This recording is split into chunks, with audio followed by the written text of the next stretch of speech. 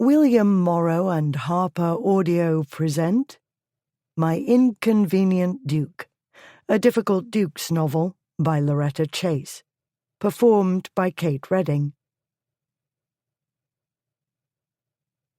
In memory of Janine Hubbard. Chapter 1. Camberley Place, Surrey, Friday, 30 March, 1832. Raucous laughter, drunken shouting. Devil take them! Lady Alice Ancaster opened her eyes and stared up at the tester. What time is it? She sat up in not quite complete darkness. She pulled the edge of the bed curtain to one side. The window curtains remained closed, meaning her maid hadn't yet risen, though the drunken louts would soon rouse Aunt Julia's household. Dawn had cracked, it seemed, but only just. It was remarkable how much noise 3 inebriated men could make. She'd last seen them departing for the fishing house for a night of carousing. They couldn't have stayed there. They must come here, directly under her window. I have to kill them, she said. She flung back the bedclothes and said bad words. She pushed the bed curtains fully open and said worse words. She stumbled getting out of bed, but found her slippers. As her eyes adjusted to the heavy grey light of a damp morning, she discerned her dressing gown neatly laid out at the foot of the bed. She pulled it on and started for the window. More shouting and laughter. Then the crack of a pistol. She leapt to the window in time to see her brother fall to the ground. "Hugh!" She ran from the room. "Is he dead? He'd better not be dead." Alice tried to pull free of the Duke of Blackwood's grasp. "Let me see." He wouldn't loosen his hold.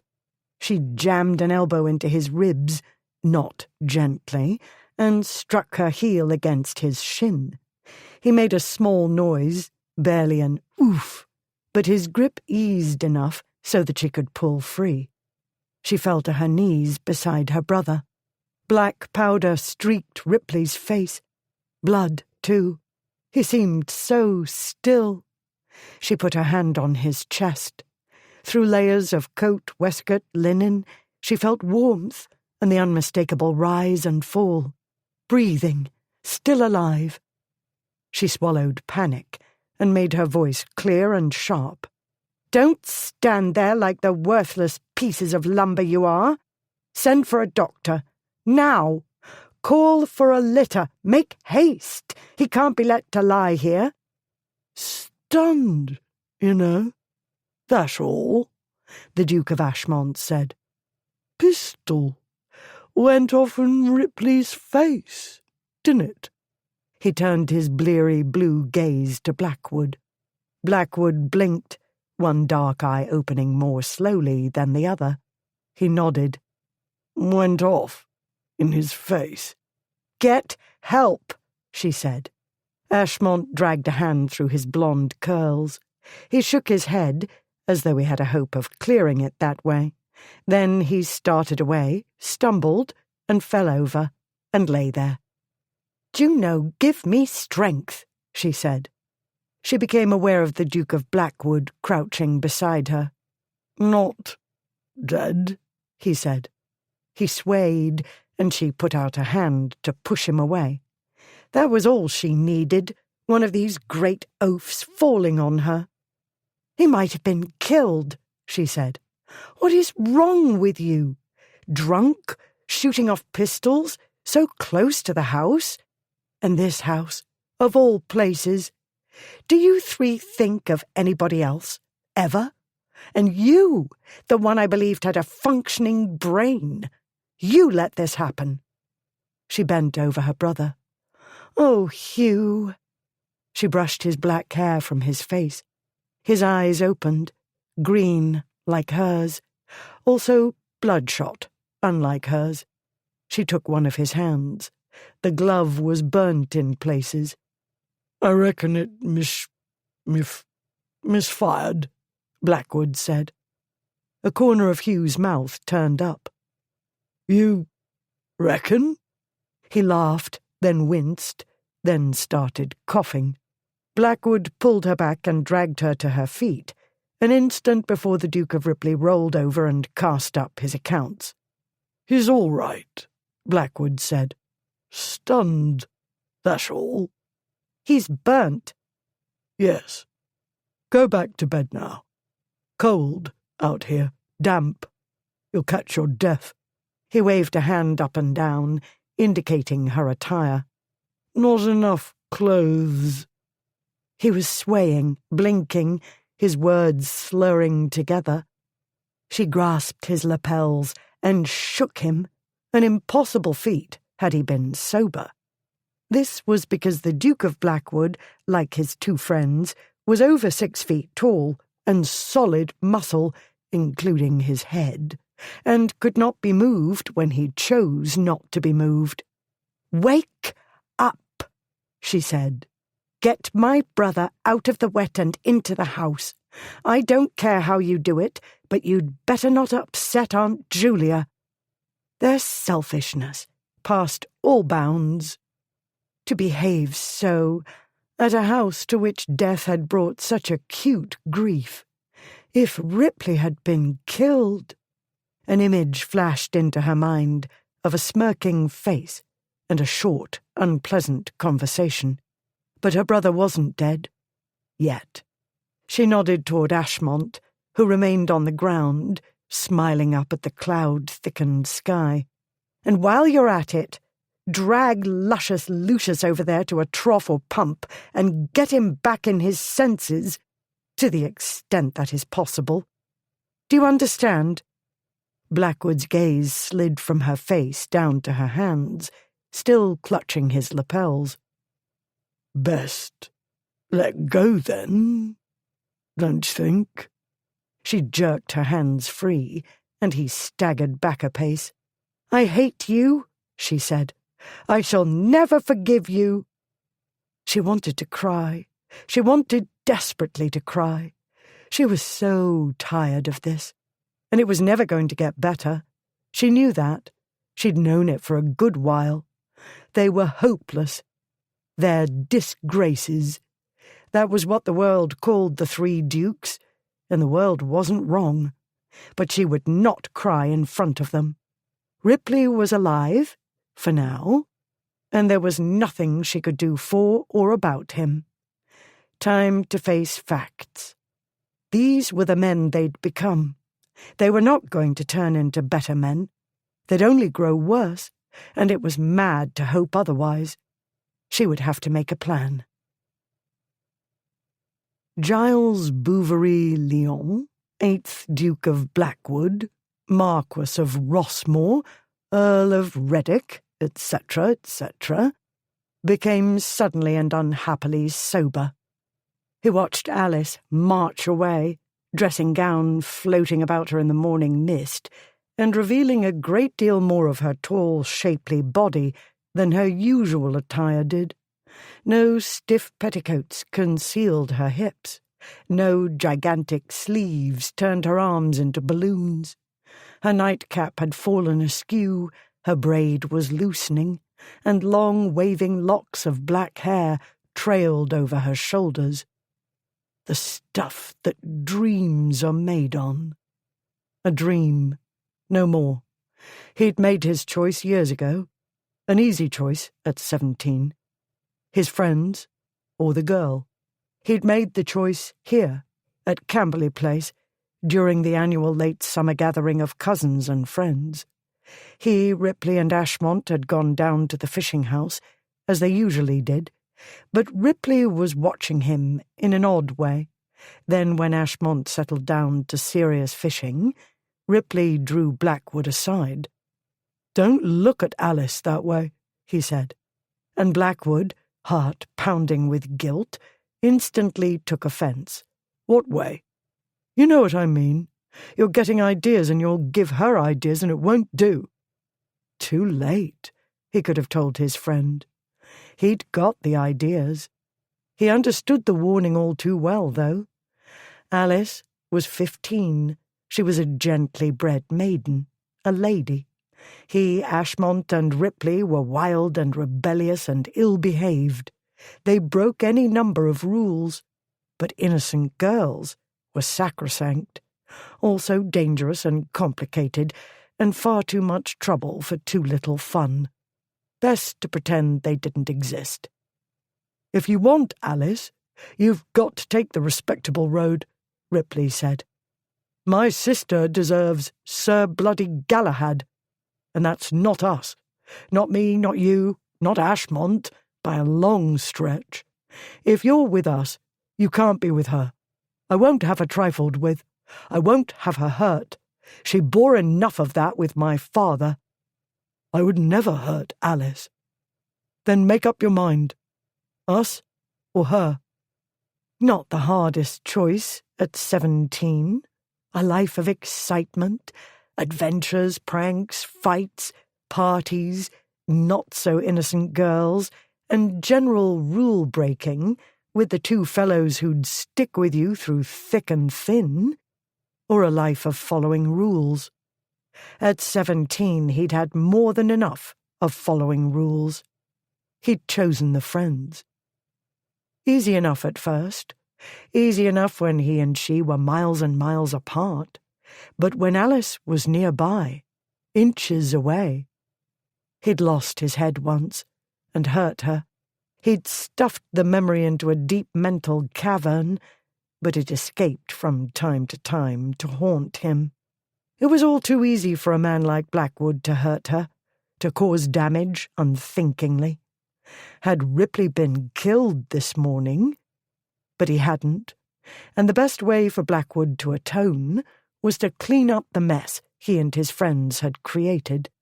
He made himself look away from Alice's retreating figure and attend to the business at hand.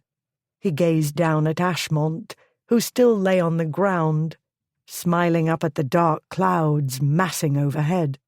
"This always happens when you're about," Blackwood said. "Can't take you anywhere." The pistol. Ashmont's idea. An ancient pistol they'd found. Where? He couldn't remember. Had they been so lost to reason as to let Ashmont load it? Or had Ripley done that? Or did I do it? Blackwood's stomach knotted. He knew better than anybody the correct way to clean and load a pistol. He turned back to Ripley. Black in the face, with streaks of red and, well, not pretty, in short. All things considered, not so bad, still. "Done puking?" Blackwood said. Ripley sat up fully. "Daresay. Want a doctor?"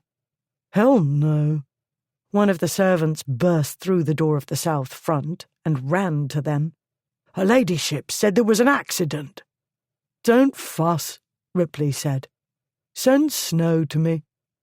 "Not only Snow," Blackwood said. "All three of our manservants. And have the carriage readied." "Carriage?" Ripley said. "We got here only the day before yesterday. My aunt, Lady Charles, has seen enough of you. You've never been beautiful, but at present you'll frighten small children and dogs. You most certainly will upset her. We'd do well to make our exit, and quickly." Lord and Lady Charles Ancaster had always made Blackwood feel as welcome as their nephew. Their home had been a refuge from the time he, Ripley, and Ashmont had first become schoolmates and friends. Lady Charles had lost her husband 2 years ago. She missed him very much. They all did. They three had behaved badly. True, they always did. And true, she was used to them and forgave a great deal. All the same, they ought to have confined their games and dares to the fishing house down by the river, well away from the main house. As to shooting the old pistol, unforgivably careless. He put out a hand. Ripley grabbed it and winced as he hauled himself upright. "My sister frightened you? That it?" Ripley said. Yes. Me too, sometimes. Not sure how she does it, but mustn't let her catch on. Can't let her forget who's head of the family. He looked over at Ashmont. What about him? We'll throw him over a horse and take him to one of the inns at Guildford, Blackwood said. The servants can follow. I want to be gone. Now. Most of all, he wanted not to be ashamed. But there were cures for that, and for many other maladies. The dukes wisely vacated the premises. Since out of sight did not equal out of mind, after breakfast, Alice walked down to the fishing house. There she knew she'd find the solitude she needed. She brought a book with her. The small stone building was a square one-room structure. It held a fireplace, an ancient marble table, and 3 chairs. When the dukes visited, the servants brought down camp beds, linens, and other furnishings, as well as food. Not luxurious by any means, but luxury wasn't what one came here for. The servants had tidied the place promptly after the Duke's departure. All Alice had to do was rebuild the fire before she settled at the table to read. From time to time, she looked up at one of the diamond-leaded windows.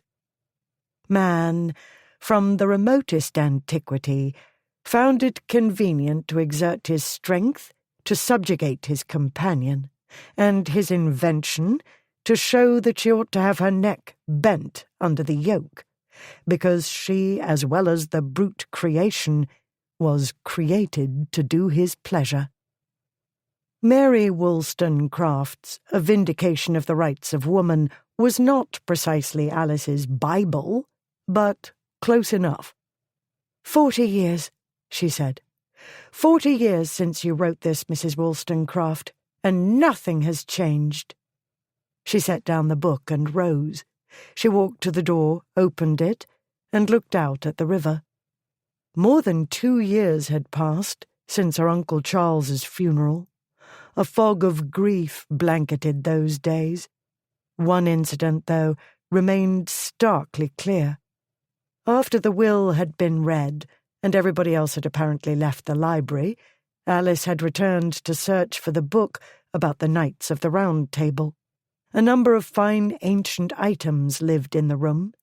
There was a chest, once belonging to King James I. One of King Charles II's writing desks had been another perquisite of some ancestor's position at court. The curio cabinets held scores of treasures.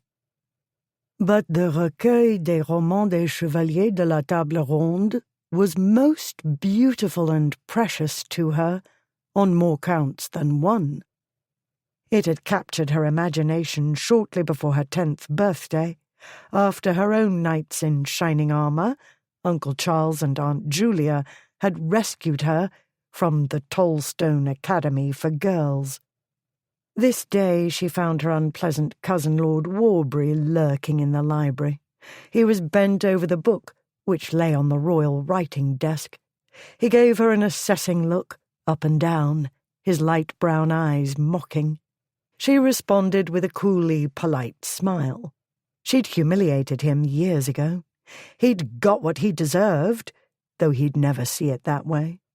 "Congratulations," he said. "Ripley gets everything." Uncle Charles's will hadn't mentioned Warbury, because Uncle Charles knew he was a poisonous black mould on the Ancaster escutcheon. "It was mainly Ripley's to start with," she said. "Camberley Place was our father's and his father's, and so on, as you know. Uncle Charles had taken it over when she was a child, when her father had begun neglecting his properties. Economizing, Papa called it. And Ripley's heir will inherit everything," Warbury said. "Not you, not Lady Charles, none of her daughters." "How kind of you to be concerned on the lady's account," she said. "But as you must have heard a short time ago, my uncle left his wife amply provided for. His daughters have married well. Certainly Ripley will make sure that no member of his family wants for anything." "I dare say he will. Ripley's a generous fellow, and if, heaven forfend, he leaves us, John Ancaster will carry on in the same manner. All will be well." He smirked and stroked the book cover, and it wanted every iota of her self-control to keep from bashing his head on the desk. How dare he touch it? How dare he pollute this house with his presence? But he was a vulture, and somebody had died, and he was bound to hope he could pick at the carcass.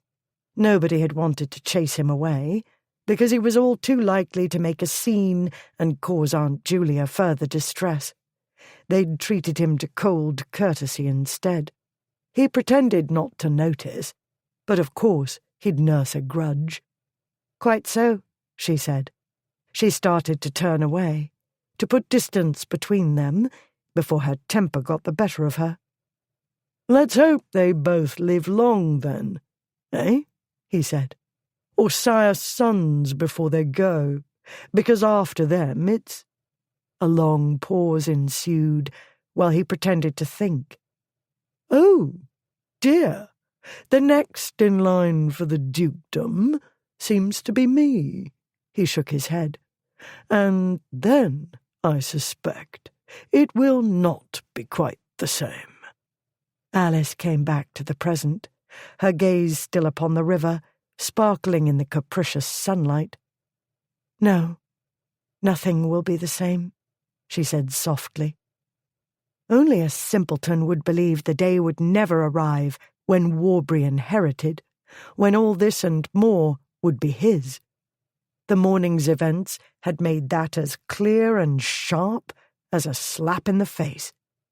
She remained at the fishing house, looking into the future. Eventually rage and anxiety settled to a bearable level.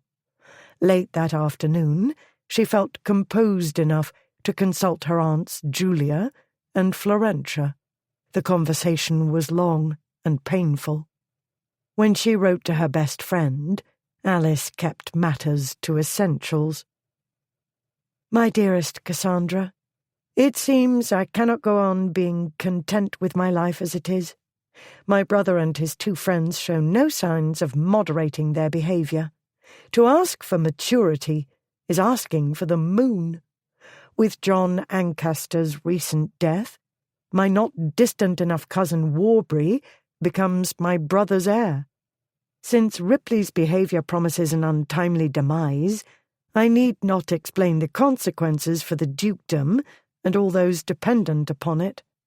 I am only one of many, but one of the few able to do anything about it. I'll soon be 25, and as the aunts pointed out, my situation is not secure. Unlike you, I haven't 7 more or less loving brothers or open-minded grandparents. Ergo, I must undertake the perilous quest of finding a husband. This involves 2 dragons, society in general, and men specifically. The ton isn't wrong to disapprove of and fear my brother and his friends. These same people don't know me very well, which means I shall have to establish my perfectly unexceptionable wife credentials. As to the male of the species, you know what my father was like. My mother had no inkling when she wed him, and she was helpless to stop him from sending me away to that so-called school. Marriage is a gamble, and one isn't wrong to worry about choosing badly. Still, you and I have taken all the precautions we can. We're not helpless women. In sum, I cannot rejoin you in Florence, and you are not to think of returning to England for the present. The aunts say it will want 6 months to a year for the scandal to die down, and for your father to achieve a calmer frame of mind, as Aunt Julia puts it. She, meanwhile, is writing a letter to Ripley, warning him to stay away from London until I have completed my quest. This is a horrid short letter on so grave and disruptive a subject, I know. However, it is as much as I trust myself to say intelligibly at present. By the time we return to London, I hope to have achieved a calmer frame of mind myself. I love you dearly and miss you dreadfully. Your most affectionate, Alice. London, evening of the following day. The Duke of Ripley was late, joining his two friends at Ashmont House. They gathered in Ashmont's capacious dressing-room, as they often did before an evening's entertainment. "Change of plans," he said. "Can't stay in London." He flung himself into one of the 3 chairs set before the fire and tossed a letter onto the small table there. Blackwood took up the letter. He recognised the handwriting.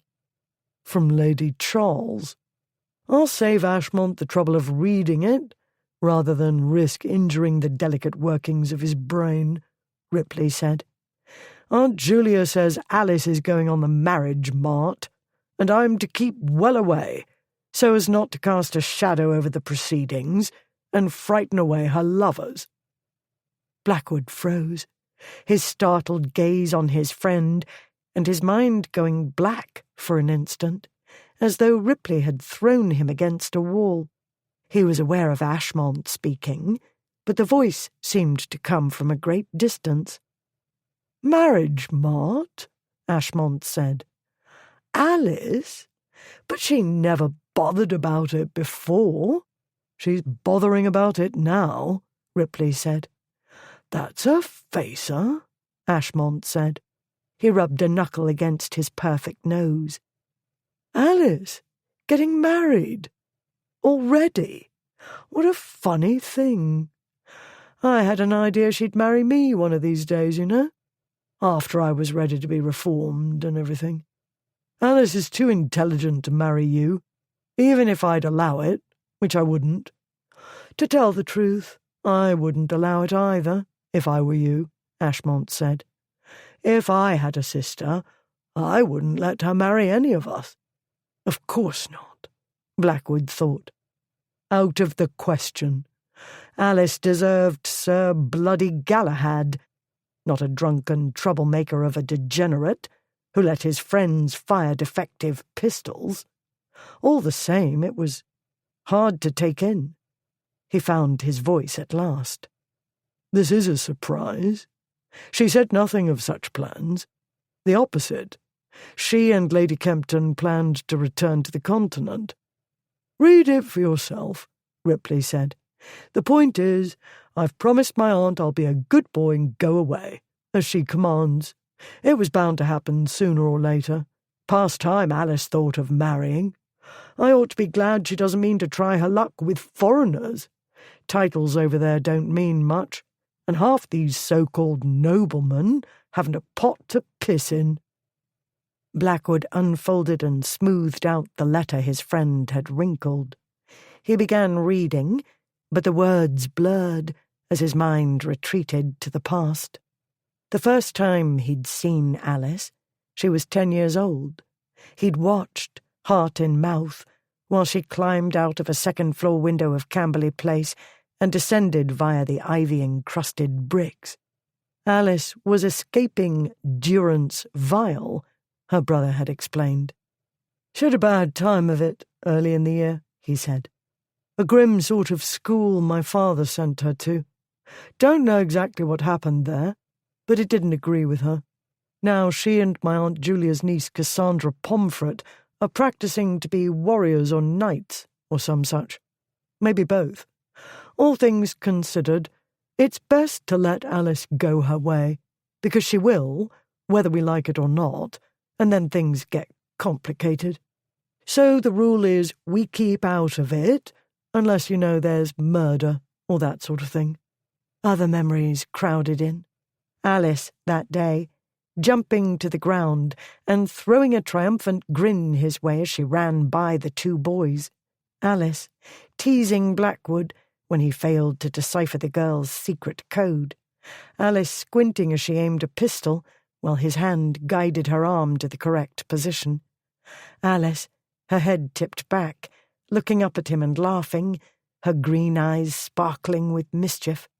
Alice, in his arms. Once. All in the past, and the past was done, he told himself. He'd made his choice, and it was a decade too late to unchoose. He let the curtain fall, shutting out the scenes. He refilled his wine glass and read the letter through. He set it aside. "We'd better start packing," he said. Chapter 2. Fashionable Arrivals. Lady Kempton and Lady Alice Ancaster on Wednesday afternoon at Sussex Place, the Regent's Park. Fox's Morning Spectacle, Thursday, 5 April, 1832. Since the return to London of a high-ranking peer's beautiful and charming sister, floral tributes fill the rooms of a fashionable Regent's Park abode, and a steady parade of callers may be seen on days when the ladies are at home. Fox's Morning Spectacle, Wednesday, 11 April, 1832. Hatchard's Bookshop, Piccadilly, Wednesday, 11 April, 1832. She came, she saw, she conquered. The Duke of Doveridge didn't know he was conquered. Men rarely do, until it's too late. Others in the vicinity could have enlightened him. One of these was Lord Frederick Beckingham, uncle and erstwhile guardian to the Duke of Ashmont, and very possibly the most perceptive gentleman in London, to a point. Although Doveridge had appointed to meet him here, his Grace, caught up in a discussion with the senior clerk, failed to notice Lord Frederick's arrival. Doveridge noticed the one shortly afterward, however. Still busy with the clerk, he felt the air stir about him. A glance at the entrance showed him two ladies.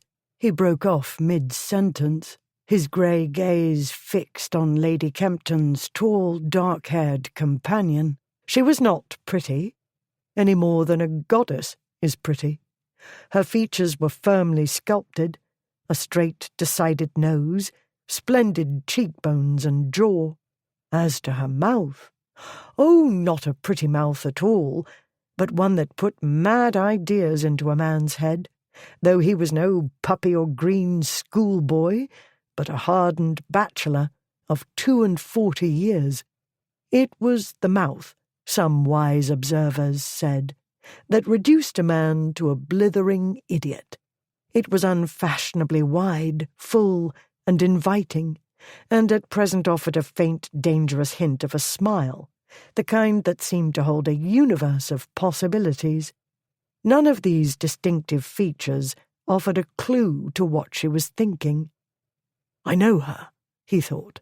"I'm sure I know her." He ought to. He knew everybody. He was a duke, a preposterously rich and influential one. He'd been one of the previous king's favourites, and continued in that not always enviable position in the present court. Forgetting whatever it was he'd come for, or had been talking about, he walked away from the clerk and toward the goddess. He did recognise her chaperone, Lady Kempton, a handsome middle-aged widow. He greeted her with his usual grace and charm, but it wanted all his sense of dignity not to let his gaze fix on the young lady with her. He was aware of his heart beating in an immoderate manner, while he tried frantically to remember something, anything to do with this stunning creature. Had he not read something, very recently? No use. His mind refused to function properly. "Ah, Duke, we had not looked to see you back in London quite yet," said Lady Kempton. "But you are fully well? Fully recovered, I see." He was too old a hand to flush at the reminder of his recent infirmity, a bout with sciatica that had nearly crippled him, and common enough in men and women of any age. All the same, he'd prefer not to be reminded when a shockingly attractive young woman was present. Perhaps he winced a little on the inside. A mild indisposition. No more, he said, along with a disposition to breathe cleaner air and get away from the noise of politics for a time. Then she spoke. "I know that look," she said. "Duke, you are trying to put a name to my face." Lady Kempton threw her a reproving glance, which she ignored. "I am asking myself how I could forget," he said. "Easily. We were introduced during my first season. You were so gallant as to dance with me. Pray don't trouble your mind trying to remember. I've been abroad a great deal, and I was not memorable that evening. It was my brother and his friends who attracted all the attention." "I fail to see how you could fail to attract attention," he said, "if an elephant erupted into the room, chased by 6 lionesses." "It wasn't an elephant, but a goat," she said. "Almax. The creature was introduced to the company. You will remember her, a peaceable being who took no notice of the fuss. She was last seen being led out, the calm eye in the midst of the storm. A silk rose from a lady's dress dangled from her mouth. The scene appeared in his mind instantly. The women shrieking, running about, feathers flying, turbans toppling. 3 young men under the orchestra stand, laughing themselves sick. He had laughed too. He laughed now, and heads turned their way. Good heavens! How could one forget? "That was my brother's doing," she said. "Ripley and his friends. I'm the wretch's sister. And now I see the light dawns." He was enchanted. "Lady Alice." "Of course." She bowed her head a very little, and the artistic furbelows of her hat danced with the movement. She was dressed in exquisite taste, in a redingote of deep onyx. His own taste being exquisite, he did not fail to notice details indicating the forefront of Parisian fashion. He didn't remember the young lady he'd danced with. He was one of London's best dancers, and the patronesses could always count on him to lead out his share of débutantes. Whatever Lady Alice had been like on that night some 6 years ago, she was altogether different now.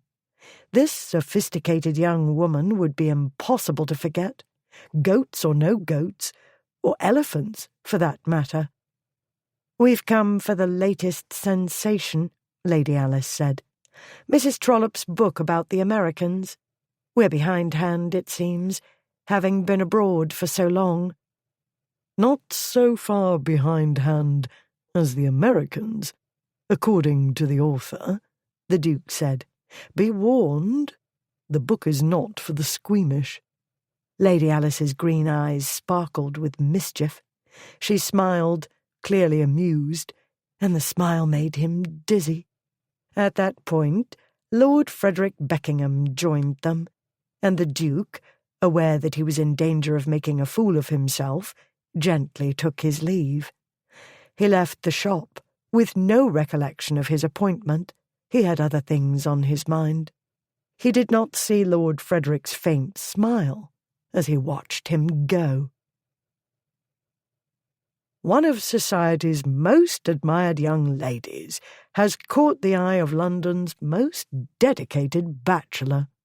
Where so many other fair have failed to win the gentleman's hand, will this exotic succeed? Fox's Morning Spectacle, Monday, 23 April, 1832. Newmarket, Wednesday, 25 April, 1832. The London newspapers of days earlier lay scattered about the coffee-room of the Rutland Arms. Few gentlemen had given them more than a glance. Rumour, opinion, counter-opinion, and the occasional fact regarding the Reform Bill filled most of the columns, hardly soul-stirring, and the columns titled Sporting Intelligence could offer only old news to those on the spot at the Newmarket Craven race meeting. It had rained yesterday. It rained harder today. Nonetheless, the Dukes of Ashmont and Ripley had gone out to the racecourse and were very possibly draped over railings or lying on their faces in the mud at present, having enjoyed an eventful evening. Though he had no plans to lie on his face in the mud, the Duke of Blackwood intended to join them at some point. He'd laid out a sum on the Oatlands stakes. Afterward, win or lose, one could look forward to festive dinners. Depending on the host, one might encounter attractive women of less than strict morals. Most certainly one could expect gambling, probably fights. No, since Ashmont was about, fights were not probably, but definitely. At the moment, however, Blackwood was studying Fox's Morning Spectacle, seeking confirmation of news he'd heard this day. A crease formed between his black eyebrows. He frowned and tore out the offending page. He stared at it for a moment, then crumpled it. Not his affair what Alice did or with whom. He'd made his choice. He was about to hurl it into the fire when Ripley flung his great carcass into the room. "Where the devil did he go?" he said. Blackwood stuffed the scrap of newsprint into his coat pocket. His valet would go into spasms, but what were pockets for, if not to put things in? "Ashmont, you mean?" Blackwood said. "Who else? He was there. Then he was gone." Ripley threw up his hands. "Went off with a girl, I'll wager anything. The one I had my eye on, most likely. But he might have dropped a hint.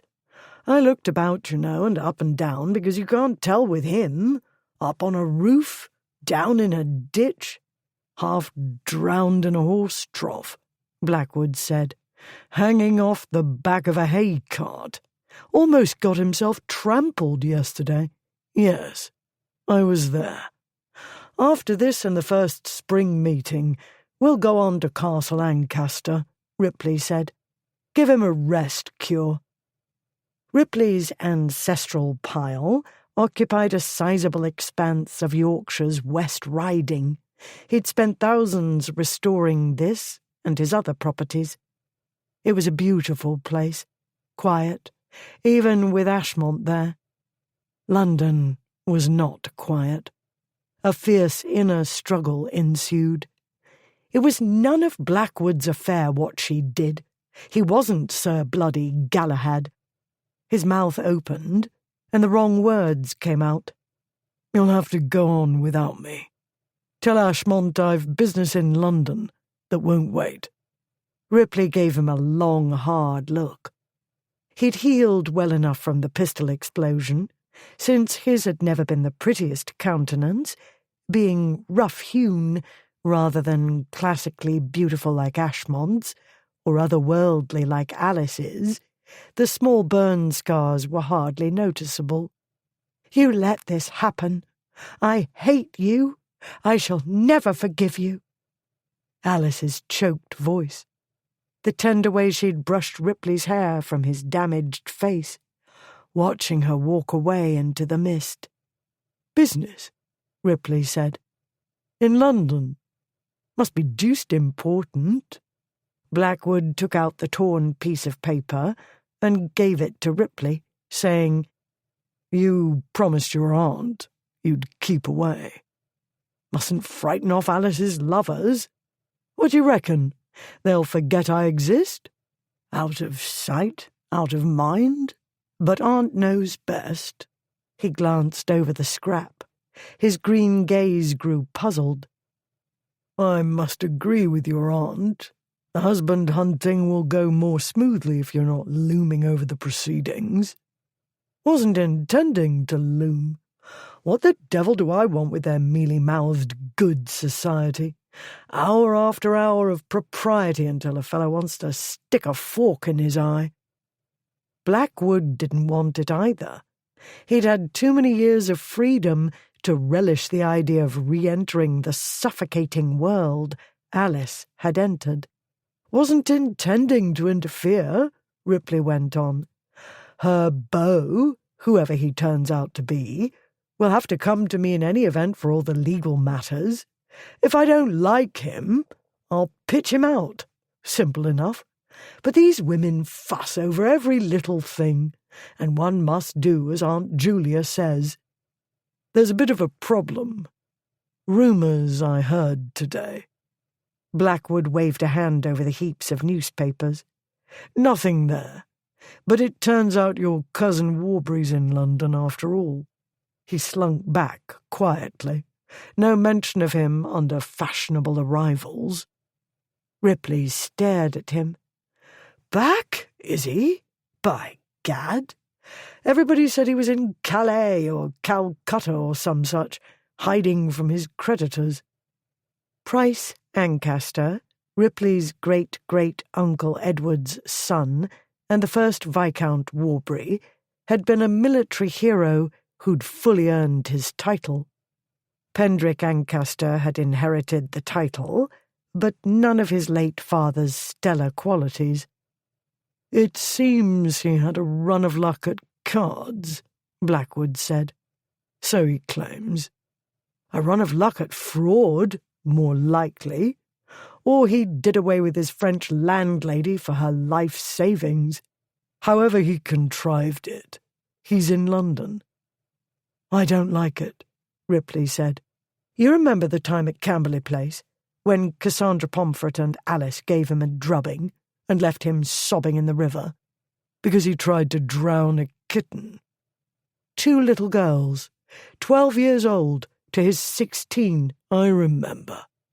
They march off bruised, filthy and wet, leaving us with the problem of what to do with him."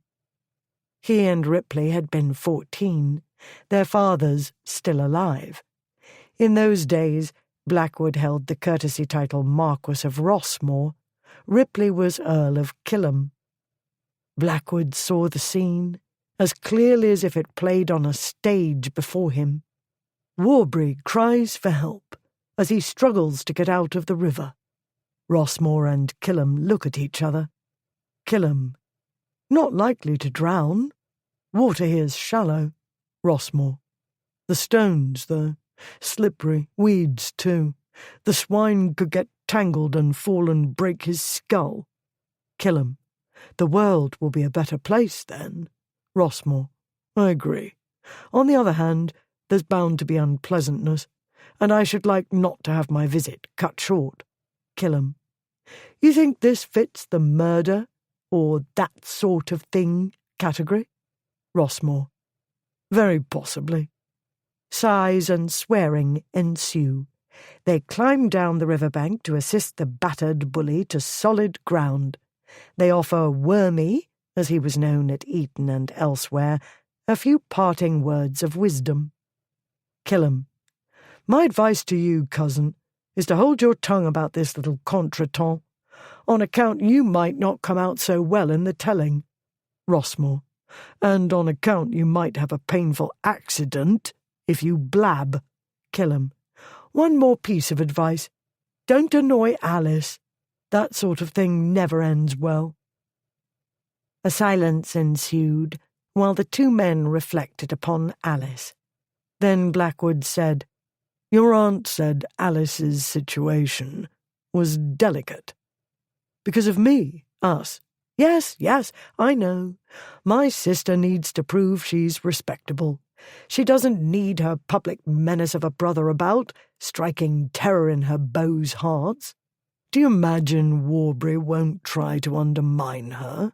You know he never forgives or forgets. You know he's a liar and a sneak." "A swine. Yes, I know." Ripley scowled. "This isn't good news. But we're not good for her either. We're supposed to play least in sight." Out of sight, out of mind. That was best. On the other hand, "I realize this is Alice we're talking about," Blackwood said. "She isn't the typical wide-eyed innocent. She wasn't that during her first season. Alice can take care of herself. Alice wants to take care of herself. The trouble is, she's lived abroad. She doesn't know London as we do. She doesn't know the men as we do. Somebody ought to be on the spot.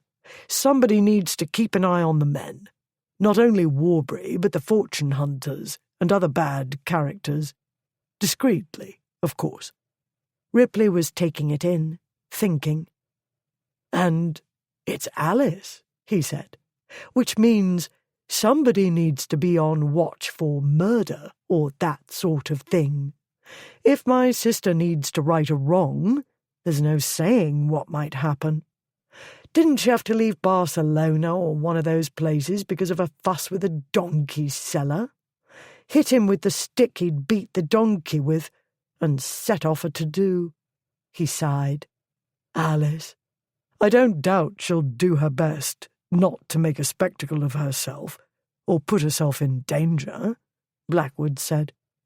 As long as there isn't injustice, with a capital I, then all bets are off. You understand, then.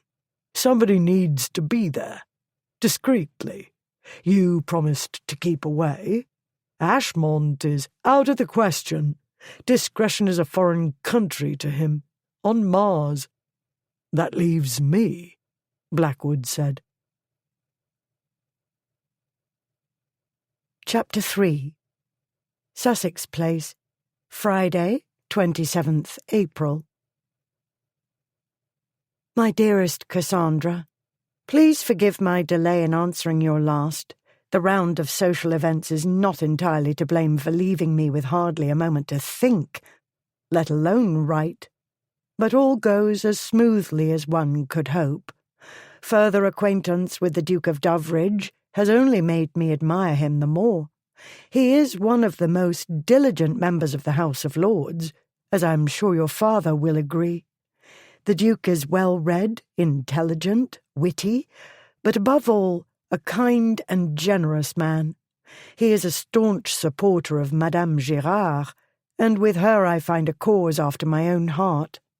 I dare say your grandmother will know who she is, if you have not heard of her already.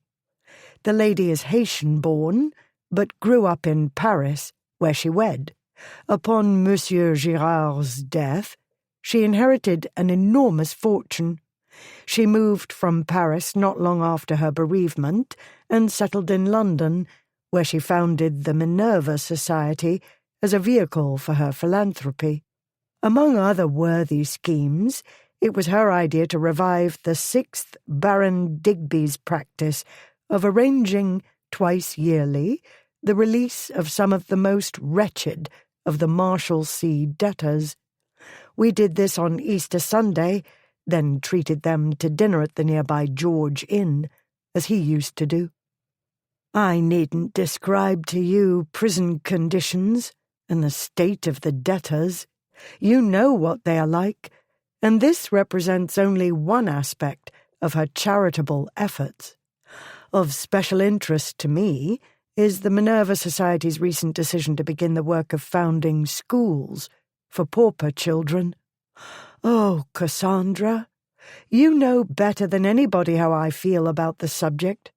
I spent only 3 months at the Tolstone Academy for Girls, and every minute of the experience is branded in my memory.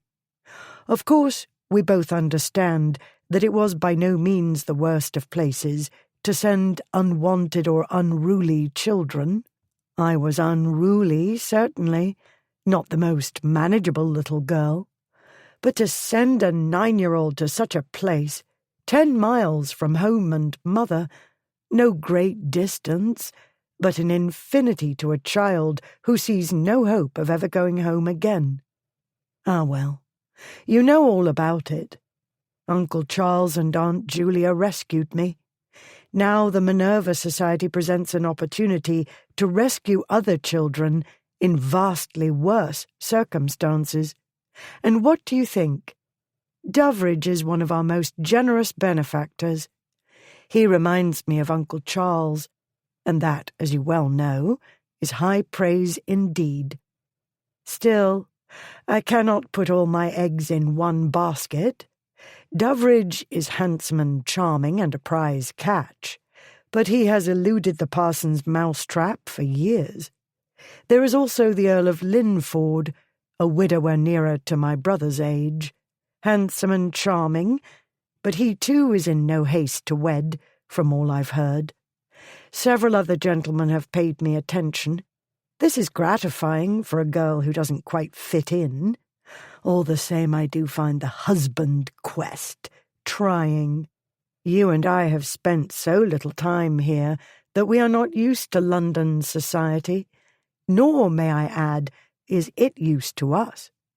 We were never truly part of Parisian or Florentine or any other society either, and honestly, I had rather be elsewhere, on less humiliating business. But, thanks to my brother and his friends, I have no choice. Without a husband, I shall not be able to help myself, let alone anybody else. I made up my mind to do this, and I shall. Your most devoted and loving, Alice. Crockford's Club, London. Early evening of Saturday, 28 April, 1832. "Damned waste is what it is," said one of the gentlemen lounging by the drawing-room window. "The raven-black hair, the evergreen eyes, the goddess-like figure. Lady Alice Ancaster might have any fellow in England. Crook her little finger and he's hers. And she picks him? 40 if he's a day." This window, like its counterpart in the dining-room, looked out onto St. James's Street. Lord Consett having failed to glance that way at the crucial moment, it was now too late. 42, to be precise, Lord Warbury said.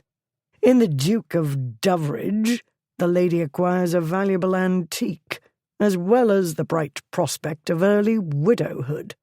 As I calculate, the assets include 70,000 a year at the very least, some dozen or more immense properties, including extensive portions of London, a collection of jewels surpassing the royal trinkets in the Tower, any number of—" "If I may interrupt," came a low voice from the doorway. A silence fell, or crashed, rather. "My hearing must be faulty," the voice went on. "I had the oddest notion that the name of a lady of my acquaintance was being casually bandied about the rooms of a gaming establishment.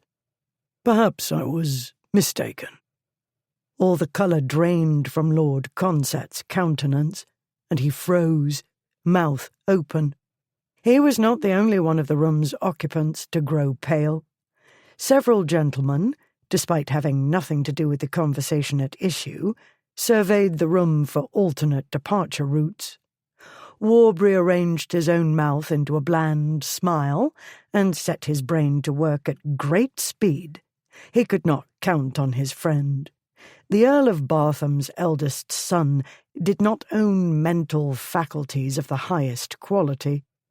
One might say a great deal about the second Viscount Warbury, and undoubtedly will. However, what one could not possibly say was, he wishes to die young and make a pretty corpse. The Duke of Ripley's heir presumptive did not wish to make a corpse of any kind at any time, unless, that is, he made it of somebody else. "I spoke in a general sense, Duke," Warbury said, "merely enumerating the gentleman's advantages. These are by no means contemptible, as all the world acknowledge." The gentleman in the doorway bent his dark gaze upon the paralysed with fright friend. "Joke," Consett said. "Mean to say, not a joke, but the fellows, that is to say, all jealous, you know, of any fellow the lady would smile on. I was, trying to cheer 'em up. Ghastly choice of words, though. Not what I meant at all. Beg your pardon, Duke. Meant no disrespect. Furthest thing from my mind. Only got carried away for a moment. Better hope you aren't carried away permanently. On a litter, somebody murmured from behind a newspaper in another corner of the room. The recent arrival stepped into the drawing room. My memory, sadly, is imperfect, he said. Do you know, it's altogether possible for me to forget a few indiscreet remarks, should the perpetrators pass quickly out of my sight. Warbury's colour rose, and an unfriendly spark flashed in his light brown eyes. But while ruthless in many circumstances, he was, as mentioned, not eager to end his life quite yet. He turned to his friend. As it happens, we could do with a breath of fresh air. Chances of their obtaining that article in London on this damp, fog and coal-smoke-shrouded evening were small. Since present company refrained from mentioning the fact, Warbury contrived to leave the room with his usual swagger, his acolyte following close on his heels. The Duke of Blackwood settled into his preferred chair. Foul little ticks, he muttered, and I've come not a minute too soon, he thought. He glanced down at the table at his elbow, where a copy of Fox's Morning Spectacle lay. He took up the newspaper. His gaze settled on one column. His mouth thinned. Had it been Ashmont who overheard those remarks? Came a quiet voice by his shoulder. One of those two, or perhaps both, would spend the rest of the night wetting himself in anticipation of an engagement at dawn with eternity. That would not be half so satisfying as breaking Warbury into small pieces with one's bare hands, but that would be untidy. Blackwood must not make untidy scenes or set off even a hint of scandal. He needed to be discreet. The goal was to keep off the undesirables, not kill them. He owed Alice that much. Duels are boring, he said. The slender, dark-complected gentleman who spoke was the same who'd mentioned a litter. He took the chair on the other side of the table. While humiliating one's enemies, to call those creatures enemies would imply that I'd take them seriously. An annoyance, then. So much more satisfying to mortify these, let us call them human gnats. They're human, are they? Blackwood set aside the paper. He had no objections to the Earl of Linford. Had he entertained any, his lordship would be fully aware of this fact, and would not be such a fathead as to plant himself next to a dangerous gentleman in a state of irritation. The degree of irritation was by no means obvious, even to its owner, but Linford was a keen observer. Moreover, he had known Blackwood since their earliest school days. The Earl, who'd inherited his striking good looks from his Indian mother, was a tougher article than he appeared, as the Eton bullies had learnt the hard way. Far more important, it was he who'd brought 3 miserably lonely Duke's sons together. The principals viewed this act as an inestimable kindness. Others, a great many others, held a different opinion. He took up the paper Blackwood had discarded. No doubt you saw what led to their unfortunate remarks. It is whispered that a marriage is on the tapis between a peer notable for his splendid weekly entertainments and the sister of a nobleman notorious for his riotous ones. The D of D danced twice with Lady A.A., who has become a favourite of the ton this season.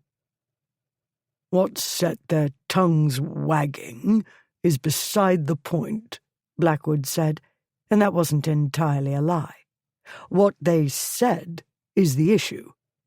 Your restraint is admirable. Blackwood's smile was sardonic. Yes, That's what everybody admires me for, my restraint. A gentleman does not give way to his passions. One of thousands of rules and regulations crammed into his brain from infancy. Having only the one son, thanks to a second marriage late in life, the previous duke had poured all his energies into making that one perfect. The strictures currently reposed in a gigantic tome in Blackwood's mind, titled The Correct Behaviour of a Gentleman. One could break the rules easily enough. Forgetting them was impossible. After a pause, he said, "Why don't you join me for dinner?" The Earl glanced toward the doorway. "Ashmont and Ripley will not appear," Blackwood said. "I had business in London that I preferred not to postpone." His companion arched an eyebrow. Blackwood shrugged. "I wanted a change of scenery, among other things.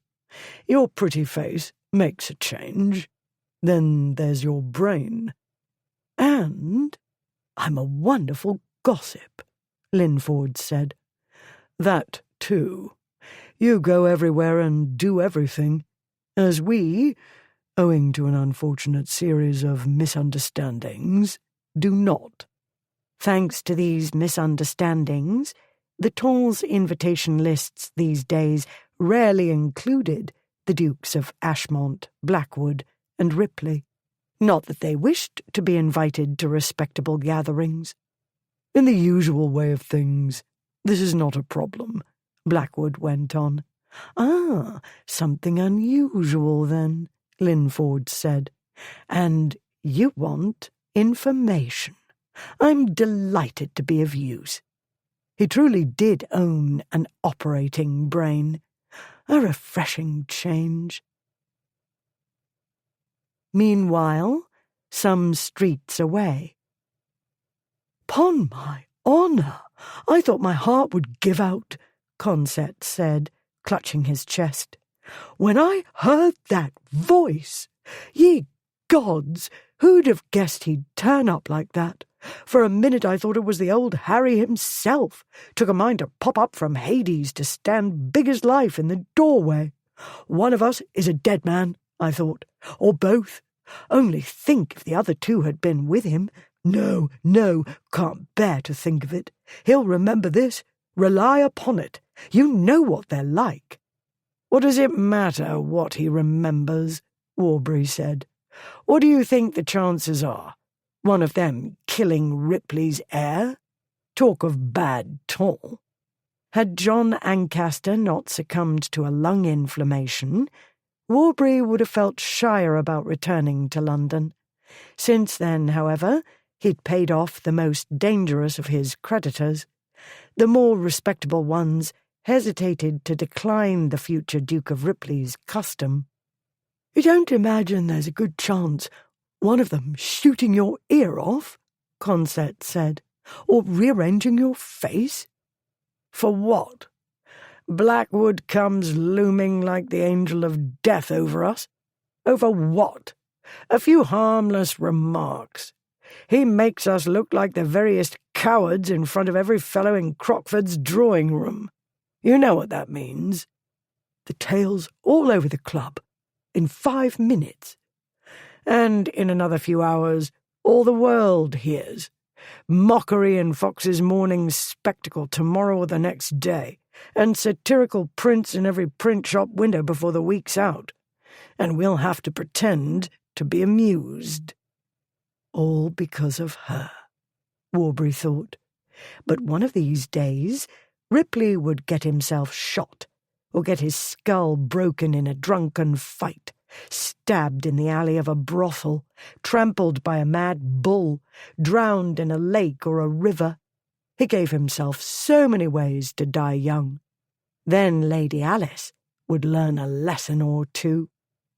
The trouble was, one of these days wasn't now, and Blackwood was in London, damn him to hell. "I should rather feature in a satirical print than get my ear shot off, thank you," Consett was saying. And what if his aim went wrong for once? Knowing my luck, it would be the day I was on the receiving end. By gad, what's he doing in London now? They were supposed to be safe away for months, rampaging over the countryside. My mother said so. Overbearing, sneering bully. Warbury slammed his stick against a lamp-post. The blow's force made his arm vibrate with pain. Walks into a room, and everybody trembles. Nobody dares stand up to him, and he thinks he can do as he pleases, thinks he can lord it over the world. Well, he can, actually. We'll see. We'll see. One of these days. A drunken derelict staggered out from a narrow alley. "Pennyworth a gin, your worships? Pennyworth a gin, for a gentleman what's fallen on evil times."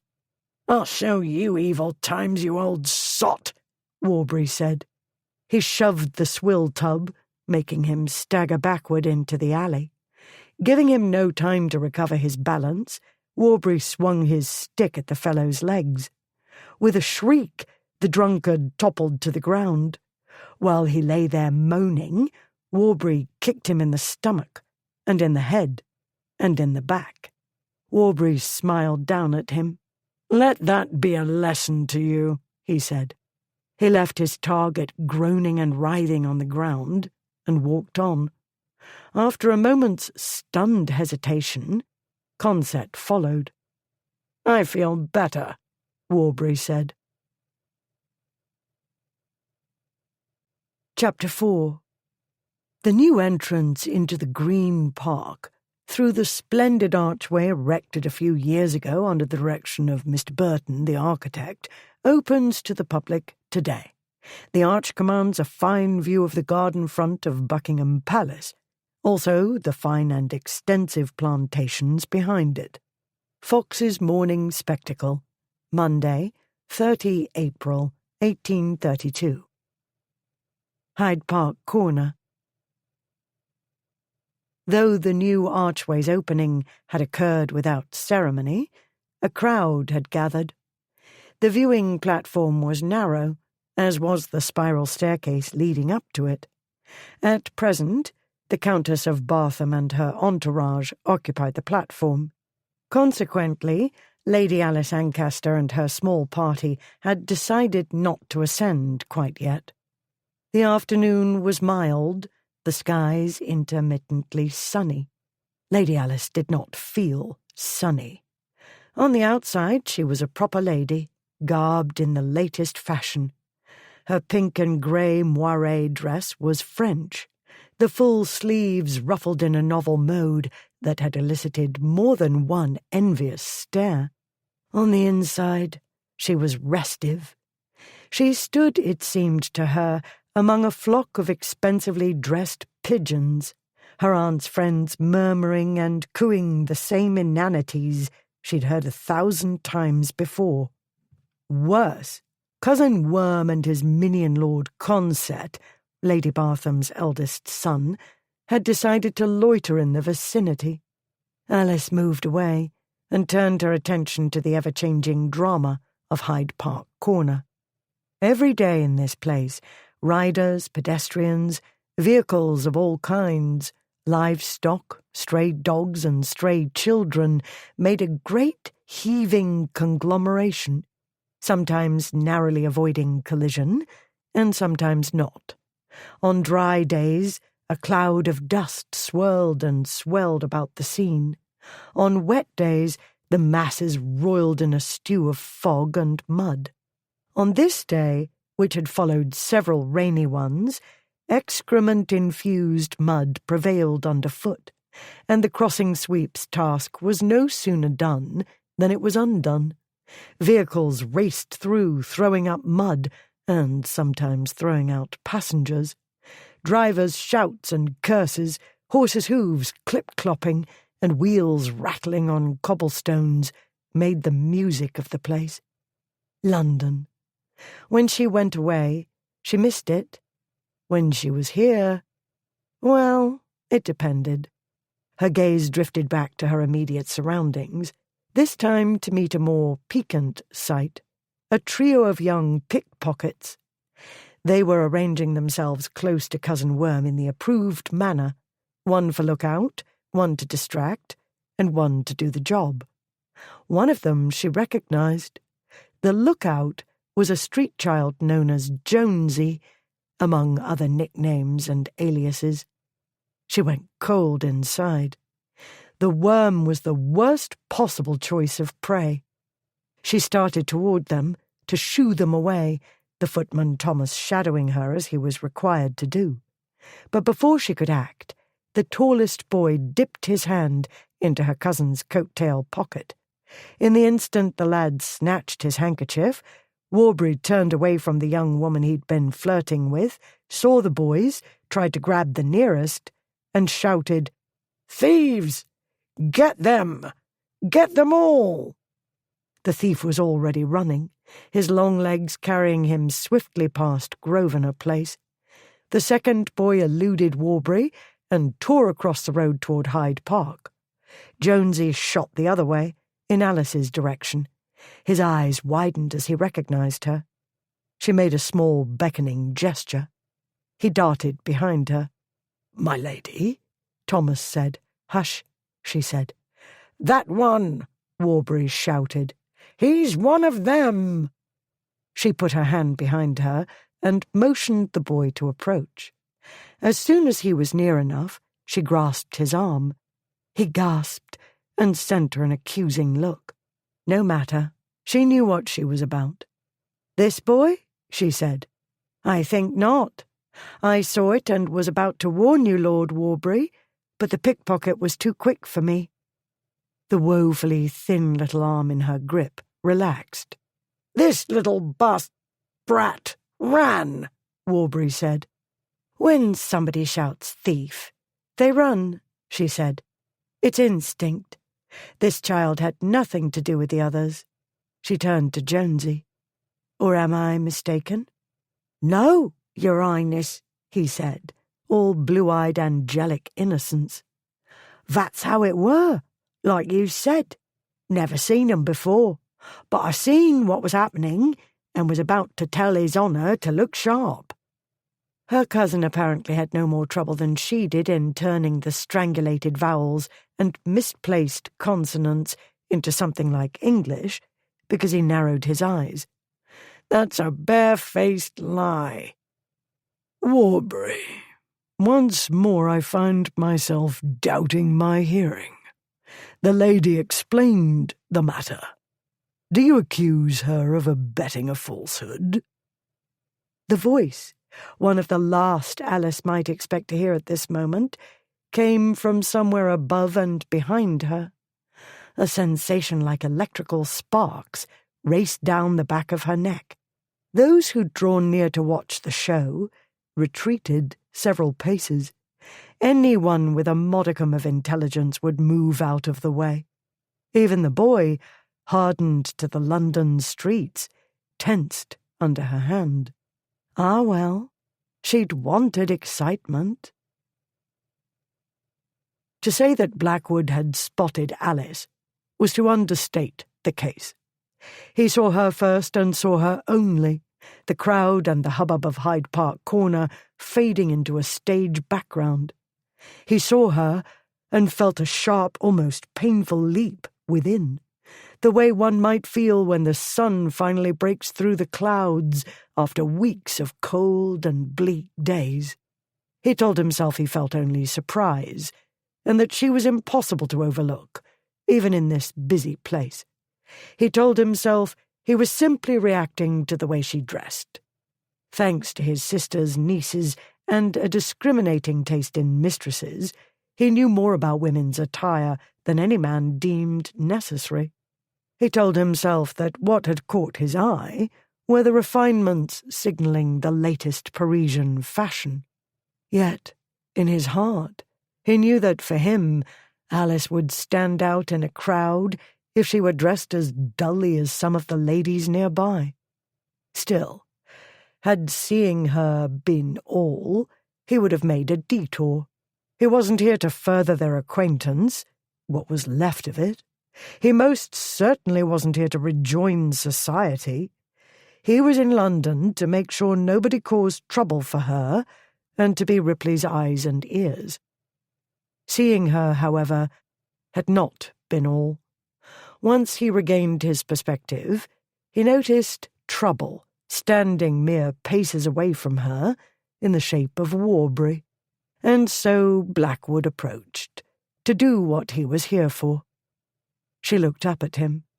"There you are," said she, quite as though she'd been expecting him. "Did you happen to see?" "Yes," he said. "I heard as well." "I believe the gentleman labours under a misapprehension," she said. Her expression was bored.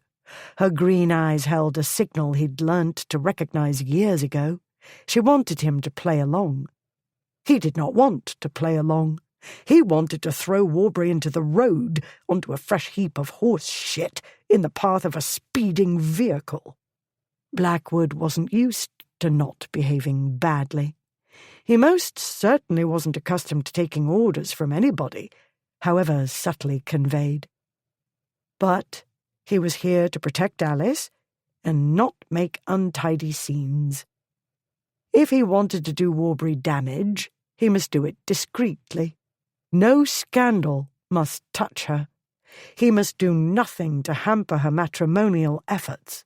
Ripley was counting on him, and Blackwood owed her this much, and more. Since he couldn't maim or kill Warbury, he must make London disagreeable for him. "Sadly, Lord Warbury does misapprehend on occasion," he said, "and sometimes he speaks before he's fully thought matters through." It was a narrow way out, but the worm would take it. He'd know how much danger he was in. He wouldn't know how long Blackwood's forbearance would hold.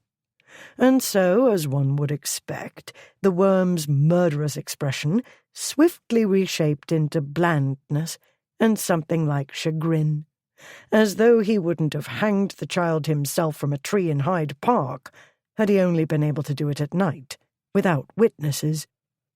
"The Duke has the right of it, Lady Alice," he said. "I do beg your pardon. I never doubted you for an instant, and never would.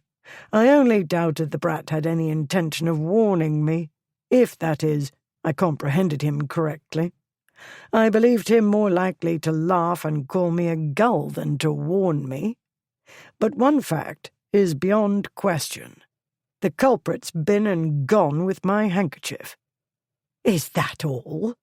Lady Kempton bustled toward them. "The noise you made! I should have thought somebody had made off with your pocket watch, chain, rings, and fingers in the bargain." "It's the principle, Lady Kempton," Warbury said. "Thievery is thievery." "So it is. However, let us not bear false witness. If my niece says the boy was not involved, that ought to be sufficient. Do let the child go, my dear. We've no reason to detain him." Alice released the little maggot, whom she ought not to have touched. He was ragged and filthy, and the smell spread about him like a toxic fog. That he crawled with vermin was beyond question. He made off at speed, dodging Piccadilly's dogs, walkers, horses, and speeding vehicles with the finesse of an expert. Blackwood watched him go until he disappeared into the crowd. As he turned back to the others, he saw Alice still looking after the boy, with an expression like anguish. It was there and gone in an eye-blink's time. It made him uneasy all the same. She was too soft-hearted where children and other defenceless beings were involved. Never mind that the boy seemed well able to look after himself. Warbury's departure, on the other hand, left her unmoved. She watched coolly as he swaggered away. Consett, who'd tried to hide himself in the thinning crowd, hastily followed. She brought her green gaze back to Blackwood. "Neatly done," she said. She smiled up at him. He was not in the least prepared for the smile, and for a moment the world went away. He'd known her since she was a 10-year-old hoyden. He'd seen her up close, her face mere inches from his, only a month ago. But that morning drifted in a haze that the passing days and riotous living had only thickened. Before that, when? 2 years earlier? Had it been so long as that, since Lord Charles Ancaster's funeral? He, Ashmont, and Ripley had drowned their grief in drink that day and in the days following, a process that had turned her into a dim, elusive figure in the clouded landscape of his mind. And so the reality of Alice, here and now and smiling up at him, struck him very much like a hard punch in the head. Ripley's hair and eyes, yes, inherited from their late unlamented father. Ripley was no Adonis. Alice, though. Her mouth was not a rosebud. It was not bee-stung. Hers was the wide, full mouth of an ancient Egyptian statue, and hers was the same enigmatic smile. For a moment, looking down into her extraordinary face, Blackwood forgot where he was, who he was, what he was. Neatly done, by all concerned, Linford said. Blackwood had forgotten his friend was there. Caught in a smile, he'd forgotten rather more than he liked. He reminded himself, again, why he was here. "Even the boy played his part," he said. "Harbouring criminals these days, are we, Lady Alice?" "That one isn't a criminal yet," she said. "A juvenile delinquent, perhaps. I'm sorry I had to let him go. I meant to give him a talking to." "Oh, really, Alice," said her aunt, "as though it would do any good." "He's intelligent," Alice said. "He's an interesting little puzzle." As Blackwood had guessed, she'd seen a defenceless child. "You can tell one of those wretches from another," he said. "The smell made my eyes water. All I saw through the blur was an animate pile of filth." "That's what most of our kind see," she said. "Nuisances. A lot of stray dogs underfoot. And no, I don't speak from sentiment.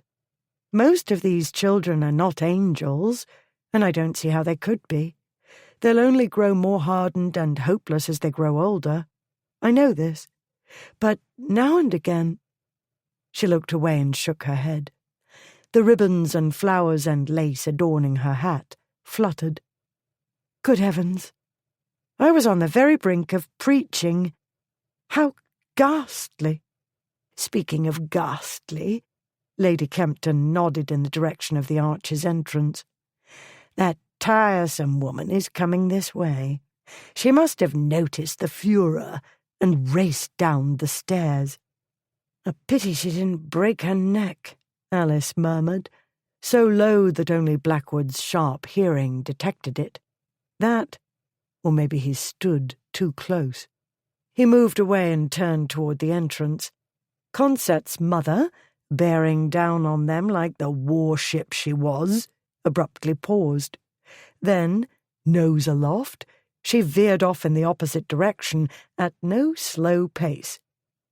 "That is impressive," Alice said, as they watched her ladyship's departure. "I vow, Duke, you're more effective than a pack of snarling bull mastiffs. I've never seen her turn tail before." "Nor have I," said Lady Kempton. "How fortunate you're arriving at this moment." "It can be useful, sometimes," Linford said.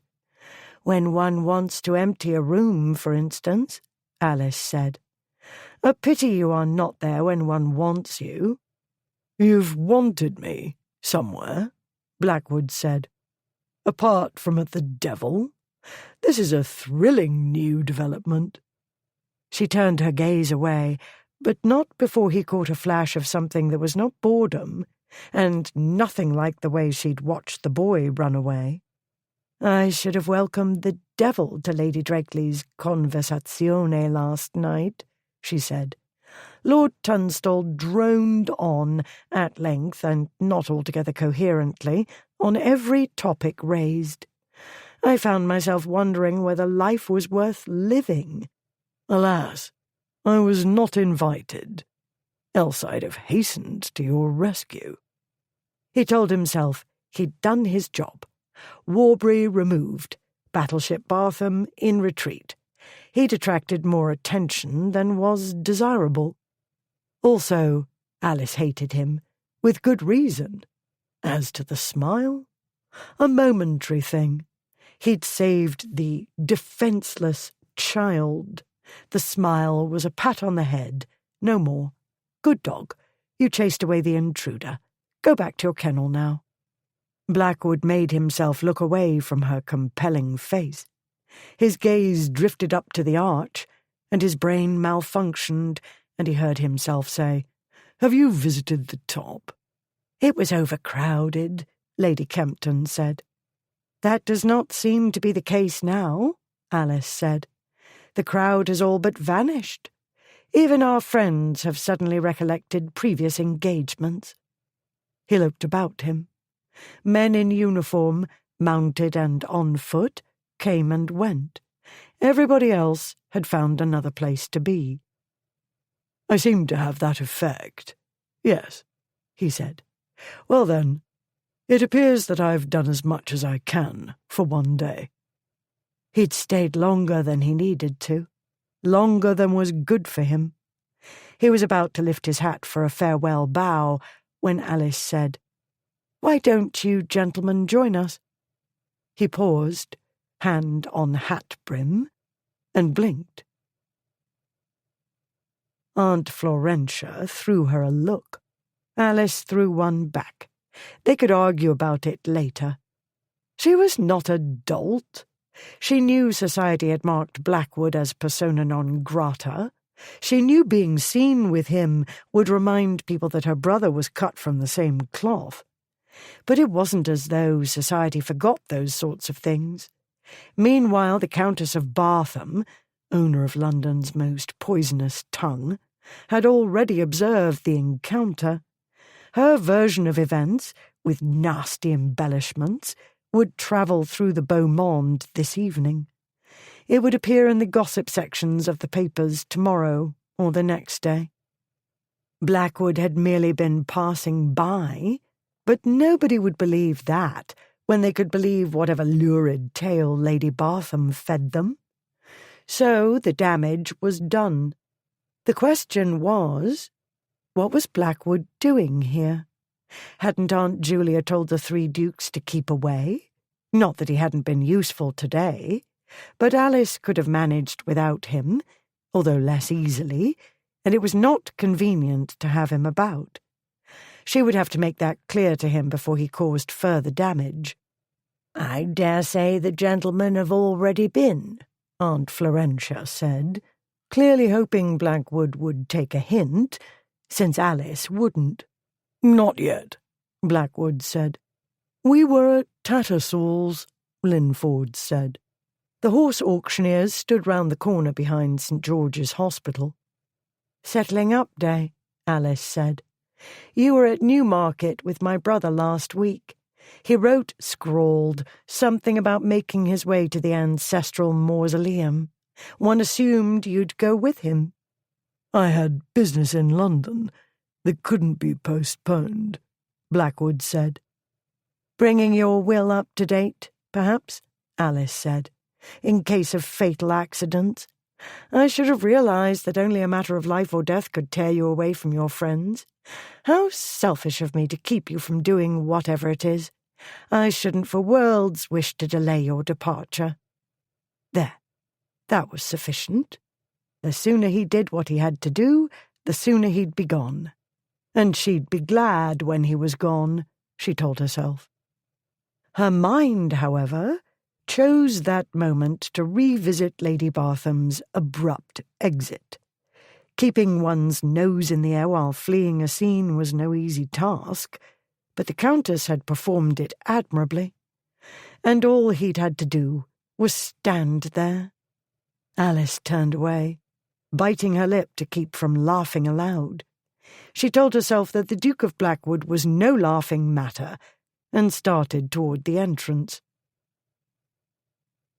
"This day grows more interesting by the minute," Linford said.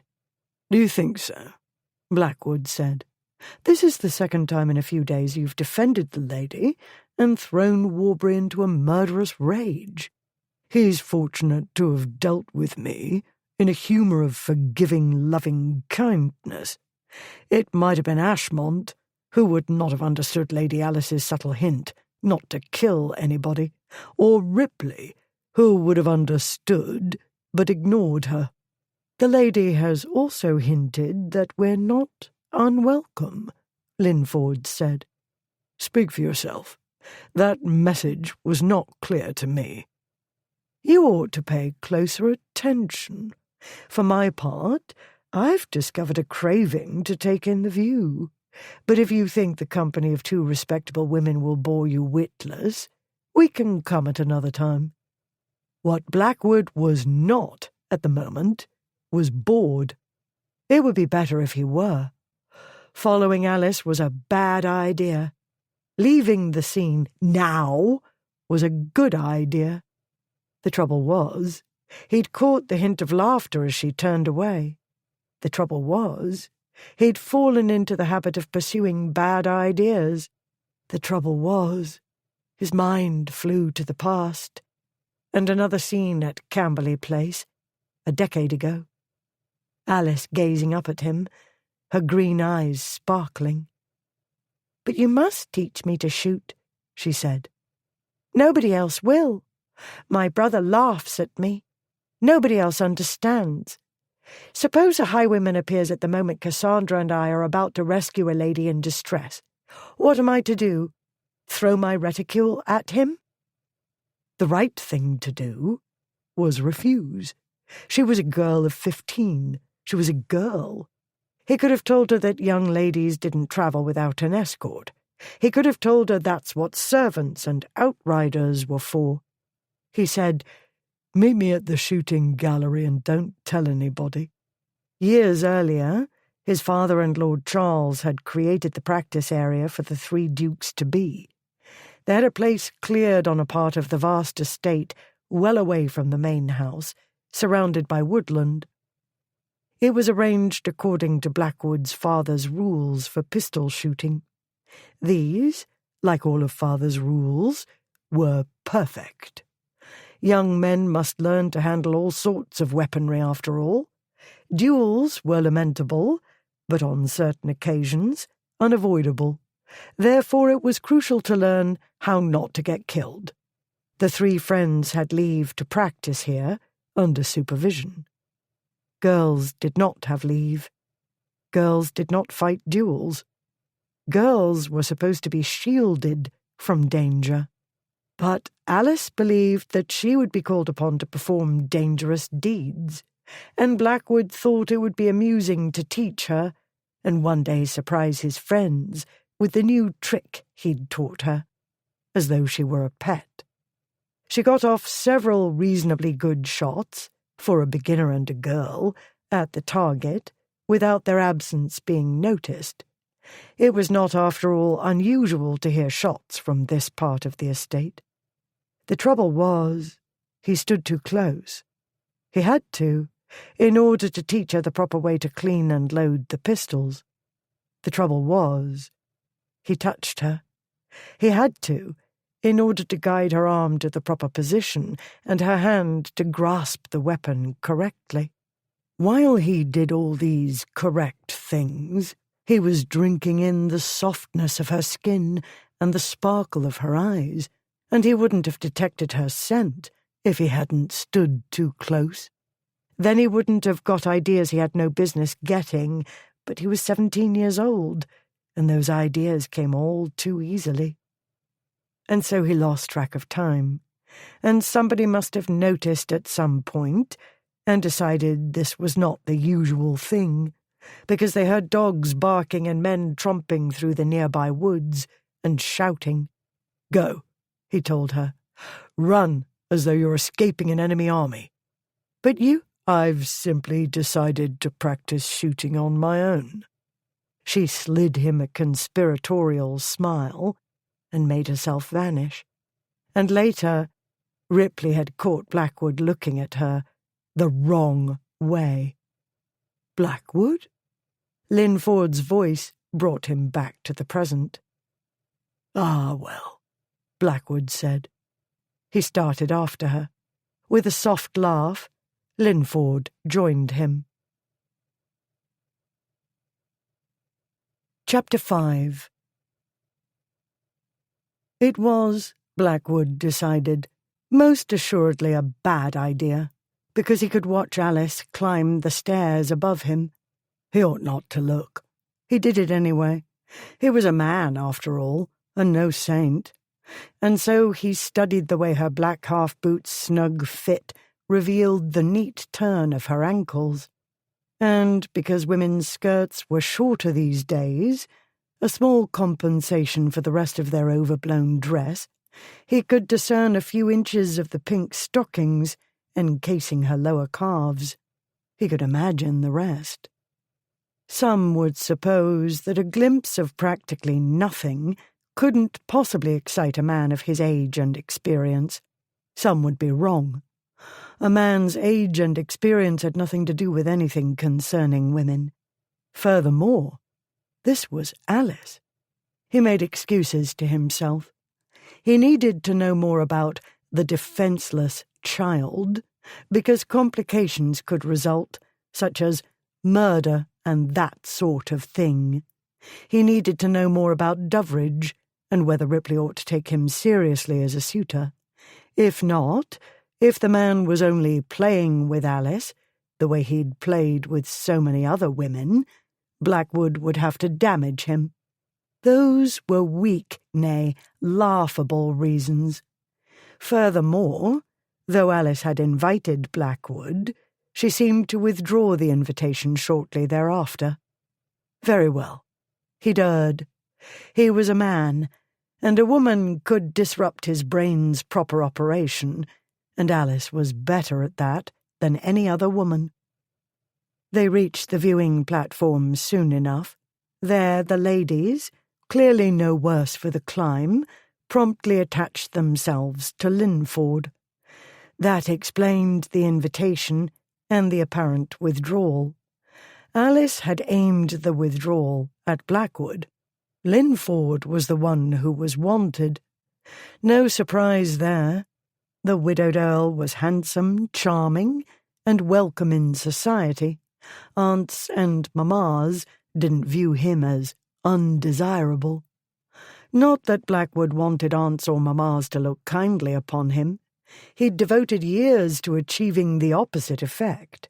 One day he might be ready for a respectable girl and marriage, with its suffocating responsibilities and all the correct behaviour these entailed.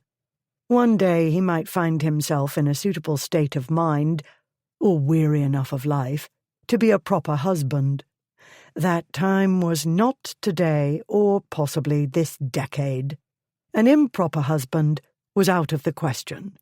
If a gentleman decided to do the right thing, he followed the rules.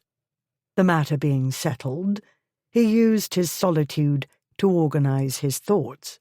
He pushed aside ankles and pink stockings and reminded himself why he was in London instead of carousing with his friends. Warbury, murder, or that sort of thing. Unacceptable bows. The pink stockings hadn't fully dislodged themselves from his mind when Alice abandoned Linford and joined him. Blackwood's heart gave a short, painful leap. "Quite as described," she said. "I feel as though I'm on top of a cloud, looking down on London."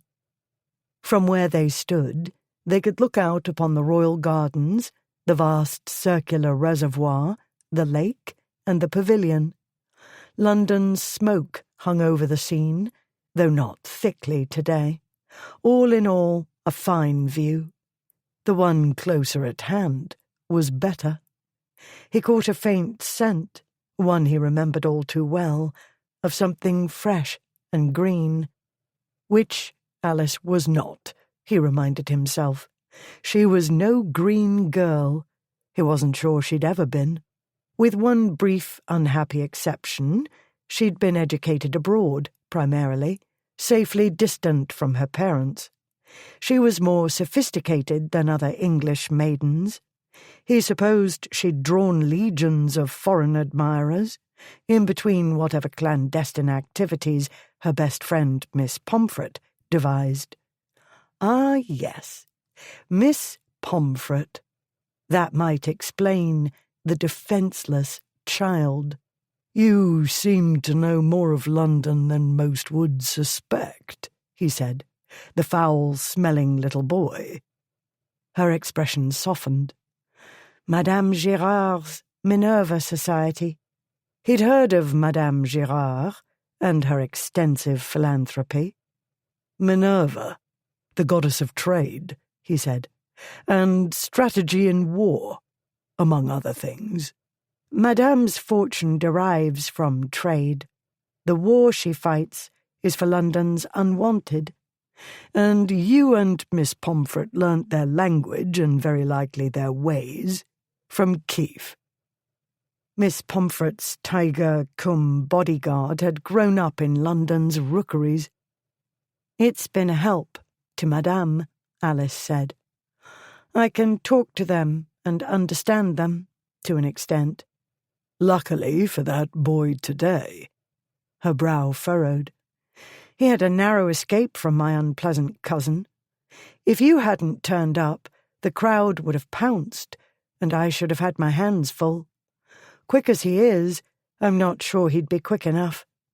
As soon as somebody cries thief, all the world is ready to catch culprits, guilty or innocent."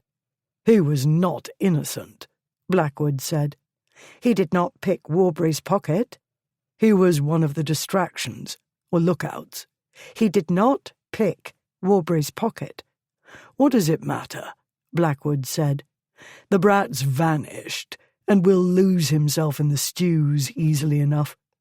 Does Doveridge know about your unsavoury associates?" She threw him a lazy glance, then turned back to the view. "You've been reading gossip." He studied her profile and thought of sphinxes. She hid something from him. He could feel it throbbing beneath the cool facade she presented to the world. "Always, though unnecessary in this case," he said. "You're the talk of the clubs. Even as we speak, gentlemen die of despair left and right." "The Duke of Doveridge is fully aware of my involvement with the Minerva Society," she said. "He made a sizable donation only last week." "And won your heart?" "He's generous, intelligent, witty, kind." "Oh, he's charming, no question," Blackwood said.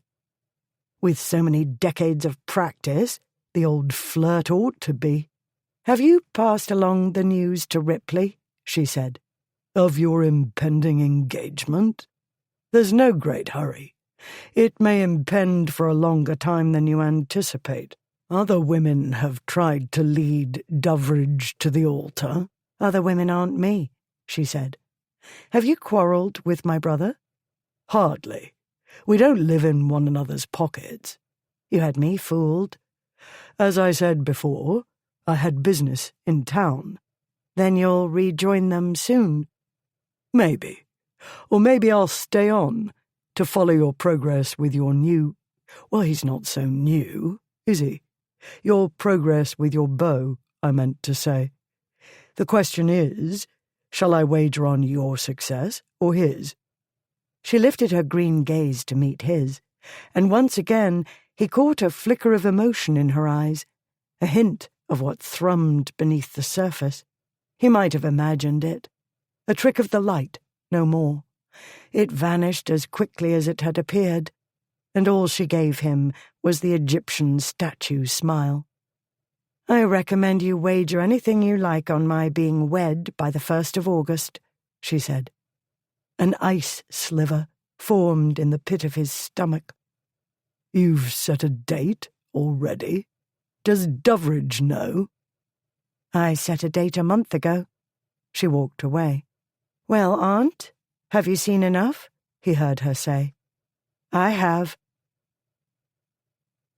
Meanwhile, not far away.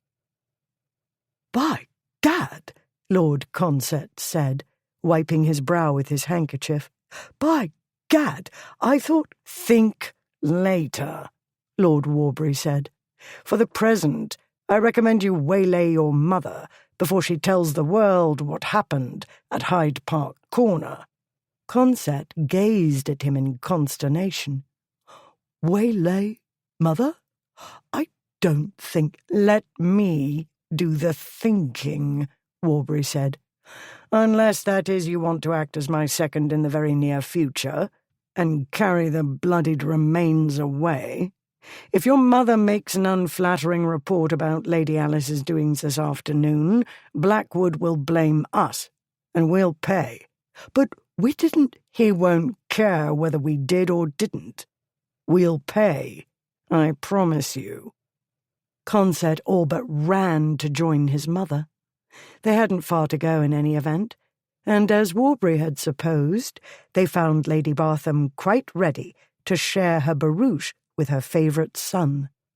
Now that Warbury's prospects included a dukedom, she'd acquired an affection for him too. The barouche was more or less a coach with the top missing. Since Lady Bartham's footman sat in front with the coachman, on a seat raised well above the passengers, one needn't be concerned about servants following private conversations. Fear of eavesdropping wasn't what kept Consett tongue-tied. Like a great many other people, he was afraid of his mother. The prospect of telling her what to do terrified him. She didn't intimidate Warbury. Growing impatient, he applied a surreptitious elbow to his friend's ribs to remind him of his task. Consett swallowed and said, I must urge you, mother, in the strongest terms, to say nothing to anybody of what happened today at the Arch. Her expression darkening, she looked from him to Warbury. Warbury said, You noticed, of course, the Duke of Blackwood, and wisely chose not to linger to chat. Chat, indeed, she said, with that debauchee. He pollutes the very air about him. I wonder at Lady Kempton's allowing her niece to speak to him, brother's friend or no. But the girl is indulged to a shameful degree. He is by no means delightful company, Warbury said. The caustic wit, the pranks. You will understand, then, our wish to avoid giving him reason to seek us out. For instance, if you happen to report today's events in a way he construes as reflecting discredit on Lady Alice, he'll remember that Consett and I were on the spot. Consett chimed in. Truly, mother, Warbury and I, have had a pair of exceedingly narrow escapes from a meeting at dawn, and this over the smallest things, over nothing, really. But he— Twice, she said. And the fiend back in London only, 3 days? The man's unspeakable. Had to endure insult, Consett said. No choice. In front of my friends. Really, Alfred? What would you have me do? Fight him? Her eyes widened. Certainly not. Duels are illegal. You know how your father feels about them. What she meant was, the Duke of Blackwood was a deadly shot, and dear Alfred was not. The Duke's fists were not to be underestimated either, a lesson he'd taught Consett and Warbury years ago at school.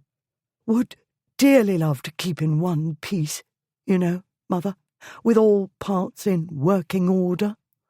Best if you overlooked today's doings at Hyde Park Corner. This is not to be borne. The rose and cream complexion, so religiously maintained, darkened to brick red. Those 3 dukes ought to be stripped of their titles. They belong in a lunatic asylum. I beg you will not distress yourself, Lady Bartham, Warbury said.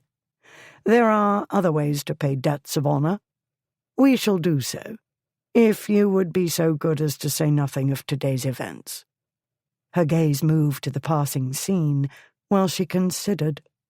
Finally she turned back to them, her countenance once more serene. I was at the top of the arch, she said.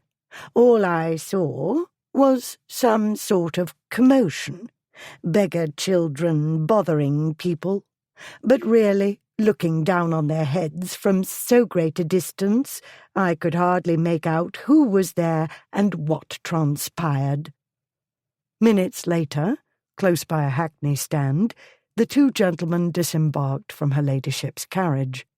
Now we shall square an account or 2, Warbury said. He summoned a hackney coach and directed the driver to the Temple. The Temple, Consett said as the vehicle set out. Don't you want a drink? I do. Later. At the moment, I want a lawyer. Not much else thereabouts, is there? Consett said. But whatever for? You heard the brat, laughing at me, mocking me. Well, not pretending he was going to warn me, the little bastard. Yes, but I don't think a lawyer— I'm going to teach that young criminal some manners, Warbury said. I'll teach him the unwisdom of trying to make a fool of me. Yes, but how the devil— I know. First we have to catch him. Warbury patiently outlined his plan. Sussex Place, the Regent's Park, early evening of Tuesday, 1 May, 1832. 3 women stood at a table in Lady Campton's drawing-room, their expressions troubled. Before them lay a dozen handbills, all the same, headed, Missing Child. According to the text, 8-year-old George Foster, who had disappeared some weeks previously, had been seen on Monday afternoon at Hyde Park Corner. A £10 reward was offered for information leading to Master Foster's recovery. Those with information were invited to communicate with Mr. Maycock, solicitor, of the Fisk Building, Inner Temple. There followed a detailed description of the missing boy, height, build, colouring, and facial features. Alice looked up to meet Liliane Girard's gaze. It's Jonesy, beyond question, Alice said. It is most fortunate that you wrote to me yesterday about him and those boys, her friend said. She had arrived at Lady Campton's townhouse as Alice and her aunt were preparing to go out to the theatre. I didn't like his new friends, Alice said. They worried me. You were right to worry, Liliane said. You were right to tell me. Otherwise I should have failed to perceive the connection. Who would expect him to be at Hyde Park Corner, so far from his usual haunts? Frowning, Aunt Florentia looked at Alice. Maycock. We know this name, do we not? Was there not something in the newspapers recently? At the mention of newspapers, Alice remembered. A dispute about an annuity, she said. We recall the name because he acted for Warbury. To Liliane she explained. He's a cousin, not as distant as we'd prefer, not a nice man. He's the one whose handkerchief was stolen yesterday, Aunt Florentia said. The fuss he made. He wanted Jonesy taken up for theft, Alice said. She tapped one of the handbills. Hyde Park Corner. An exact description of the boy. Maycock is Warbury's solicitor. You may be sure this is no coincidence." "So petty," Aunt Florentia said. "So unlike his father." She shook her head. "I can hardly credit it. To print scores of bills, to have them distributed everywhere." "Not everywhere," Liliane said. "I found them in Covent Garden, but it seems they have been posted and handed out in neighbourhoods where thieves congregate. Yet to go to so much trouble and expense," Aunt Florentia said. "Over a handkerchief. The man seems to have satisfied his creditors, but he's hardly thriving. I wonder how he affords the house in Golden Square, and that a modest establishment compared to his father's. He's vindictive enough to go to any trouble, any expense," Alice said. "Not that he'd care what it cost. Peers can't be arrested for debt." A month or so after Uncle Charles's funeral, Warbury had disappeared from England, and nobody knew where he'd gone. Apparently he was deeply in debt. Since he needn't fear sponging houses and debtors' prisons, he must have feared his creditors, which meant they were the sort who break arms and legs. Once Warbury got money, however he got it, the dangerous creditors would be the only ones he paid. "We must get to the bottom of this," Liliane said. "That child was never stolen from any family able to afford a solicitor. I am certain Jonesy has no family. I had better call on Mr. Maycock." "That will not be a helpful conversation, supposing you can contrive to see him," Alice said. "A woman? Without a man to speak for her? Even you will have trouble getting past his clerk. And if you do manage the feat, you'll be dealing with a person whose ethics must be questionable, given his client." "Yes, of course. I was not thinking clearly." Liliane gave a huff of exasperation. "What are we to do, then? You know these bills will get results. £10, a great fortune to ordinary people. And the thieves and such will sell their mothers, aunts, sisters for half this amount. If Jonesy is in a gang, he's a new recruit, expendable. If they believe he's a stolen child, they'll want to be rid of him. They will not want him calling attention to their activities, and we know what will happen once he falls into the hands of the authorities.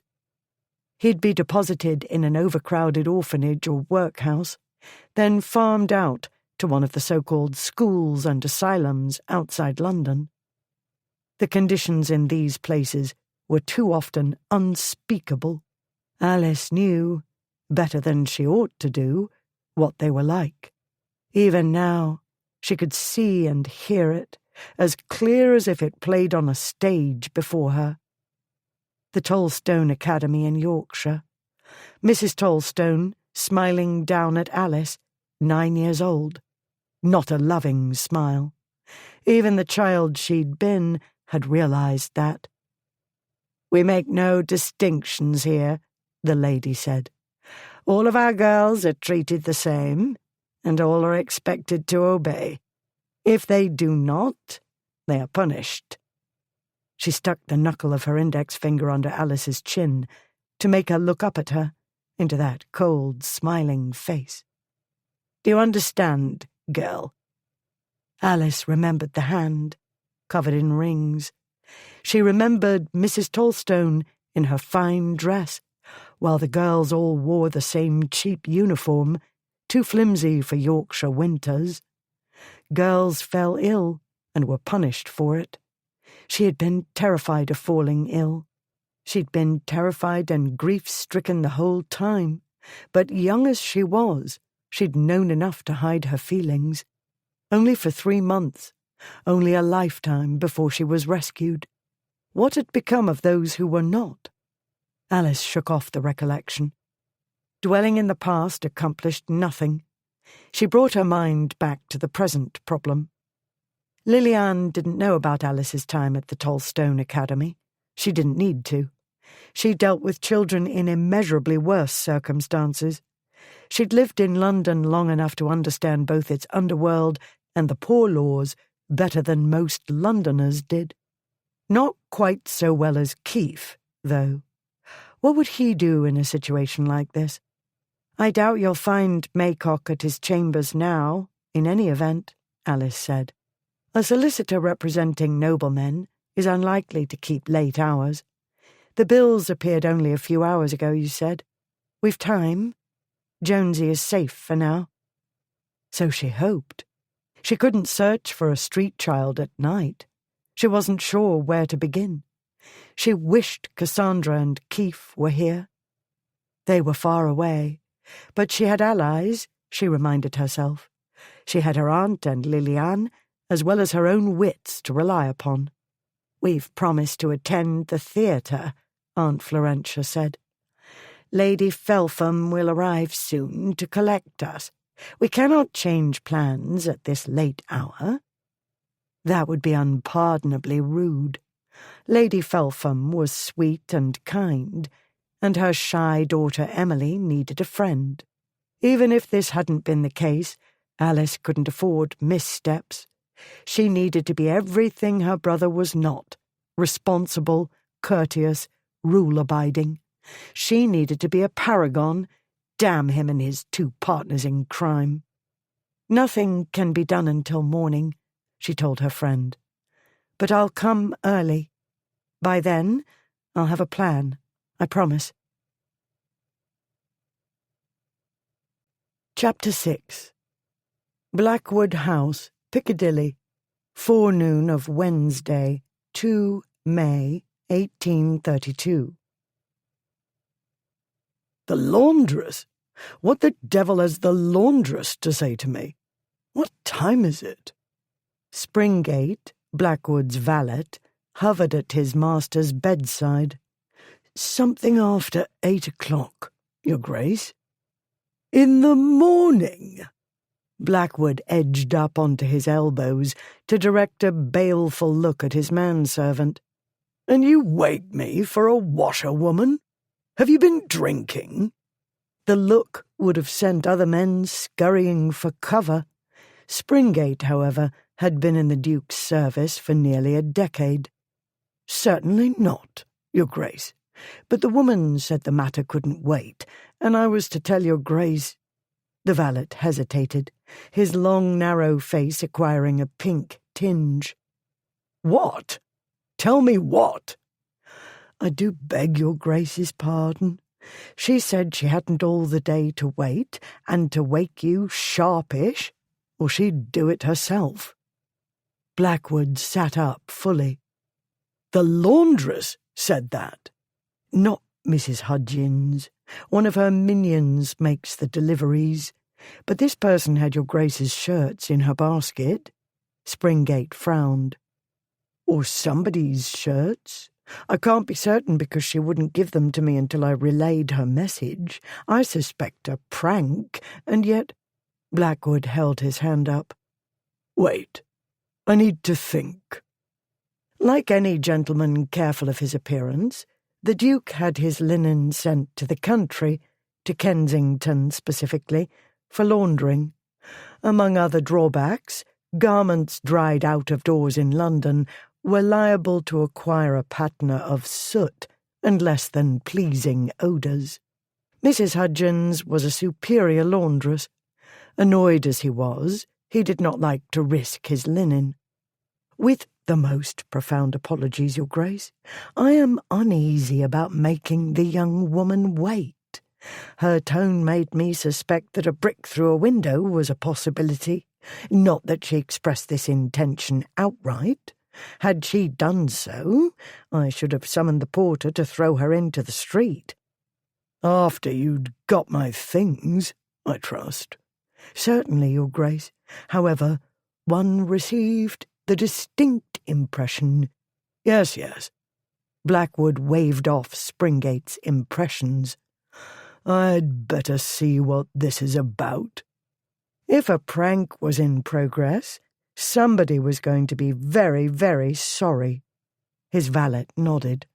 I shall ready Your Grace's toilette. No, If she's in such a bloody great hurry, she may take me as I am." He threw back the bedclothes, revealing the nothing he slept in. "Indeed not, Your Grace," Springate said firmly.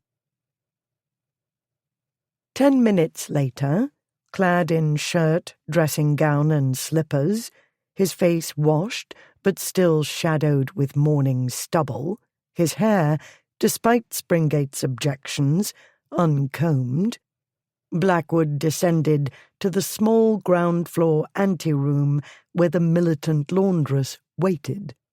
She turned away from examining a framed sporting print and faced him. He blinked. Twice. She didn't. She looked him up and down and said, her voice very low, "A long night, I see." He became acutely conscious of the fact that he was half naked, his bare ankles showing below his dressing-gown's hem. Warmth stole up his neck. Embarrassed? He? Not in a decade at least. He was only reacting to being dragged out of bed at a barbaric hour, he told himself. He opened his mouth to speak, then closed it. He turned away and closed the door. "This had better be important," he said. "Would I deprive you of your beauty sleep otherwise?" she said. The initial shock subsiding, he in turn surveyed her. If he hadn't known it was Alice, he'd never know it was Alice. A white bonnet with a ruffled cap underneath concealed her black hair and part of her face. Over her dress's red-dotted green bodice, she'd tied a patterned red scarf. Red stripes adorned her yellow skirt, over which she wore a blue apron. A dark red shawl completed this mad mélange.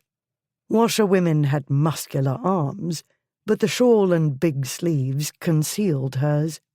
Into his mind slid images of smooth, naked arms, muscles tensing, and that was not useful thinking. He shoved the images into the mental cavern and summoned his wits. No small challenge at this hellish hour, after a long night of applying the usual remedies.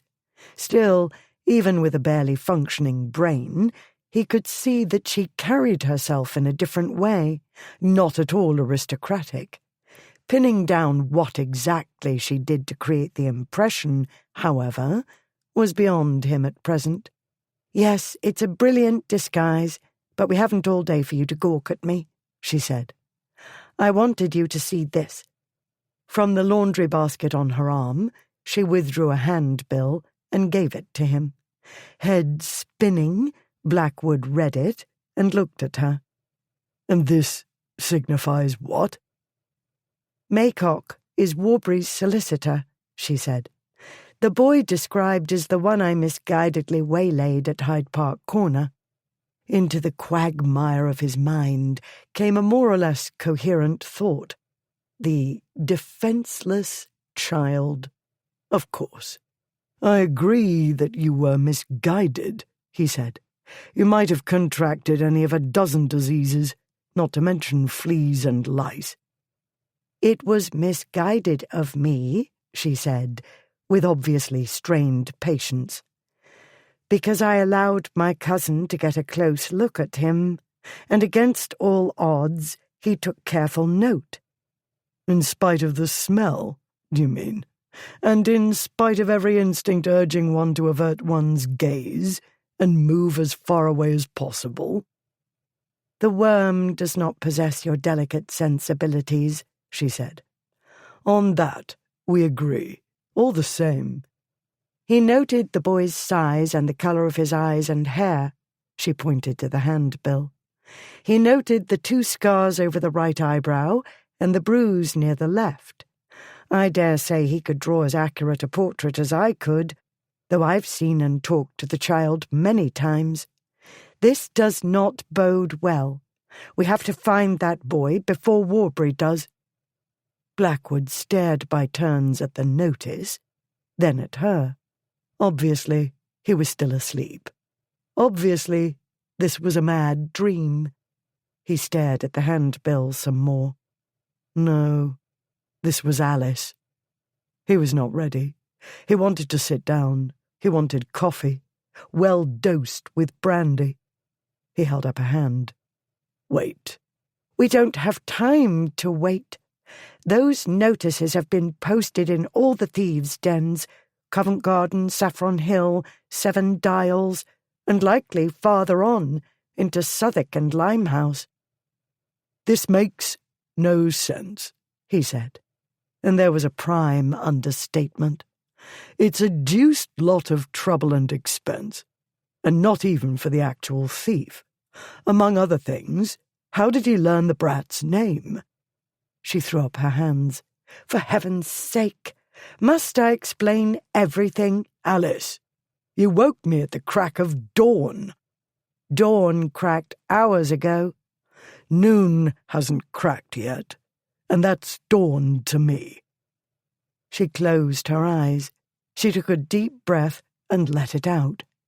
His gaze, bloodshot undoubtedly, slid to her bosom in the ghastly bodice. That will not help you think, he told himself. You need to think. This is Alice.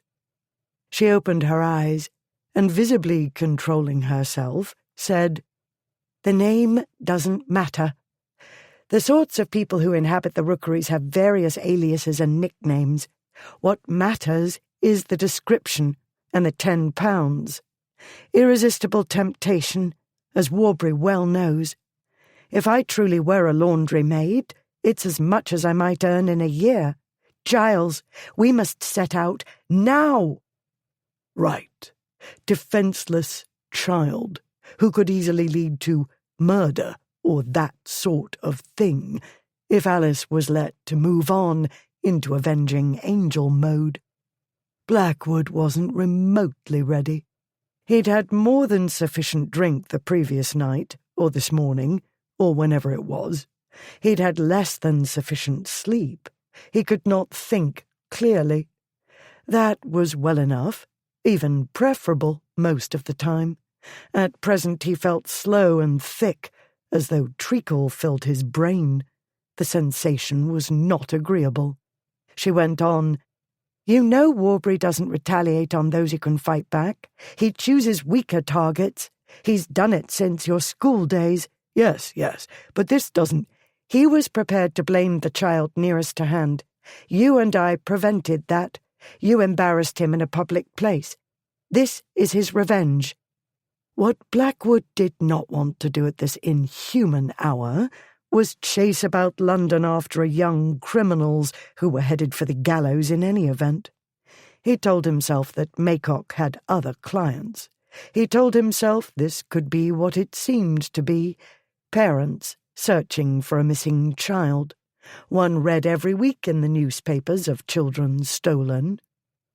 The trouble was, as far-fetched as it seemed, this was in character for Warbury. The trouble was, Blackwood couldn't believe as much as he wanted to that it was simple coincidence, the bills appearing so soon after the episode at Hyde Park Corner and referring specifically to that location. The trouble was, this was Alice, the reason he was in London. The trouble was, Ye gods! How much thinking must you do? She said. He'd been staring at the floor while he made his brain perform a labour it was in no way fit for at present. He looked up to meet a flashing green gaze. Oh, I do beg your pardon, she said. I forgot. You're out of practice with thinking. I should have realised you'd be useless. Never mind. I'll find another large, intimidating male to go with me. He held up a hand. Alice, wait. I haven't time. She marched to the door, and quite as though she wasn't a duke's sister, but an ordinary washerwoman, she opened it herself and walked out. He stood for a time, staring at the empty doorway. The trouble was, his conscience was waking up. God damn, he said. Alice started back down the passage to the tradesman's entrance, wishing she'd thrown something at him. She was a fool. Her anxiety about Jonesy had addled her wits. She was mad, utterly mad, to expect Blackwood to care what happened to a street child. Mad to believe he'd wake up from last night's debauches in order to help her. Because he'd done one good deed on Monday, and that only out of contempt for Warbury, she'd imagined he'd perform further miracles. The intelligent, sensitive boy she'd known in childhood, the boy she'd considered a friend and ally, had ceased to exist years ago. The boy she'd hoped, "Will you wait, damn it?" She paused and turned. He strode toward her, 6 feet plus of barely clothed male, his dressing gown flapping about his naked ankles and revealing a few inches of muscled, hairy lower leg. Beneath the dressing gown, she knew, only a shirt covered skin, a man's shirt which ended somewhere above the top of his knees. She stopped her mind from speculating about undergarments and the lack thereof, and hastily brought her gaze to his rumpled black hair and the morning beard shadowing his jaw. He looked like the devil. He always did, perfectly groomed or not. This was why she'd come. "I don't have time to wait," she said. She started to turn away. "I've ordered a carriage." "We don't have time for that. There's a hackney stand." He clamped one big hand on her shoulder. "Do you propose I come as I am? Because I will, if you're in such a bloody great hurry, though Springate will poison my coffee if I do." She was keenly aware of the strength and warmth of his hand, and the awareness stirred memories. Her face heated, and the heat rapidly spread from there in all the wrong directions. In her mind, she swore and stamped her foot. Outwardly, she merely stared at his hand. He took it away. "Will you think?" he said. "That would be helpful." "I am thinking." She clenched her hands. "I'm thinking it will take you hours to dress. Ripley never completes his toilette in less than an hour. 2, more usually. I'm thinking I was deranged to come here." "You are deranged, beyond question. You become furious and single-minded and you abandon logical thinking." "Logical thinking? Have you examined your life lately?" "This has nothing to do with my life, except that you've interrupted it. Under the circumstances, you might consider accepting a few facts." "I am not in a humour for lectures." "I don't care what humour you're in. Fact 1, I'm not your brother. Fact 2, I've ordered a carriage. Fact 3, I must dress. Fact 4, you will wait, because that is the intelligent method of procedure, and you do own a brain, addled as it is at present." What choice had she? Who else could she turn to? Who else could cause hardened criminals to run away merely by standing there and being? Not Doveridge, certainly, or any other gentleman she knew. Not to mention the extreme impropriety of a young lady calling on any gentleman, no matter how desperate she was. If only Cassandra were here, with her bodyguard, Keefe. But she wasn't. Alice was on her own. "Yes, very well," she said. But me no buts," he said. "Go," she said, waving him away. "Put some clothes on and make haste. We haven't a minute to lose." "Your gratitude overwhelms me." He turned and left her in the passage. Before Alice could kick anything, a footman arrived, who escorted her to a room in the wing containing household offices. At least Blackwood had the good sense not to let her wait in one of the fine rooms in the main house, as though she were a lady. This was the proper choice, a section of the working area he might have occasion to visit, unlike most of the servants' regions. Here she paced, aware that every passing minute raised the odds of somebody finding Jonesy and turning him over to Warbury's solicitor. No choice, common sense told her. Where she needed to go, she couldn't go unaccompanied, even dressed as she was. Men assumed that women travelling on their own were fair game. She'd be prey to harassment at best, violence at worst, and that was only part of the complications. She'd reminded Liliane of how difficult it would be to deal directly with the solicitor. Duke's sister or not, Alice would meet the same treatment. And so she waited, fuming, while his disgrace made himself beautiful. Remarkably, according to the small watch she withdrew from the pocket of her skirt, little more than a quarter-hour passed before Blackwood sauntered in and said, "The carriage waits." Minutes later, they sat in his sleek black cabriolet behind a powerful black stallion. The fashionable accessory, a tiny groom named Elphick, stood on his perch at the back. She let herself imagine driving this vehicle with this fine horse and going wherever she wished, with a man's complete lack of anxiety about travelling with only his little tiger. She might as well imagine driving it to the moon. "Needle in a haystack comes to mind," Blackwood said, "but I'm at your disposal. Where to?" Needle in a haystack came to her mind as well. She brushed the thought away. "The Borough High Street," she said. "He's been working at the George Inn in exchange for food and a place to sleep in the stables." "And nobody keels over from the smell? The horses don't bolt?" "He isn't usually so rancid," she said. "He might have been dragged about in the river." He said something under his breath. An oath, no doubt. He shook his head. "By gad, Alice." "To make him join the gang," she said. "They knock the children about, or threaten someone they care about. There are scores of ways to force them into gangs or brothels." "Keef," he muttered, "the murderous damned jockey. That's your expensive education, is it?" "Part of it, yes," she said. "While I was keeping clear of my brother and his expensively educated friends." "Ah, she bears her talons." "She is disinclined to endure sermons about propriety from the Duke of Blackwood." A pause, a low laugh. Then, "Very well. Let us keep strictly to the matter at hand.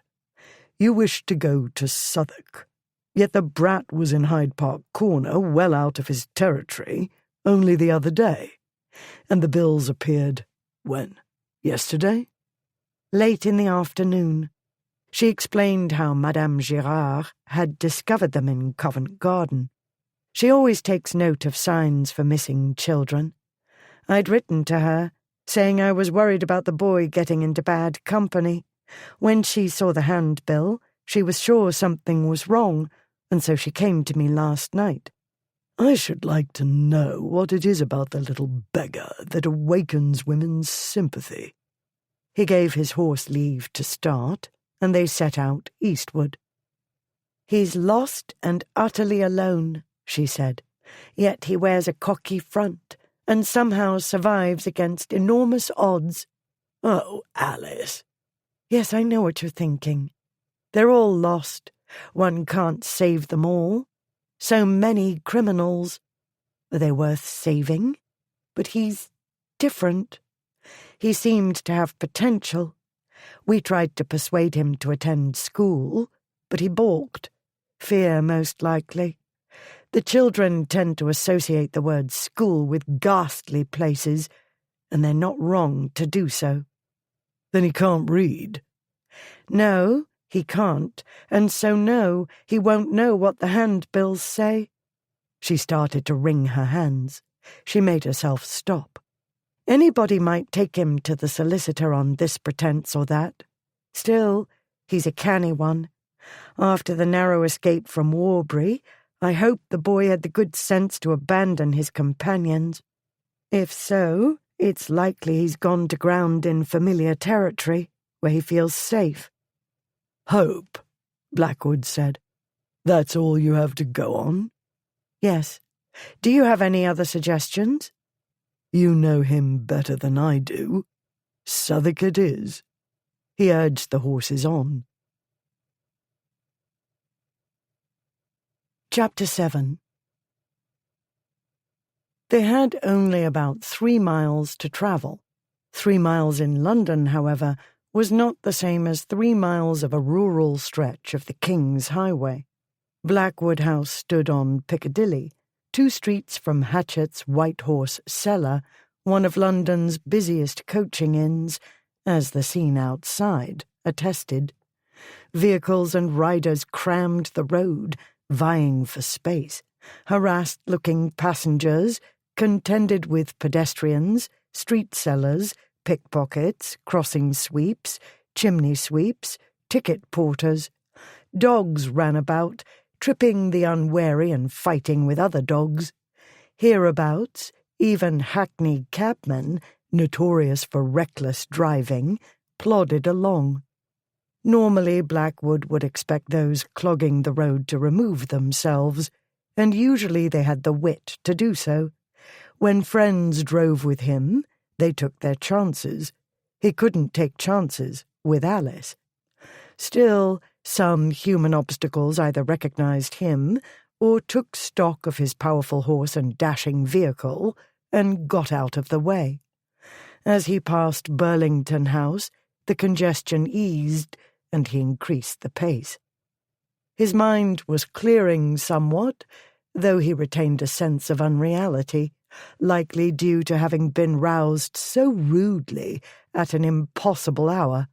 Or maybe it was her mad disguise that unbalanced him. The fact was, nearly every word she spoke unbalanced him. He told himself he'd plunged blindly into numerous escapades, and nothing she devised could possibly match Ashmont, although his grace with the angel face had grown rather predictable of late. Blackwood made himself concentrate on the matter at hand. The plan, such as it was, though it was by no means the only half-baked scheme he'd ever engaged in, didn't matter. He'd nearly got her brother killed. He owed her amends. "The temple's on the way," he said. "We could stop there first." "I'm counting on thieves keeping later hours than even you do," she said. "Good point. They can steal at any time. Why spoil their rest?" "More important, I'd rather not alert the solicitor to our interest in the boy." He shot her a glance, and his mind reeled again at the hodgepodge she wore. "You're remarkably well informed about the criminal classes," he said. "Well trained, too, it appears. The disguise, for instance." "I've learnt to observe," she said, "and I'm a fair mimic. Madame Girard helped me with my ensemble." "And Keefe has intriguing stories to tell. He's lived a colourful life." "He has wisdom," she said, "and I want to be useful. I want a purpose that isn't— oh, I don't know how to explain, and you wouldn't understand if I did." Her tone made him glance at her again, but the bonnet and ruffled cap hid her expression. Not that her face was ever easy to read. "Then tell me about this precious boy," he said. "Among other mysteries, I'm curious how you came to pick him out among the denizens of the Borough High Street, not the most fashionable neighbourhood, a long parade of coaching inns of varying degrees of squalor amid hospitals, madhouses, and prisons." She told him about the Minerva Society's visits to the Marshalsea prison at Christmas and Easter, and the dinners they provided for the debtors at the George Inn. "On Easter Sunday last, we were able to free more debtors than usual, thanks to Doveridge," she said. "They're left to rot there for the smallest sums. It's disgraceful." "Rot, indeed. You've been spending your time in breeding grounds for typhus, cholera, and every other deadly disease. You can't help from afar, but must distribute alms in person." "I found it salutary to see for myself," she said. "The 6th Baron Digby went to the Marshalsea at Christmas and Easter, paid some of the prisoners' debts, then took them to the George Inn for a meal." "He was a man," Blackwood said, "and those were different times, some 80 years ago." "True," she said. "These days we blame the poor for being poor." Yet Doveridge had helped. Blackwood told himself this was simply to make a good impression on a fascinating young lady. His conscience twinged all the same. It had a nerve, rising from the dead after all this time. But it would never die properly because the accursed tome, Correct Behaviour, wouldn't let it rest in peace. In this case, it called his attention to several chapters on the topic of generosity to the less fortunate. "But I won't bore you with my radical politics," she said. "Very wise. A rude visitor interrupted my rest, and I might easily be lulled to sleep. Not advisable when driving in Piccadilly. Stray pedestrians could end up under the wheels, and they leave the deuce of a stain." She turned slightly in the seat to look at him. Between the revived conscience and her physical presence, he was not comfortable. He wished she would keep still.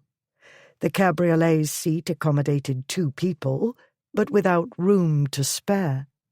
He needn't look directly at her to be too keenly aware of her, the way she held her head and her hands, the rise and fall of the insane bodice, the maddeningly elusive scent of Alice. The side of his body barely touching hers had heated the instant he sat beside her. He felt her hips moving against his with the motion of the carriage. He foresaw Satan's own headache, and not only on account of the alcohol he'd consumed the previous night. "How I've missed our conversations," she was saying. "No, on second thought, I haven't." "The feeling is mutual," he said. "Can we get to the part about the brat, whatever his name is?" "He's had a few different ones in the time I've known him," she said. "Aliases?" "I doubt he knows his name. I strongly doubt he was ever baptized. But let's call him Georgie, since that's the one we'll need to use today." He caught the evasive note and wondered why. Then he wondered, why not? Why should she trust him? She'd said she'd never forgive him, and if he were Alice, he wouldn't forgive him, especially for that morning at Camberley Place. She wouldn't have come to him if she'd seen any alternative. Had Ripley been about, she'd have gone to him. "Georgie, then," he said. "We helped him find work at the George. He wanted to look after horses, and he seems to have a gift. He wouldn't have been with those thieves if he hadn't been coerced. I'm sure of that. He's different." She let out a sigh. "I should not let myself become attached to one child. I know what the odds are against them. But I think of Keefe." Tom Keefe had somehow clawed his way out of the rookeries and onto the turf, becoming one of England's finest jockeys until a racing accident nearly killed him. But Keefe was the rarest of rare exceptions. Blackwood hoped Alice wasn't building dream castles for the sewer rat. He recalled what she'd said about the boy earlier. He's lost. He remembered the nearly undetectable break in her voice when she spoke of the child's ignorance and how easily he might be led into danger. He remembered the way she'd leant over her brother, the tender way she'd brushed his hair from his powder-blackened face. He remembered the kitten she'd rescued all those years ago. If they failed today, they'd better not. because she'd murder Warbury. That could be awkward. Among other things, it could spoil her marriage plans. With Doveridge. Blackwood shoved her antiquated bow into the mental cavern and turned the vehicle into Haymarket. "Can't you go any faster?" she said. "I can't risk breaking your neck," he said. "Risk it," she said. George Inn, Southwark. "Oh, he were here, missus," the stableman McClary said. "Some woman come and took him away." "When?" He shrugged. "Some while ago. Can't say exactly." On the inside, Alice screamed. On the outside, she was splendidly calm. This woman, what did she look like? He took off his hat and scratched his head. "Well, we've been busy all morning, coaches coming and going, and it happened quick, you know." And the woman was not the sort to hold his attention, apparently. Alice glanced at Blackwood, who loitered by the stable door. She'd once watched him lift another boy straight up off the ground and hold him there, his feet dangling, while he quietly and calmly suggested the boy apologize to the youngster he'd bullied. Alice was strongly tempted to summon Blackwood to lift this fellow off the ground and shake him until he remembered what she needed him to remember. She summoned her patience instead. "Fair or dark?" she said. "Couldn't say," McClary said. "Maybe something smaller'n you and stoutish. She weren't no fine lady, but not shabby either." He considered. "Might have seen her before. Couldn't say for certain. Still, the lad, he went easy enough, like he knowed her.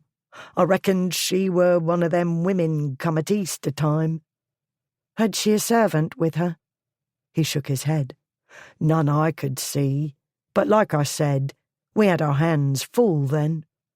The Minerva Society's wealthy tradeswomen, like their aristocratic sisters, did not travel about London unaccompanied, and none of them would visit the Marshalsea alone.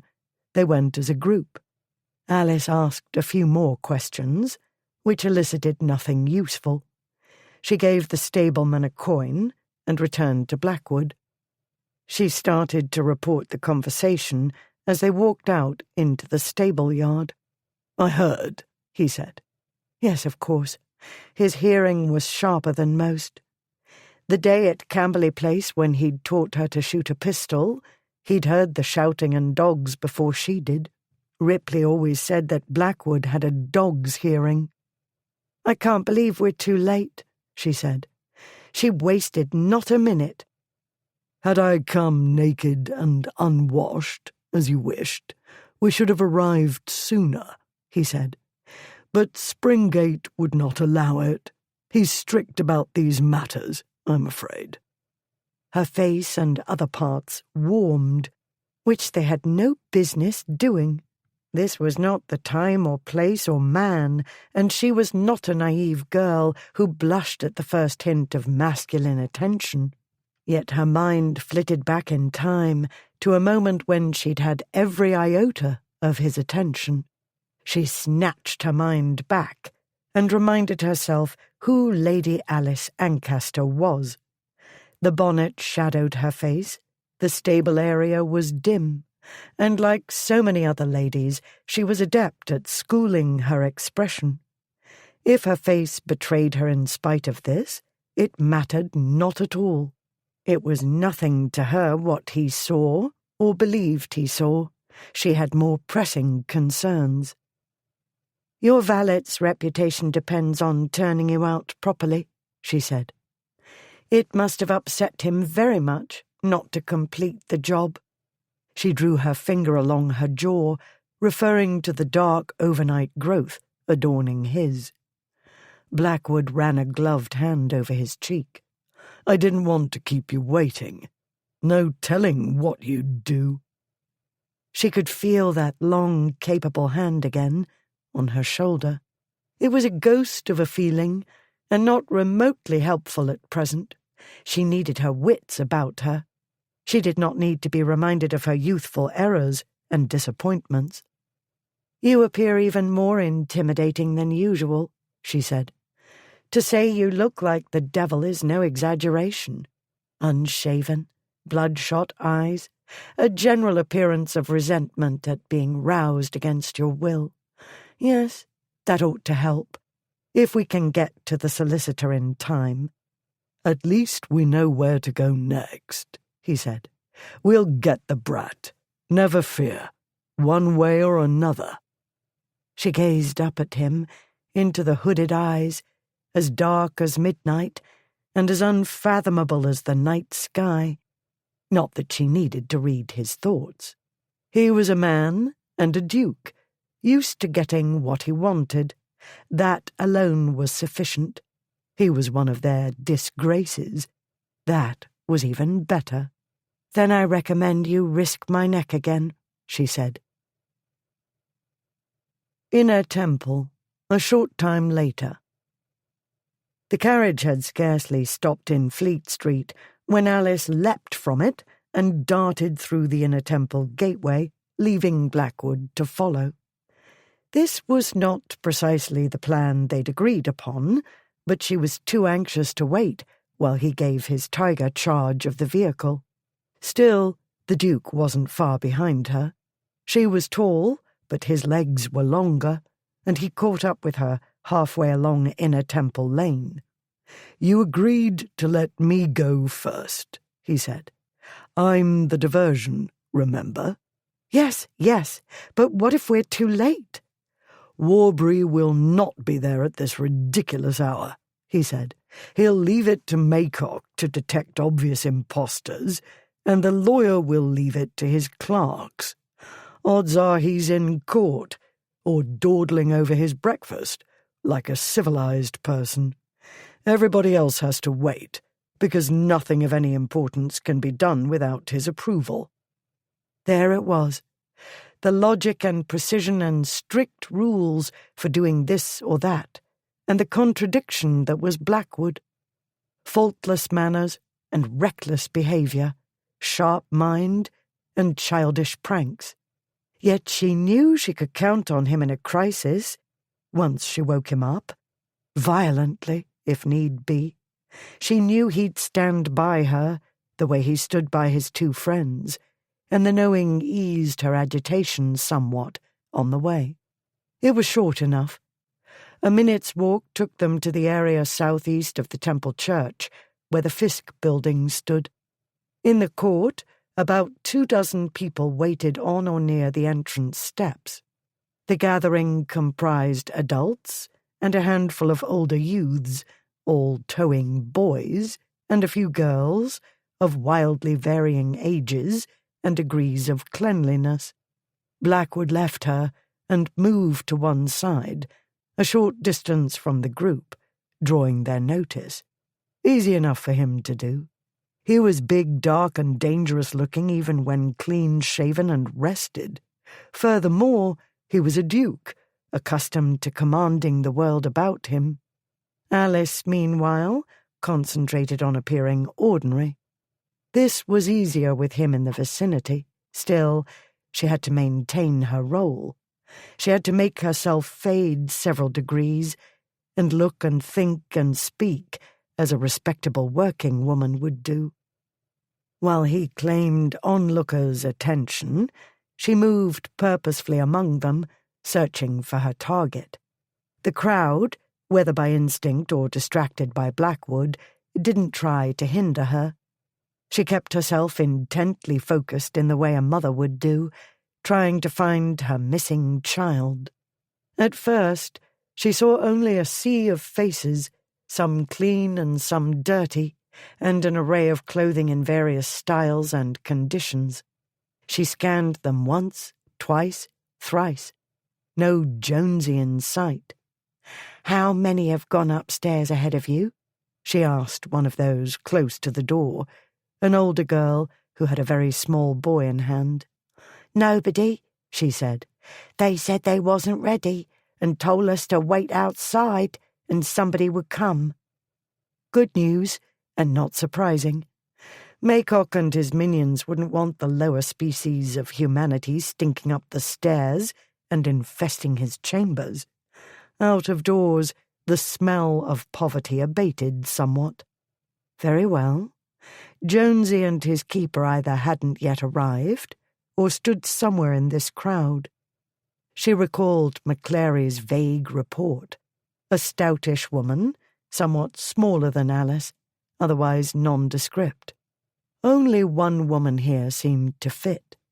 She stood in the building's shadows near the entrance steps. Alice would not have described her as stout. She wasn't large or plump, but she looked strong, with no softness about her. As Alice's gaze settled on her, the woman casually drew a boy behind her, or tried to.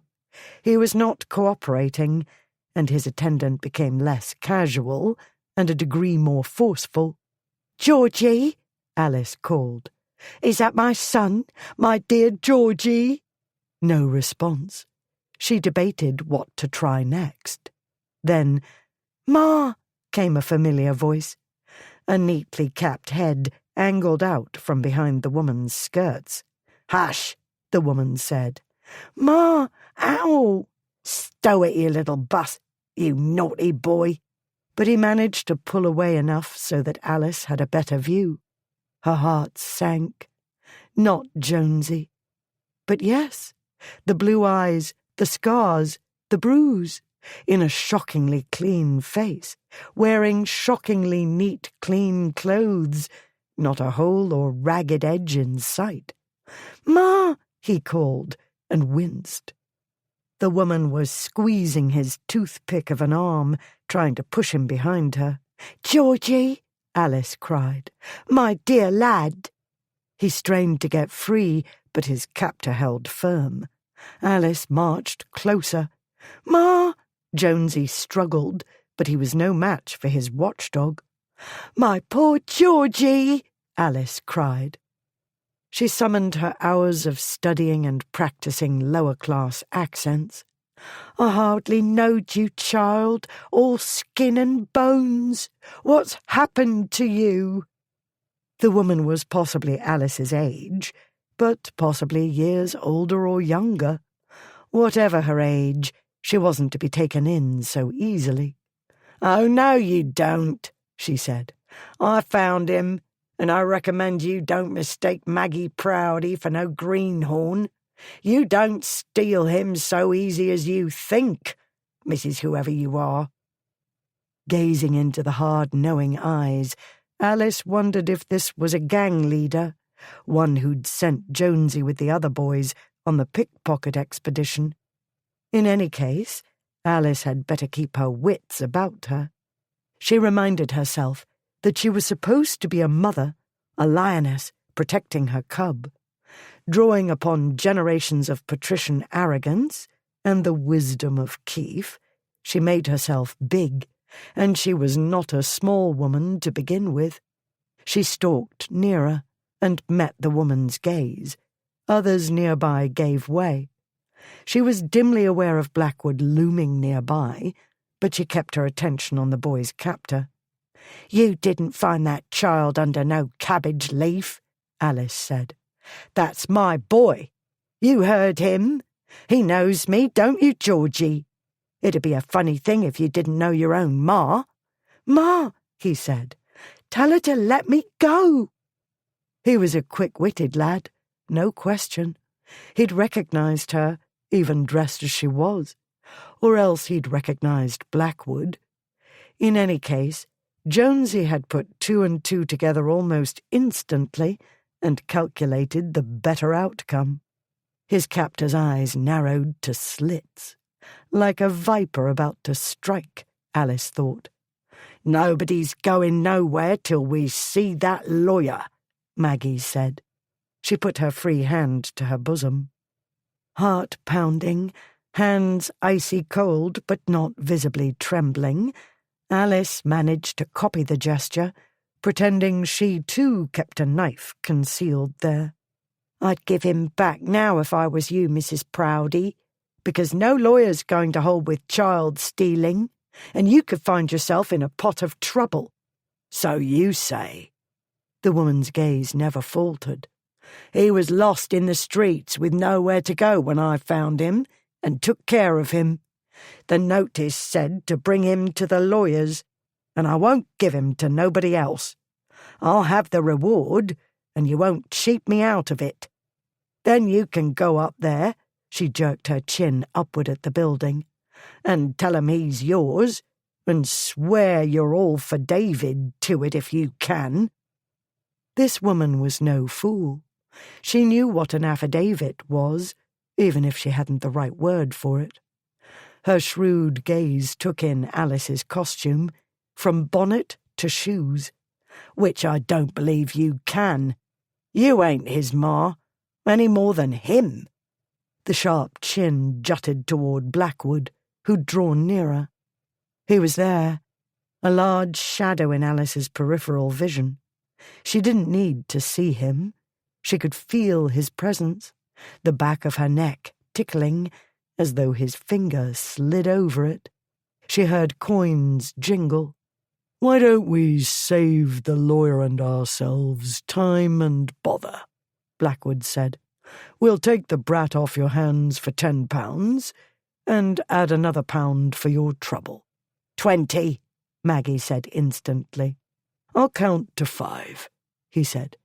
"Then the offer disappears, and you get to explain in detail before witnesses exactly where and how you found Mrs. Foster's son. Maybe you'll be paid the £10. Maybe instead you'll find yourself explaining to a magistrate." The other would-be George Fosters and their caretakers had crept closer at signs of an altercation. As Blackwood spoke, they crept a few paces back. Only a few paces. Nobody wanted to miss the show.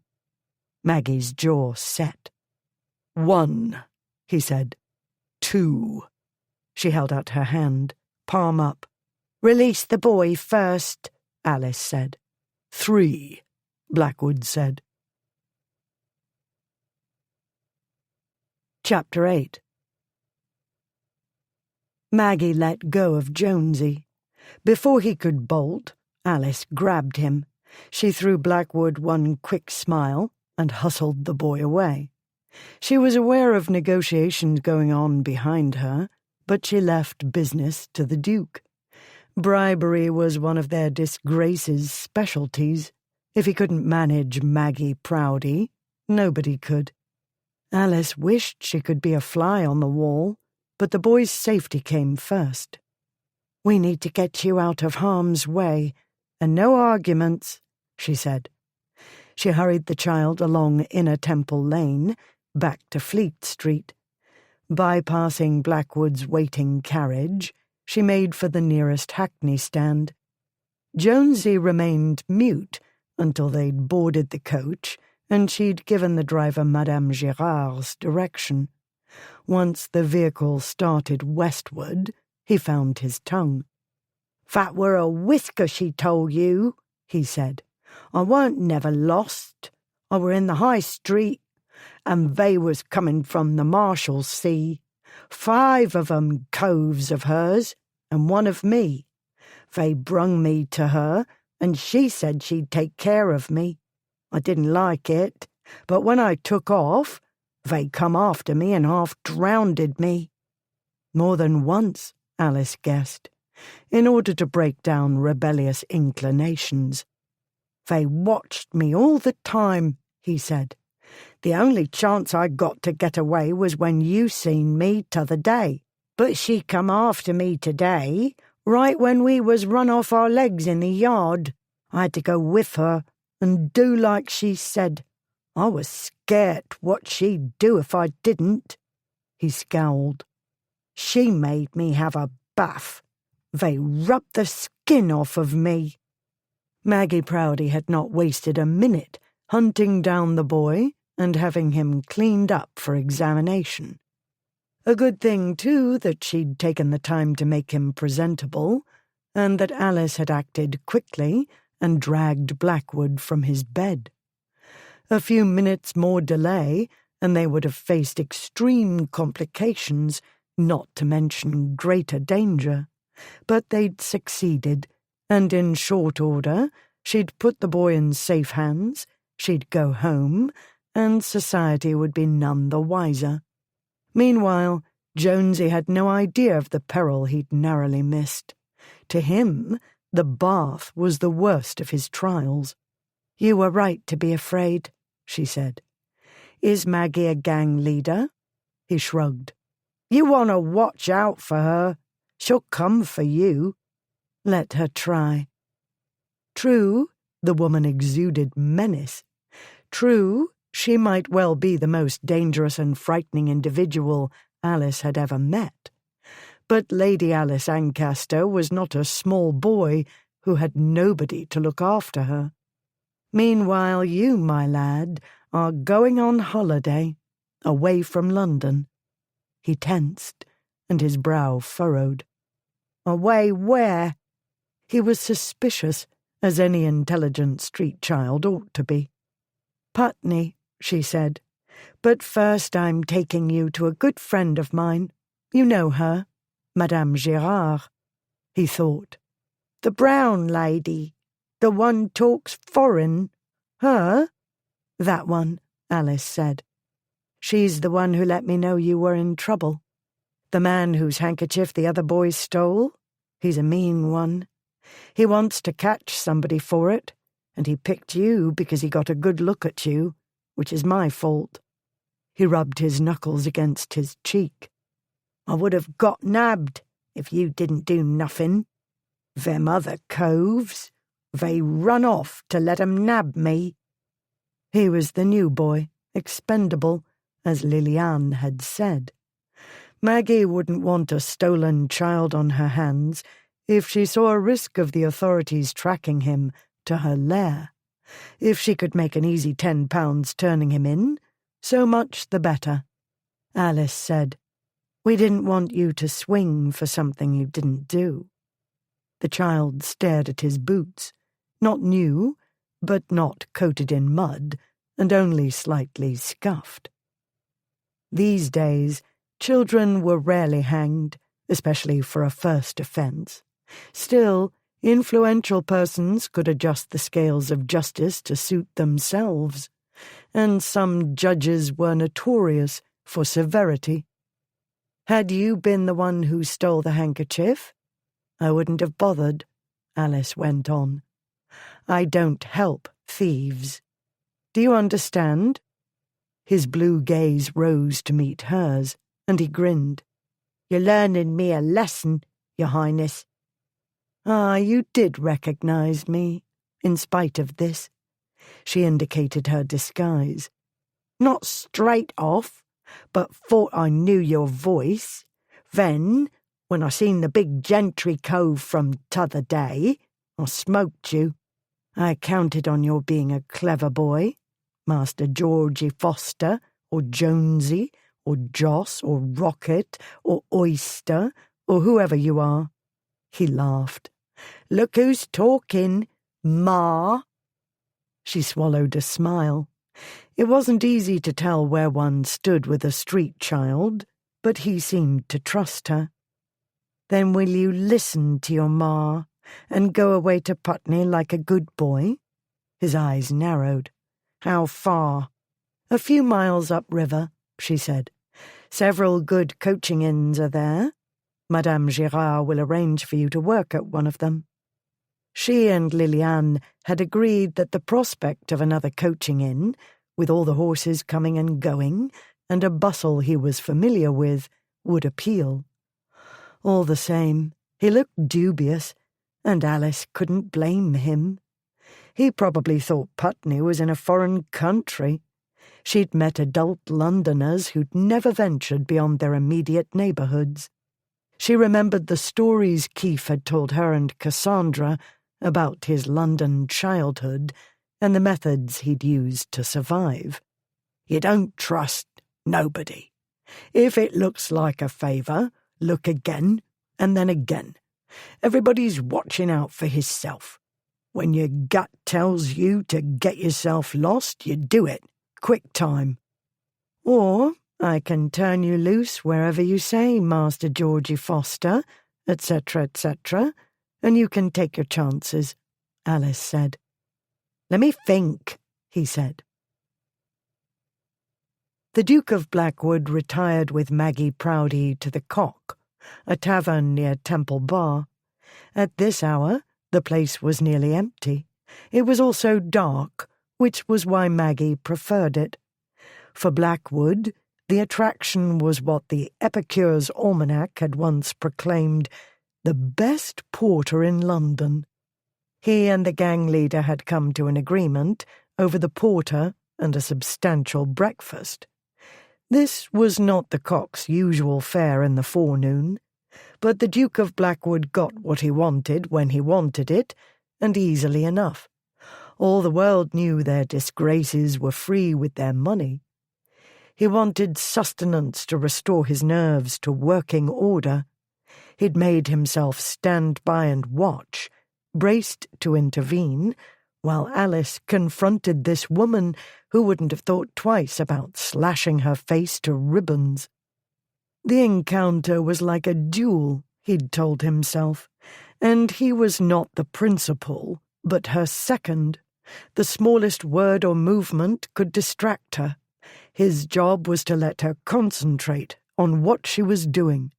Knowing this was the intelligent thing to do had not made it a fraction less hellish. A part of him still reeled. "We've a bargain, then," he said now. Maggie nodded. "We do. Only we'd best make sure we're plain about some things." She lowered her voice. "Like, you ought to know, any of them Beaks men come bothering me 'bout this, I'll know why. When the law comes after you, I don't doubt you will know why," he said. "But that will be none of my doing. Unless, that is, you break the terms of our bargain. In which case, the Beaks men will be the least of your problems." He spoke softly, easily, but she sat back. "Only making sure we're plain about some things," he said. She gave a short laugh. "Oh, you're a one, ain't you?" She bent toward him once more, and keeping her voice very low, added, "You being so generous, I'll tell you something you ought to know. The mort you come with, I can't say what she is, but she ain't no washerwoman. She don't smell like one. And her hands," she held out her own, "too soft." Hers were clean, but not soft. "I see." What he saw was how easily Alice might have been maimed, murdered. He swallowed the last of his porter.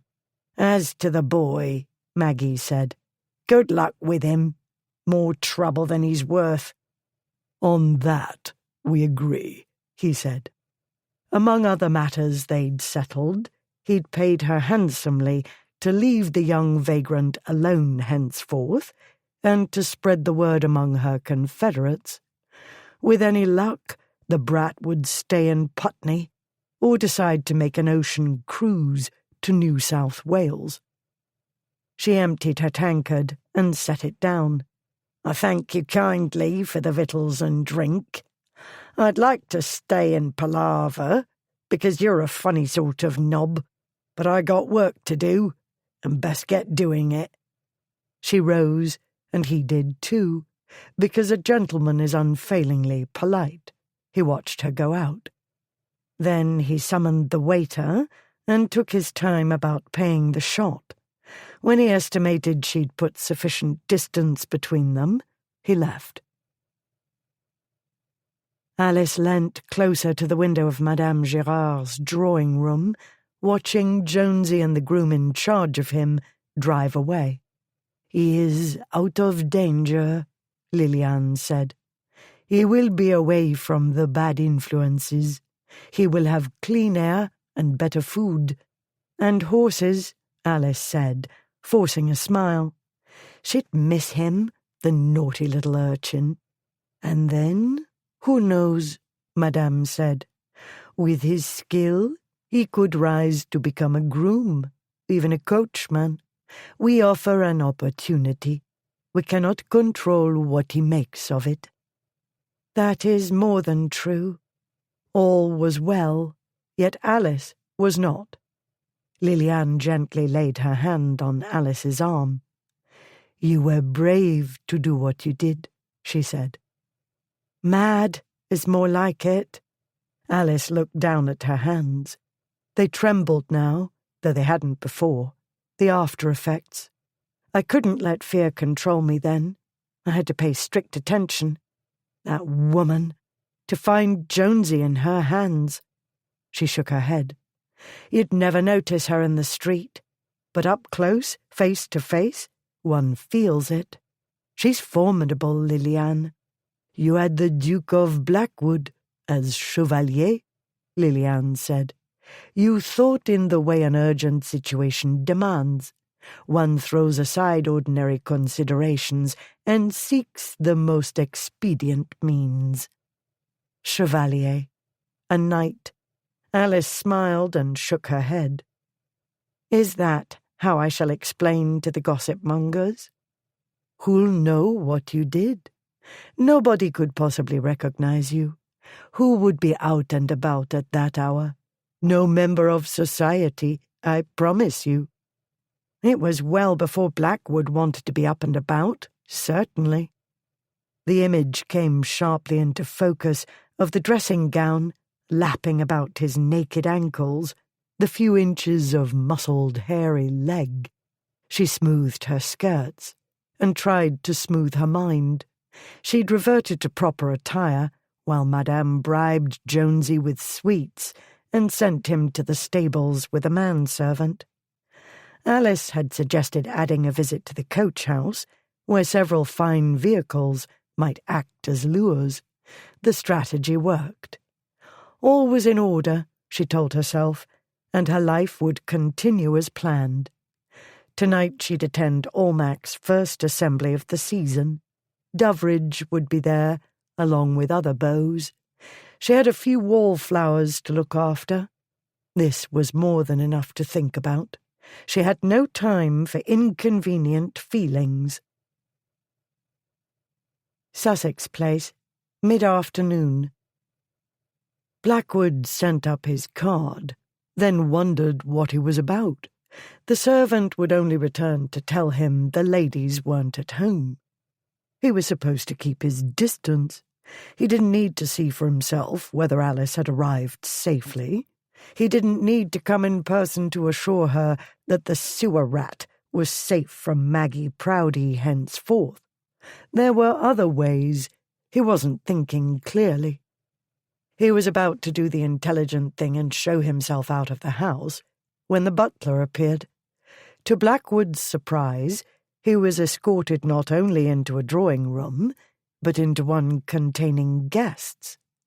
A glance took in Linford, Lady Drakeley, Tom Drakeley, another matron, and a girl who must be her daughter.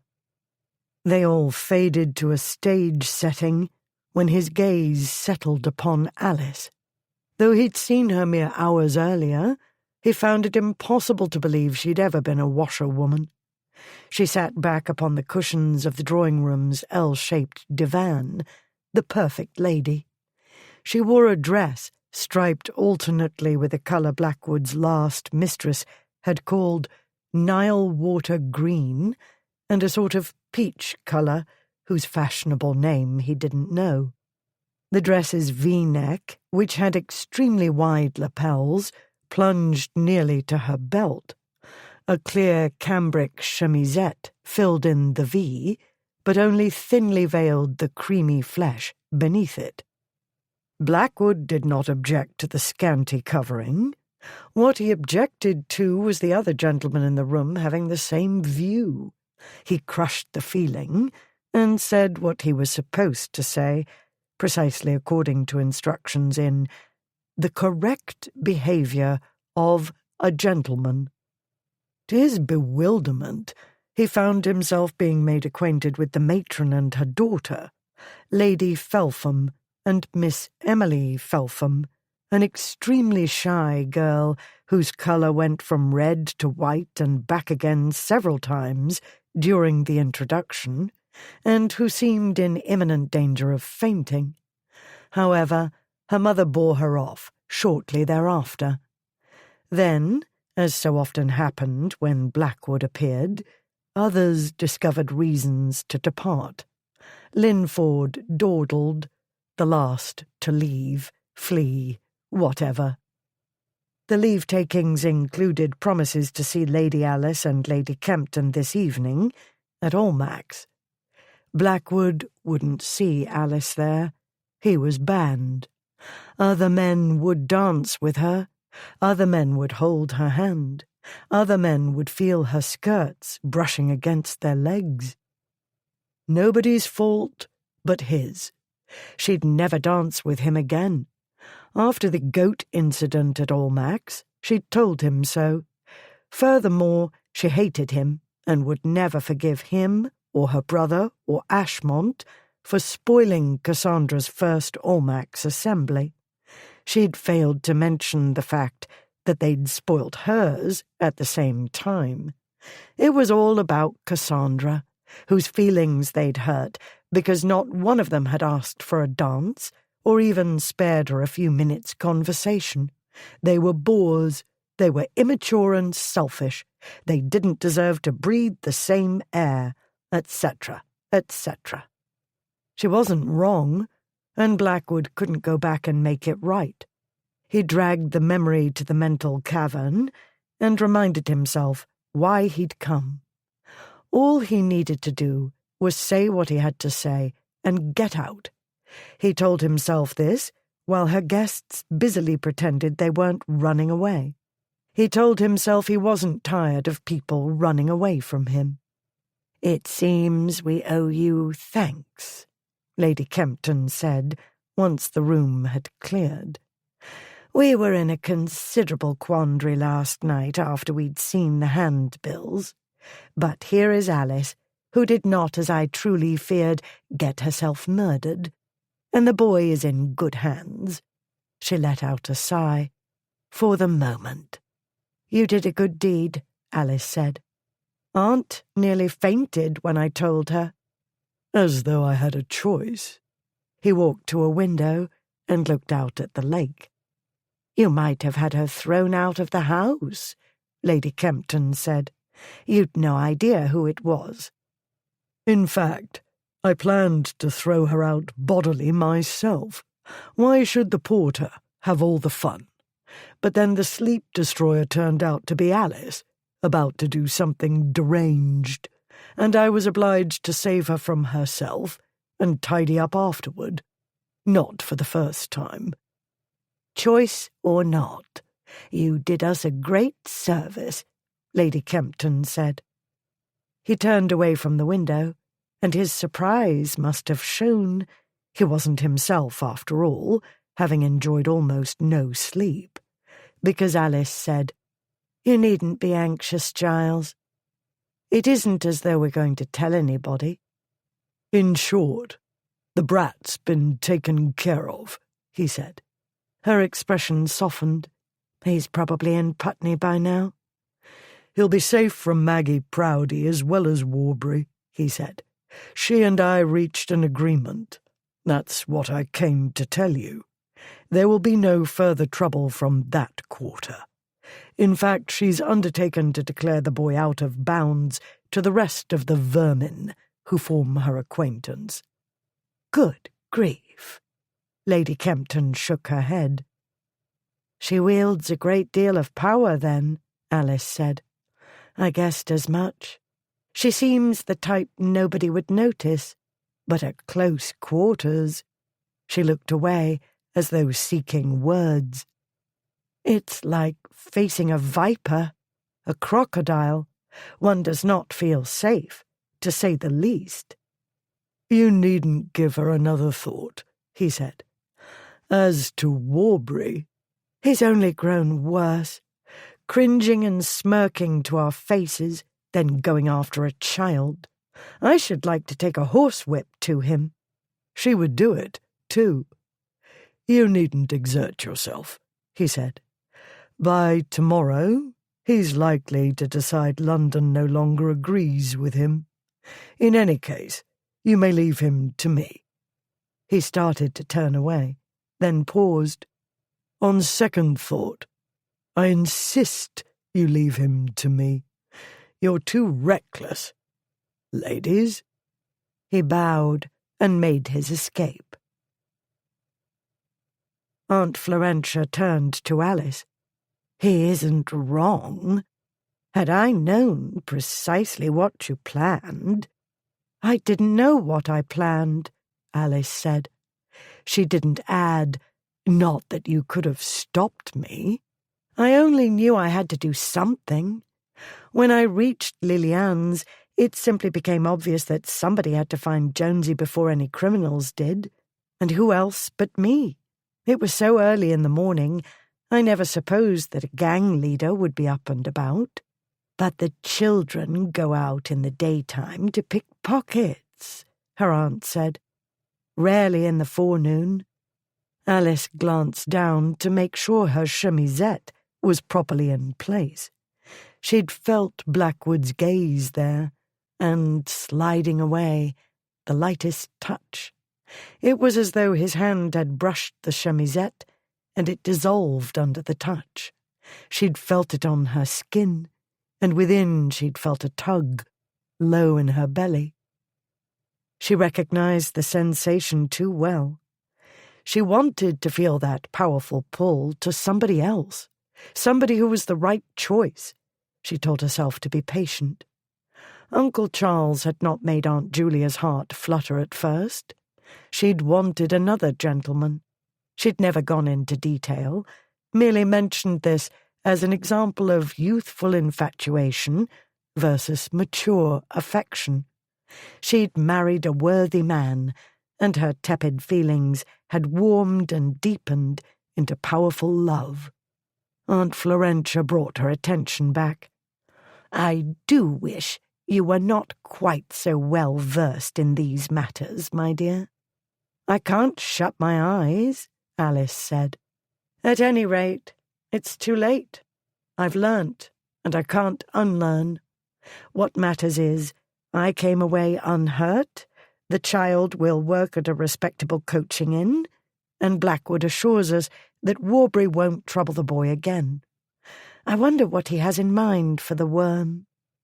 I wonder what business Blackwood had in London that his secretary or steward or solicitor couldn't manage for him. I thought Julia had told the Dukes to keep away."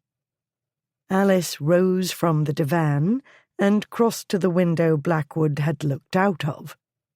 "Jonesy and I were lucky he was here. I might have managed on my own, but not so easily or so well. I was in such a state.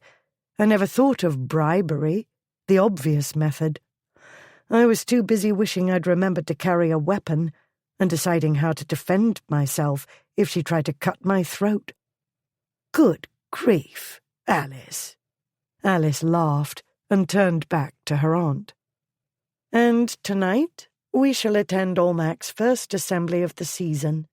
We and some 300 or 400 other elite persons. How many, do you think, in their wildest dreams, would guess where Lady Alice Ancaster was this morning, and what she was doing? None. I fervently hope, my dear." Which was as it should be, Alice told herself. This morning had constituted an emergency, a crisis. It wasn't her life. It wasn't the life she needed. She didn't regret what she'd done this day. In truth, she'd felt more alive during those morning hours than she'd done in what seemed like a very long time. She'd made herself truly useful to somebody, and it had been dangerous and exciting and satisfying. Almack's was bound to seem tame in comparison, but tame was the life she sought, the opposite of her parents' turmoil and her brother's chaos.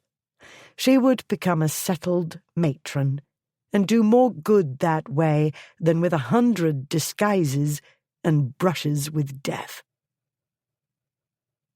Late afternoon. Lord Warbury stormed out of the Fisk building, Consett on his heels. "Impossible," Warbury said. "The notices were everywhere. £10. And nobody tries to claim it? Nobody?" "The boy could be dead," Consett said. "Or, maybe his mother or father saw the notices and came and got him before the lawyers were ready. Maybe somebody found him before the notices went up." "Mother! If the filthy little bastard has one, she's a street slut, with no idea who his father is or what parts of London her numerous spawn are infesting." Warbury paused and looked about him at the ancient structures surrounding the court. "There was a small crowd," Maycock's clerk said. "Then it dispersed. Nobody knows why, and nobody is inclined to look into it." "Don't see how they could, if everybody left," Consett said. "They preferred not to look into it, more likely. Too much bother." Possibly Maycock hadn't swallowed Warbury's tale of wanting to assist, anonymously, a family whose son had been stolen. Or maybe the apathy resulted from Warbury's failure to pay recent legal fees. Who cared why? Couldn't trust lawyers, pettifoggers, all of them. "Maybe somebody will turn up tomorrow," Consett said. "That I doubt. Something's wrong here. Damn them all to hell." Warbury left the court to storm along Inner Temple Lane. Before he reached the entrance to Fleet Street, a common-looking female emerged from a doorway and bumped into him. "Watch where you're going," she said. "Get out of my way," he said, and knocked her aside. The blow threw her back against the building, her head struck the bricks, and she sank to the ground. Consett, trying to keep up with his friend, paused, gaped at the fallen figure, then hurried on. When the pair had disappeared through the gateway, she stood up, straightened her bonnet, and brushed herself off. She drew from her pocket a gold watch and chain, complete with seals. "Not a bad day's work, Maggie," she said. "Lost a boy, but won 20 quid from the big swell and more to come later. Got a good look at this pair, and had an easy dive for gold in the bargain." She bobbed a scornful curtsy toward the gateway her accoster had gone out of. "Much obliged, sir." With a laugh, she set out in the opposite direction. She made her way eastward through the maze of streets to Blackfriars Bridge, collecting handbills as she went. Chapter 9. Early morning of Thursday, 3 May 1832. Fog obscured the sun floating up from the horizon as Aunt Florentia's town coach turned into Piccadilly. Gazing out of the window, Alice told herself she had nothing really to complain of. She'd danced twice with the Duke of Doveridge. This was no small achievement, since he always made sure that ladies did not languish, neglected upon the red sofas. He rarely had time to dance with any lady more than once. Yet tonight, despite the shortage of gentlemen, he'd found time for a second dance with her. Furthermore, the notably fickle Duke's continuing interest roused her other suitors' competitive instincts. Despite the night's thin attendance, she'd not only never lacked for partners, but had seen her small collection of wallflowers, including Emily Felpham, partnered for most of the evening. Under the attention, Emily's shyness receded somewhat. Of course, after the shock of meeting the devil Duke of Blackwood in person, other fears must diminish to near nothingness. Good heavens! He did her a favour, Alice said with a laugh. Which he, my dear, and what was the favour? Her aunt said. Alice turned back to her. Blackwood, Emily Felpham. Aunt Florentia laughed too. I'll admit I was astonished when he sent up his card, but I could hardly turn him away after all he'd done. Alice shrugged. You could, easily enough. He's accustomed to my ingratitude. But what a treat it was to watch his face when Emily was allowed to make his acquaintance. It was all I could do not to laugh out loud. I was taken aback as well. I never thought Lady Felpham would consent to the introduction. Perhaps the shock of seeing him scattered her wits. It scattered mine, certainly. More than that. A great deal more than that. A mad urge to throw her arms about his neck and thank him. The echoing voice in her head, why can you not be this man? Hope, the small flickering light that refused to snuff itself out. A night so long ago, his arms about her, his mouth on hers, and the world she knew falling away at the first taste of him. The scents of the night and the warmth and strength of him surrounding her, the haven of his arms and a moment of fierce happiness, then his voice, low and choked as he broke from her. We can't do this. I can't do this. Then he left her, and she stood, shattered, watching him go. Above her head, stars glittered. For a moment, in his arms, she'd felt she was there, among the stars. Aunt Florentia's voice called her back from the past. He managed well enough. Shocked or not, he did not put a foot wrong. His manners are impeccable when he chooses to apply them, but he didn't choose to live among those who prized such qualities. He chose to apply his brain and skills to pleasure-seeking and juvenile pranks. A waste of his life, a waste of all he could be. She couldn't undo the damage, and she certainly had better things to do than let gloom about him darken her mind. She added more briskly, At any rate, Emily survived, and the experience might have done her some good. She'll have noted, one hopes, that the Duke of Blackwood does not sport cloven hoofs, but is simply a man like other men, merely big and dark and intimidating. But many gentlemen of rank can be intimidating when they choose, even Doveridge. Girls like Emily need to understand their own power and not let men make them feel uncertain of themselves. I should not say that Blackwood was like other men, Alice. I'll admit he can change the atmosphere merely by standing there. Alice returned her gaze to the carriage window. As to atmosphere, I wonder if this fog ever means to lift, and is our carriage moving at all? I don't recall Piccadilly being so crowded at this hour. We travelled more quickly through King Street, so we can't blame Almack's crowd. Not that we constituted any great crowd tonight. Is there an accident ahead, do you think?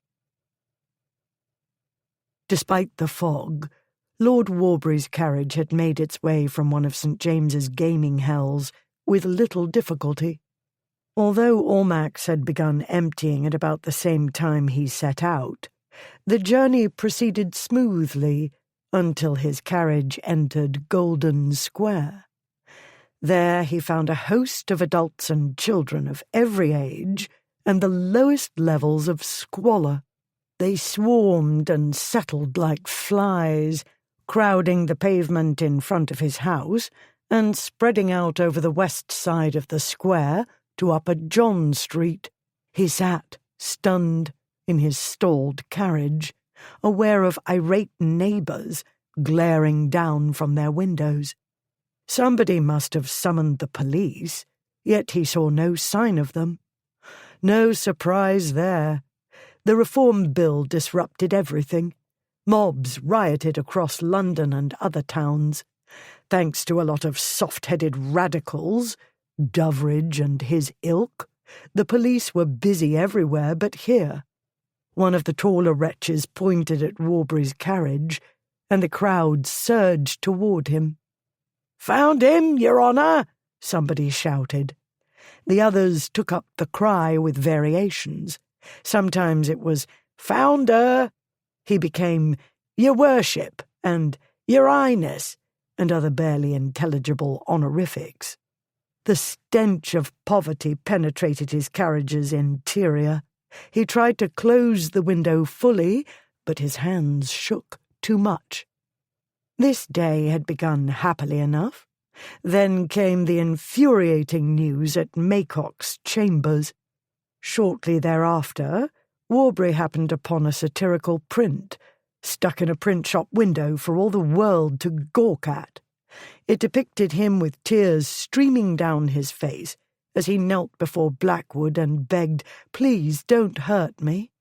Then, when he was nearly home, he discovered he'd lost his pocket watch, chains, seals, the lot. Now this, on his very doorstep. "Drive on, damn you!" he shouted. The carriage inched on, hemmed in by the hordes who escorted the vehicle as it rounded the corner toward the mews. Grimy hands waved handbills, the ones he'd ordered printed and plastered about the neighbourhoods where thieves roosted. He dared not disembark. Cholera ran rife among the poor. They carried its miasma, and here they were, a cloud of disease filling Golden Square. "Send for a constable!" he screamed. "Somebody read the Riot Act! Do something, damn you!" Not that anybody could hear him above the crowd's chant. "Found him! Found her!" With a furious struggle, he got the window fully closed. One after another fiend lunged at him, holding up a pile of rags, possibly human, and shouting, "This are him, innit?" or "This un!" "Fetch a constable!" he shouted, again and again, until he was hoarse. "A to-do in Golden Square," Alice said, when the coachman had explained the constant stopping and starting. "Warbury lives in Golden Square." What had Blackwood said? By tomorrow, he's likely to decide London no longer agrees with him.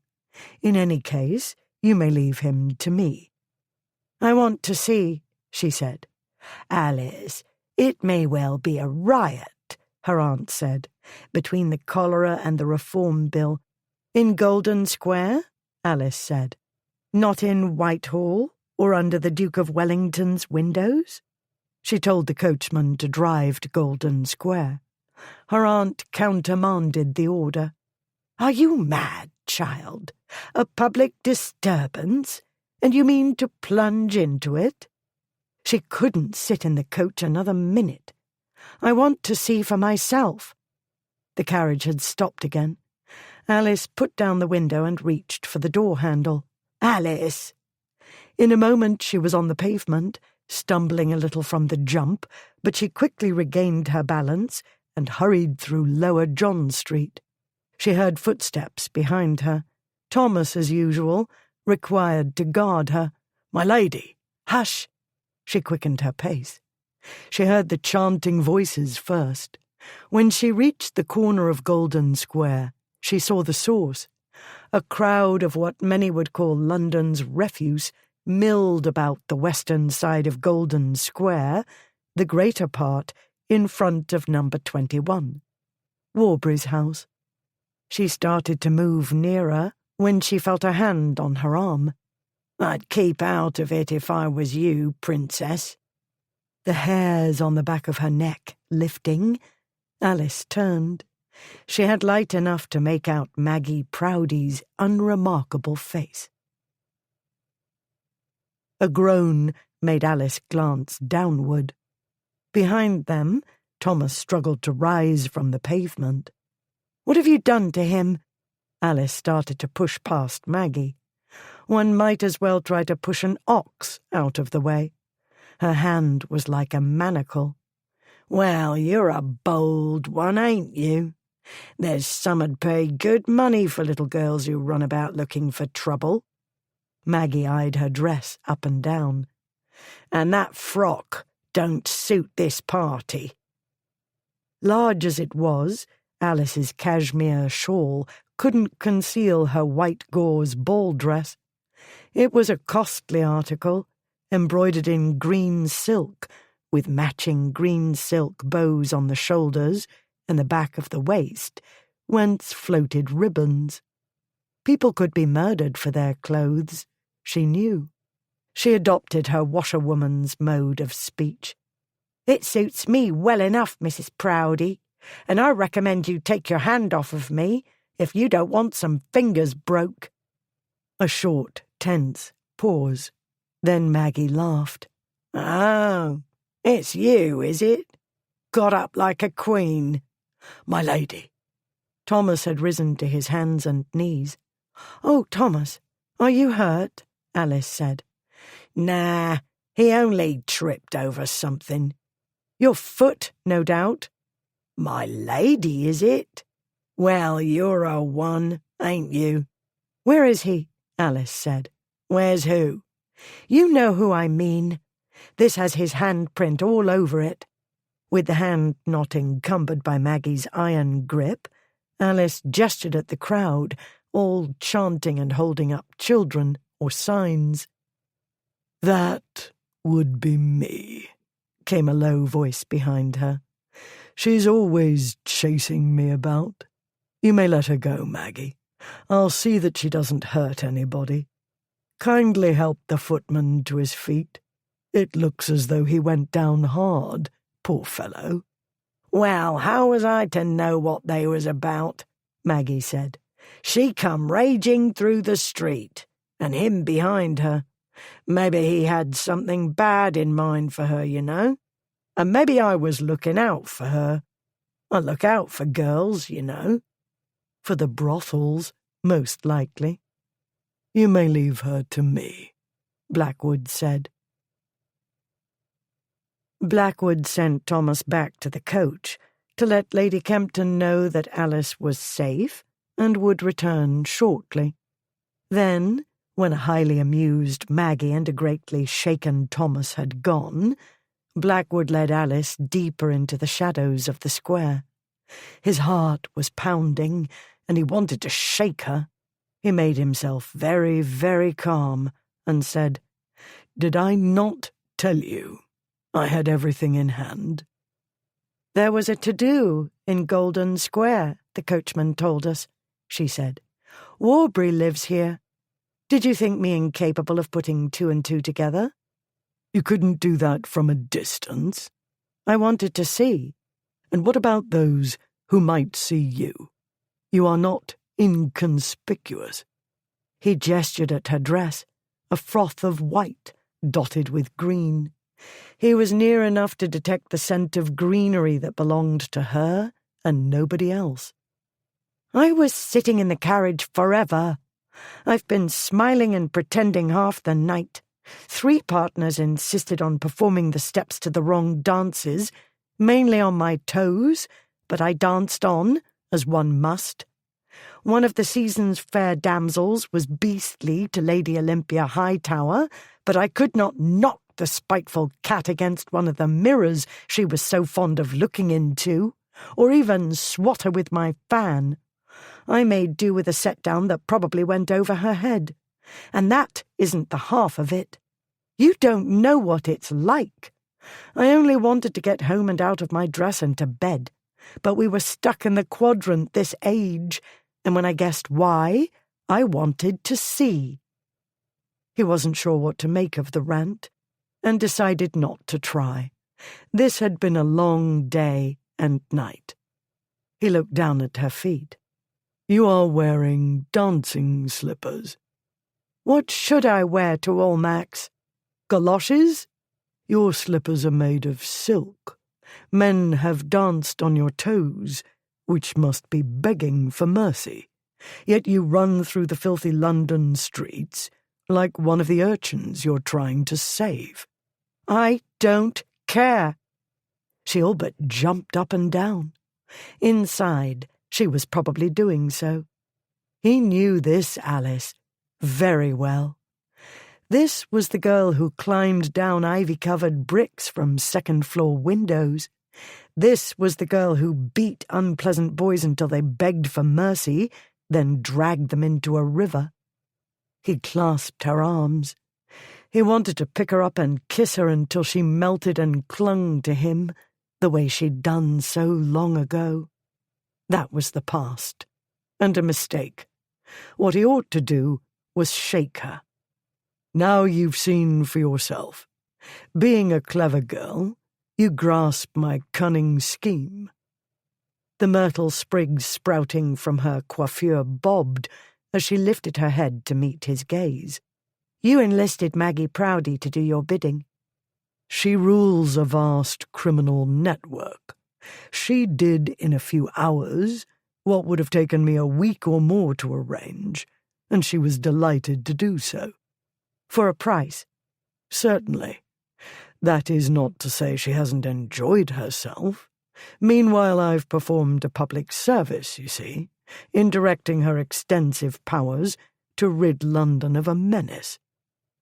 Another good deed, Giles? Will this not bring on dyspepsia?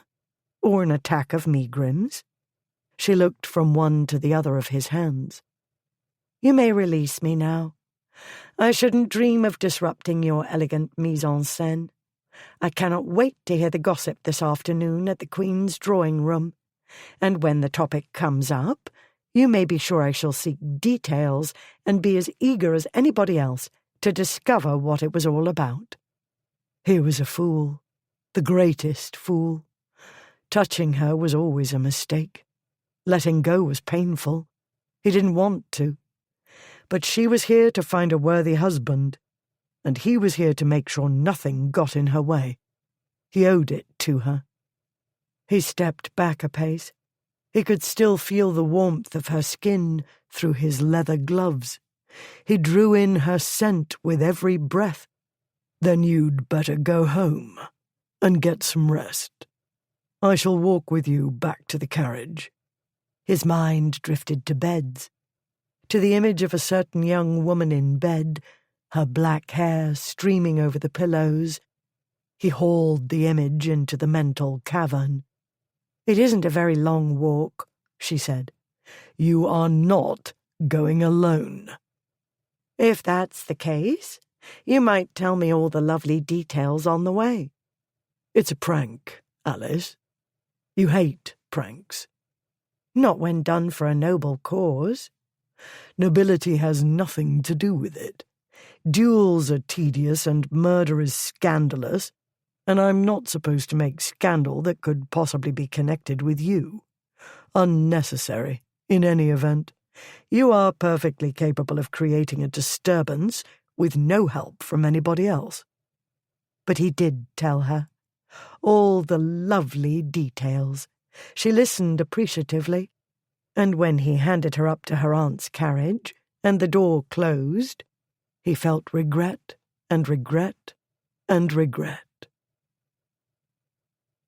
After what seemed like years, the crowd in Golden Square melted away as though they'd never been, and the fog began to lift. Then at last, when he could be of no earthly use, a constable appeared, apologetic. A cartload of bricks had spilled in Beak Street, blocking the way. A drunken brawl had erupted in Warwick Street. A wagon had got stuck at the corner of Brewer Street. In short, many residents of Golden Square and its environs had been unable to get home, thereby slowing travel in Regent Street. Lord Warbury scarcely heeded the excuses. He was too frightened even to abuse the constable. Nigh weeping with relief, he entered his house. As he crossed the vestibule, he heard a whispery sound behind him. He turned in time to see a folded piece of paper slide toward him from under the door. With trembling hands, he picked it up and unfolded it. The paper was cheap, and the message was written in pencil in a rough hand. Still, the coarse black capitals were clear enough. "Leave my lads alone, or next time it goes worse for you." When Maggie's legions had gone, Blackwood joined her in the shadows of Golden Square's east side. "Neatly done," he said. "Easy enough when a girl has coin enough to manage it." "Money works magic," he said. "You know that trick well enough, from what I've been hearing." He and his friends had grasped the simple rule long ago. Pay enough, and people become wonderfully forgiving and cooperative. Not everybody. Good society tended to look askance at the pranks, melees, and other rule-breaking. Their disgraces did not give a damn about society. That wasn't where the fun was. This prank wasn't for the fun of it. Maggie didn't care what it was for. She cared about the money he paid her to bring it off successfully. She'd done so, sending out a team to follow Warbury and report his whereabouts, summoning minions to block access to the square, and a host of wretches to play their parts within it. She was formidable, and Blackwood could have throttled Alice for placing herself in this woman's path again. "I've heard nothing about you, and I don't require enlightenment," he said. "It's enough to know you keep your bargains, for which I thank you. All the same, I believe we'd do well not to become better acquainted." "Right. Don't want to put your pretty Mort's nose out of joint. Got yourself a handful there, I see." She laughed. "I'm good at not being found, your worship. But if you ever do need me, I reckon you'll find a way to let me know." She strolled away. He, too, walked away in the opposite direction. If tonight's scheme succeeded, Warbury would move to a safe distance. Then, once the worm was out of the picture, then what? Linford could be Ripley's eyes and ears. He knew London. He knew Alice. Better to leave the rest to him. Better to go back to Ripley and Ashmont and the life Blackwood had chosen. He told himself it was the life he wanted, where he and his friends made their own rules. He told himself it was fun. Horse races, boxing and wrestling matches, brawls, gaming, pranks, women, wine, and more of the same. Fine remedies for every malady. Repeat as needed. He returned to Blackwood House and went to bed. Chapter 10. Blackwood House, Friday, 4 May, 1832. The letter from Newmarket arrived as Blackwood was in the last stages of dressing for the evening. Linford, who'd arrived some time earlier, had poured himself a glass of sherry and settled onto the sofa. "Ripley," Blackwood said as he took the missive from the tray. "I recognize the scrawl," Linford said. Blackwood waved the footman out of the dressing-room and dismissed his valet.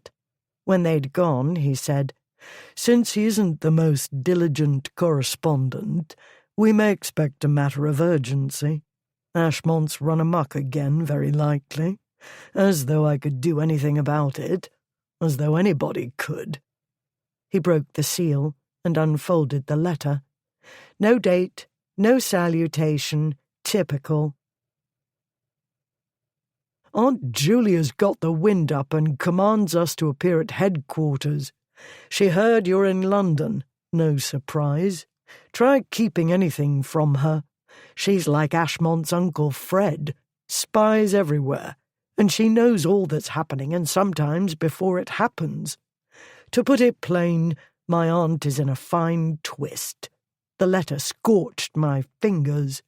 No point in answering. I never do well trying to explain in letters. Best to appear as ordered. I'm setting out as soon as I settle a few matters here. You can guess at one of them. What do you reckon the chances are? Ashmont making matters worse, if he's with us? Damned good odds, I'd say. Auntie sees through his charm. He'll have to stay behind. Look for me to land at the Lovedon Arms in Kensington by Saturday night. Meet me there. Can't turn up in London, or she'll have my head. We'll set out for Camberley Place on Sunday morning. Make sure you've a good story to tell her. Keep in mind that she's cleverer than the three of us put together. No difficult achievement, now I think of it. Ah. Blackwood passed the letter to Linford, saying, "The timing could be better. When is the timing ever right in life?" Linford read the letter through, squinting now and again to make out the words. He gave it back. Blackwood set it on his dressing table and poured himself a drink. He stared at it for a while before lifting it to his lips. "I can play spy for you," Linford said. Blackwood drank and set down the glass. He returned to the dressing table, opened the velvet box Springate had set there, and removed the sapphire stick pin it contained. He turned to the dressing glass and inserted the stick pin in his neckcloth precisely where it ought to sit. "I should be easier in my mind if I were certain Warbury had left town. He can't do that so soon after the event. He's put it about that what happened on Thursday morning was a political demonstration caused by his opposing the Reform Bill. To leave immediately afterward would look cowardly. He is a coward, as we and many others are well aware. This is why we can be certain that he's too shaken to make trouble for anybody at present," Linford said. "He'll leave London as soon as he can devise a suitable excuse. I'll wager anything."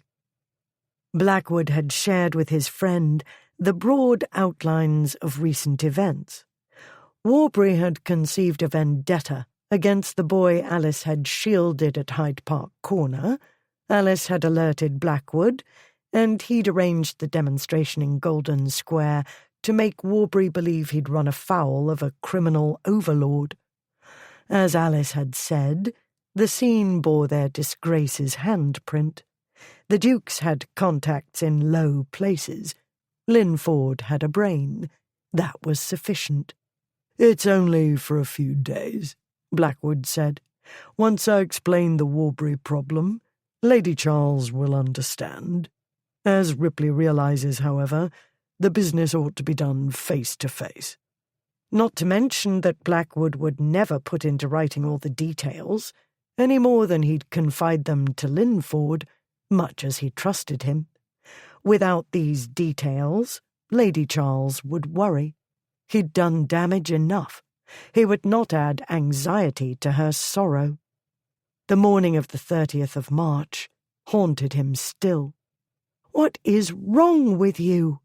Drunk, shooting off pistols, so close to the house, and this house, of all places. Do you three think of anybody else, ever? And you let this happen." No, he hadn't thought. Yes, he'd let it happen, and his best friend could have died in Lady Charles's garden. He couldn't leave this to Ripley, who was in the dark about recent events, and therefore unable to reassure his aunt. Blackwood was the one who'd decided to go against her wishes. He had to be the one to explain why. At least he had proof he'd done the right thing in returning to London. A small amends, but better than nothing. "If anything happens, I know you'll send a message immediately," he said. "Of course," Linford said. "Camberley Place is only a few hours' journey from London. You can be back on the spot in no time. But I strongly doubt you'll need to be. By the time you return, Warbury will be gone, beyond a doubt. Gardens of the Zoological Society, the Regent's Park, Saturday, 5 May, 1832. One of the most useful peculiarities of the camel is its power of passing many days without drinking, the Earl of Tunstall was saying. This has long since been recognised as dependent on a cellular apparatus connected with the first and second stomachs, and capable, to quote the expressions of Monsieur Cuvier, of retaining water or of continually producing it.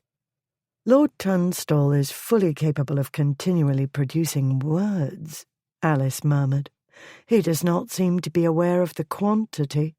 It would appear that he's memorised one of the Zoological Society's publications, the Duke of Doveridge said in the same low tones. One wishes we had encountered him not quite so early in our visit. Still, he means well, I'm sure. He is simply a little naive. Alice glanced back at the bespectacled young man. His was not the most prepossessing figure, but he wasn't unattractive. He is so earnest. Do you know, I believe he's trying to impress Miss Emily Felpham. Tunstall had turned up as they were leaving the bear pit, the first stop on their tour of the gardens, and had attached himself to their party. He wasn't the only one. At Almack's on Wednesday night, Doveridge, who naturally was a member of the Zoological Society, had invited the Ladies Kempton and Felpham, Alice, and a trio of debutantes for a tour. Since the young ladies were bound to mention it to somebody or other, who would mention it to somebody else, several enterprising gentlemen had discovered a compelling need to visit, and had applied to members of the society for orders for entry. Consequently, the small group had enlarged. "She does not seem to be bored," Doveridge said. "Maybe she understands that he seeks her admiration," Alice said. While Lady Felpham was growing desperate about her 21-year-old daughter's lack of social success, the daughter had her own views. Shy though she was, Emily was not so anxious for a mate as to encourage the first male who displayed interest. Lord Tunstall was a reasonable choice, however. His behaviour was gentlemanly, his rank and income acceptable. The spectacles did not detract from an amiable countenance. Doveridge studied the pair. She does not hang raptly on his every word, but she seems to be paying attention. Possibly she comprehends that he too is shy, and tries to burst out of it in an awkward way. Perhaps she feels sympathy. He doesn't mean to be boring. "Good heavens, what man does?" Doveridge said. "We all like to imagine we're fascinating fellows. Let us move on to the aquatic birds, and give the pair a moment to themselves. If she hurries to catch up with us, we'll know he's failed to captivate." As they walked on, Alice looked up at him. "You're matchmaking. It is the besetting vice of a man who has failed to make his own match for some 20 years. I suspect you weren't trying hard enough." He lifted his eyebrows and regarded her for a moment. Then he laughed. A few heads turned their way. "That wasn't meant as criticism," she said. "The trouble is the world we live in, which seems to encourage incaution. Most people marry on the thinnest acquaintance, and that's because they're not allowed any more. There is Miss Emily, who must decide on altogether flimsy evidence whether she can find happiness for the rest of her life with a gentleman with whom she's had only snatches of conversation and virtually no privacy. What do you recommend, Lady Alice? Ought the chaperones to look on from a distance? Perhaps with spyglasses? They would need to be able to read lips, Alice said. If, that is, we young ladies are to be protected from the ignorance imposed upon us. I detect the voice of Mary Wollstonecraft. She shook her head in mock sorrow. Alas, I'm found out for the radical being I am. I found you out ages ago, he said. The first time we met, when I was paying attention. It was her turn to laugh, and she thought, he is so like Uncle Charles, and one can be friends with him. And is that not an excellent basis for marriage? Impossible to imagine her parents ever being friends. But Uncle Charles and Aunt Julia had had that kind of marriage. Private jokes, a private language. They understood each other. Doveridge seemed to understand Alice well enough, considering how little time they'd had for anything like real conversation. A minute or two here and there, while dancing, at dinner. The present gathering was different. With two matrons chaperoning, the other members of the party could walk along in changing constellations, some pausing here, others there, but never straying too far. And so one or another pair might enjoy a brief opportunity to talk more freely than was usually the case. He hadn't disappointed her. She remembered Blackwood's provoking comment, "Maybe I'll stay on to follow your progress with your new—" Well, he's not so new, is he? Not so new, perhaps, but compassionate, liberal-minded, and civilized. And that's enough, is it? An inner voice demanded. It will suffice, she answered. Yet the memory returned of Blackwood's hand on her shoulder, and the sound of his voice, and the way she'd wanted— what? Disappointment? Heartbreak? Excitement? She pushed unwanted thoughts away and looked about her and listened. The noise of the streets didn't reach here, except as a distant murmur, and she seemed to be in a Garden of Eden. The sounds of bird song, along with bird talk and argument, squawks and honks and shrieks, and the sound of water splashing in the fountains and ponds, washed over the human voices. Then she saw him. At the cage holding the birds of prey, Blackwood stood, hands clasped behind his back, and, riveted, apparently, upon one of the creatures within. The crowd of spectators at the cage, with their hats and umbrellas, had hidden him from her before. But the crowd quickly thinned, as crowds tended to do when the tall, dark figure appeared among them, and a few whispers here and there alerted the ignorant to his identity. She didn't need to be alerted. She felt her pulse quicken and her senses sharpen with anticipation. Of what? Frustration? She told herself to continue in the other direction, where Doveridge would politely continue with her, but she hesitated a heartbeat too long. Blackwood turned and looked at them. He nodded and tipped his hat. Doveridge cursed in his mind, but on the outside he was his usual urbane self. He had no valid reason to cut the Duke of Blackwood, he told himself. Not that he wouldn't have given a great deal at this moment to possess one. He'd spent time with Lady Alice, not as much as he'd like, but as much as he could without putting her reputation in danger or placing himself in a compromising position before he was absolutely certain.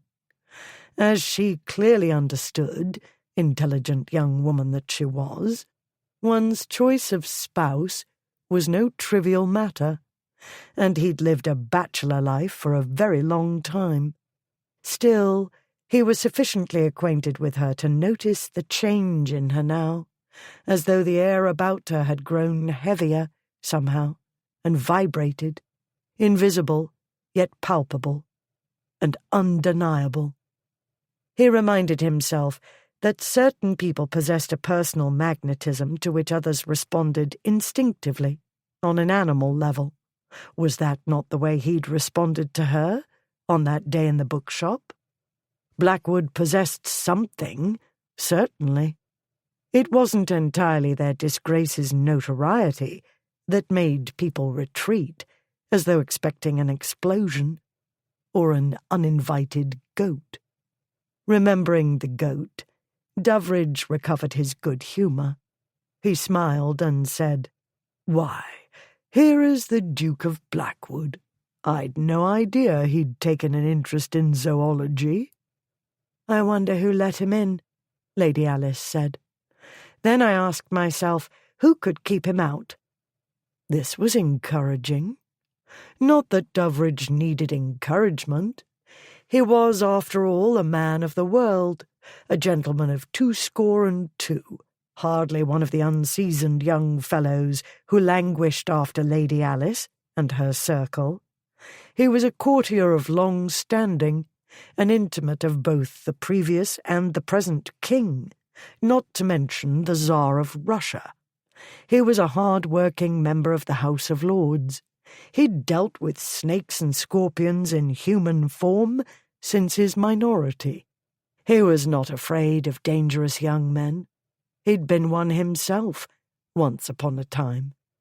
He returned Blackwood's acknowledgment. Then there was no choice, really. As a member of the Zoological Society, one must welcome his disgrace to the zoo. Blackwood was aware of her before he saw her, in the way that one senses an approaching storm. Or, more prosaically, he'd probably noticed her out of the corner of his eye. She always did dress to be noticed. That was enough to break the spell the golden eagle held over him, and to make him turn away and look straight at her. And there she was, the orchid amid domestic flora, fully encased up to her neck today in a walking dress of thick violet silk. The upper part appeared to continue below the belt, to create the effect of a shorter coat over the skirt. Her hat was the same colour, of watered silk, with a gold moire lining. The gold enhanced her green eyes. In the fitful sunlight, it seemed to create a halo about her face. For a moment, he saw his hands cupping her face, while he bent his head toward the enigmatic smile. He remembered the feel of her mouth against his, and the taste of her, and the sensation of falling and drowning. But he'd been a boy, 19, infatuated for the first time, the only time.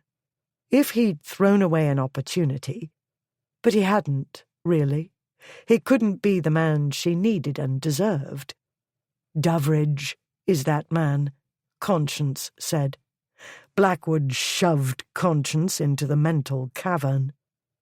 "There you are," he said, when the pair drew near. "Lady Alice," he bowed. "Duke," another bow, which was returned with equal courtesy. Doveridge, too, must have a volume of correct behaviour stuck inside his brain forever. "This is a most welcome surprise," Doveridge said. "You take an interest in zoology?" "I'm partial to wild animals." Doveridge smiled. "Then you'll be agreeably entertained, I trust." Blackwood contemplated the agreeable entertainment of feeding the Duke to the nearby vulture, which was childish. Doveridge wasn't Warbury, but the opposite. Furthermore, not being dead yet, the Duke was unappetizing to vultures. Doveridge was a damned paragon. Only his political foes had anything bad to say about him, and most of them were blockheads. Alice had done the intelligent thing in captivating him. Not that he was her only victim. A handful of puppies hovered, though at a safe distance, gazing at her as though at Venus rising from the waves. And while these half-fledged beaux could hardly compete with a man of Doveridge's rank and stature, he was, like them, a man. No person of sense could blame him for being infatuated with her, and society, according to Linford, had no doubt the man had fallen into that condition. And so, having no excuse to do otherwise, Blackwood said what correct behaviour required. "A fine collection, what I've seen of it so far. I shall have to make a proper tour at another time. Today, however, I only came to have a word with Lady Alice. I went to Sussex Place, and was informed that she and Lady Kempton were here." He was aware of Alice all but visibly vibrating with something. Anger, no doubt, at his turning up to interrupt her enslavement of Methuselah. "A message from Ripley," he said, and felt her anger, or whatever it was, change to something else. "A family matter. I only want a moment." Blackwood led her a short distance away from the others. They didn't need to go far. The vociferous birds and talkative humans thwarted eavesdropping. "I'm sorry to keep you from your lover," Blackwood said. "I realize he hasn't much time, and we oughtn't to fritter it away. I'll be brief." Her green eyes narrowed. "A message from my brother, you said." "In strict truth, Ripley's message was to me, but I knew you'd want to be informed. First, to ease your mind, he isn't near death or even damaged." Or wasn't when he wrote. The late March morning scene played in his mind. He pushed it back into the mental cavern. "Yes, let's be precise, shall we?" he said. "To the best of my knowledge, he's thriving. However, it seems I've got him into trouble with Lady Charles, and he's been summoned to Camberley Place for an inquisition." She grasped her umbrella more tightly, preparatory, no doubt, to braining him. "Plague take you, Giles! You know you are not to upset my aunt." "Do you suppose I did it on purpose?" "I suppose you rarely think." He wished he could stop thinking. "Lady Charles ordered Ripley to keep out of London while you set about subjugating the male population," he said. "She was concerned that he might frighten away potential captives. But I couldn't put off my business in town." That wasn't a lie. Exactly. Warbury was urgent business, and Blackwood had arrived not a minute too soon. "I assumed the injunction didn't apply to me," he went on. "An error of judgment." Not his first. So many errors he couldn't undo. So many bridges burnt. "You split hairs very fine," she said. "Lady Charles seems to see it that way," he said. "Word reached her that I was here, and now your brother's in her black books, and I must go with him and take my punishment." There it was, the spark of strong emotion in the green eyes. It came and went like a flash of lightning, yet he was sure he hadn't imagined it. "I see." She stared at the vulture. It stared back. Her gaze returned to Blackwood. "Thank you for informing me. I shall endure your absence as best I can." She walked back to her ancient beau. She did not look back. Chapter 11. Camberley Place, afternoon of Sunday, 6 May, 1832. Lady Charles still wore mourning. She still mourned. The sadness lingered in her eyes, though it by no means dulled them. Her mind was as dagger-sharp as ever. She did not interrupt once during Blackwood's explanation, though it was long and detailed. He felt she ought to know everything, or very nearly everything.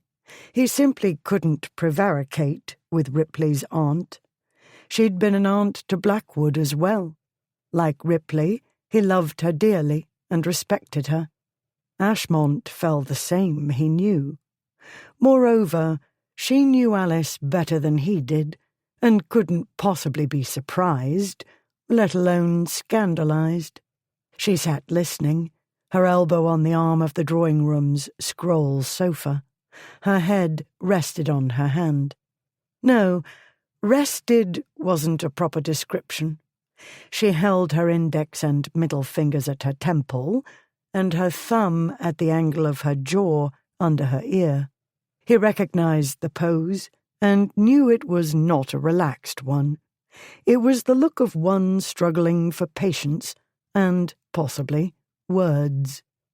Because she said nothing, Ripley kept still, though it was clear he was poised to jump up and hit somebody, or break things. Blackwood had told him the full story when they met at the Lovedon Arms last night. Today they'd travelled some 30 miles, this following Ripley's 60-mile journey from Newmarket. Nonetheless, Ripley's anxiety about Alice and rage at his swine of a cousin hadn't quieted much. Blackwood understood. When his tale was done, what felt like a year's silence ensued before Lady Charles said, "Warbury is tiresome." "We should have let him drown when we had the chance," Ripley said. His aunt's eyebrows went up. "Long time ago," Ripley said. "Not important." They had never revealed the facts of the fishing house episode to anybody, even Ashmont. "Florentia never dropped a hint of these matters in her letters," Lady Charles said. "She would not want to worry me, though she must have been worried to death. I grieve to think of what she's endured. But she's had charge of Alice these last few years, time enough to develop a degree of resilience. All the same, I do not understand why other girls can go on the marriage mart without becoming involved with murderous gang leaders." "To be fair, that encounter could not be avoided," Blackwood said. "Alice only wanted to keep the foul little boy out of Warbury's clutches. Perhaps you believe I ought to have put my foot down." "Refused to help my sister," Ripley said. "As though you could stop her, short of locking her in a cage. And good luck trying that. Aunt, you remember what would happen whenever she was confined to quarters. It was a matter of pride and principle for her to break out, even if it meant breaking her neck. One doesn't stop Alice. Can't be done, short of violence. Even then it's a tetchy business. All we can do is try to contain the damage." "I'd believed the warrior business was a phase she'd outgrow," Lady Charles said. "Clearly there was more to it than children playing let's pretend." "There's more to it," Blackwood said. "That's who Alice is." One could blame the company she kept, Keith, Miss Pomfret, but they only supported her in what she believed in, didn't they? Blackwood found himself wishing he'd been the one supporting her. All these years, and what had he accomplished compared to her? Well, then, how was he to have known that when he was 17 years old, or 19, or 21, or a month ago? He became aware of Lady Charles's penetrating gaze. Her eyes were hazel, changeable, but always keen. Even in sorrow, her formidable mind seemed to catch the smallest clues. "Her life would be easier, if that were not the case," she said. She smiled faintly. "Finding a spouse would be easier, I dare say. Most gentlemen would prefer their wives perform heroic acts without calling attention to themselves or inconveniencing their husbands." "I'll wish them good luck in achieving that dream," Ripley muttered. "Given the circumstances, I don't see what else she could have done." Blackwood said. She was deeply distressed about the boy. I cannot say why. He's one of the most unpromising specimens I've ever had the misfortune to come within smelling range of. All the same, even I couldn't relish the prospect of his falling into Warbury's hands. Lady Charles closed her eyes. Please tell me she isn't making plans to teach him a lesson. Whatever for? Ripley said. She knows Blackwood took care of it, as he described. Very neatly done it was, too. The lady's eyes opened, and her gaze fixed, like a bayonet, on Blackwood. I saw the note in Fox's Morning Spectacle about the mob in Golden Square on Thursday morning, she said. A reform bill demonstration, they claimed. What could be neater than that? Ripley said. Everybody else thinks it's politics, and the worm thinks he's come up against a crime lord. He has, actually, Blackwood said.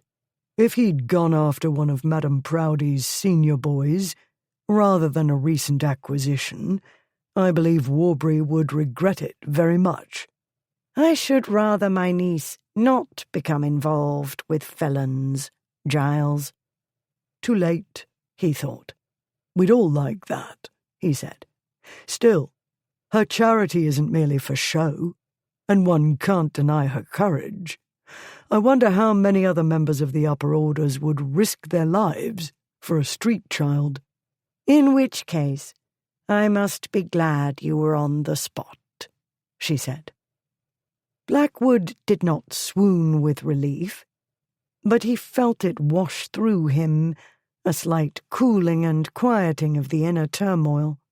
What could have been better? Ripley said. Blackwood's the one of us three with finesse, and this proves it. No scandal, no lovers running away in terror on account of him either. Nobody who signifies, at any rate. Indeed, you or even the three of you at once are unlikely to frighten away a man like Doveridge, Lady Charles said. To him you are mere striplings, ill-behaved ones, to be sure, but little more than naughty boys to a man like him. Ouch, Ripley said. I knew Auntie would bear her talons sooner or later. Didn't you, Blackwood? Whether he'd expected the jab or not, Blackwood felt it.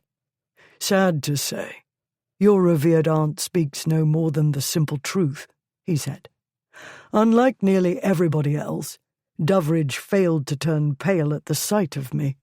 Instead of slinking away, he advanced in the most amiable manner and welcomed me. Alice had not, but she wouldn't. She couldn't wait to be rid of him. They'd been partners in crime briefly, but what did that signify? He'd helped her retrieve the boy. He'd helped her in the past. That didn't make him her hero. If on occasion she found his general worthlessness and bad behaviour useful, that didn't mean she forgave him, or had stopped hating him. He'd hurt her badly. Once, most certainly. Very likely he'd hurt her on other occasions without realizing. He knew he'd hurt her a few weeks ago. He couldn't blame Ashmont. Blackwood had been as drunk as the other two. He'd participated. Then, angry with himself, he'd slunk away in shame. Promptly thereafter, he'd done the usual to stifle those disagreeable feelings. They'd left Camberley Place, and then... For a moment, the drawing-room seemed to dissolve into a hazy landscape, while thoughts raced through his mind, like wind-driven clouds. And then Alice had gone to London. And then, instead of returning to the continent and her best friend, she'd gone on the marriage mart.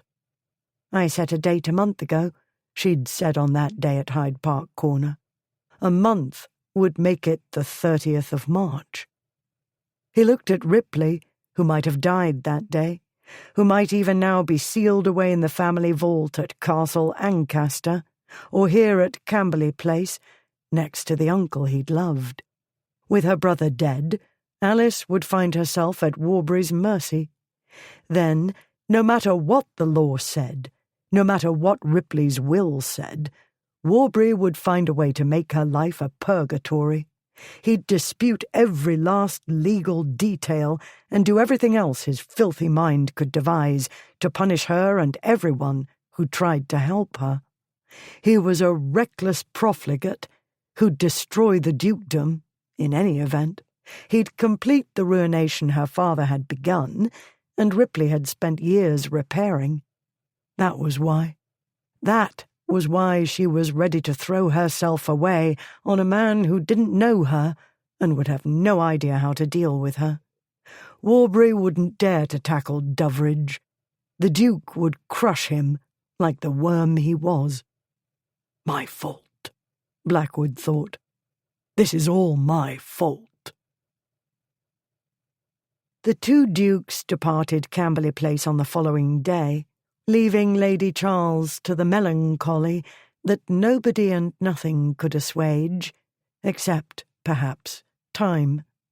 At least she'd forgiven Blackwood, and understood why he needed to remain in London until Warbury left it. Remain discreetly, if you please, she'd said. The hard part was persuading Ripley not to hang about in Kensington, waiting for word or plotting his cousin's demise. Patience wasn't Ripley's greatest skill, and while not as volatile and unpredictable as Ashmont, he could be single-minded and heedless when something was wrong. Not altogether unlike his sister. Blackwood sent a message to Linford, inviting him to join them for dinner at the Lovedon Arms. The Earl was a calming influence. Equally important, since he always knew the latest gossip, he'd be among the first to learn of Warbury's doings. When they reached the inn, they found Linford awaiting them. They adjourned to Ripley's rooms, and dinner was sent up. Once the food was served, Ripley dismissed his valet, Snow, to give the gentleman complete privacy. His servants were discreet and trustworthy. All the same, he'd rather they didn't overhear certain conversations. "Can you credit it?" he said to Linford, as they began dissecting their chops. "Going after a child to spite my sister, merely because she protected the brat. And he a street child, no less, ignorant and ragged and half-starved. Somebody needs to teach my cousin to pick on somebody up to his weight. If you try to teach him, he'll only nurse a grudge and go after another unfortunate to get even," Blackwood said.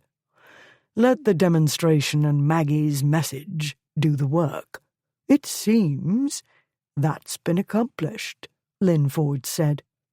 "Warbury told Lady Bartham that he intends to visit an invalid aunt in Bath. He and Consett mean to set out on Tuesday or Wednesday. In the meantime, he's playing least in sight." "I should rather he set out for the Outer Hebrides," Ripley said. "Excellent chance he'll drown en route. Will somebody please explain to me why I can't kill him?" "We're not to make scandal, remember," Blackwood said. "Killing your heir is not done." The rule was bound to be somewhere in correct behaviour. "There'll be a scandal only if I get caught," Ripley said. "You've never killed a man in your life," Blackwood said. "You're sure to bollocks it up." "Leave it to Blackwood," Linford said. "He's already frightened the fellow out of his wits without uttering a word to him." "Right," Ripley said. "Finesse." He raised his tankard. The Lovedon Arms was known for its ale. "Here's to the finesse of my friend and brother by bonds thicker than blood, and whom I've missed, actually. Let's have another toast, then, to Blackwood's rejoining his brothers at Newmarket in the very near future." Tuesday or Wednesday, Blackwood thought. So soon. More toasts were drunk as the evening wore on.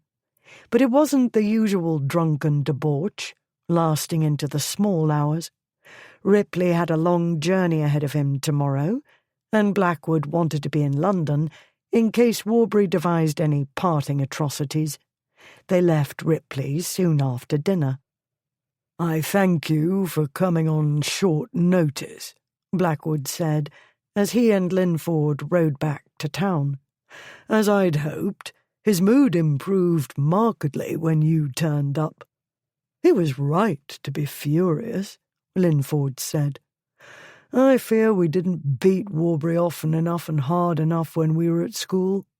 Now I'm reluctant to dirty my hands." "One of these days he'll annoy the wrong person," Blackwood said. "Somebody free of our delicate sensibilities and exquisite principles. For now I only want him far from London." "Then you can rejoin your friends." Blackwood glanced about him. They were approaching the King's Arms. Here the granite paving stones ended, as did the inns and taverns that clustered along this portion of the road. They'd meet another cluster as they neared Hyde Park Corner, where it had all started. The episode with Alice and the pickpockets played in his mind. He could hardly believe it had happened only a week ago. He drew his attention back to the present and said, "Once Warbury's gone, there's no compelling reason for me to remain, although I'll miss your company. Why don't you come with me?" Linford laughed. "I grow old. I haven't the stamina." "You're not 30. "Perilously close, my friend. Another few weeks only. And truly, I no longer have the wherewithal to keep up with you three." He no longer had the desire, more likely. Blackwood had caught hints here and there that after some 5 years of widowhood, Linford too was beginning to contemplate marriage. A lot of that going about. Alice, Doveridge, the confirmed bachelor, Linford, the long-time widower. Too bad. Blackwood had enjoyed spending time again with Linford. He was good company and not demanding.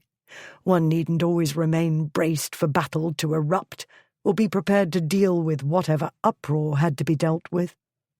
Blackwood had hoped. Well, what? Whatever it was, he'd think about it another time, or never. "Then we'll make the most of what time remains to me in London," he said. "Can you endure an hour or two of nearly pure idleness?" Linford said. "The Society of Painters in Watercolours has mounted a new exhibition. I'd planned to attend tomorrow." "Do nothing but look at pictures," Blackwood said. "I'm afraid so. No children likely to be kidnapped, no criminal acts on offer, no crises. Unlikely, I'd say. 1 or 2 persons demonstrating their ignorance in loud voices is about as much excitement as we can expect." "Sounds perfect," Blackwood said. Blackwood House, Tuesday, 8 May 1832. The midday visit to the exhibition passed peacefully. Blackwood's arrival home did not. He entered his house to find his butler in a high state of emotion. This was unheard of. Dawson was never agitated. His normal self was wooden. The butler had views, and in his view, servants were to keep feelings to themselves, reserving them for their leisure time, which, by the way, they ought not to have too much of, because it put ideas into their heads. It was not a servant's business to have ideas. They encouraged feelings. At present, feelings seemed to have overcome him. His face was red. His usual stately manner had deserted him. Speech burst out of him in rushes, not altogether coherently. "Snow was here?" Blackwood repeated, unsure he'd heard correctly.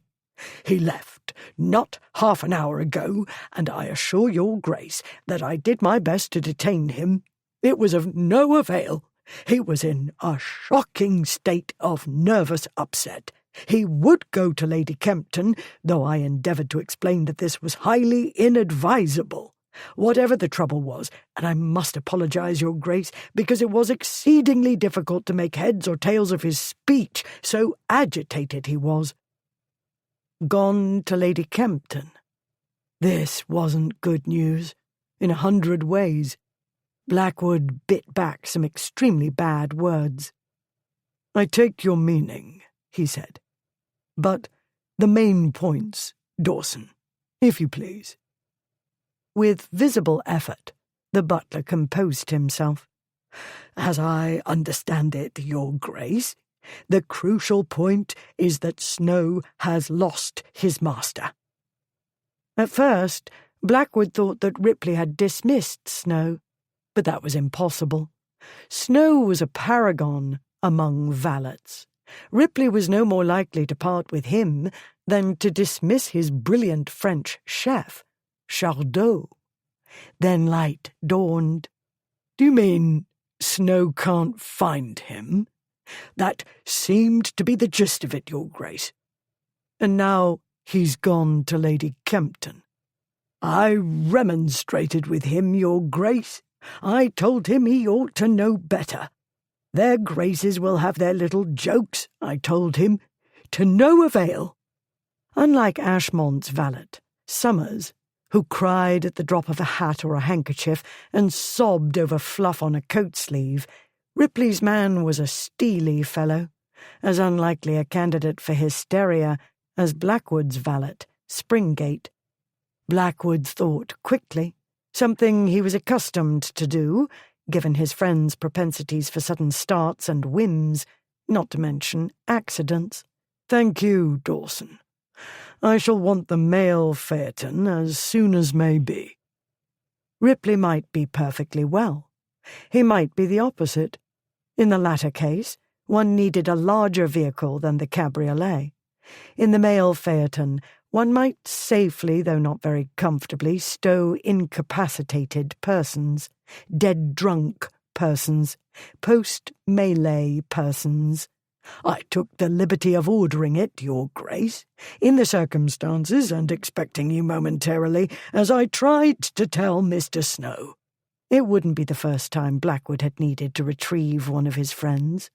His servants were old hands. After taking a few minutes to make suitable changes to his attire, Blackwood went out again. He found his carriage drawn up at the door, his powerful matched bays, Circe and Sappho, in harness. In lieu of a footman, a more useful though less decorative groom by name of Pratt accompanied the Duke's tiger, Elphick. Dawson had thought of everything, as he was exceedingly well paid to do. That was the easy part. Chapter 12. Sussex Place. "A hackney, Alice?" Aunt Florentia cried. "Have you taken leave of your senses? You cannot simply— Somebody must go." "But where?" Alice was not at all sure where to begin, but begin she must. Kensington, it seems. Blackwood will know, but where is he? Not here when needed, out all night, no doubt, and recovering from the wretched excesses in a brothel or opium den. My dear, there is bound to be a reasonable explanation, or an unreasonable one.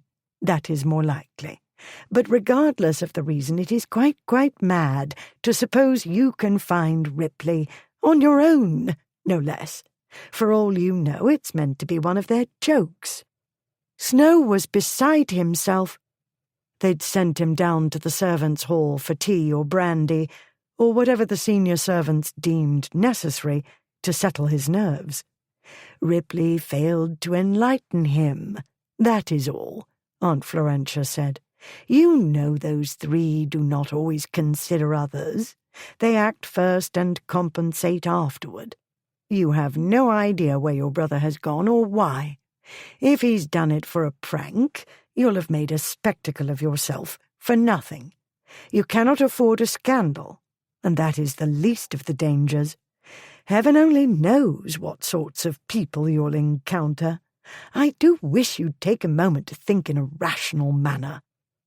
Alice drew on her gloves. "Somebody must do something. I cannot sit here stabbing a needle into linen when my brother may be in danger. I cannot." Had she been certain Warbury was well away in Bath, she would worry, but not nearly as much. If only Keith were here, and Cassandra. They weren't. Neither was Blackwood. Thomas would have to suffice as protection. At least he was large. "But we are promised to dine at Doveridge House," her aunt said. Doubt twinged. Was this madness, after all? Making mountains of molehills? Impossible to know, and one couldn't take the chance. "I can't promise to be back in time," she said. "I'm truly sorry to disappoint the Duke, but it can't be helped. Make my excuses, but you are not to deceive him. He deserves the truth. If this sort of thing turned his mind against marrying her, it was better to know that now." She hurried out of her aunt's sitting room, down the stairs, and into the vestibule. She heard footsteps behind her, Thomas in hot pursuit, as required. Another footman standing at the door hastily opened it. She hurried through and ran straight into Blackwood. The impact might have thrown another man back, down the steps and onto the pavement. He staggered slightly, then grasped her arms, his big hands crushing her sleeves. He set her firmly on her feet inside and let her go. She stepped back a pace, aware of the ghost of warmth and pressure on her arms, aware of the size of his gloved hands. For a moment she forgot what she was about, but in the blink of an eye she came to herself, and fear and rage crashed against surging relief. Blackwood closed the door behind him. "I knew this would happen," he said. "I thank my lucky stars for Dawson. Another minute, and you'd be charging away in your chariot like Boadicea, leaving me in desperate pursuit." "Where have you been?" she cried. "You're never there when one wants you." He waved away the hovering footman. They went away, Thomas weeping tears of relief, she didn't doubt. "Shall I follow you about like your devoted footman, watching for the next cataclysm?" Blackwood said in a low voice. "Thank you, but I have enough of that with my friends." He was so infuriatingly calm, she wanted to choke him. A part of her knew she was being unfair, but anxiety fought with reason. For Snow, of all people, to come here in a panic because Ripley had disappeared? Unheard of, even in Ripley's life of extremes. And for this to happen when Warbury was reported to have left London, in the dead of night, no doubt, headed supposedly to Bath, which would mean travelling the same road where Ripley lodged? A coincidence? Not likely. "You were with him," she said. "Last night. Snow said so." "I was, and left him in perfect health and cheerful spirits. Drunk, you mean?" "No. He planned an early bedtime in order to make an early start today." "He never went to bed, according to Snow." "Then he found a girl," Blackwood said. "She was the bait for an ambush. I knew it." "That I very much doubt. Alice, you've let Snow's panic affect you. If you would take but a moment to reflect—" "I've taken moments. I've been waiting this age. Aunt said there was an explanation, but nobody seems to have one. Snow was altogether in the dark, and when he went to your house, hoping you'd enlighten him, you weren't there." "Linford and I decided to view an exhibition of watercolours. If Snow had waited not half an hour, as my butler tried to persuade him to do—" "If he'd done so, you wouldn't have told me." Not until I was certain we had reason to be anxious. She wanted to scream. She clenched her hands instead. Is Snow not reason enough? He owns nerves of iron. Otherwise he couldn't have survived 2 days in my brother's employ, let alone nearly a decade. He knows him. He wouldn't panic if he hadn't a good reason. He said that after you left, Ripley was too restless to go to bed. He went down to the tap room. Snow fell asleep waiting for him. This morning he learnt that Ripley had ordered his horse last night. He rode out, and that was the last anybody knew of him. Finally she perceived a faint crack in Blackwood's calm demeanour. He took his horse? Yes. Do you see now? Why should he take Lucetta out at all hours when he planned to ride to Newmarket this morning? Would he not want her fully rested for the journey? Silence fell, rather in the manner of a roof collapse. In spite of Snow's out-of-character panic, Blackwood had told himself that this was no more than the usual thing. Among their disgraces, unexplained disappearances were nothing new. Most often they involved women. I was not in possession of details, he said. Snow was not as coherent as he might have been when he spoke to Dawson. If we might start out now, she said, I'll be happy to supply such details as Snow conveyed. We are not starting out. I shall do the searching. Having you along will only complicate matters. You'll remain here quietly, or unquietly as you choose, with your aunt, and let me find your brother. I always do. No, Alice. You will not leave me behind to go mad with worry. Lady Kempton burst into the vestibule, huffing a little. Blackwood, thank heaven you are here. You must make her see reason. What I see is time passing, Alice said. My brother is in trouble, and we stand here talking. The scene flashed in Blackwood's mind again, of the morning at Camberley Place. Ripley infuriated her, but she loved him dearly. He remembered the letters she'd written so faithfully to her brother nearly every day, though Ripley was not so faithful in answering. That was how Blackwood had first discovered Alice, months before he met her, through the letters her brother shared with his friends, because they were brothers by bonds thicker than blood. If he were in her place, how would he feel to be left behind? Alice had better come as well, Blackwood said. She'll search for him with or without me, Lady Kempton, no matter what we say or do. Better with me. He turned back to Alice. She was dressed more simply than usual, in a fawn-coloured walking dress, and carrying a plain green umbrella.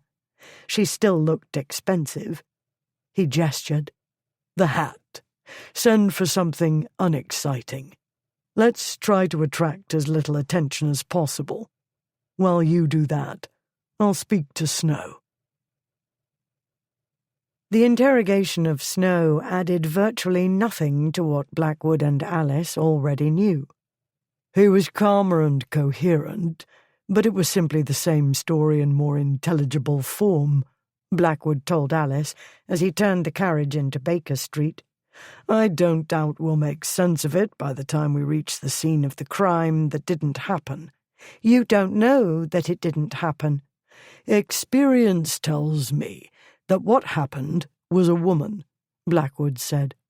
Ripley met up with her and changed his plans. Easy enough. It wasn't urgently needed at Newmarket. He'd intended to set out early, but a pretty girl made him set aside his intentions. If that's the case, I'll slap him until he cries, she said. I'm so tired of worrying about him. I wish I could stop. It does no good. It changes nothing. You'd think I'd have learnt by now. Blackwood glanced at her. She had exchanged the exciting hat for a more subdued one of deep violet silk. Ruffles framed her face, and a ribbon wrapped about the crown but no sprigs or flowers sprouted from the thing. The deep brim cast her face in shadow. He hoped it offered concealment enough, and he cursed society for making concealment necessary. She ought to be able to search for her brother without worrying about causing scandal and ruining her marital chances. It was all so ridiculous. But one couldn't change the world they lived in. Men could escape it without much trouble. A woman who escaped lost everything. He'd simply have to keep her as safe as he could, including safe from scrutiny. With the vehicle's hood up, onlookers would have to crane their necks and peer inside to recognize her. He didn't intend to give anybody the opportunity. All the same, if he didn't smuggle her back to Sussex Place by nightfall, her reputation would be in tatters. He silently cursed Ripley for disappearing.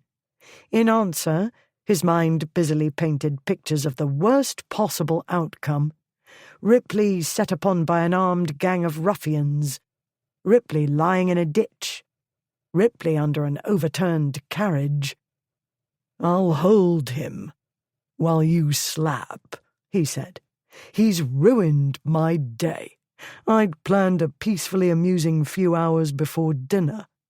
Linford and I were to visit Crockford's new bazaar in St. James's Street. You might enjoy it. Pickpockets abound. I saw something in the paper about a fellow caught in the act and sentenced to hard labour.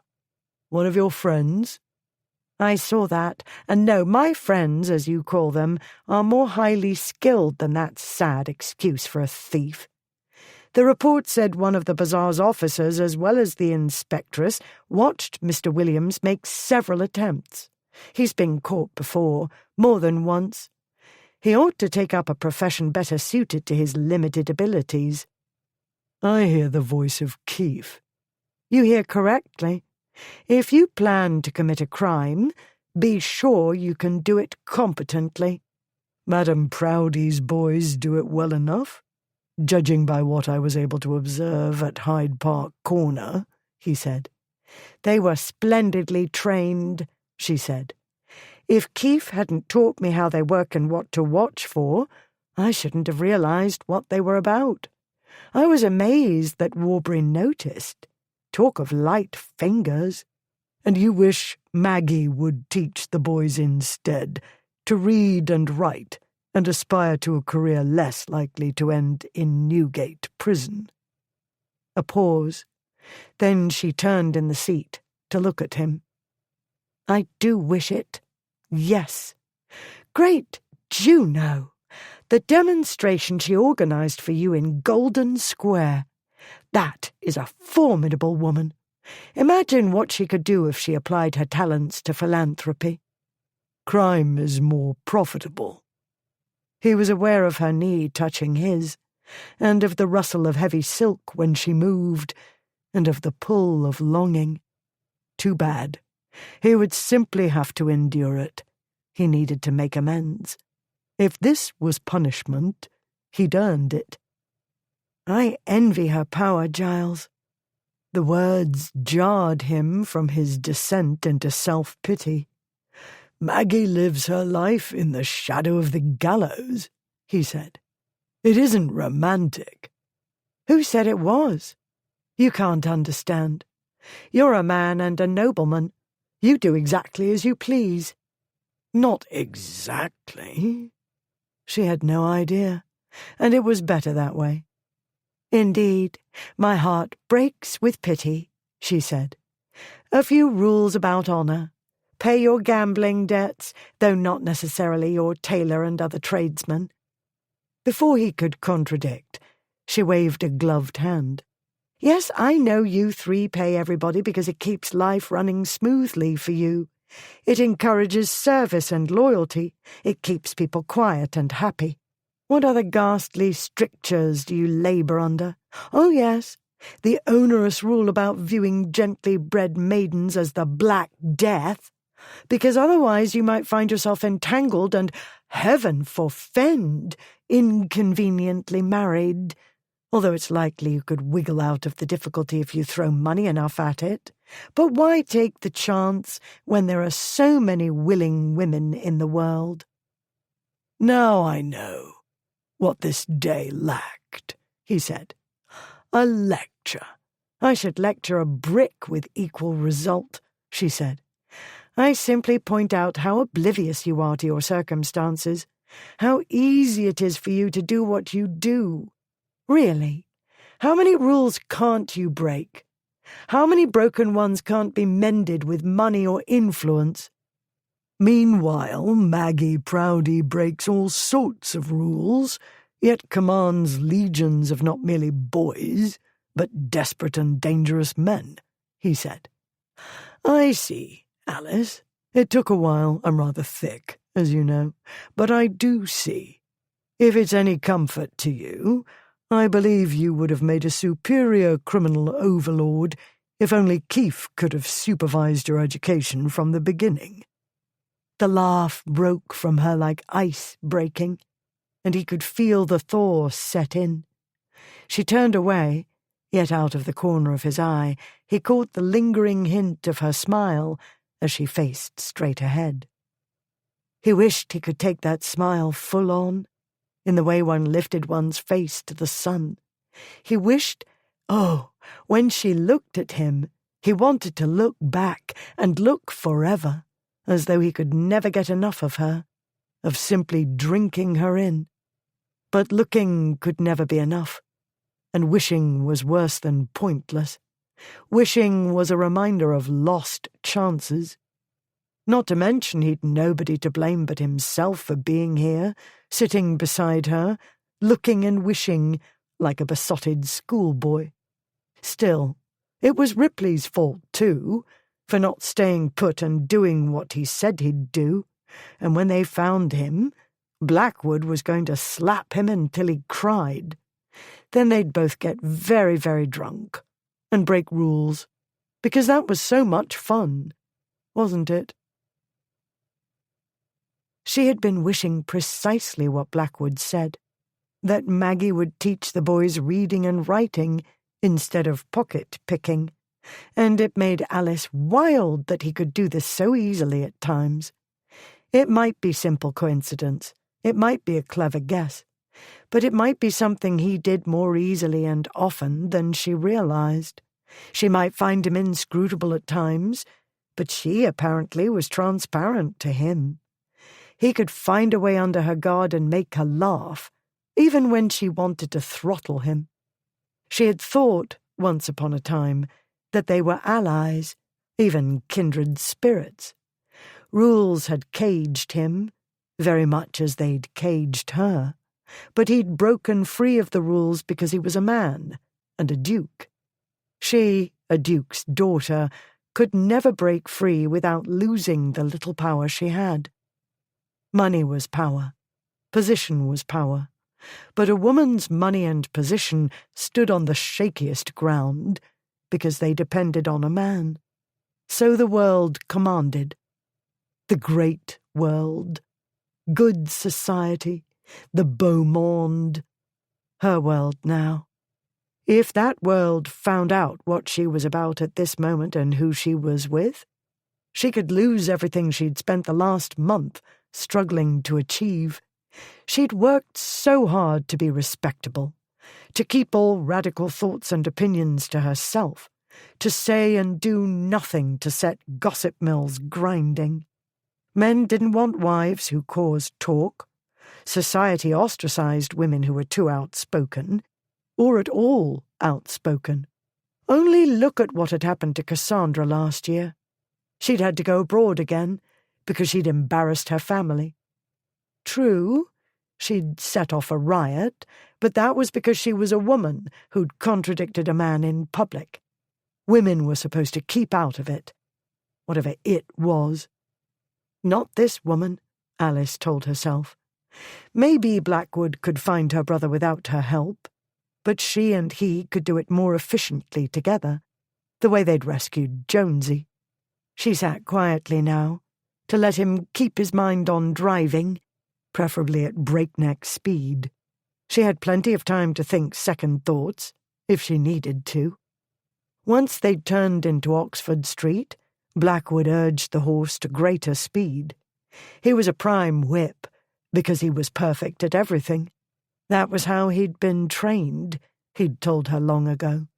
All the same, even he needed to pay full attention in order to make his way as swiftly as possible around slow or stalled vehicles, while also dodging 2- and 4-footed wanderers. After that they had a short distance to the next turn, at Park Lane. They soon reached Piccadilly and entered the chaos of Hyde Park Corner. They endured only a brief slowing, though, before they broke out of it into Knightsbridge. The way was busy but not so crowded now as it would be at night, when the Royal Mail coaches set out, all at the same time, with stage and post coaches joining the procession. They passed a series of inns and taverns, and the horse barracks, where the granite paving stones ended. They sped past the halfway house and the 1-mile stone. Having travelled this way from time to time on the journey to Camberley Place, she knew that many fine houses stood behind the walls, trees, and shrubberies bordering the southern side of the road. Otherwise, what she observed was foreign territory. She was still relearning London and its environs after her time abroad. They sped through Kensington Gore, came to a stop to pay at the toll gate, then continued to the Kensington High Street.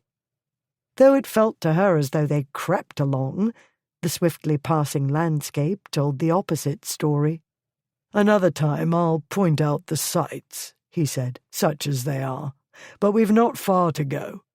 The inn stands on the corner of the road to one of the Earl of Lovedon's country places, Castle de Grey." She looked about her, and her spirits sank. Buildings clustered along the road. Beyond them, however, was not a bustling town. "It's a great deal of countryside. I've been this way time and again, but never considered what I was seeing. Some dozens of inns and taverns and shops huddle along the Uxbridge Road, as you'd expect," he said. "North and south of it lie a number of fine estates. More and more areas are being built upon all the time. Still, the place is mainly rural. Fields and gardens, acres of farmland, a great deal of productive countryside. It also holds substantial stretches of wasteland, where one finds potteries, piggeries, and brickmakers." "Ripley could be anywhere," she said. "Talk of a needle in a haystack." "Good thing we've had recent practice with that sort of thing," he said. "This time we've a few advantages. Not so many people. No venturing into London's rookeries. Equally important, a man like Ripley attracts more notice than a street child does. For all we know, we'll find him at the inn, all amazed at the fuss we've made." "If we find him at the inn, you will help me drag him to the nearest horse trough and hold his head under water until he gurgles for mercy." "Agreed. But first things first. We've raced here with no plan. To begin with, you can't be you, and I can't be anybody but me." "You may have no plan," she said.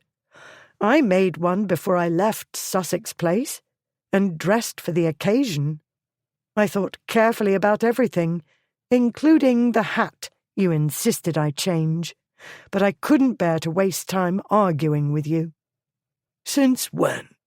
he said. Chapter 13. The Lovedon Arms, a short time later. Mrs. Jagg, the innkeeper, hurried into the parlour with tea. A maidservant bearing a plate of cakes followed her. "Mais c'est impossible," Alice cried. "Pray calm yourself, madame," Blackwood said. "We'll get to the bottom of this." "But how does this happen? How does un duc vanish? Pfft! Like this?" She waved a hand. "Into the air." She was a French actress, having adopted for the occasion Madame Girard's Parisian accent, exaggerated for effect, she said. She was the très chère amie of le Duc de Ripley, who had appointed to meet her last night after her performance and failed to appear. Blackwood had never been to Paris, and he wasn't sure how well Alice mimicked Madame Girard in particular, but the accent matched those of certain Parisian women he'd met. Her manner, meanwhile, was so wonderfully French that he could scarcely maintain his composure. Nearly as difficult was keeping his mind on what they were doing. "I wish I could tell you more, Madame, Your Grace," Mrs. Jagg said, as she arranged teapot and accoutrements upon the table. "We've been asking about His Grace all day, ever since his man came to us in a dreadful state. But you know, His Grace had a trifle to drink last night, and he said he wanted air, and that was the last I saw of him. We asked in the stables, as you may know, and it's true, he took his horse out."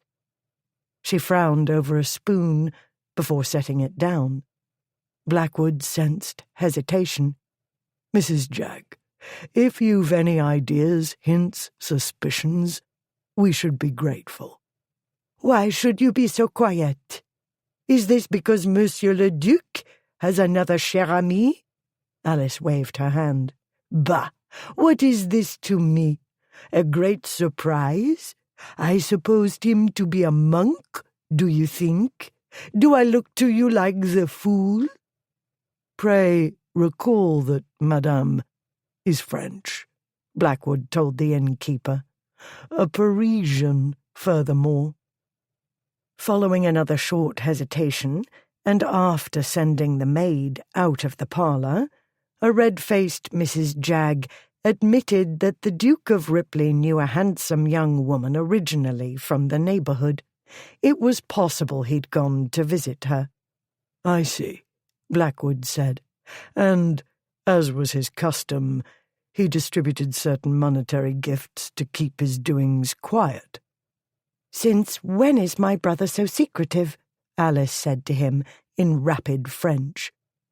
"He might have been uncertain whether the young woman has acquired a beau or a husband recently, and he didn't want to make trouble for her and complications for himself," Blackwood said in the same language. To the innkeeper, in English, he said, "Where exactly might one find this young woman at present?" Some time later, Alice sat at a table by a tavern window, while Blackwood charmed the proprietress of the Two Swans. No onerous task, she supposed. One must admit that her brother had fine taste in women. Marjorie Ronce was a curvaceous young widow, blessed with a cloud of red-gold hair and deeply blue eyes. About Alice's age, or not much older, she kept a clean, well-run tavern in Kensington Gravel Pits, a village on the Uxbridge Road. Unfortunately, Mrs. Ronce was as baffled as they. The Duke, she said, had left the premises at 11 o'clock last night, when she closed the tavern. Here, too, he'd had a trifle to drink. She appealed to her customers for information. Some private discussion followed before one old fellow said, "If he were going back to London, he took the wrong way. Maybe got east mixed up with west." "Well, he were bung-eyed, weren't he?" said another. "Drunk as a lord, meaning drunk as a duke, ha-ha." This witticism mightily amused the other patrons. "It were dark as your pocket last night," another volunteered. "What odds he lost his way? He's a duke. He went to Castle de Grey and slept on a feather bed, him and Lord Lovedon being cousins. No, they ain't. All them nobs is cousins." After a few minutes of these exchanges, Blackwood rejoined Alice. "This sort of discussion might go on for hours, and still result in nothing useful," he said in an undertone. "I recommend we move on." Alice shook her head. "That one," she said, "by himself in the corner." Blackwood looked toward the lone youth, scowling into his tankard. "He's a boy." "I've been watching his expression while the others talk. He seems to have something bothersome on his mind." Alice rose. "I think he's shy to speak in front of the other men. Find a pretext to get him outside. I want to know what's troubling him." Blackwood's pretext was a coin, surreptitiously conveyed, and a murmured suggestion. Then he took Alice outside to the carriage. They waited, but not for long. After about 5 minutes, the young man emerged from the tavern. "You there, lad," Blackwood said. "What's the shortest way to Castle de Grey?" The youth approached the carriage. His name was Sam Pryke. He didn't know what had become of the missing Duke, he said, but the tavern talk made him think about what he'd heard today. "This morning," he said, "at the blacksmith. I went to fetch the tools he mended for my father. I caught some talk, but I wasn't listening so close. They was talking about a fine horse, fitted out like for a king and on its own. Somebody said, 'Did he catch it?' And somebody else said it took a while, her being skittish, but she was tired, and they got her." He didn't know who precisely had captured the animal, but he knew the men who'd been talking about it, and gave their names. "Only they didn't steal her," he said, clearly anxious. "I didn't want to say nothing in there." He jerked his chin toward the tavern. "Sound like I was blabbing on, fellows. And there's more than one in there. You've got to be careful what you say if you don't want to fight. But the men talking about the horse, they were farmers. The mare was running loose, and one of them caught her, same as he'd do with any stray, especially a fine one. They wouldn't want to risk her coming to harm. There's bad places thereabouts. The clay, you know. All the digging, they make holes the rain fills up. Big as lakes, some of them." He provided the men's names and where to find them, and went on his way, enriched with an additional coin. Alice looked at Blackwood. "Lucetta was running loose." "If Ripley was as drunk as they say, he failed to tether her securely. Lucetta has a mischievous streak. She might have run off while he was answering nature's call." "Or being sick into the bushes," she said. She closed her eyes briefly and opened them. "When I get my hands on my brother, I shall throw him to the pigs." "I'll help." Nearly 2 hours later, they found Lucetta. "We looked everywhere for her master," Jonas Hodge said. "She'd wandered into Portobello Lane, and we thought he couldn't be far away. Fine animal like that. We thought she'd come from one of the big houses. We sent word, but nobody's come for her." The mare was uninjured. The farmers had taken good care of her. She recognized Blackwood, a generous giver of treats, and nickered at him. He didn't disappoint her. Alice caught one of Blackwood's rare smiles when he petted the horse and gave her a carrot. Always prepared, Blackwood was, to bribe man or animal. But she supposed he'd been taught that way. His father was strict about such things, she knew. He'd have rules for the proper way to treat horses and dogs. "Not a bad man," Ripley had said of Blackwood's father, "but rather exacting and suffocating. Still, at least one knows what to expect." One couldn't say the same of their own bewildering sire, with his fits of rage and fits of penny-pinching and fits of remorse and a dozen other species of tantrum. Day to day, sometimes hour to hour, one never knew which father would be there. Alice shook off the past and focused on now. The once suffocated son's dark eyes were as readable as onyx at present, but as Blackwood turned away from Lucetta, Alice discerned the tightness about his mouth. He was more worried than he let on. Like her, he'd be imagining 100 scenes, none of them pleasant. She couldn't let herself think that way. It would cloud her reason. "I'm told she gave you more than a little difficulty," Blackwood was saying. The men grinned. "That she did," one said. "She's a lively girl, but we couldn't let her run loose. There's too many places where she could get hurt. You want to be careful once you leave the main road, Your Grace." "The Duke of Ripley will be grateful," Blackwood said. "On his behalf, I hope you'll allow me to make you a small gift."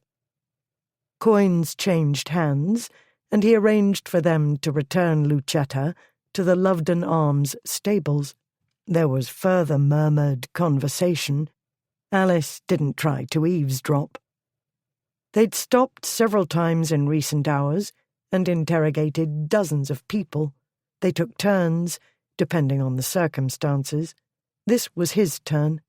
She moved away, back to the carriage, and let Elphick hand her up. Her distress must have shown, because he spoke. "We'll find his Grace, my lady. We've lost one or other of 'em before, mostly his Grace of Ashmont, and they always turn up, sooner or later." "I'm sure we'll find him very soon," she said. She only wanted to find Ripley alive, no matter how long it took. Blackwood returned to the carriage minutes later, and Elphick rejoined Pratt in the dickey.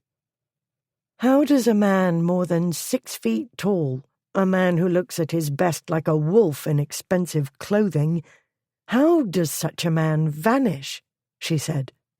"This area is not heavily populated. You'd think somebody would have seen him." "They've seen him. The trouble is they haven't seen him at the right time, when he and Lucetta parted company." He looked at her. "We can expect more of this tedious stopping at local gathering places. It could go on for hours. It's unlikely you've been recognized so far, but that sort of thing is unpredictable. I can take you back to Sussex Place at any time you say." She shook her head. "I know I'm supposed to sit patiently at home and wait for news, or go out to dine at Doveridge House tonight and pretend I've nothing else on my mind. Aunt Florentia would prefer that. But I told her to tell the Duke the truth. He'll understand or he won't, but I cannot act according to what might or might not upset him or any other man. I cannot. I will not. You know me, Giles. You of all men." He turned away, offering a stiff profile. "Very well. Let us continue to accost the locals." "You know me, Giles. You of all men." A dagger to the heart. His vicious mind displayed the scene for him, undimmed by time. Late summer, a garden of Camberley Place.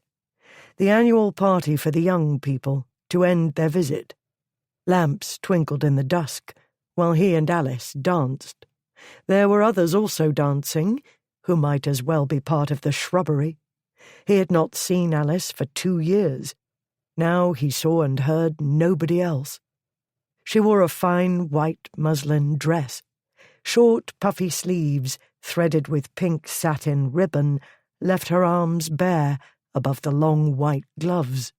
The same ribbon bordered the bodice under the low ruffled neckline, and at the waist, or what fashion designated a waist, directly under her bosom. Fashion called further attention to the area, thanks to a line of pink satin ribbon between her breasts, effectively framing them. He knew he had a weakness for her. He knew he ought to keep away. But he'd missed her, and he'd had so little time with her during this visit, and she spoke to him in the same way she'd always done, confiding and teasing, and all else she did that made him feel he was special to her. He wanted to be special to her. That was the trouble, part of the trouble.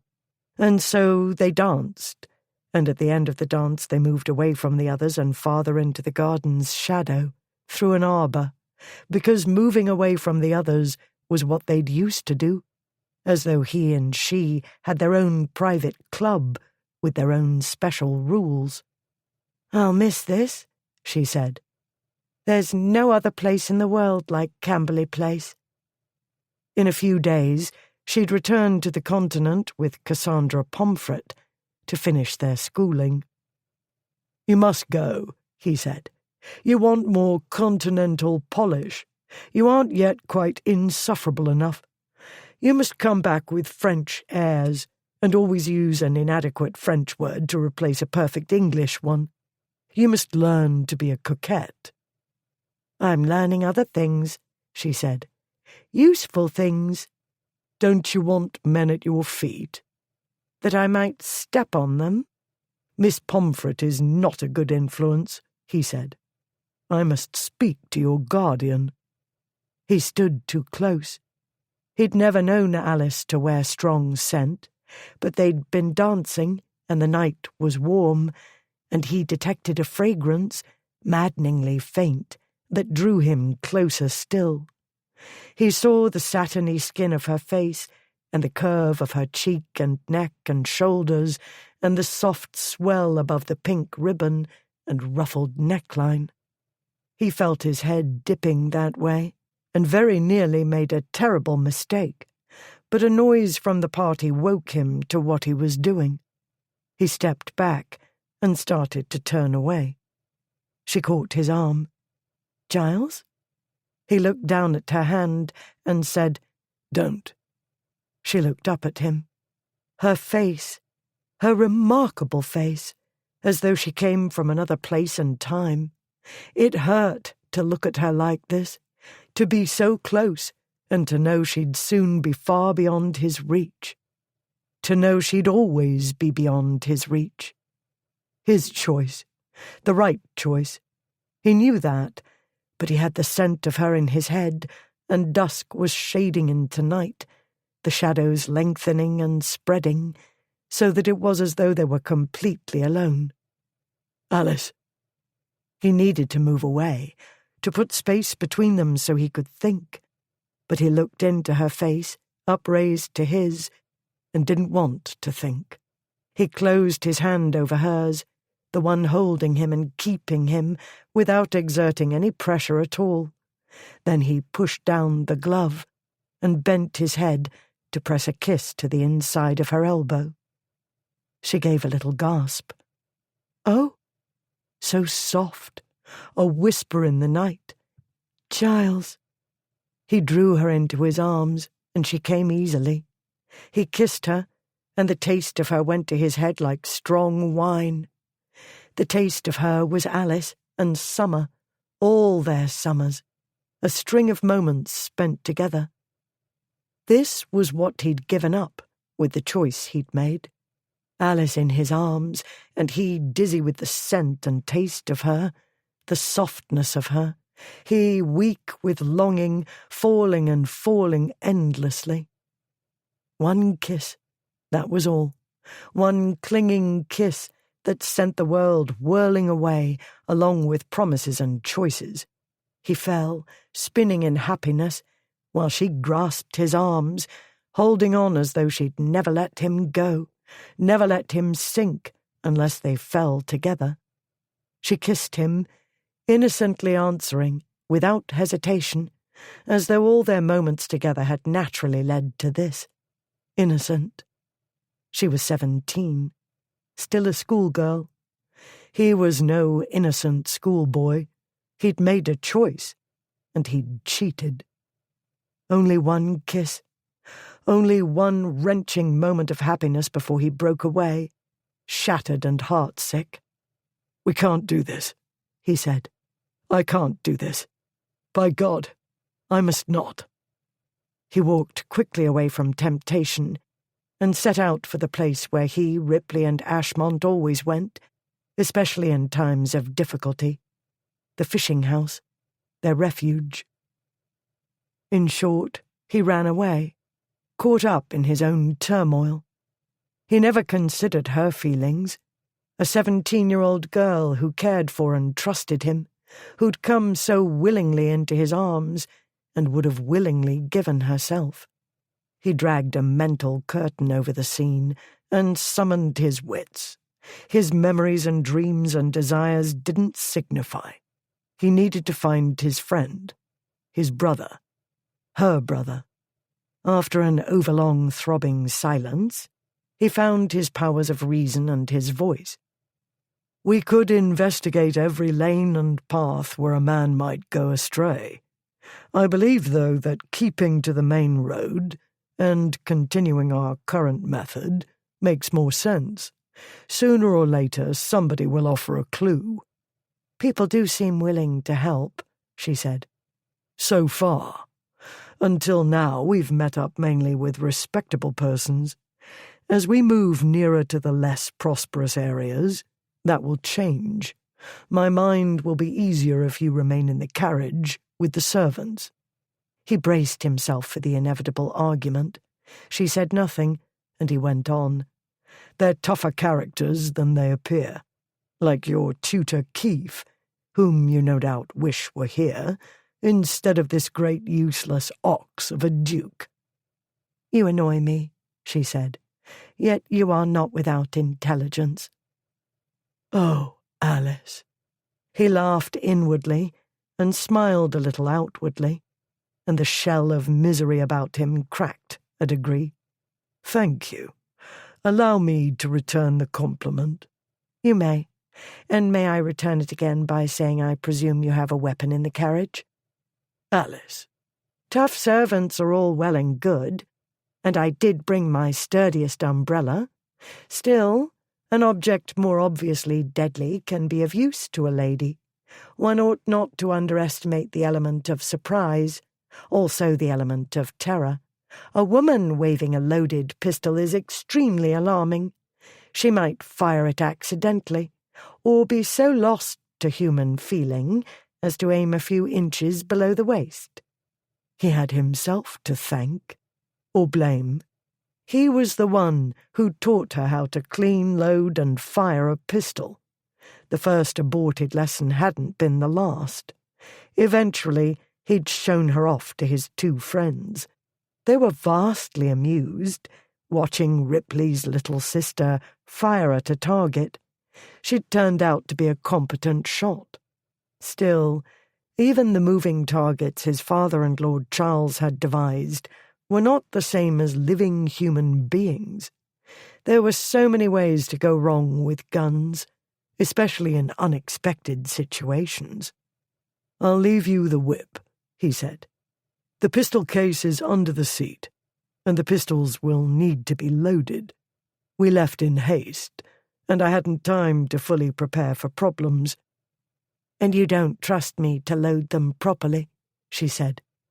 The moment flashed into his mind when the pistol had misfired and Ripley fell. "In ordinary circumstances, I'd trust you," he said.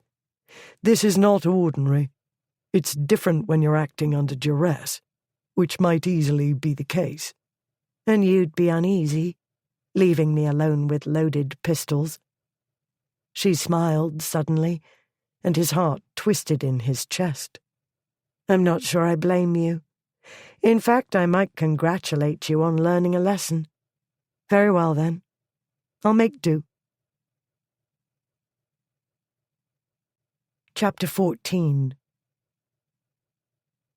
They made their way westward toward the too swiftly descending sun, or what one assumed was the sun, behind a vast bank of clouds.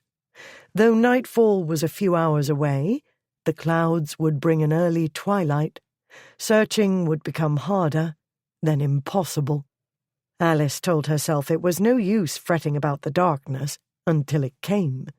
Meanwhile, she waited in the carriage.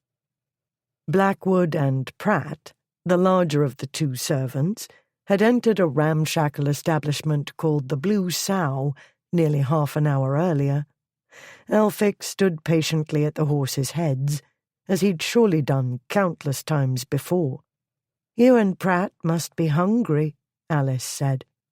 "I thank you, my lady, but it's these girls we got to look out for."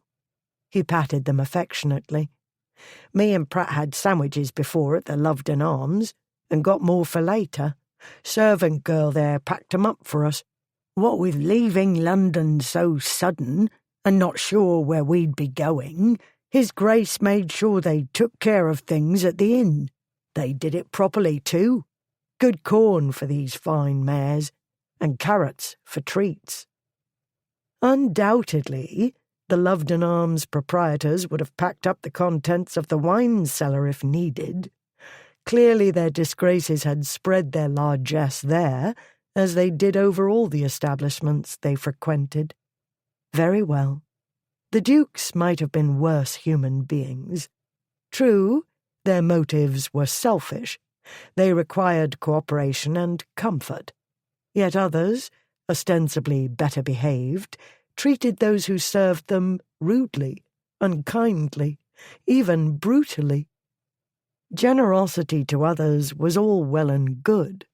Nonetheless, it did not undo the damage the Dukes did to themselves, day after day. It didn't ease the anxiety of those who cared about them. They had not always been like this. The process of 3 mischievous boys turning into a trio of reckless pleasure-seekers had been a gradual one. Perhaps it had started in their Eton days, then or shortly thereafter. Her mind was drifting into the past when Blackwood emerged from the Blue Sow and strode to the carriage.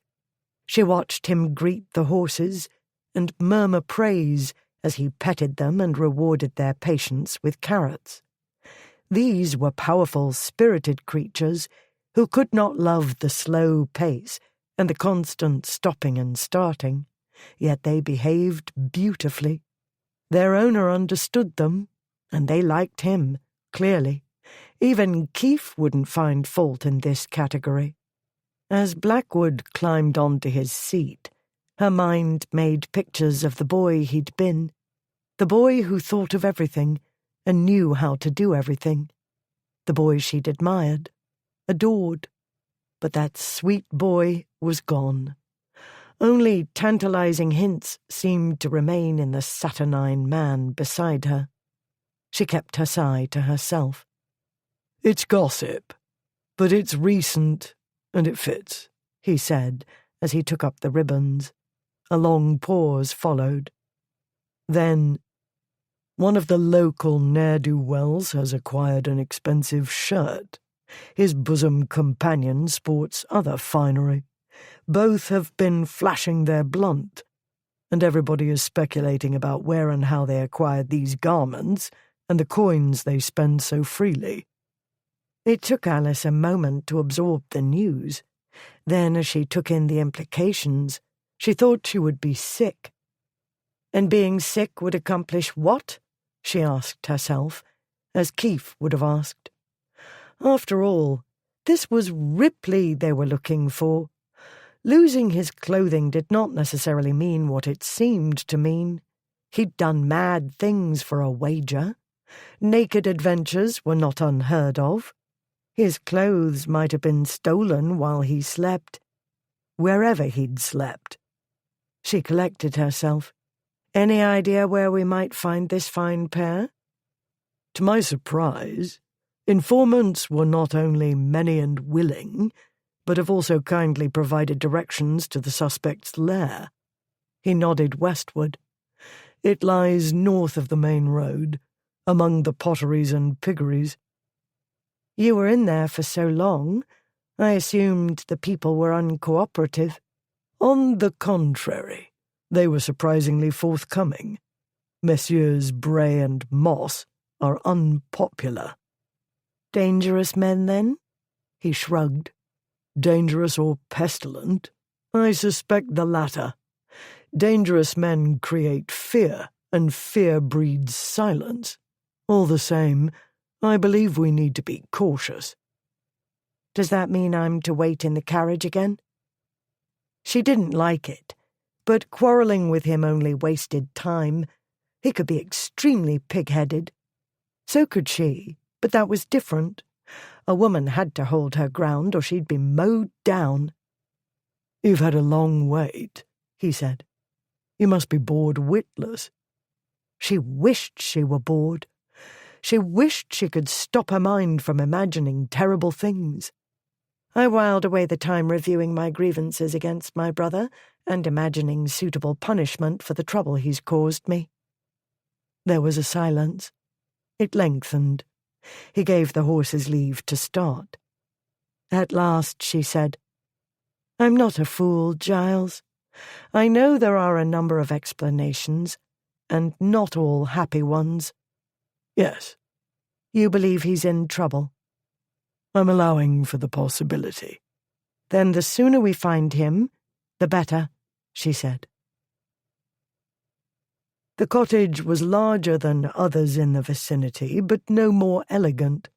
It stood at an inconvenient distance from the broad lane they'd traversed, but at least the ground was relatively dry, sparing Blackwood and Pratt the need to trudge through the muck. Smoke drifting from the chimney told him somebody was at home. Pratt knocked on the door while Blackwood stood a little to one side. A tall, gangly fellow opened the door. Before he could react, Blackwood grabbed him by the front of his coat. Ripley's coat. Blackwood had only to touch it to recognize the fine wool. He yanked the fellow through the door and out into the yard. "Get off of me!" the thief screamed. "Murder! He's murdering me!" Blackwood heard shuffling and thumping from within. "Go," he told Pratt. "Don't let the other one get away." The groom ran inside the cottage. A minute later he ran out again. "Climbed out of the window," he gasped, and raced round the side of the house. Blackwood shook his captive. "Your friend won't get away. All the world's looking for him. What sort of half-wit robs a nobleman?" Any number of half-wits, he knew. Even royalty wasn't immune. The late king had had his pocket picked in Manchester. "Get off of me! I don't know nothing!" It wanted every iota of Blackwood's self-control not to throttle the man, or throw him down and stomp on him. Ripley's coat. He thrust the villain against the side of the cottage and lifted him up until his feet dangled. "Can't breathe! Get off! Oof!" Blackwood knocked his head against the cottage wall, then dropped him. "Ow! You broke my leg! Get up! You broke my leg! I don't care. Get up, or I'll twist your head off your neck." The fellow scrambled upright. "You can't go about. I can do what I damned well please." Blackwood grasped the coat lapels with one hand, pulling them tightly together. "I can't breathe." "You're talking. Now tell me which one you are. Bray? Moss? You got the wrong one. Never heard of—" Blackwood tightened his grip, heedless of creases or any other damage. The coat would have to be burnt in any event. The man hadn't bathed in some time, if ever. "I'm going to count to 5. Then I'll start breaking your fingers until you remember your name. 1. His name was Lewin Moss. He claimed he'd won the coat in a card game. Blackwood dragged him into the cottage. He did not have to search. The goods were heaped on a table. He had light enough to see a pair of pantaloons, a hat, neckcloth, handkerchief, purse. They must have been counting their treasures and deciding how best to dispose of them when he and Pratt turned up. "Quite a profitable card game," he said. "Did you leave him anything?" "I dunno what—" Blackwood backhanded him, and Moss fell. "Get up," Blackwood said. "There's a sack. Put those items into it, all of them. We're going for a walk." Moss started screaming that he hadn't done anything. He didn't know anything. If only he knew how close to death he was. "You're wasting precious time," Blackwood said. "My patience is running thin. You can cooperate, or you can die a slow and agonizing death, after which your corpse will feed the nearest pigs. If you cooperate, I will leave you to His Majesty's justice. In that case, depending on what exactly you've done, and what the judge and jury determine, you might hang, or you might be transported to New South Wales. Or maybe you'll be lucky and win a few years at hard labour. Choose. I will count to 5. 1. Moss hurriedly collected the sack and started shoving Ripley's belongings into it. Meanwhile, "Did you hear something?" Alice said. "Shouts? Like?" Elphick said. They both looked in the direction Blackwood and Pratt had gone. "He must have found them," she said. "I hope he doesn't kill them," she thought. Not at least until they found Ripley. More noise, from the same direction. She was debating whether to climb down and make her way to the cottage to try to prevent murder, when a half-dressed, scrawny young man burst into the lane. He stopped short, gave the carriage one startled look, then took to his heels. In the moment he'd paused, she'd taken in the shirt and waistcoat. Too large for him. Too rich for him. "Elphick!" she cried. "He's one of them!" She reacted instinctively, gathering up the ribbons, straightening and separating them. "My lady, I don't think—" She gave the horses the alert and loosened the reins. "Go along, girls," she ordered crisply. "After him." Keith had trained her and Cassandra to maintain absolute calm while driving. No shouting, whipping, jerking on the ribbons. No panic. No hint of anything less than complete self-control. Horses sensed uncertainty and fear. It was the driver's or rider's job to exude confidence and mastery. That came from practice and practice and practice. In this case, she had a pair as well trained as she. They came promptly to attention and started, though a stranger held the reins, and a strange voice issued orders. She was vaguely aware of men shouting behind her, but her attention was on her prey and the cattle. Circe and Sappho were eager to be on the move again, clearly, after so much stopping and starting. Very likely this wasn't the first time they'd set out in pursuit of somebody. They needed little urging to pick up speed. They seemed to know what she expected of them. Chariot races. That was why. Their disgraces would compete for which of them would come closest to a fatal collision with a tree, a fence, a wall, the ground. The thoughts flew through her mind, mere wisps, while she concentrated on her quarry. The thief, for thief he surely was, turned abruptly into a lane she hadn't realized was there, and she nearly overturned the carriage when she rounded the corner. The way was narrower and deeply rutted. A part of her mind was aware of the risk she took, driving a vehicle made for a man who owned longer legs and arms and a great deal more muscle. In this tight place, the work would be challenging even for Blackwood. She was more than likely to lame the horses or break an axle, a shaft. Endless possibilities for catastrophe. Too late to worry. She couldn't turn back. She wouldn't. Grasping Moss's arm, Blackwood led him back to the lane where he'd left the carriage. He would have preferred to drag the cur along the ground and kick him in the head a few times on the way. That would be satisfying, but not productive. One must remain calm. One must exert self-control. They reached the lane. But no, this couldn't be the place. He'd got turned about somehow. The carriage. Not there. Alice. Not there.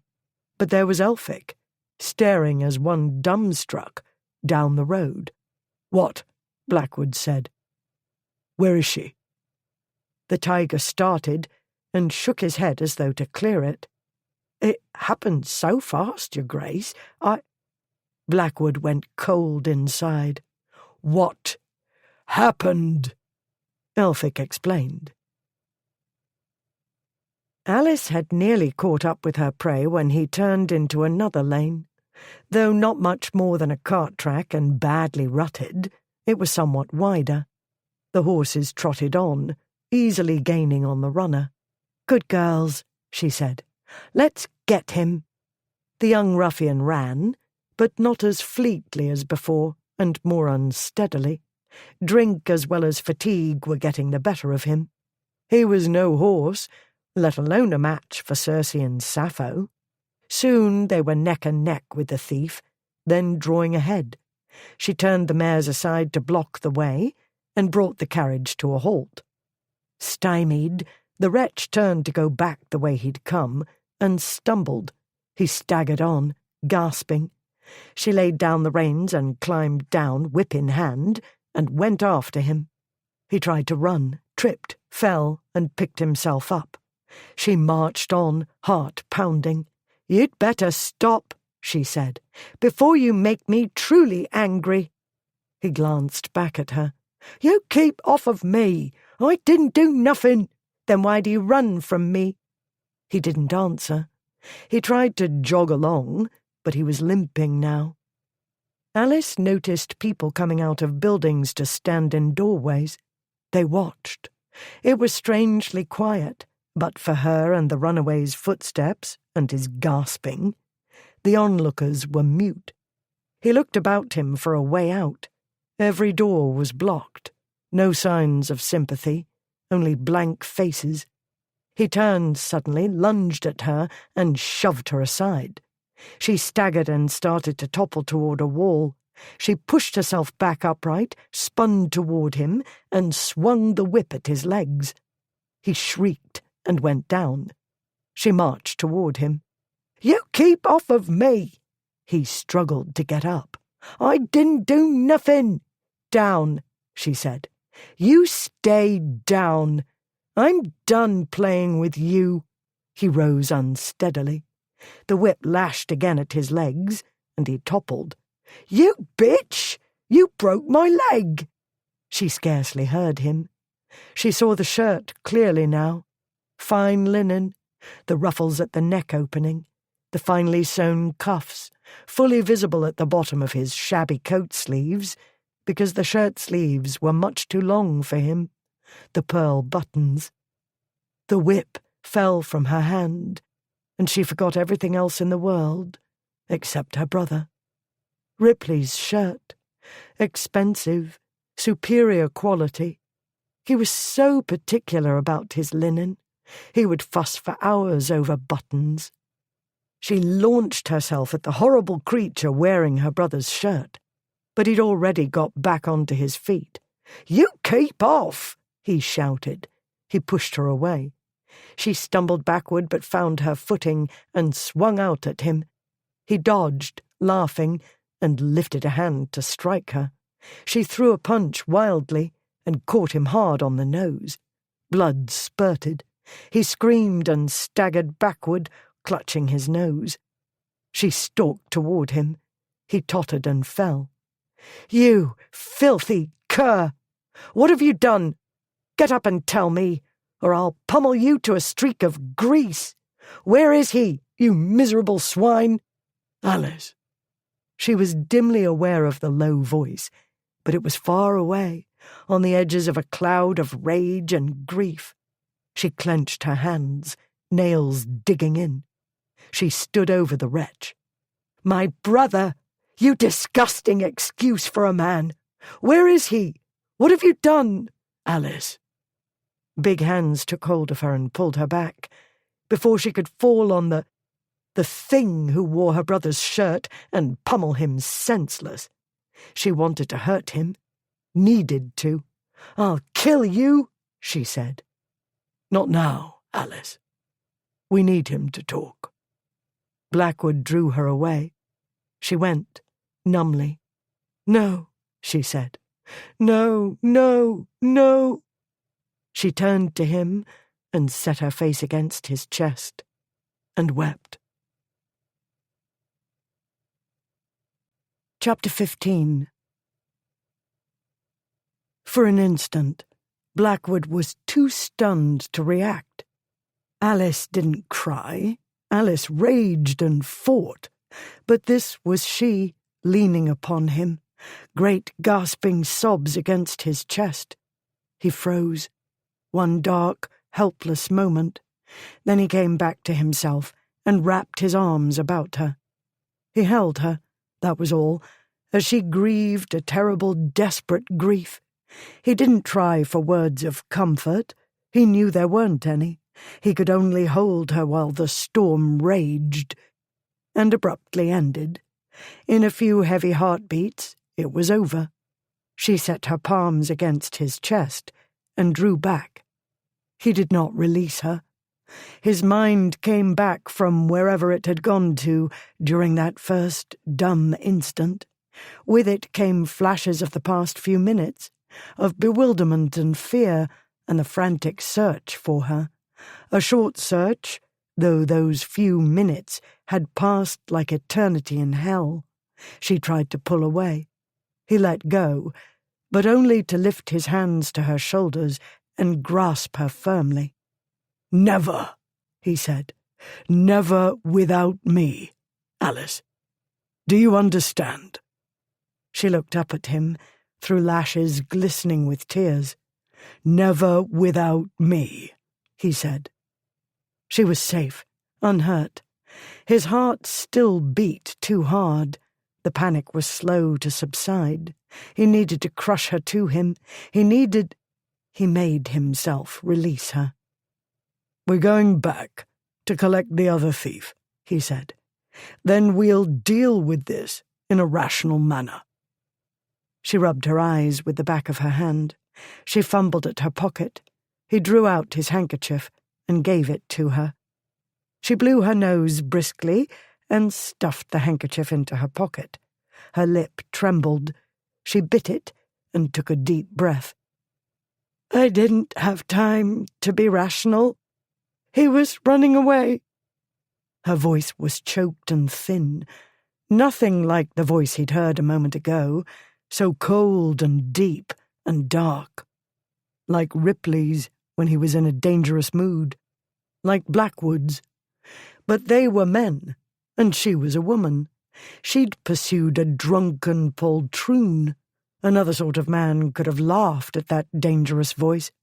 Another sort of man could have easily disarmed and assaulted her in the short time before Blackwood caught up with them. He told himself it hadn't been another sort of man. He told himself she hadn't cried because she'd suffered violence, but because of Ripley. He told himself that what-ifs, after the fact, were nonsensical.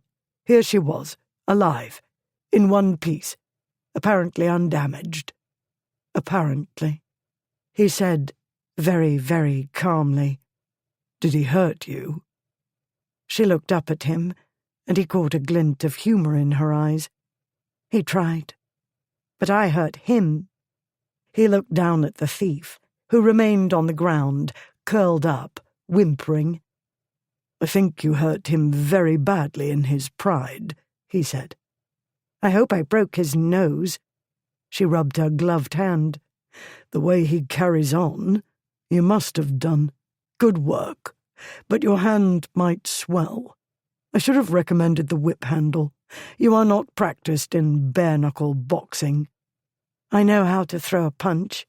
The whip was too far away. My fist was handier." "Good point. It worked. Come, let's do what we can."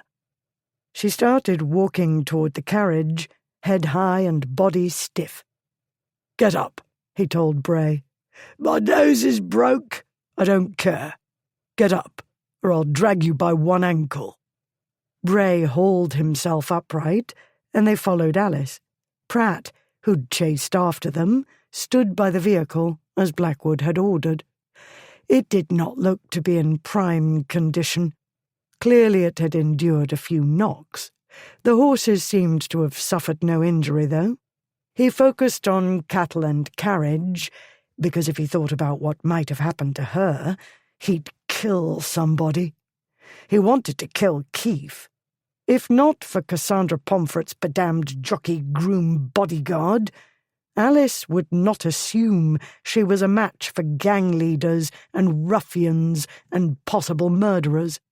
His uncooperative mind said, Keith's the only one to blame? What about you and her brother and Ashmont? What about the example you set, never thinking about what you might be teaching her, because she's only a girl? It was no use asking his provoking mind what other girl would have followed their example, and so he didn't. He told himself, again, that it was pointless to stew over what might have happened to her had Bray been a larger and more vicious article. It hadn't happened. What mattered was she had not suffered any injury. She'd inflicted some. Keeping this in mind, he focused his rage on the young idiot she'd chased through these rutted byways, an unwashed, gawky youth who'd probably had more than enough to drink recently, judging by the smell. He'd been celebrating with his friend in their cottage while they gloated over their treasures. A broken nose wasn't suffering enough, but it would do for now. After he put Pratt in charge of Bray and stowed Alice safely in the passenger seat, Blackwood gave the mares a quick examination. No visible injuries. He stroked them and told them what good girls they were. Under his breath he added, "Thank you for not letting her break her neck." As to the carriage, apart from scratches in the previously pristine paint, he discerned no obvious damage. That didn't mean it was in perfect condition. Later, he and the two servants would examine the cattle and vehicle more thoroughly. Meanwhile, he'd simply have to take care. They couldn't afford further delays. They had to find Ripley soon. Not long thereafter. "But he were here," Moss said. "Swear he were," Bray said. "We was at a friend's last night like we told you. We come down the lane, going home. We stopped right here, that big old tree, see, to do a piss, and tripped over him." His face was streaked with dried blood. If his nose had been straight before, it wasn't any longer. When he spoke, he sounded as though he had a severe head cold. His right eye was swelling. Alice must have hit harder than she'd thought. That would explain why her hand ached. She wasn't sorry. She'd do it again if she had to. But Bray had had enough of her, and his friend wasn't eager to test Blackwood's patience. After a half-hearted attempt, the pair had given up protesting their innocence and led them to the spot. Not happily, not willingly. They were truculent. They whined about their injuries. They whined about having their hands tied together. They whined about having to walk in front of the carriage. Now they stood with their captors and the two servants, all gazing at the place where Ripley was supposed to be. It lay at the end of a footpath that opened into the lane they'd travelled, not far from the main road. Dead men did not get up and walk away. Relief made Alice dizzy. For a moment she came perilously close to fainting. Absolutely not, she told herself. She and Blackwood turned to stare at their prisoners. "He were there," Moss said. "Big as life. Early this morning, I swear. We called to him, shouted. He never moved."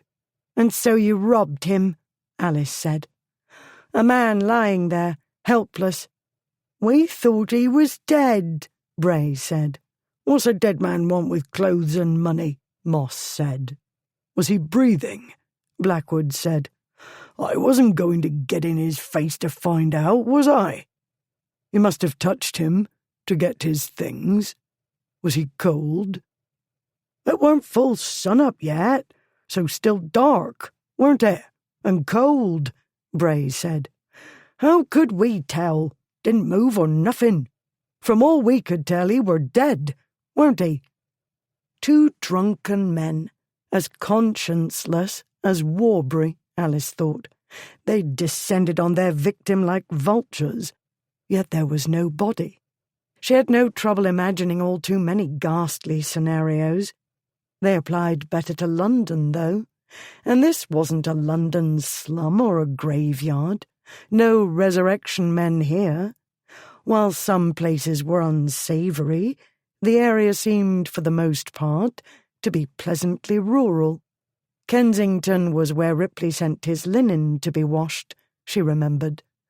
Thanks to clean air and a clean spring, Kensington Gravel Pits was home to laundresses. Even the Blue Sow was the resort of people scraping by, according to Blackwood. Some kept pigs, others made bricks, still others farmed. Not all of the local population were criminals. She turned her attention to Blackwood. Brow knit. He was studying a place on the ground. "Something is there," he said. He bent down and retrieved the object from the tangle of undergrowth. "He was here," he said. "They're not lying about that." He handed her the item. Ripley's watch, chain, and seals. He turned to the thieves. "I'm curious. How did you miss these valuable articles?" "Didn't miss 'em," Moss said. "Dropped 'em, didn't I?" "You had too much to carry," Blackwood said. He shook his head. "He made a noise. God-awful sound. Like a banshee wail. Scared me out of my skin. Then we hopped it, didn't we?" Bray said. A short, stunned silence ensued. Blackwood's shout of laughter broke it. The laugh simply erupted from him, a shout of relief. Only at that moment did Blackwood realize how deeply he'd despaired. Alice stared at him. If he were Alice, he'd stare too. He drew her a few yards ahead to thwart eavesdropping. "I cannot promise he's perfectly safe or well," he said. "But when this pair of bacon brains tripped over him, he was in a deep drunken sleep. Anybody who's heard that snore won't forget it soon. The first time I heard it, my blood ran cold." "Snoring? Well..." She let out a long, shaky breath. Her gaze turned to the place where Ripley had supposedly lain. It was a gloomy spot, a few yards from the road, under a clump of ancient trees. In the deep shade, lying among the weeds and brush, Ripley wouldn't be easily visible even in broad day.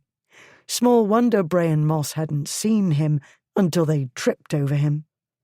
"Either he fell off his horse, or dismounted to answer nature's call," Blackwood said.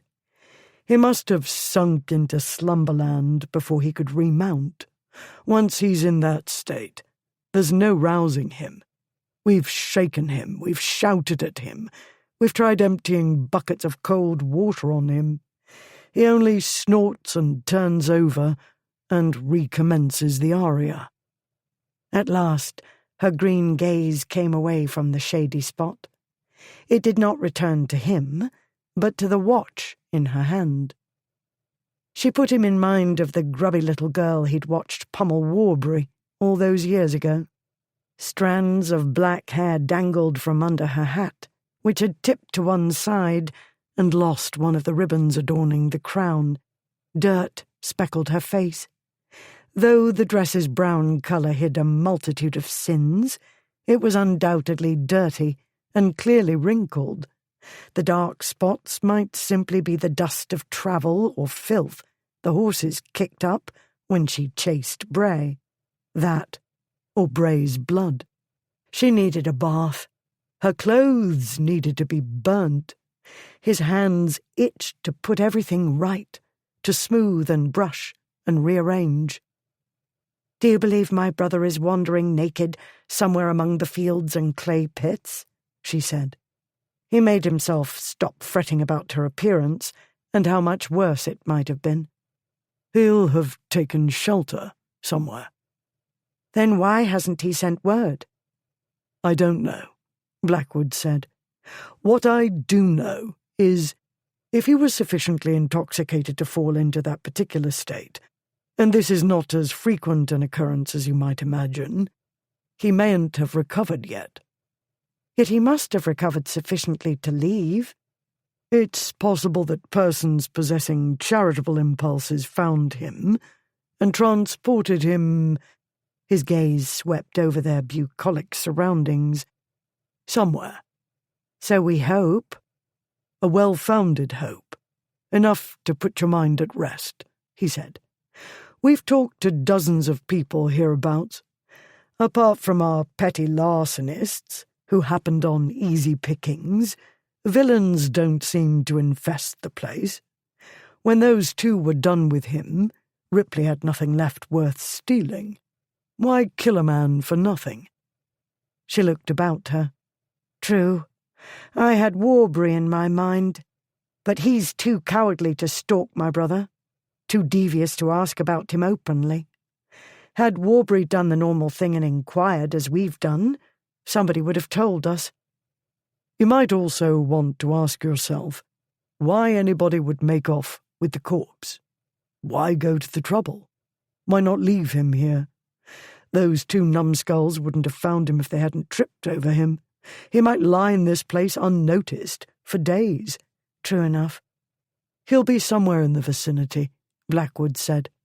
Still asleep, very likely. He usually needs a full 24 hours to recover. Juno, grant me patience. She rubbed her forehead, spreading the dirt into dark streaks. I don't understand. Perhaps I never shall. I've never understood what drives you three. But this confounds me utterly. At last, she turned to him. He was to return to Newmarket. He meant to leave early this morning. Why, instead, did he go out to visit a former mistress? And then, why did he not stay with her, instead of going out to who knows where, with who knows what companions, and reduce himself to that extreme state of drunkenness? And where are these companions? Why? Women. So many questions. He shrugged. What does any of that matter? The evidence points to his being alive. We shall bestow our two miscreants upon the local constabulary. Tomorrow, with or without the help of the police, I'll organise a search party. Tomorrow? And what do you propose in the meantime? He swallowed a sigh and several bad words. For a precious few minutes she'd seemed to be reasoning as he did, but the combative tone was all too familiar, as was the lift of her chin and the shift in her stance. Defiance stared him in the face, not for the first time. He wished he'd left her with her aunt. He wished he'd left her tied to a chair in a locked room with armed guards outside doors and windows. Remain calm, he told himself. A gentleman does not give way to his passions. The man who lacks self-control cannot control others. He moved a step closer. Voice quiet and even, he said, I propose that we accept the facts. It grows late. The area is thinly inhabited. Farmers and such do not keep late hours. We don't know the neighbourhood. Once darkness falls, we can do nothing except get ourselves lost. I propose instead to take you back to Sussex Place. No. She folded her arms. No surprise there. He gathered his patience. Alice, be sensible. Depending on the condition of the carriage and the number of vehicles clogging the roads, I may need an hour, even 2 or more, to get you back. She shook her head. Be calm. You cannot remain here, he said. I won't go back. I cannot bear it. He was at a loss. She kept throwing herself into danger, and he didn't know how to stop her. He'd been sick with fear while he hunted for her, and the feeling lingered. She made chaos of his mind, and he hated the confusion. He wanted to shake her. He kept his hands at his sides and his frustration tamped down. "I will find him, Alice. I always do. This mad adventure has gone on long enough. I ought never to have let you overcome my and your aunt's good sense. I do not understand why I indulge your whims." "Whims?" Her expression hardened. He was distantly aware that he'd blundered, but the thought was faint and fleeting, crowded out by frustration and worry and other emotions he would not examine now, or in this lifetime, if he could help it. And so he said, "I wish you would use your intelligence, not your feelings. I'll find him. I don't need your help, and I don't need the added bother of running after you and worrying about what's become of you." "Bother?" "You were supposed to wait in the carriage. You might have been injured, assaulted, killed." "Oh, might I? Indeed." The green eyes flashed. "So might you, every day and every night. So might Ripley. So might Ashmont. Yet I'm obliged to sit by helplessly, with my anxiety to keep me company. Indeed, my heart grieves for the bother I've given you. I vow I'm altogether desolated to learn I've caused you the least inconvenience." She threw the watch at him and turned away. She stomped along the lane in a flurry of skirts. She threw up her hands. She kicked a stone into a ditch. "Alice!" "I'll find him myself," she called over her shoulder. "You may go to the devil." He stood for a moment, watching the tempestuous exit. He clenched and unclenched his hands.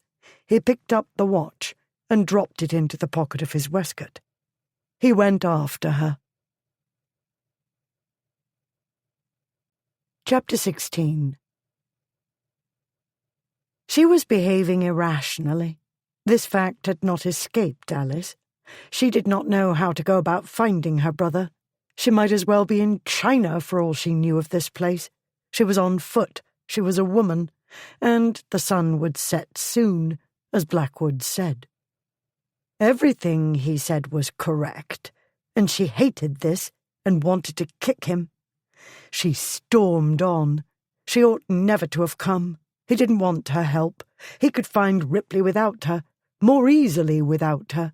But to come this far, only to go home and pretend she had nothing more important on her mind than a dinner party, to attend a party and behave prettily, making sure to keep Doveridge amused and intrigued. Oh, certainly, he was kind and intelligent. He was charming beyond question.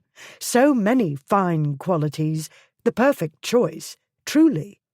Yet not her choice. Warbury had made the choice for her. All she did was because of him and dread of what he'd do. He was a kind of cholera personified, a disease in human form that spread over everything, contaminating and destroying whatever happened into its path. Even now, he controlled her. If she stepped wrong, she'd lose her carefully built place in society. The great world would close ranks against her. Gentlemen would lose respect for her.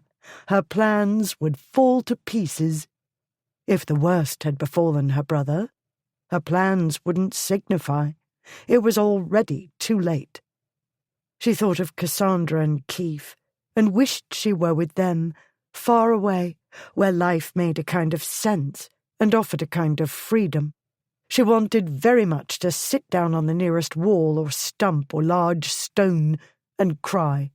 She marched on and tripped and fell face first. She lay there, dazed. Her ears rang. "Damnation, Alice!" "Oh," she said. Blackwood crouched beside her. "Don't move." She was too stunned at first to move. She needed a moment to grasp what had happened, and another to sort out details. Her face, she discovered, was partly turned into her hat brim, rather than smashed against the ground. She'd thrust out her arm instinctively to break her fall, and she lay partly upon it. The hat seemed to have taken the worst of the impact. Very well. She seemed to be in one piece, physically, at any rate. She started to push herself upright. "Confound it, Alice! Did I not just tell you not to move? You might have broken something." "I'm not broken." She was a little short of breath. "Merely surprised." She started to turn over onto her side and winced. "What?" he said. "What hurts? Your arm? Broken? You fell on it?" He ran his gloved hand over her shoulder and down her arm. She felt the touch keenly, in spite of sleeve puffs and layers of fabric. Tingles raced up and down her arm, then inward and onward, everywhere. Her body had merely suffered a shock, she told herself. Herself would have none of it. "You big liar," it said. She said, "My arms are inside pillows, as ought to be obvious." The sleeve puffs were stuffed with down, but it was enough to cushion the impact of the ground, not of his hand. She still quivered inside. "You went down hard. You might have broken a rib." He pulled off his gloves. "No, you don't need to check. I'd know. I'll be bruised, no more." She added hastily, "I did fall hard, but it's not the first time. I've fallen off horses and walls and fences. Luckily, women's clothing these days is more well padded than in my mother's time. This is an awkward position to rise from, though, and I should be glad of a hand up, if you'll be so oof." He lifted her up off the ground and carried her. She could have struggled. She didn't. He was large. All their disgraces were large men. She was by no means a small woman, yet he lifted her as easily as if she'd been a bundle of clothes, carried her along the rough uphill road, and didn't gasp for breath when he set her down on one of the thick roots of a tree. She did not want to be set down. He was strong and warm. She could feel the hard muscles of his body in places where she was accustomed to feel only her clothing. She could smell his clothes and his skin. She detected traces of the various places he'd entered, hints of smoke and ale and spirits. She caught whiffs of horses and leather and faint scents of soap and wool and starch. She wanted to bury her face in his shoulder. She wanted to put her cheek against his. Her mangled hat was in the way, luckily for her. She was deeply wrong in the head. "No, no, no, no, no, Alice. You gave up this nonsense years ago because you're not a fool. They're the fools, reckless, catastrophically immature. They're the problem. That's why you're here and not with Cassandra. Here, with him." He paced in front of her. Surprise drove out self-pity. She could not recall seeing Blackwood pace before. He wasn't the restless sort. She could not remember when before she'd seen him so untidy, either, even a month ago, after the drunken incident. Mud and scuffs dulled his boots' polish. Dirt spattered his trousers. A button dangled from his coat. His rumpled neckcloth hung limply. Dust coated his hat. "Do I, too, look as though I've been dragged behind a cart?" she said. He stopped, and his dark gaze settled on her. She felt it, as though he'd put his hands on her, which he'd already done, and which she wanted him to do again because obviously she'd suffered a concussion. She hated herself. She wanted to run away. "This will not do," he said. "It's impossible to think clearly when I have to deal with you. Mere hours have passed since we left Sussex Place, though it feels like months. In that short time you've nearly killed yourself twice. Had I not happened along, you might have killed Bray. Admittedly, his absence from the world can only improve it, but he was a source of information. I am trying to do the right thing, and you—" He threw up his hands. "You hate me, and you have ample reason, but can you not set that aside for a time and stop colliding with me at every turn? Do you not understand that I want to go on searching too? But doing so would only increase our difficulties while accomplishing nothing. Why can I not make you understand that the longer we delay, the more difficult it will be to get you back to London without setting off a scandal?" "I own a brain," she said. "I understand perfectly well, excruciatingly well. Scandal comes so easily for women. For men it's nigh impossible. Do you imagine I'm unaware of that? Why the devil do you suppose I'm such a brute as to insist on getting you back? I can break rules, but I cannot change them. I cannot make the world the way you want it to be. And at this point, I'm not at all certain what you want." She was no longer certain either. She stared at her scuffed half-boots. Ruination stared back at her. So unfair. She hadn't done anything wrong. If she were a man, she might stay away from home for as long as she needed to, and nobody would raise an eyebrow. If she were a man, she wouldn't be in this obnoxious position in the first place. "I had a plan when I came to London," she said. "It was a good plan, but you and Ripley—" "We've ruined it, have we? Your plan was rubbish." She looked up at him. "You don't know what it was." "Do I not? Pray credit me with a little intelligence, or at the very least the ability to put two and two together. You leapt onto the marriage mart mere days after Ripley nearly shot off his face. Admittedly, I was slow to comprehend, but matters became exciting so very quickly after the Hyde Park Corner episode that I lacked the mental wherewithal to discern the obvious. By gad, Alice, I find myself wondering why in blazes I'm fighting with you about taking you back. Society and your beaux are your problem, not mine.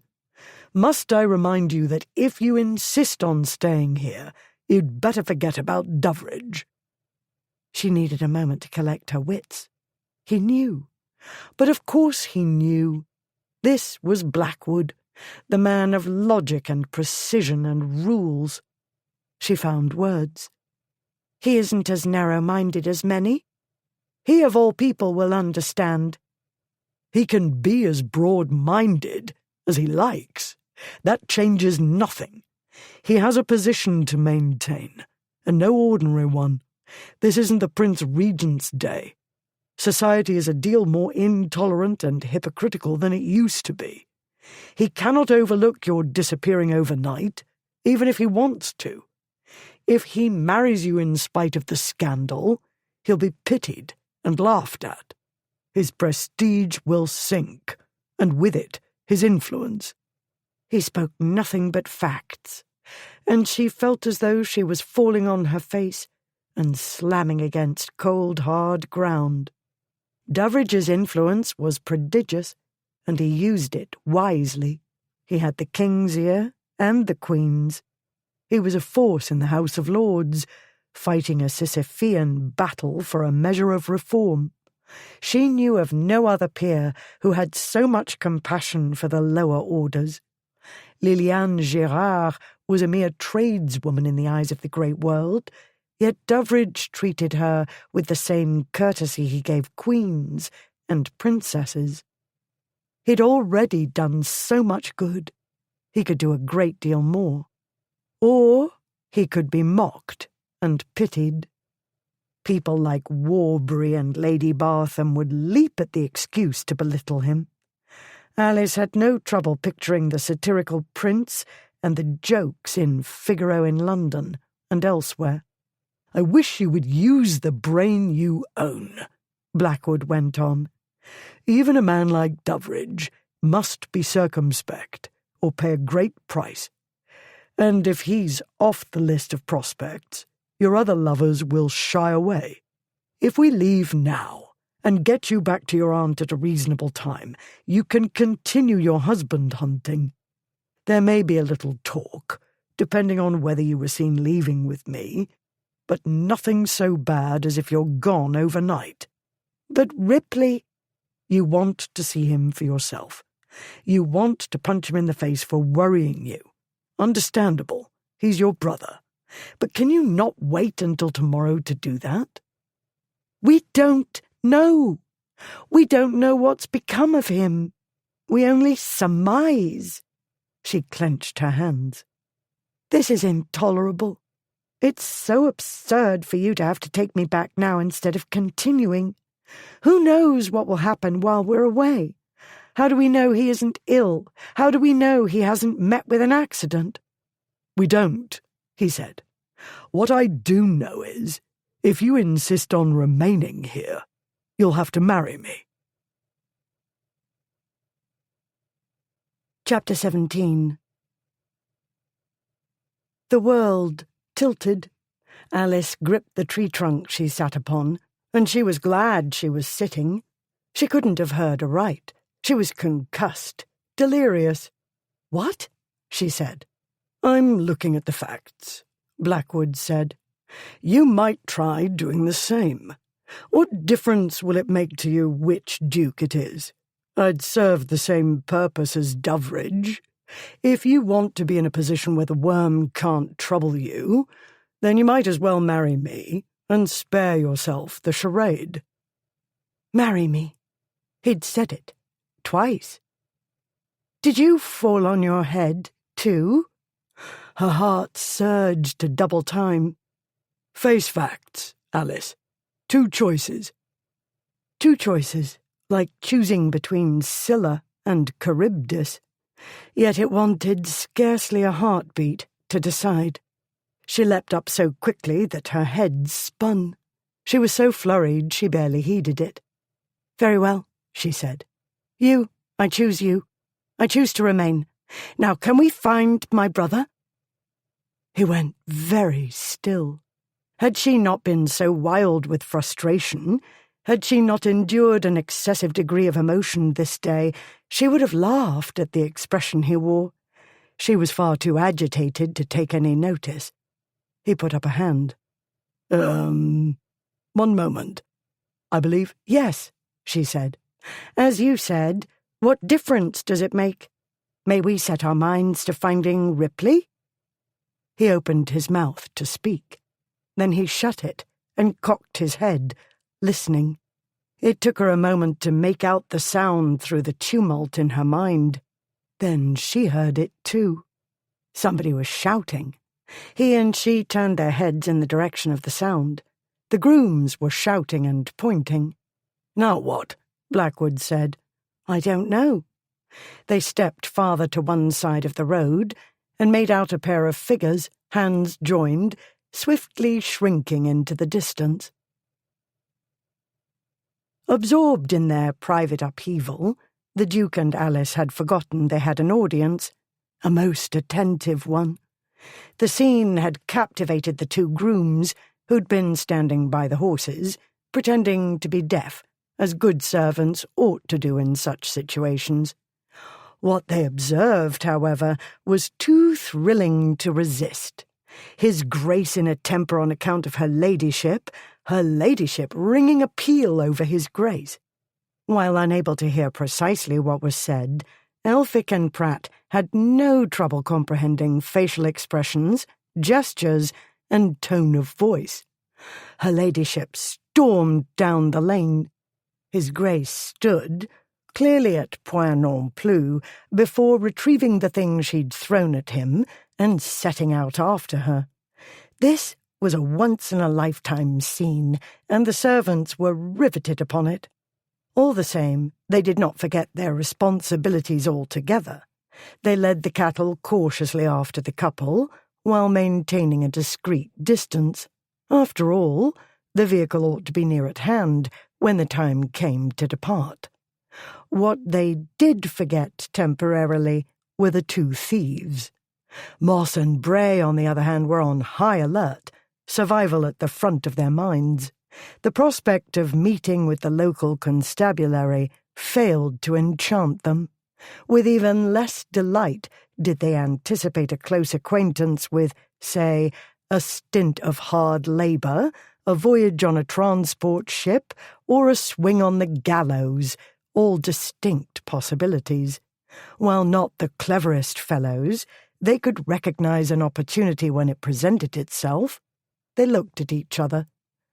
As one, not much choice, since their hands were bound together, they took a cautious step backward, then another, and another. A few more steps brought them behind the carriage and concealed them from their captor's view, at which point they turned and ran. Blackwood stood, watching them go. It did not seem very important at present. His heart beat as though he faced a firing squad. What had he said? What had he said?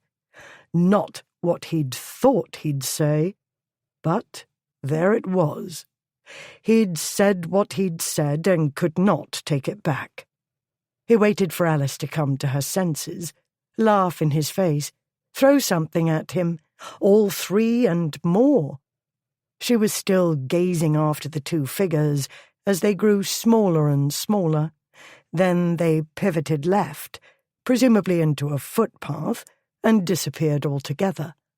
At last she turned away and looked up at Blackwood. The thieves said Ripley was in a place between the 2 Mile Stone and the turnpike. We've passed the 2 Mile Stone. What do you think the odds are of our finding a tavern or inn near the turnpike? The farmers and their friends will not have gone to bed yet. We might as well stop and continue our inquiries. Alice. I've crossed the Rubicon, she said. You offered 2 choices, and I chose. I will not turn back. If you wish to continue arguing, we can do that in the carriage. I should like to reach the next stopping place before everybody goes home for the night. Marry. Alice. He'd said it. She'd said yes. He would think about it later, when his mind came back from wherever it had escaped to. He returned with her to the carriage and his 2 red-faced servants. I'm that sorry, Your Grace, Elphick said. We took our eyes off of 'em, Pratt said. It's the sad truth, and them sneaks took off. Right under our noses. Elphick's colour deepened to brick. They was well down the road before we noticed, Pratt said. They won't have gone far, though, battered like they was, thanks to you and her ladyship, and tied right tight, but I ought to have run after 'em, all the same. I don't care about them, Alice said. They're no use to us any more. They don't know where Ripley is. Why waste our time and fray our tempers further trying to find them? Let the police deal with them. Blackwood looked about him. Clouds, heavy and nearly black, obscured the sun. What fading light penetrated this blanket told him it was touching the horizon. Lady Alice has summed up the situation correctly, he said. They know the area. We don't. We're losing the light. We'll have the devil's own time trying to find them now. I'm not even sure I could find their dratted cottage again. Then let's not waste any more time, Alice said. Meanwhile, in London. Newmarket, the Duke of Doveridge said. I see no alternative, Lord Frederick Beckingham said. One cannot leave Ashmont there on his own, and at the moment I've nobody to send. His 2 companions abandoned him on Saturday, it seems. An urgent matter, I dare say. He smiled wryly. Or possibly plain fatigue. One cannot blame Blackwood and Ripley altogether, and I do believe they've grown rather old for this sort of thing. Wild oats, Doveridge. We've sown them ourselves. Still, one would hope my nephew and his two friends would be done with the foolishness by now. He'd called at Doveridge House to explain his inability to attend Parliament this evening. His lordship had more on his agenda, he usually did, but this was his ostensible reason. The two men sat before the fireplace in the Duke's study, where they met at least once a week to discuss parliamentary or royal strategy or gossip. They were both courtiers of long standing, with Lord Frederick the elder and more experienced, some would say the wilier, of the two. "This is a day of disruptions," Doveridge said. "My dinner party is all to pieces. Perhaps that's for the best. I had expected the Reform Bill to be passed by now. When I planned my little party, I did not foresee the obstinacy of the forces of obstruction. In hindsight, I ought to have done. These things are impossible to predict. Sussex will speak tonight, beyond question. Yet I ought to speak as well. His Royal Highness the Duke of Sussex was one of the Reform Bill's staunchest supporters." Doveridge rose from his seat by the fire. "It won't do. I cannot cancel my party at this late hour, though our numbers are so sadly reduced." "Somebody is ill?" Lord Frederick said. He had a good suspicion what the problem was. As his nephew Ashmont often complained, Uncle Fred knew everything about everybody. He knew, for instance, that there had been a to-do this morning at Blackwood House, and another not long thereafter at Lady Kempton's at Sussex Place. He had not yet learnt all the whys and wherefores. Meanwhile, he could not leave Ashmont alone to run amok at Newmarket. He was a profound pain in the arse, but he had to be kept alive, at least long enough to find a suitable girl, marry, and produce a legitimate heir. "I've only minutes ago had a message from Lady Kempton, apologising for the late notice," the Duke said. "She's unable to attend." "Ah, in that case, Lady Alice will not appear." A longish pause ensued before Doveridge said, "I am not easy in my mind." He sat down again and briefly described the scene on Saturday at the Zoological Gardens. "I never interfere," Lord Frederick said. He smiled a little. "Actually, I do, all the time. Let me say a few words, which you are free to discard as nonsensical. That is something I rarely do, as you well know. After all, you are my elder. Not by much, admittedly. As I recall, you counselled me regarding a lady some years ago, and I had reason to be grateful." "It could have gone the other way," Lord Frederick said, though he doubted this very much. "At present, I offer two recommendations. First, I recommend that either you cancel your dinner party or leave your sister and her husband to host it. Anybody owning a grain of sense will realise that tonight's session will not be a short one. You must be there. You are crucial to the business. Second, I advise you to call on Lady Kempton as soon as may be." He glanced at the clock on the mantel. "You have time." The Bridge Inn was a substantial establishment that stood on the north side of the Uxbridge Road, next to, appropriately enough, a bridge. By the time Alice and Blackwood entered, darkness was falling. As one would expect, all conversation ceased when two strangers entered the bar. Alice and Blackwood looked as though they'd recently enjoyed a melee. Still, nobody would mistake them for ordinary people. The quality of their attire and the way they carried themselves revealed their place in the social hierarchy even before they spoke. The first words Blackwood uttered did this and more. "Landlord," he said, "the lady and I have been on this road on a compelling errand for some hours, and we perish of thirst. May we trouble you for a drop of something to wet our throats? And, while you're about it, kindly do the same for the others present." He gestured to indicate the other customers. "Our servants wait outside with the cattle, all equally parched. I wonder if you can spare somebody to attend to them?" He laid several coins on the counter. And this, Alice thought, showed why their disgraces could break so many rules with impunity. This was why so many jumped eagerly and happily to do their bidding. It wasn't simply because they were dukes, although that certainly contributed. It wasn't even entirely because of the generous bribes, although those smoothed the way beyond question. It was the dose of courtesy, they added. He did not march into the place in state demanding this and that. He didn't have to. He knew he had wealth and rank on his side. He had nothing to gain by treating other human beings as less than human. He had nothing to prove to anybody.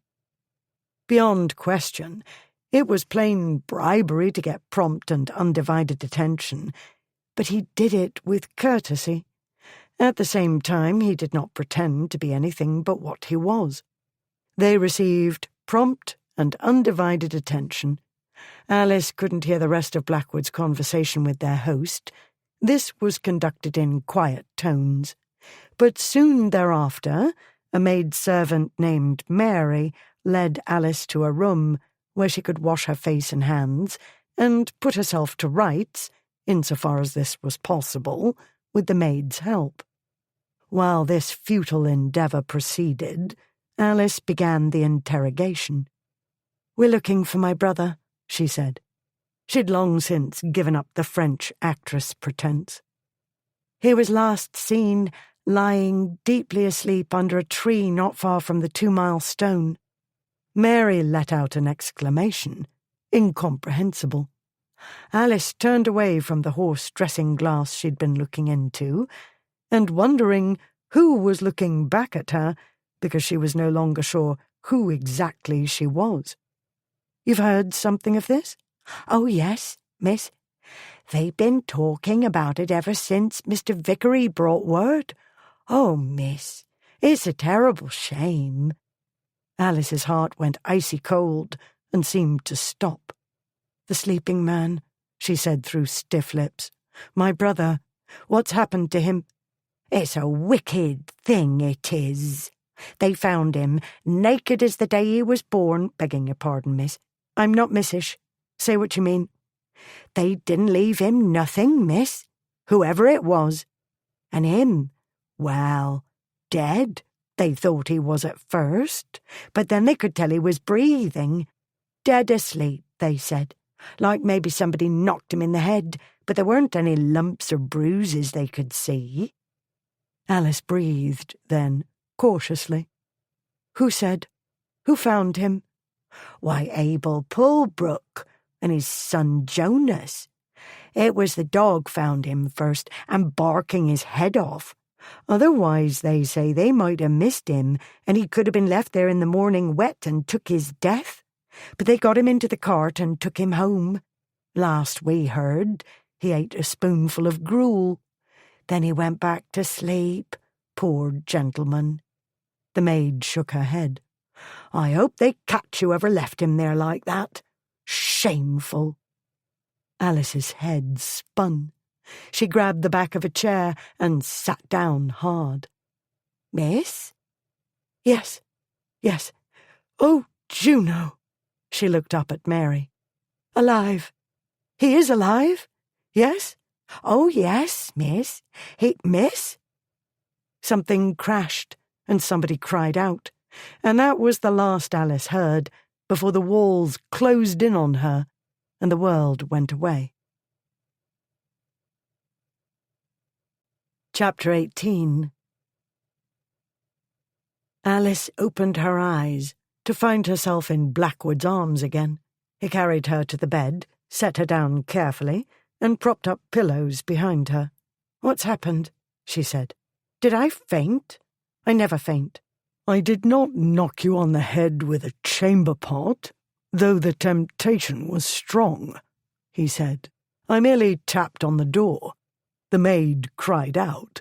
I burst in to see you subsiding to the floor, and Mary trying to hold you up. In short, you swooned all of your own accord, and I hope it's a lesson to you. All this long day, taking no rest and next to nothing to eat, then driving a pair of mares too powerful for you, then stopping for a boxing match with desperate criminals. I might as well spend my time with Ashmont. Your horses are not. Luckily for you, Circe and Sappho have withstood the shock admirably, he cut in. Mary has gone for a glass of port to strengthen the blood. I've ordered a dinner, which will be sent up soon. Kindly stay where you are, and do not force me to tie you to the bed. This is neither the time nor place for jollity. Really, Alice, this will not do. Ripley's alive, she said. He went on fussing. He rearranged the pillows. He smoothed the bedclothes about her. He made sure her dress covered her ankles. While he fussed, he talked. He is. One of the men in the taproom saw the invalid for himself not 2 hours ago. Ripley was sleeping, soundly and loudly. My informant attempted an imitation. Had I entertained any doubts, those horrifying sounds crushed them. You may now stop being impossible. Good Gad! What am I saying? I might as well tell the Thames to part for me. He straightened and went to the window. Heavy pattering against the glass told her the threatened rain had come. She could see his reflection there, ghost-like against the night-black glass. You know where he is? She said. Nearby? Pulbrook's farm is northward of here. Unanimous opinion declares the area unsafe for travelling at present.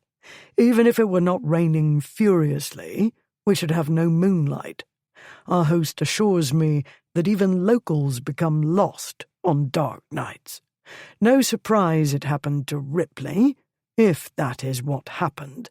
Too bad he fell asleep when he was practically upon the Uxbridge Road, but it was dark. Easy to lose one's bearings in places like this, especially if one is profoundly intoxicated. He came away from the window. Do you know, I'm asking myself the whys you asked before. If it were Ashmont who'd done this, I shouldn't wonder. One can seldom account for his actions, but it's pointless to try to ascertain whys and wherefores. It's possible we'll get answers when we see your brother. I shouldn't count on it, though, if I were you. He pulled up a chair and sat beside the bed. He folded his hands against his stomach and looked at her. I believe we still have time enough to get you back to your aunt. The stage and mail coaches will clutter up the Uxbridge Road in a short while, but we might reach Sussex Place at a reasonable hour. She ought to take time to think twice. She didn't. She saw all too clearly what lay ahead if she returned, if she married Doveridge or anybody else. She'd been so careful to seek good men. She'd wanted a marriage like Aunt Julia's, but she wasn't Aunt Julia. She wasn't fit to be a proper wife. That had become clear in the past week, and especially in these last few hours. Doveridge didn't deserve to be saddled with the likes of her, and she did not want to spend the rest of her life trying to be somebody she was not. Spare yourself the charade, Blackwood had said. Don't you want to marry me? She said. He blinked once, twice. Certainly not. Who'd want to marry you? A lunatic, perhaps. An ancient duke with one foot in the grave. He's 42. Pitiable doddering thing. If he marries you, he may look forward to an earlier-than-anticipated demise, as do I. But I, at least, am used to you. No shocks in store. A strain upon the nerves, certainly. Excessive fatigue, absolutely. but you'll have to work harder to kill me. Still, if you'd rather not take on the challenge of reducing me to a drooling half-wit—" "On the contrary, I look forward to it," she said. "Among other things, it will offer a species of revenge for the anxiety I've endured." Before he could answer, a sound made him look toward the door. Footsteps approached. Then came a cautious tap. Blackwood went to the door and let in Mary, with the port. He took it from her and brought the glass to Alice's lips. "I'm not an infant," she said. "I can hold it myself." "Promise you won't dribble it all over your dress." "The dress is ruined." "But it doesn't smell of drink yet. You see, it is in fact possible for you to appear even more disreputable than you do at present. Still, your face is clean, and your hair is somewhat less Medusa-like. That's an accomplishment. Thank you, Mary. You may carry up the ladies' dinner when ready." Mary went out, closing the door behind her. He gave Alice the glass. Her hand was only a trifle unsteady, and that, she told herself, was hunger and the day-long strain on her nerves. She drank. It felt good, better than she'd expected, warming her as it went down. As the warmth spread, she could feel herself calming. Only then did she understand how acutely uncalm she'd been. Mad with anxiety was a figure of speech, yet uncannily accurate. How impossible it had been to think clearly or care about anything but finding Ripley. How frightened she'd been, without realizing how deep the fear went.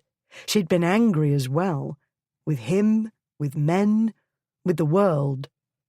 "That's better," he said. "Your colour begins to return. You looked ghastly. Ashen-faced doesn't become you." "One of the things I've missed about you is your honeyed speech," she said. "The sweet way you have of making a girl believe she's the most delicious thing you've ever seen." "You've missed me." "It's the brain injury," she said. "One of the times I had to climb out of prison at Camberley Place, I must have fallen on my head." "I have not missed you," he said. "Not in the least. You're nothing but a bother." "Excellent. You raise my spirits no end. I shall bother you for the rest of your life." "The rest of my markedly short life." "If I'm going to send a husband to an early grave, I prefer it be you." He gazed at her steadily for a time. She let him. She finished the port and gave him the empty glass. He set it down on the table next to the bed. "You're thinking," she said. "I can always tell when this momentous event occurs. Your eyes become very black." He folded his hands again, on the bedclothes this time, and looked down at them. Then he raised those coal-black eyes to hers. "I want to make one detail clear," he said. "I am not a Turkish sultan. I get only one wife at a time. If we wed, ours cannot be a marriage in name only. Ours cannot be a business arrangement. Ours cannot be a marriage of convenience. If we're to take this step, it cannot be a sham. My current heir, unlike your brother's, is more than acceptable.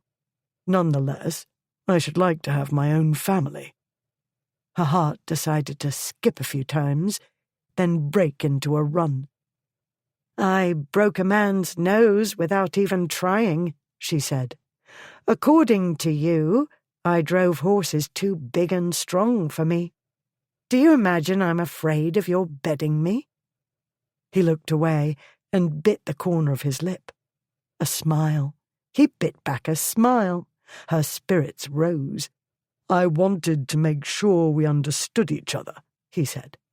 "No screaming on the wedding night." "That's unfair, Giles." I had hoped to start wearing on your nerves at the first opportunity and screaming on the wedding night. He leant in, cupped her face, and kissed her. She forgot to breathe. 8 years. Since that kiss. The one endless yet too short kiss. The one she couldn't forget and hadn't wanted to, though she knew better. She trembled inwardly, and her heart beat hard, like the rain against the window. It had beat this way long ago, and the long ago came back. Camberley Place, and the gardens in the deepening twilight, the stars beginning to show themselves, faint glimmerings in the gold-streaked ultramarine heavens. He pulled her into his arms and kissed her, and it seemed he'd lifted her off the ground, off the earth altogether, and she was tumbling into another dark and dizzying and inviting world. She'd wanted to tumble forever.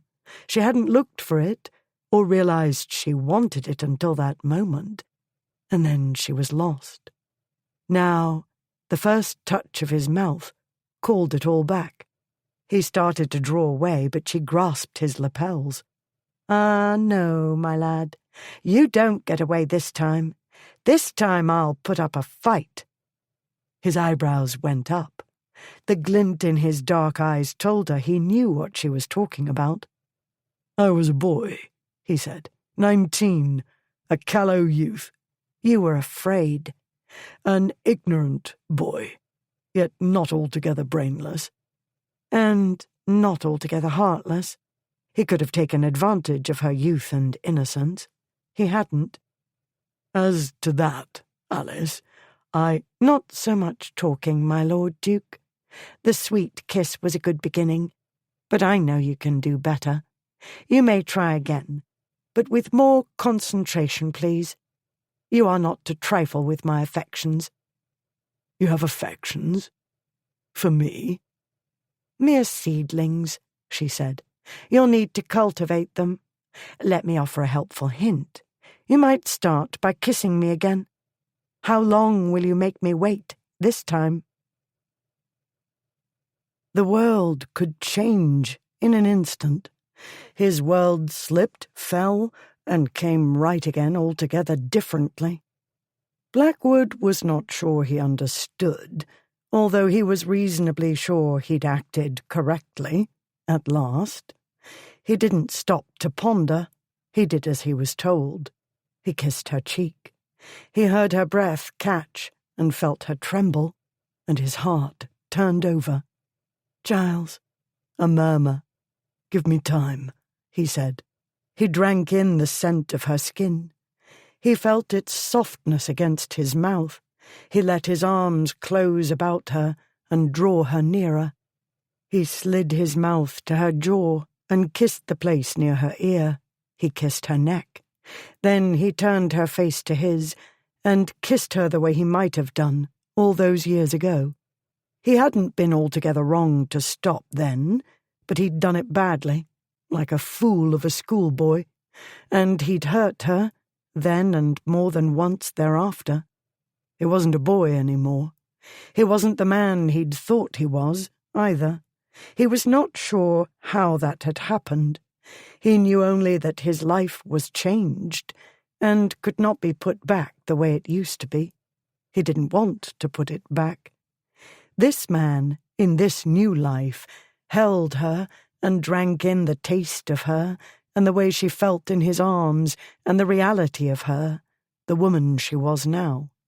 He let the feelings, good and bad, rise and fall about him, waves breaking upon a rocky shore. She held on to his lapels, and her mouth pressed to his, following his lead without hesitation, as though she'd been waiting for this, as though she'd been waiting for him to come to his senses. She responded in the way the 17-year-old version of Alice had done so long ago, tipping her head back for more, her lips slanting against his as she clung to his coat, as though she were drowning. He was drowning. He shifted onto the bed to hold her more closely still, and warm, turbulent waters closed over him, a sea of feelings. She tasted the same and different. The girl was there, and the woman, too. She pressed her body to his, her full curves shaping to fit against him. He deepened the kiss. Her mouth was soft and yielding, unlike her character, and the kiss was like that, honey and fire. He drew her down onto the pillows with him. He pulled her closer. He let his hands slide down, over her back, her bottom. His brain, the one in his skull, began to close up shop and leave business to the little one lower down. He brought one of his legs over hers, entangling himself with her, while he slid his fingers toward the fastenings of her dress. She stiffened. Jolted, he stilled, while his mind shook itself awake and tried to run a dozen different ways at once. Too soon. He went too fast. She was an innocent, in spite of appearances and sophistication, and he was an idiot, the most inconsiderate of idiots, a boy, a lust-addled boy. Then he heard the rap at the door. He dragged his mouth from hers and disentangled himself from her. "Damn and damn," he said. She gave a soft laugh. He looked at her, into her shimmering green eyes, and full into her smile. He laughed, too, and hastily slid from the bed to open the door to Mary and the dinner tray. The Duke of Blackwood dined in one of the private dining parlours. He needed to think, and he knew he couldn't manage it in proximity to Alice.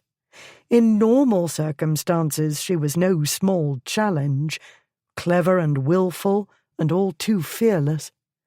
Current circumstances were abnormal, even for a man who'd spent most of the past 15 years in the Duke of Ashmont's company. Blackwood had never, after all, lusted for the Duke of Ashmont, and therefore never suffered such extreme mental confusion, even during their most drunken episodes. He thought, what am I to do about Ashmont? I can't leave him entirely to Ripley. We can't leave him to himself. He thought, what am I to tell Ripley about Alice? I did mean to shield her from Warbury, but matters became complicated. It turns out that my feelings for her are not as brotherly as I believed, wanted to believe, pretended to believe. Do you mind very much? I hope not, because I shall marry her, and I had rather that didn't mean you and I must meet at a ghastly hour to shoot each other. He shook his head. Not the most intelligible explanations, and that was hardly surprising after the day's events. At this point, trying to arrive at logical conclusions was a waste of what reasoning powers he retained. He and Alice needed to agree on what they'd say. They'd both think more clearly after a night's sleep. Not with her. Not this night. But they would be married. Married!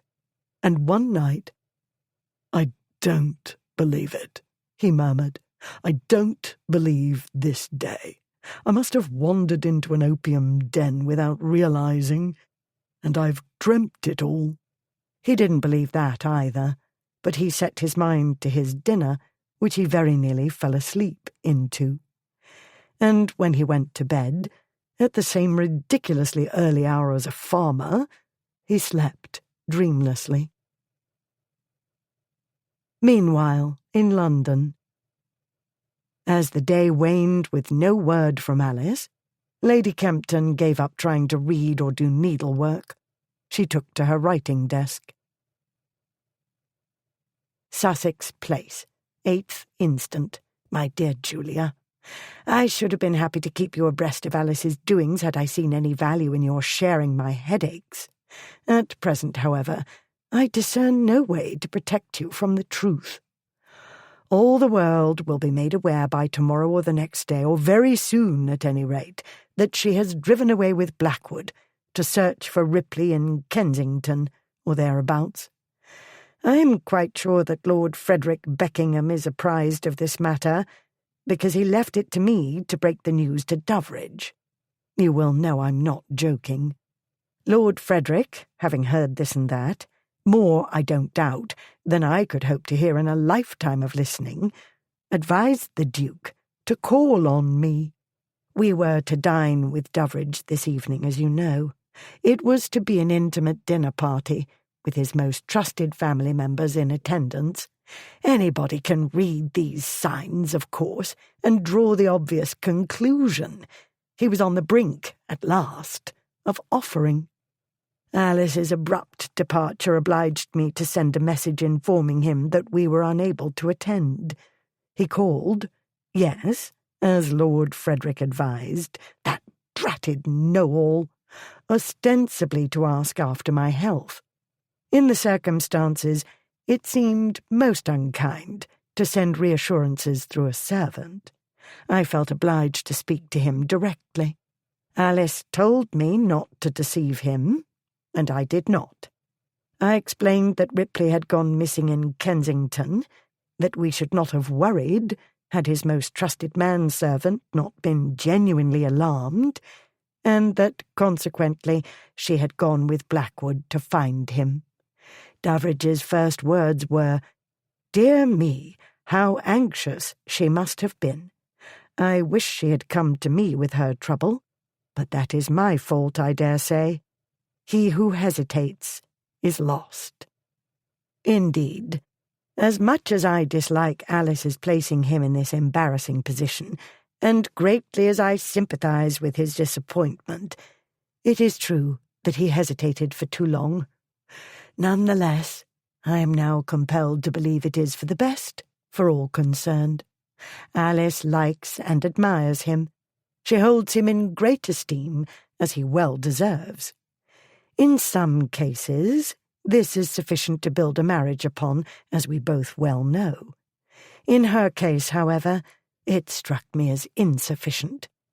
That is to say, I was struck with the insight when she was on the brink of exploding from the house, to go heaven knows where, to do heaven knows what, for she had no more inkling what had become of her brother than the man in the moon. She, to search for him, alone, but for a pair of servants.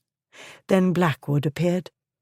My dear Julia, I have tried to counsel myself about jumping to conclusions, but it has been quite impossible to watch them together and not discern what one may call an undercurrent.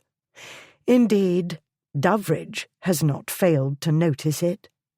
He may be infatuated with our niece, but he is not blind. He mentioned it, tactfully of course. He'd observed them at the Zoological Gardens, and it is clear that the sight made an impression. All the same, who would have believed there was any danger of Blackwood stealing her away? None of those three is ready for marriage, and nothing less is acceptable in Alice's case. Ripley would tear his friend limb from limb, and we know how precious that friendship is. And so we are in a predicament, and I see no possibility of getting out of it easily. It is now past 9 o'clock, and she has not. I broke off because of a tumult downstairs. I thought Alice had returned. She has not. She has sent a message. My dear Julia, you had better prepare yourself to think impossible things. She and Blackwood mean to wed. There is more, of course, but the rest is anticlimax. To spare you additional anxiety, let me assure you that they have discovered Ripley's whereabouts. Unfortunately, the lateness of the hour and the weather have made it impossible to go to him. However, she writes that he is well, and they mean to collect him tomorrow morning. At least she and Blackwood plan to do what they ought. All the same, the talk will be terrific, but no more this night. My head is a jumble. I must make an early bedtime and try to sleep. Your most affectionate, Florentia.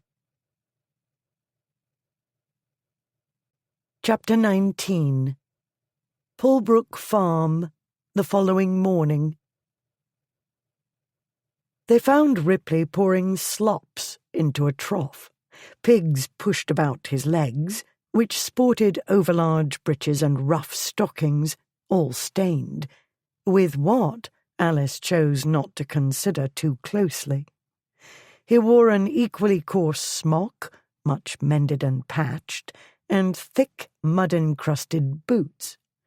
His hat was even more battered and shapeless than hers. When Ripley at last looked up from his task, his expression was blank at first. Then his eyes narrowed, and his gaze went from Blackwood to Alice once, twice. "What the devil?" he said. Alice ran at him and pushed him into the trough. Ripley swore. The pigs grunted their own displeasure. Blackwood dragged her away. "You are not to hold his head under." "I said I would." "A horse trough, I distinctly remember. This one is for pigs. Completely different. Now look at you. Muck has splashed onto your dress." "It was already ruined because of him," she said. "He has no idea what he's made me endure, nor does he care. Well then, if he's so insensitive, let him be insensitive to pig slops." Meanwhile, Ripley managed to scramble up and out of the muck. He nudged a pig aside with his boot and stepped over the fence. To add to the previous attractive picture, he was wet, and the smell was nearly as bad as Jonesy's everyday aroma. "What?" he said. "What the devil, Alice?" "What is wrong with you?" she said. "You disappear without word to anybody, including Snow, who thinks you've been murdered." "Murdered?" Ripley regarded her in the way one contemplates a Bedlam escapee. He turned to Blackwood. "Has she been drinking?" "Snow didn't know what had become of you," she said. "You took out Lucetta late at night, on the night before you were planning an early departure for Newmarket. You never went back to the inn. Nobody knew anything about you until we reached Kensington gravel pits, and even your former cher ami was baffled. You ask me, what the devil? Have you lost your mind, or what remains of it?" His gaze reverted to his friend. "Alice has summarized correctly," Blackwood said. "Had it been Ashmont, a different story, obviously. But it was you see. Even I grew uneasy." "Did it not puzzle you in the least to find yourself in a farmhouse, naked?" Alice swept her hand over their surroundings. "Did none of this seem at all unusual to you?" She stamped her foot.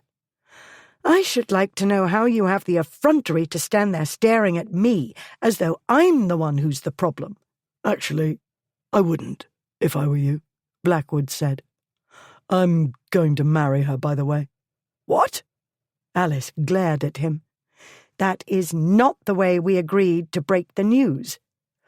"I remember perfectly well what we agreed," Blackwood said. "But look at him. He isn't in the least incapacitated. He doesn't need nursing. He's well up to surprises." "Surprises?" Ripley said. "Is that what you call it? Well, yes, a bombshell is a bit of a surprise.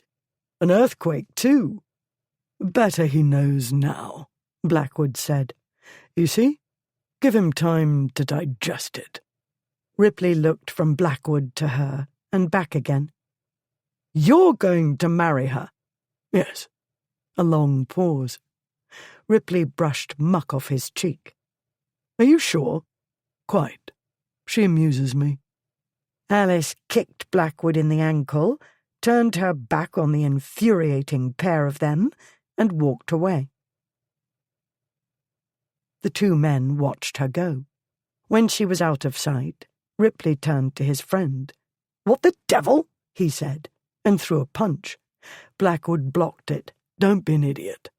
He braced himself, but Ripley backed away, shaking his head. "My sister? You're not Sir Bloody Galahad." "No." "My sister? You?" Ripley swore vividly and profanely. "Don't you love me any more?" Blackwood said. I thought she was going to have the other fellow, Doveridge. He's Sir bloody Galahad. Even my aunt says so. Everybody says so. I did ask her to choose between us. And she chose you. Yes. Was she drunk? You're hurting my feelings, Blackwood said. Were you drunk? No. Were you? What have I got to do with it? What do you think? After a lengthy silence, Ripley took off his hat and stared at it. Then he put it back on and gazed down at his borrowed attire. Because Alice has a point, Blackwood said. Did it not strike you as odd to find yourself in this place? Frankly, I find it deuced odd.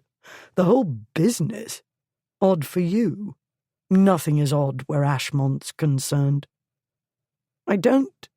Ripley considered for a time, then nodded slowly. Here's the thing. The night before last? Hazy. I was in no mood to sleep. That much I know. Thought I'd get some fresh air. Then Marjorie came into my head. You remember her. Handsome, buxom girl, and hair like a glorious sunset. Found her without much difficulty, but I couldn't seem to settle to anything, and she had her hands full that night. It seemed to me that what she wanted was a good night's sleep, and not tumbling about with an old lover. And then... He frowned. Blackwood waited. Then I went out again, Ripley continued. I meant to go back to the Lovedon Arms. Went the wrong way. Couldn't find the right way. Rode about endlessly. Got thirsty, stopped somewhere. Don't know where it was. Do you know, I think I drank more than I meant to. That damned Warbury. He rubbed a knuckle along his nose, smearing whatever was there. What to do with the cur? Makes me sick to think of him inheriting. And there's Alice. I hadn't really grasped what it meant, you know. John Ancaster dead. The consequences. By gad. We were rather slow to comprehend, Blackwood said. They'd attended the funeral. They ought to have considered what it meant, but they were too busy not thinking. Ripley scowled at his borrowed boots, as well he might. They were unspeakable. There's the nub of it. I didn't see the complete picture. Not until I heard your story about the street brat. Then I couldn't get clear of my accursed cousin and what this signified for the future. John Ancaster dead, me dead, and what about Alice? What about the dukedom? It gnawed at me. A maggot on the brain. So galling, not knowing what was best to do. He looked down at the creatures crowded about the trough. Feeding pigs, now. That's simple. Straightforward. Reminds me of the home farm at Camberley Place. Life was simpler. Do you mean to stay here? Blackwood said. Where it's simpler? I thought of going back to Camberley Place to talk to my aunt, Ripley said. Among other things, she'll enjoy telling her provoking nephew what to do, and I should like to see Aunt Julia more cheerful. But what the devil I'm to say about you and Alice? Lady Charles will understand the necessity. Yes, now I do. Alice kept you hunting for me, didn't she? No, I meant to keep at it. I couldn't get her to let me do it without her. Right. She was out, away all night, with you, and now you're being heroic. God, no. Are you sure? Because I can't stomach that. Love my sister and all, but I know she's more than a handful. She wants a bodyguard. That's what the footman Tom was supposed to be. Ashmont needs a bodyguard, Blackwood said. Alice needs a henchman, an accomplice. Not Sir bloody Galahad. One of the other ones. There must have been a disreputable knight in there somewhere. Rusty black armour, but useful for dirty work. Ah. I'm not respectable. I realise that. Maybe it's too late for respectable for her, Ripley said. He shrugged. Well, she isn't a naive little girl, and I reckon she knows what she's about. But you? Will you be all right? Because it's marriage, and when it comes to Alice— I never meant to do it until I was ready to do it properly, Blackwood said. I didn't know I was ready until— He quickly reviewed recent events in his mind. I don't know. Maybe it dawned on me suddenly yesterday. Was it about the time Alice planted the thief a facer? Not that he didn't deserve it. Don't they always? Where was I? Oh, yes. It must have struck me at some point that it was time I wed. And there she was, conveniently at hand, thus sparing me the ugly necessity of going out and finding a bride. When I suggested she forego all further rigours of husband hunting and accept unworthy me for the position, she was kind enough to acquiesce. Ripley laughed. Yes, that tale will do. It came upon you sudden-like. The sudden part is true. I can't quite explain, that's all. Time you wed. Ripley looked up at the cloud-riddled sky. Then he moved away to the pump. He gave himself a dousing, hat and all, and shook off the wet like a dog. That does not improve your appearance, Blackwood said. It feels good. Clears my mind. I'm still fogged in. Ripley fell silent. Blackwood waited. He knew his friend, and therefore knew he was digesting an upheaval of everything, including, especially, their friendship. A brother by bonds thicker than blood. Finally, Ripley said, There's always been something between you. I don't know what the right words are, you and Alice. Even when we were schoolboys. Last week, you were the one who realised somebody had to look out for her while Warbury was about. You were the one who did it, took care of matters. He grinned. With finesse. I don't doubt that all this hunt for Ripley today, and I'll wager there's a story there. It's her doing. Alice driving the chariot like Boadicea. Once she gets a thing into her head. But you know as well as anybody what she's like. Best to let her do as she wishes, because she'll do it anyway, only then it will get more complicated. I'm aware of that. At least you have an idea what you're in for. Not like those other fellows. Lambs to slaughter was my thought. I am not a lamb, Blackwood said. Neither is Doveridge. Yes, well, maybe. But I gave her a choice, and she chose me. Don't get all prickly on me. I only meant I supposed he was old enough to know what to do. But maybe not. You probably won't know what to do either. Still, she does like you, I think. She has confessed to finding me not without intelligence. Ah, well then, you have my blessing, Ripley said. You'll probably need amulets, though. Good luck charms, that sort of thing. Never mind the amulets, Blackwood said. What are we going to do about Ashmont? By the time Blackwood approached the carriage where Alice waited, her temper had cooled, partly thanks to the memory of Ripley's face when Blackwood announced the marriage plans. "Did you drown him in the pig trough?" she said. I considered it. Then I recollected that thanks to him, I shall have a handsome, stimulating wife without having to go to a great deal of bother to get her. Well, a little bother, but nothing to signify. He collected the ribbons and climbed onto the seat, so smoothly that it seemed but a single movement. Am I forgiven, then? Excellent question. Forgiven for what? A few minutes ago? The past 8 or 10 years? She was not at all sure of the answer. She said, I remembered that men have their own peculiar ways of communicating. I reminded myself that you are moderately intelligent. It occurred to me that a gentleman able to manage gang leaders ought to be able to manage my brother. Does he mean to stay with the pigs, I wonder? He'll borrow a horse from the Pulbrooks and meet us at the Lovedon Arms. Folding him into the box struck me as unwise. The smell, among other things. He needs a bath, badly. She knew that Blackwood had sent for snow before they set out this morning. Doubtless the innkeeper would be ready, nay, eager, to supply whatever else might be necessary to make Ripley presentable. As to herself and Blackwood, they were as presentable as they were likely to get, although, knowing him, she wouldn't be surprised if a change of clothes magically appeared at the inn. Blackwood did think ahead. He thought logically.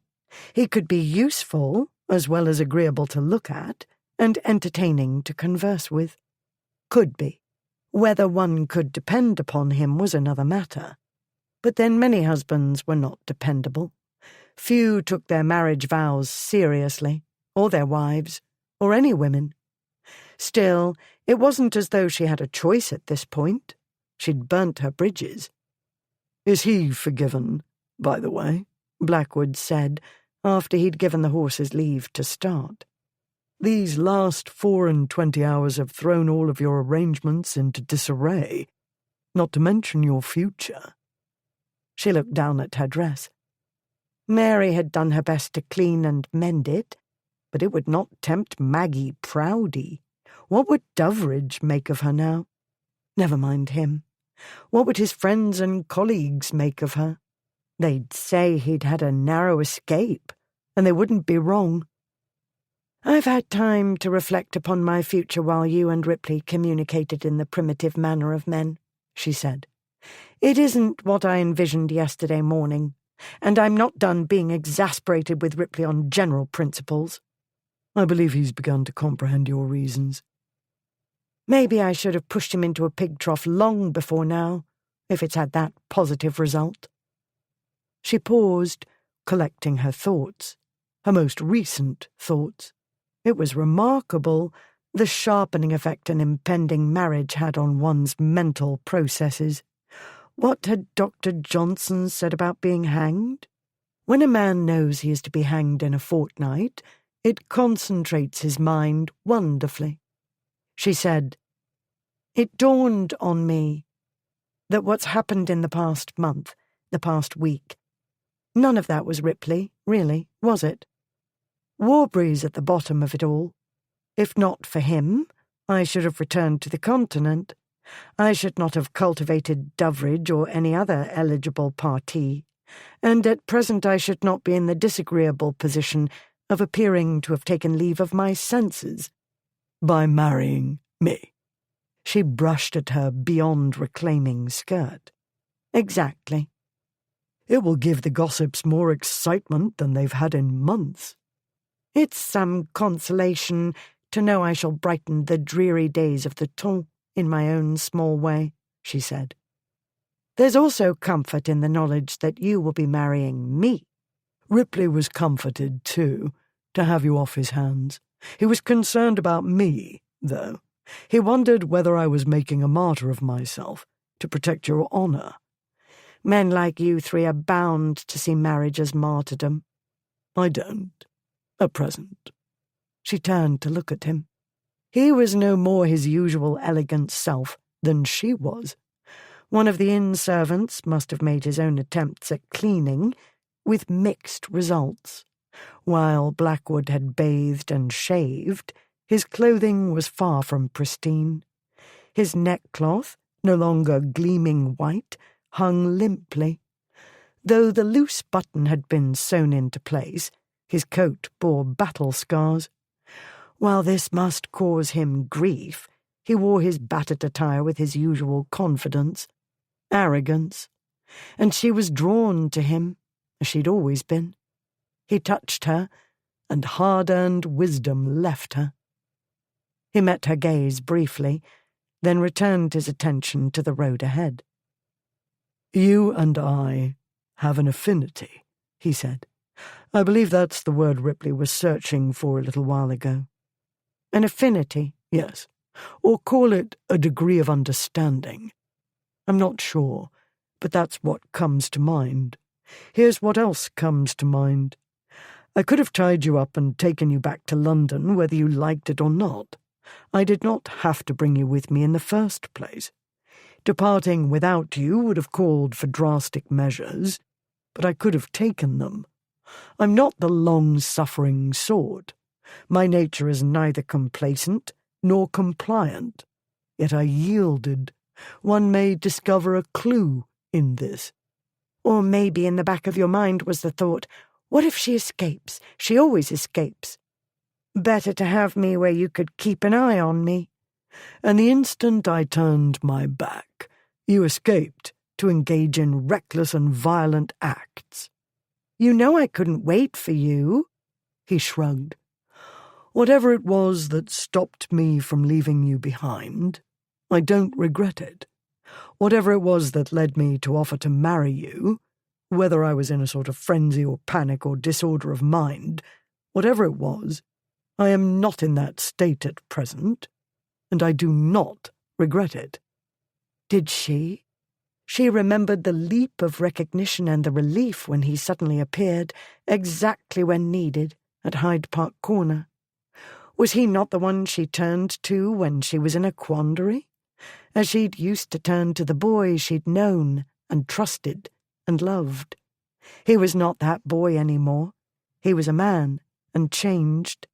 But he knew her. He at least would not expect her to change or conceal her character. Spare yourself the charade. That's what it had been, hadn't it? She'd shaped herself to fit others' standards.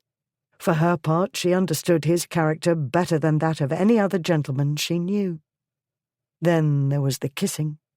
Last night, and the way he'd touched her, the way he'd held her face, as though she were a precious object. The kiss that took her breath away and made her come so intensely alive, lit up within like a Roman candle, but the light and fire were feelings, all for him. And the way it had felt when he wrapped his long, powerful body about hers. This is where I belong. Yours. She could feel it still. A tug like an ache in the pit of her stomach. An ache for more. Dangerous. And yes, she wanted more. A risk, a great risk, and she would take it. I had 2 chances to retreat, she said. I didn't. I may live to regret it. So may you. But for the present, I do not. That will do, don't you think, to go on with? It was not the most romantic exchange. Did it need to be? Romantic pairings did not always turn out well. She'd seen many fall apart, some extremely unpleasantly. Her parents, for instance. On the other hand, Aunt Julia had not married for love. She'd never dwelt on the details, but that much Alice understood. Others in the family were aware. Yet love had come, and it had come powerfully, by all indications. Marriage was a gamble, that was a fact of life. But Alice had taught herself to dare, to not be afraid. And there was the kissing. That will do, she said. Chapter 20. Lady Kempton awaited them at the Lovedon Arms. She'd brought Alice's maid, Vachon, and a box containing fresh attire. Vachon eyed her mistress's present ensemble, took a long, deep breath, and adopted a stoical expression. Blackwood's valet, Springgate, who'd arrived with snow, did not turn a hair. He'd seen worse sights by far than the one that greeted him. Lady Kempton sent Alice away with her maid. For once, Alice did not argue, but went off peaceably enough to be made elegant again. But Blackwood's and Ripley's transformations had to wait. Lady Kempton led them into the private parlour she'd commandeered. She stood by the window, arms folded. I expect a full explanation. The scribbles I received from Blackwood and Alice were far from satisfactory. I cannot arrange a proper strategy without knowing precisely what happened. Blackwood, you will begin. You will provide the facts of the case as though you speak at a trial, because that is precisely what Alice faces. A wedding, while crucial, does not solve everything. Blackwood told his tale, leaving out what he deemed irrelevancies. Lady Kempton did not need to know about the intimate and all too brief interlude last night, for instance. She did need to know about Alice's punching the thief and breaking his nose, because there had been so many witnesses. Lady Kempton closed her eyes from time to time during the recitation. Once she put her hand over her eyes, but in the main she bore it well enough.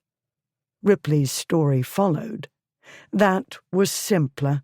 When he came to the part about Alice pushing him into the pig trough, his aunt said, "I can well understand the provocation." At the end she said, "I see. It might have been worse. Still," she pinched the bridge of her nose, "well, I shall deal with it. As to you—" She turned to the window and looked out, tapping the sill. "Warbury is living on his expectations. He would not be in London otherwise. Tradesmen hesitate to deny credit because they feel reasonably certain he'll inherit soon." "Why does everybody think I'm going to die in the next 5 minutes?" Ripley said. "Use your head, nephew. That hollow thing on your neck, which you might crack open in the course of a brawl or a mad race. You could be dead at this moment had those farmers not happened along with an observant canine. Warbury knows the odds are greatly in his favour, as do his creditors." "Change your will," Blackwood said. "You can do that when we attend to the marriage settlements. I can't stop the swine from inheriting, and I'm not going to dash off to find a bride on his account, by gad. He's a pestilential bother, and every bit of trouble lately traces back to him. I should like to break every bone in his body, one at a time, slowly." "So untidy," Blackwood said. "Amusing, but bound to lead to complications. I suggest lawyers instead." "You want me to sue him to death?" Blackwood shook his head. "You can't prevent his inheriting the title. You can't prevent his inheriting entailed property. But you can arrange a great deal else. That was what my father did when he gave up hope of having a son. His heir at the time, my Uncle William, was a wastrel. My father decided to arrange matters to restrict the amount of damage Uncle William could do. Father tied up everything he possibly could in trusts, and I don't know what else. Your solicitor will know what can be done and how to go about it." Ripley's expression brightened. "Do you mean I might leave him with only the title and a portion of property?" "Something like that. It will depend on a number of factors, but I suspect you'll be able to contrive an elaborate set of restraints, specifically for Warbury. Better yet, this is an arrangement you can enjoy before you enter the family tomb for the last time. Imagine the effect on Warbury's creditors, should word happen to leak out, of the changes to your will. Exaggerated, of course, as rumours so often are." He became aware of Lady Kempton's sharp gaze fixing upon him. "Your head is not quite so hollow, I perceive." Ripley regarded him with plain admiration. "A wonder, this fellow's brain. Finesse, aunt. That's what it is. Finesse." "He'll need it," Lady Kempton said, "if he hopes for a happy marriage." Aunt Florentia whisked Alice away shortly after she'd emerged, transformed, from her room. The men decided to go to Newmarket to collect Ashmont and break the news to him. Alice was reflecting upon this and other matters as her aunt's carriage started eastward. "They will not have an easy time with Ashmont," she said, when the carriage stopped to pay the turnpike toll. "When does anybody have an easy time with Ashmont?" her aunt said. "I vow, at least half the fracases start with him. But he's so beautiful and charming that people forgive repeatedly, while his two bosom companions aid and abet, and clear away the damage. We must trust Blackwood to manage matters. He sorted out Ripley's troubles neatly enough. Your affianced husband can be astute when he chooses." Husband. Alice's heart tossed and tumbled in her chest. She waited for it to settle down and said, "It won't be easy, even for him. I'm prepared to accommodate, to a point. The bond between them is strong, Aunt. I understand very well what it means to them. It's the way I feel about Cassandra, a connection stronger than kinship." She shook her head. "But our friendship would change, no matter whom I wed. She and I will manage, too. I wish that we're all in need of managing. This latest episode of yours presents no small challenge. I shall have to consult with Julia. We'll have at the very most 3 days, by my calculation, before society lights up like a bonfire." "Society is welcome to go to blazes in it," Alice said. "I see no reason to trouble Aunt Julia. I refuse to live my life accommodating the gossips. I shall be the Duchess of Blackwood. The ton may like it or lump it. Alice, you punched a man in the face after taking a whip to him. There were witnesses. He nearly killed my brother. He robbed Ripley and left him for dead. What ought I to have done? You ought not to have been there in the first place. But I was, and was observed, and that can't be changed. People will say I'm a monster. In that case, perhaps they'll know not to get in my way. Really, child? Yes, really. I'm only sorry that Doveridge will be affected. The papers will ridicule him. That is most unfair." Her voice began to break. She bit her lip and turned her gaze to the window. He had been kind, and he was intelligent and amusing and charming and easy to talk to. Now he'd pay for it. She could not forget what Blackwood had said about her scandals affecting Doveridge's influence and prestige. "You're fatigued, and no wonder," her aunt said. "You've been under a great strain." Alice managed a laugh. "Indeed, trapping and fighting villains is not as easy as one might suppose. You were worried about Ripley. Doveridge understood that." She told Alice about the Duke's visit on Tuesday. "You needn't fret about him," Aunt Florentia said. "He's no dreamy-eyed boy. He'll recover from the infatuation soon enough. As to any talk or teasing, they'll make a mockery of him. He doesn't deserve that. He knows what to expect. He's had decades of practice in sailing those waters, and he'll coast along smoothly enough. Rely upon it." Newmarket, Thursday, 10 May, 1832. Blackwood and Ripley found Ashmont relatively sober in the coffee-room of the Rutland Arms.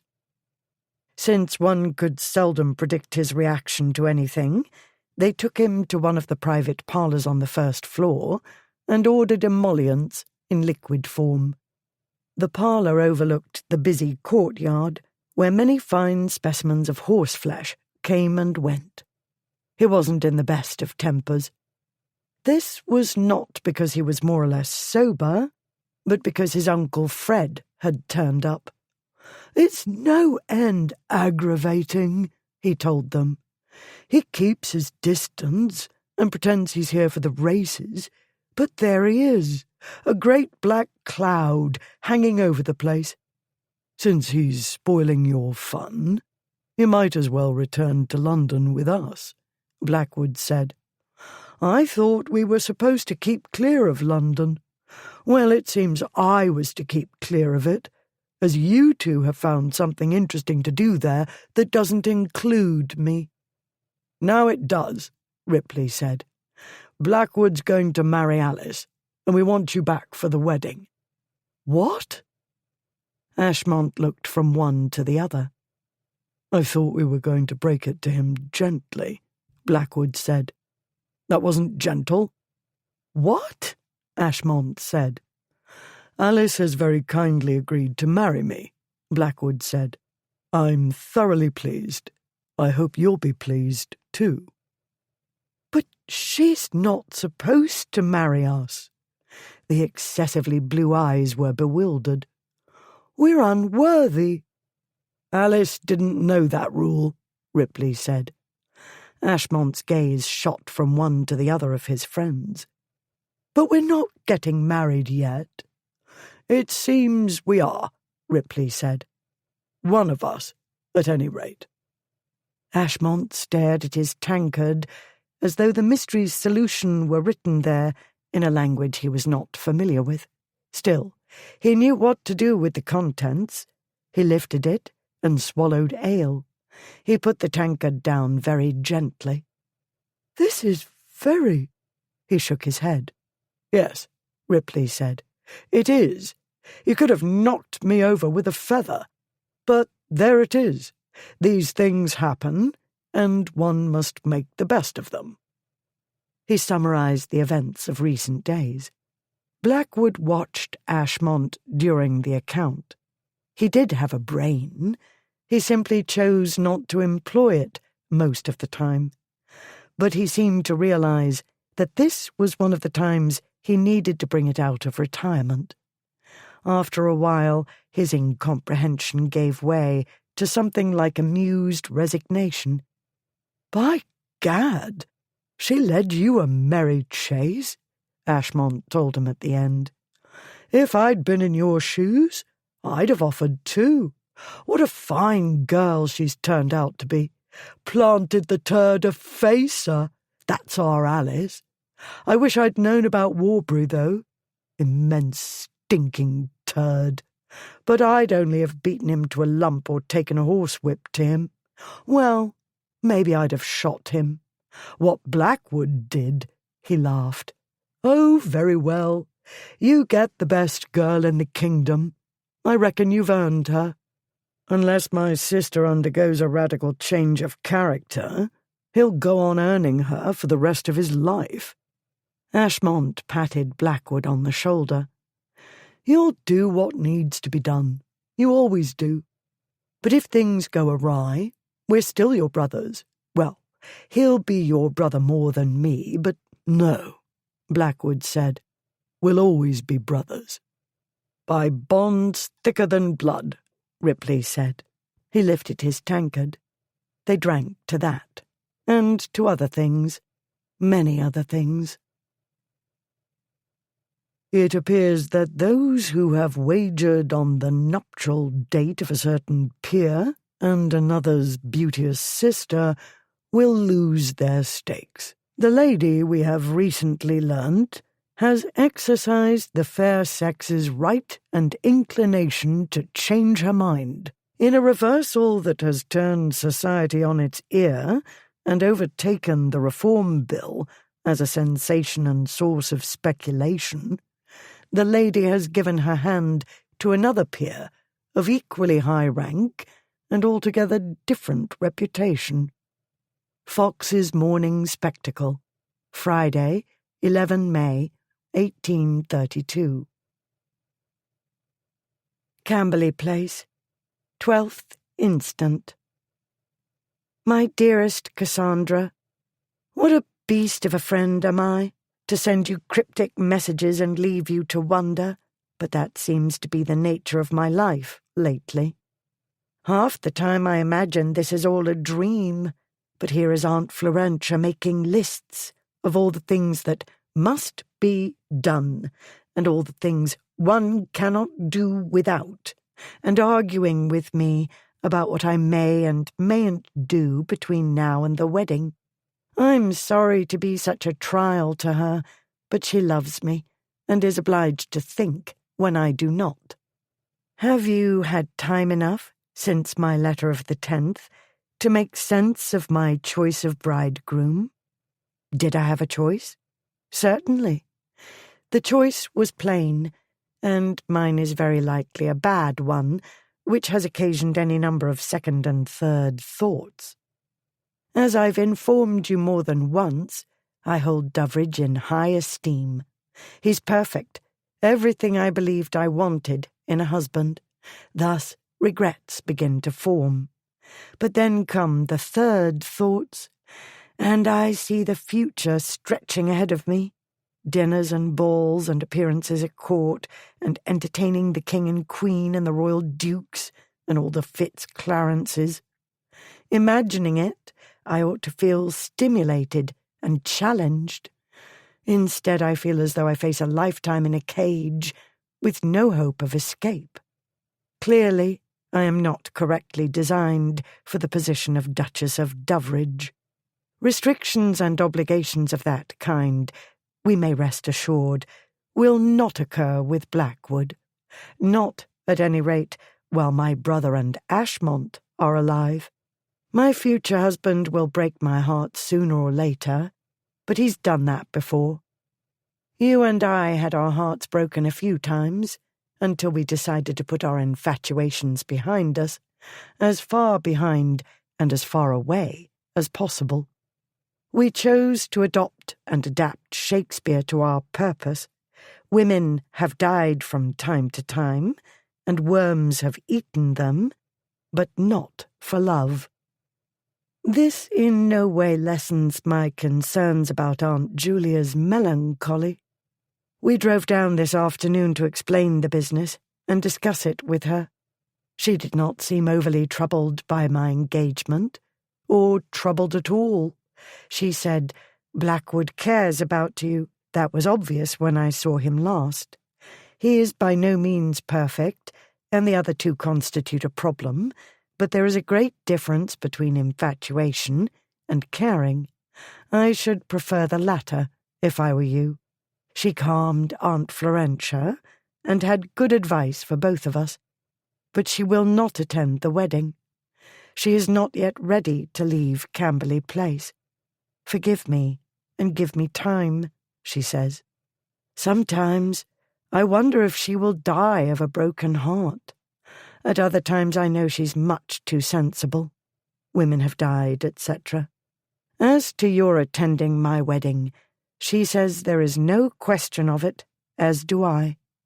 While I care nothing about heaping more scandal upon the pile I've already made, I will not have you leave your grandparents, and it is both pointless and ridiculous to make them curtail their travels for a wedding that will be done in an hour or less, and a wedding breakfast from which I shall very probably be absent. You and I will be reunited next year, by which time I expect to be settled in my new role. It seems I must stop now. We have company, Vachon says. As she is laying out a fresh ensemble, it must be somebody important. I hope it isn't one of the royals. They call on Aunt Julia from time to time, or send Lord Frederick Beckingham or another courtier to inquire after her health. No doubt these deputies do what they can to entice her back to London. Let us wish them luck, and do wish me patience under their politely concealed curiosity. Since I do not foresee further opportunities to write while I'm here, I'll close now and promise more after we return to London on Monday. Your ever affectionate Alice. P.S. Not a royal, I have just been told, but a courtier. And whom do you suppose it is? My discarded duke, no less. I vow the fates are playing pranks on me." Lady Alice offered both her hands when she greeted the Duke. He took them. "You were so kind to come," she said. "I wanted to be among the first to wish you happy," he said. She withdrew her hands to clasp them at her waist and raised her eyebrows at Lady Kempton, who took the hint and made an excuse to step out of the drawing-room. "I know this is most improper," Lady Alice said. "But I am improper, and I hate a rule that doesn't let me behave like a gentleman." Her brow knit. "Although, if I were a gentleman, I suppose we might have to fight it out at 30 paces. He laughed. How could he help it? It was this sort of thing that had charmed him in the first place, and she charmed him still. "Let's not pretend," she said. "Let's look at the thing. And please let me say, I'm deeply sorry for any trouble I've caused you. Perhaps I've caused none, perhaps a great deal. I don't know. I can only say I'm sorry, because you have been nothing but good to me." He guessed that this cost her something. Her stance, the hands folded at her waist, but she did it, brave girl, and he had to admit it was well done. "Would it be ungentlemanly of me to say I wish I'd followed my instincts and lured Blackwood to the bear pit and pushed him in?" he said. "Completely by accident, of course." "I believe I can promise you that, at the time, marrying me was the last thing on his mind." "Perhaps, then, I ought to have held him over the bear pit by his ankles until his thinking adjusted," Doveridge said. "Because, you see, it was annoyingly clear to me that he strongly objected to me and all the other fellows about you. But he's come to his senses, and I'll give him credit for that. And since you've been so brave as to arrange for us to speak privately, I shall speak my mind." She stiffened, as though to brace herself. Yes, this exchange cost her a great deal more than she showed. Normally he had no inkling of her feelings. She hid them so well. "Here's the thing," he said. "I do not mean to give you up. You are too interesting, and so many of our aims agree. I cannot afford to let your marriage estrange us." He paused. "I am not a young man, and you needn't fear that I speak impulsively. I've had a few days to absorb the news, to reflect, and become philosophical." Her stance eased. "I'll give you some philosophy," she said. "You had a narrow escape. We shall be good friends if you like, but I should not have made a satisfactory wife for you. I did not intentionally mislead you. I misled myself. I flattered myself that I could do it, but you deserve better." "Different, possibly. Better does not enter into it." "You are kind," she said. "Thank you." She gave him a full smile then, and the spark of humour was back in her green eyes, telling him he'd done the right thing. She was young, and she deserved to have the man of her choice. Only a great blockhead could fail to recognize who that was, or how much better suited to her he was. The Duke of Doveridge was not a blockhead. All things considered, he reckoned that having the lady as a friend would be more useful and a deal less nerve-wracking than having her as a wife. Chapter 21. Tuesday, 15 May, 1832. The winner of Lady Alice Ancaster's hand called at Sussex Place in the afternoon. Alice and her aunt were standing at table in the library, arguing about her trousseau, when he entered. Sketches and lists covered the table. "Thank heaven you've come," Alice said. "My aunt deems my current wardrobe insufficient. I disagree. It makes more sense to wait, because we have no idea what role the new Duchess of Blackwood will play in society." He looked startled. Then the mask came down, and his eyes became unreadable black. "Not a great role at court, for the foreseeable future, I suppose. I hope you're not disappointed." "I'll try to bear this tragic turn of events with fortitude," she said. "As to the rest," he frowned, "something to talk about. For the present, I thought we might go for a drive and sightseeing, or a walk, if you prefer.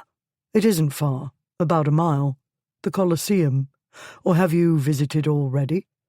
Though he didn't display it, she sensed tension. She wondered if the conversation with Ashmont had gone badly. Ripley hadn't written, but then he wasn't the most reliable correspondent. "I should like to take a walk and sightsee," she said. She turned to her aunt. As much as Alice wanted to interrogate Blackwood privately, which would want considerable skill and probably torture devices, she supposed a chaperone was required. "Unless Blackwood insists, I know you will not, I see no reason for me to accompany you," Aunt Florentia said. "It will do no harm for you to be seen in public as an engaged couple." She turned to Blackwood. "Naturally you will take care to remain in public." The mask cracked slightly, and Alice caught the flash of irritation. "Naturally. I'd rather not face her brother at 30 paces over a damp heath and spoil my boots," he said. "For heaven's sake, Aunt, this is the man who did not want to be seen with me in broad day not 6 miles from here, and acted as though we'd travelled to the ends of the earth for weeks. He's the one who fussed about my reputation. This is Blackwood, Aunt." "Really, Alice? Lady Campton is only—" "Yes, only. But you don't know what it's like to be a bride-to-be," Alice said. "You'd think nobody ever got married before, the way my aunts carry on. I realise my situation is complicated, and I'm grateful they care so much about me and wish to protect me from gossip mongers.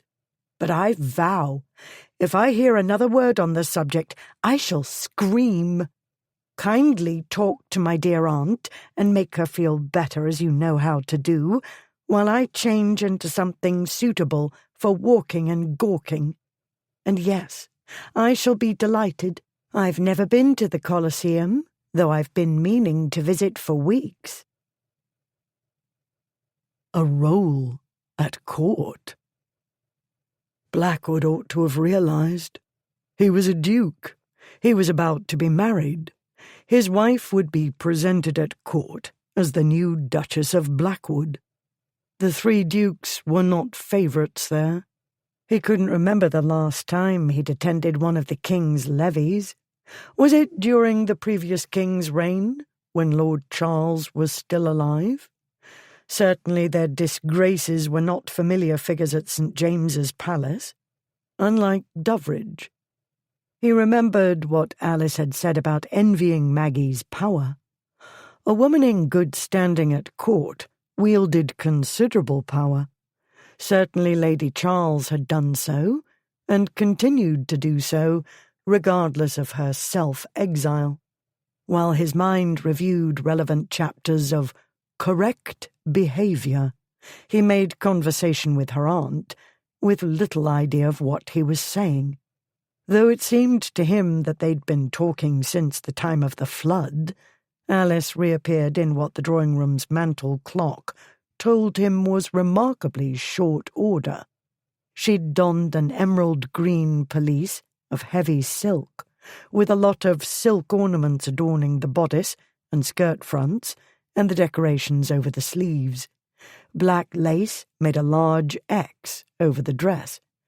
A V from the tops of her enormous sleeves to a point at her waist, then an inverted V below the waist to somewhere about the area of her knees, wherever they were, to create the effect of a coat over the dress. A lacy white ruff encircled her throat. Gauzy white bows framed her face, and ribbons flowed from the white bonnet. The green matched her eyes, and the style focused one's attention upon the oval of her face, which constituted about all the skin on view. It was ridiculous, and he wanted to kiss her. But then he'd been wanting to kiss her for a large part of his life. Soon, he reminded himself, if he didn't muck it up. "Try to behave in a civilized manner," Lady Kempton said. "No fisticuffs, if you please." "None that anybody will find out about, I promise," he said. At last they left the townhouse, and he felt he could breathe properly again. As they started southward, he said, "Are you so disgusted with wedding business that we must throw the subject into the lake?" Alice gazed at the lake. He wondered if she was considering throwing herself into it. She was unhappy, clearly. Second thoughts, no doubt. Ice formed in the pit of his stomach. "May we elope?" she said. He gave her a quick glance. Her profile, what little he could discern of it, told him nothing. "That will save me the bother of getting a special license," he said. She looked up at him, and the bows and ribbons fluttered. "I'd forgotten. In that case, we might be married anywhere." "A clergyman will be required." She waved this away. "It's only that I don't want a great fuss, and I don't see the point of creating one." "It's considered rather a special day." "It will be more special to me if it's simple. I shall order a pretty white dress to be married in, of course. Is that not sufficient? I brought scores of dresses from Paris, but Aunt tells me the Queen wants us to wear clothes of British manufacture to court events. I said I'd wear my bridal dress to the drawing-room when she presents me, the way my mother did and she did and Aunt Julia did. It seems wasteful to run up dressmaker bills when I've more clothing than I can wear as it is. Then I shan't have to listen to Ripley's jokes about how expensive I am. I shall listen to your jokes instead. Kindly make them wittier." The inner ice began to melt, and his spirits made a cautious movement upward. "My dear girl, you might have the wedding in whatever manner you prefer. The prospect of marrying me is trial enough for the nerves. How you do it is entirely up to you." She stopped short and looked up at him. "Will it be a trial for you? Hard for Ripley and Ashmont? Because I'm not oblivious, you know. Those two are your brothers, in the same way that Cassandra is my sister. You're used to being with them." Before he could respond, she went on, "I imagine it was especially difficult for Ashmont." "Ashmont was Ashmont.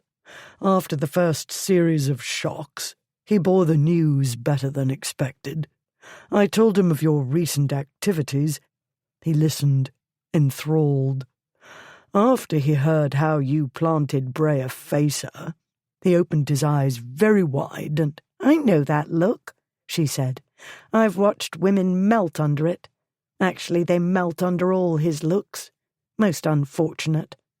"I don't melt easily. His objections did, though. He patted me on the shoulder and congratulated me. Then he became philosophical." "After how many bottles?" "I don't remember." "That many," she said. A pair of ladies on horseback nodded at them. They nodded back. "They've had their delicious thrill for the day," Alice said. "Now they can tell their friends."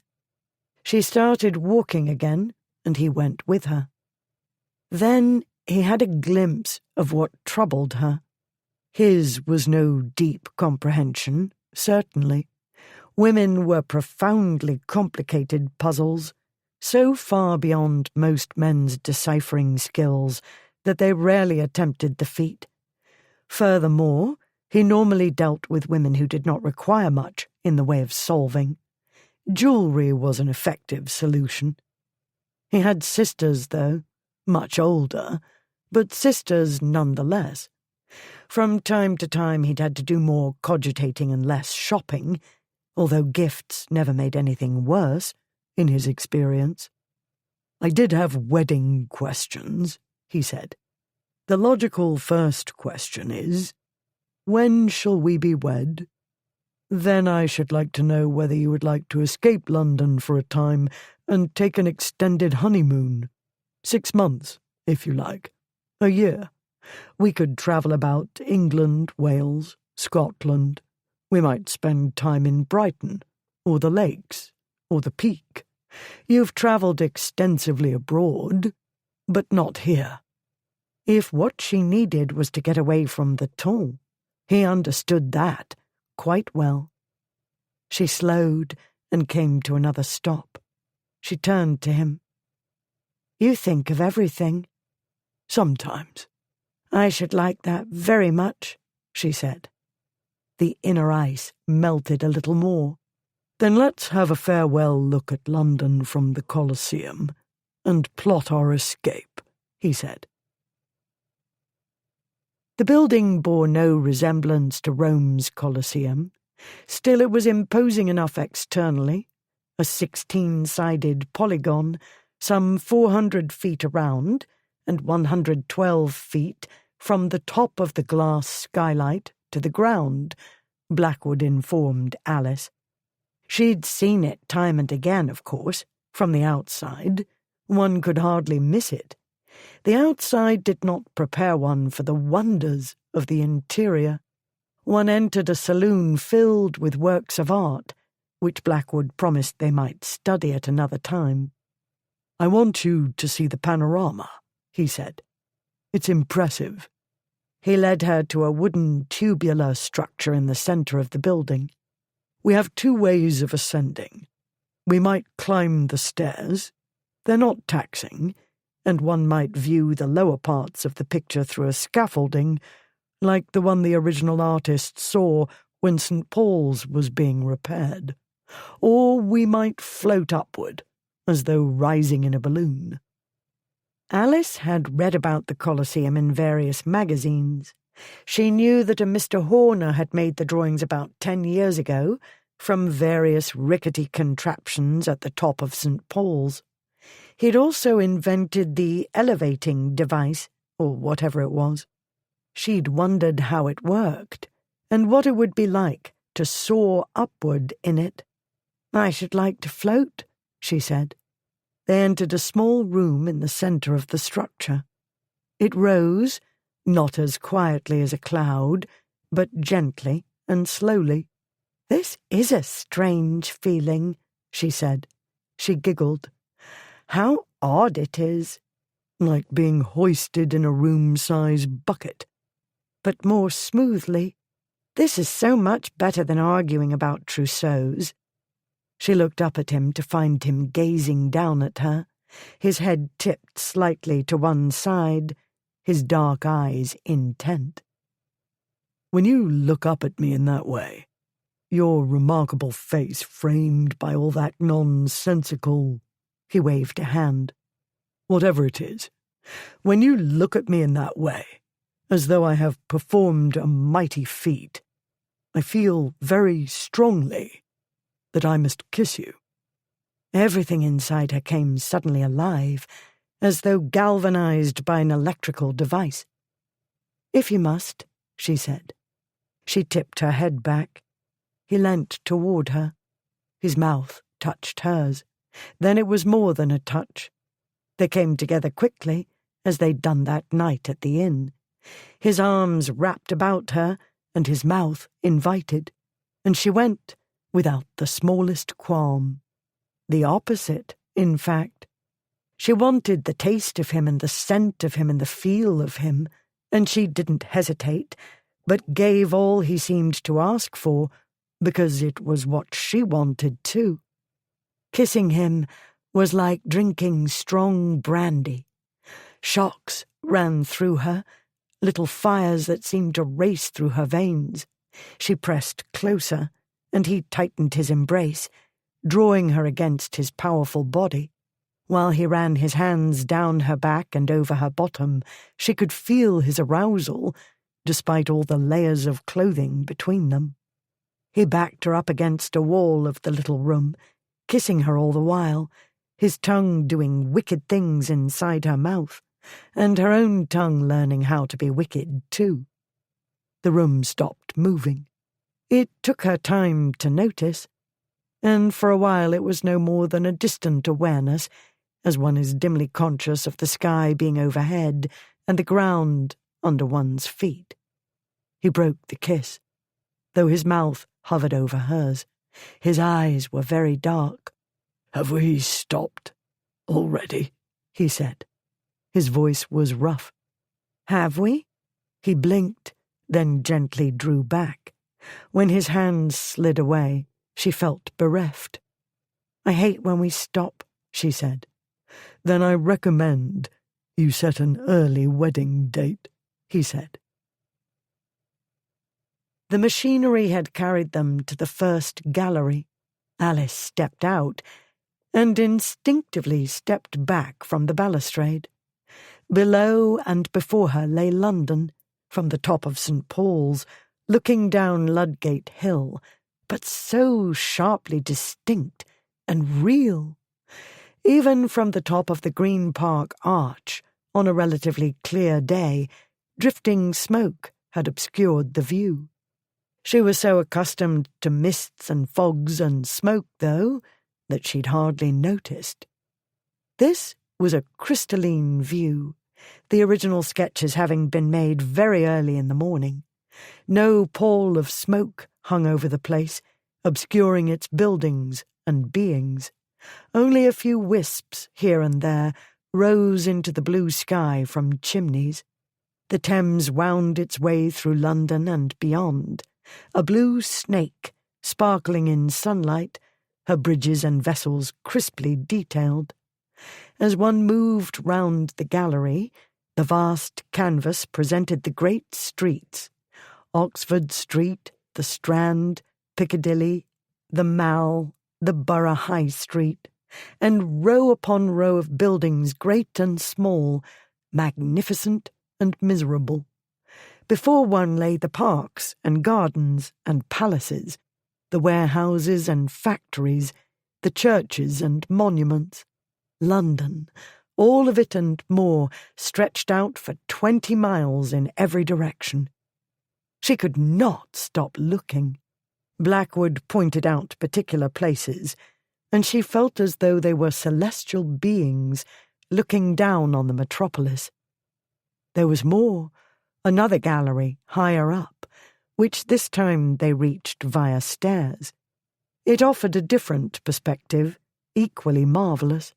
Blackwood handed her a pair of spyglasses, conveniently provided for visitors, which allowed her to make out even finer details. He pointed out objects he thought would interest her. He had answers for every question, it seemed. "This is splendid," she said. "I've seen panoramas, but this? Such an undertaking. Every street and building and bridge, carriages and boats." She waved a hand at the vast scene. "Everything. It's wonderful." "If you care to undertake another set of stairs, a short ascent this time, we might visit yet another gallery, this time out of doors, where we shall have a fine view of London as it is today, not quite so sharply clear." She went up the stairs with him, and it was altogether different. As he'd said, the view was not crystalline. Smoke, constantly moving, shortened and dimmed the vista. Still, it was thrilling to feel as though one stood atop the world, like gods. They too might be Jupiter and Juno, gazing down from Olympus. They were not unlike that pair, both strong-willed. "You liked the sensation of being at the top of the arch," he said. "I deduced that you'd enjoy this." "I do, very much." She gazed up at him. "You've made me forget all the petty irritations and squabbles. You've given me something much larger to think about. Thank you." All the galleries had benches, since many visitors had trouble with dizziness. He gestured for her to sit, and she did, and realized that though she wasn't exactly tired, she did feel rather overwhelmed. He took the place beside her. "Now that I've softened your mind, I've something for you." He reached into the breast pocket of his waistcoat and drew out a small red leather box. Her heart beat very hard then. "We set about this marrying business in the strangest manner," he said, "but I want it to be right, and here is my promise." He opened the box. It was my grandmother's. Old-fashioned, I'm afraid, but— "Oh, Giles." Inside its white satin nest, a large diamond sparkled in its gold setting. Two smaller, though not very small, diamonds stood, one on each side, like attendants. These each had a pair of tiny emerald attendants. "It's perfect." Her throat closed up, and her eyes filled. "Watering pot," she scolded herself. "We can't expect it to fit, but try." She put out her left hand. He slid it onto her third finger. "A little loose. That can be mended easily. The whole thing can be mended. We can reset the stones, or buy you another." She looked up at him. His face shimmered through her tears. "I don't want another. I want them as they are, but you are making me cry, and—" "I don't want another," he said. "I want you as you are, and you are never to think otherwise." He cupped her face and kissed her. She would have climbed into his lap to continue what they'd started in the elevating room, but he broke the kiss. "I arranged for us to have as much privacy as possible," he said. "Still, it's difficult and awkward to keep visitors away for any length of time at a popular site like this one. In any case, if we continue in this manner, I shall lose my head and forget to be a gentleman, and this is not the most comfortable location for the rites of the wedding night." She smiled down at the ring on her finger. His grandmother's. That told her a great deal. The kissing told a story too, as did the time they'd spent together this day. She widened the smile and turned it upward at him. "We'd better set a date, then." Chapter 22. York Hotel, George Street, Bath, Saturday, 19 May, 1832. Lord Warbury's doddering maternal aunt was planted at last, having dragged out the dying business for an eternity. This morning he'd attended the will reading. She'd left her riches to be divided among several Bath charitable institutions, the Female Orphans Asylum and House of Protection, the Puerperal or Child Bed Charity, the Society for the Relief of Lying-in Women, the Children's Friend Society, and the Servants' Friend Society. Upon Warbury, she'd bestowed her extensive collection of sermons. He wished he'd held a pillow over her face. While tradesmen were still willing to extend credit to a rackety duke's heir presumptive, credit wasn't ready money, an article even a titled gentleman required. One might ignore the tradesman's bills, of course. Bets, however, must be settled promptly. Furthermore, a great many establishments catering to gentlemen's pleasures expected pounds, shillings, and pence, not IOUs. Warbury pushed the money problem aside for the time being, because a letter from Lady Bartham had arrived in today's mail from London. He and Consett had retired to a sitting room overlooking George Street to enjoy it. Consett's mamma, whose mission in life was collecting and spreading scandal, had proved quite useful, and her letters could be amusing. The previous one had been full of the scandal about Lady Alice and Blackwood, including various rumours about her unchaperoned overnight visit to Kensington with his disgrace. Warbury would have been happier with eyewitness accounts of her having been brutally assaulted by a gang of criminals and thrown into a brothel for the amusement of the patrons. He wasn't thrilled either with the change of intended spouse from Doveridge to Blackwood, though he would have preferred rather less formidable mates for her.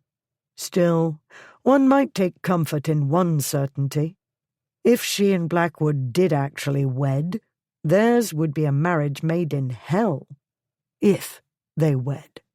According to Lady Bartham, the nuptials had not yet taken place.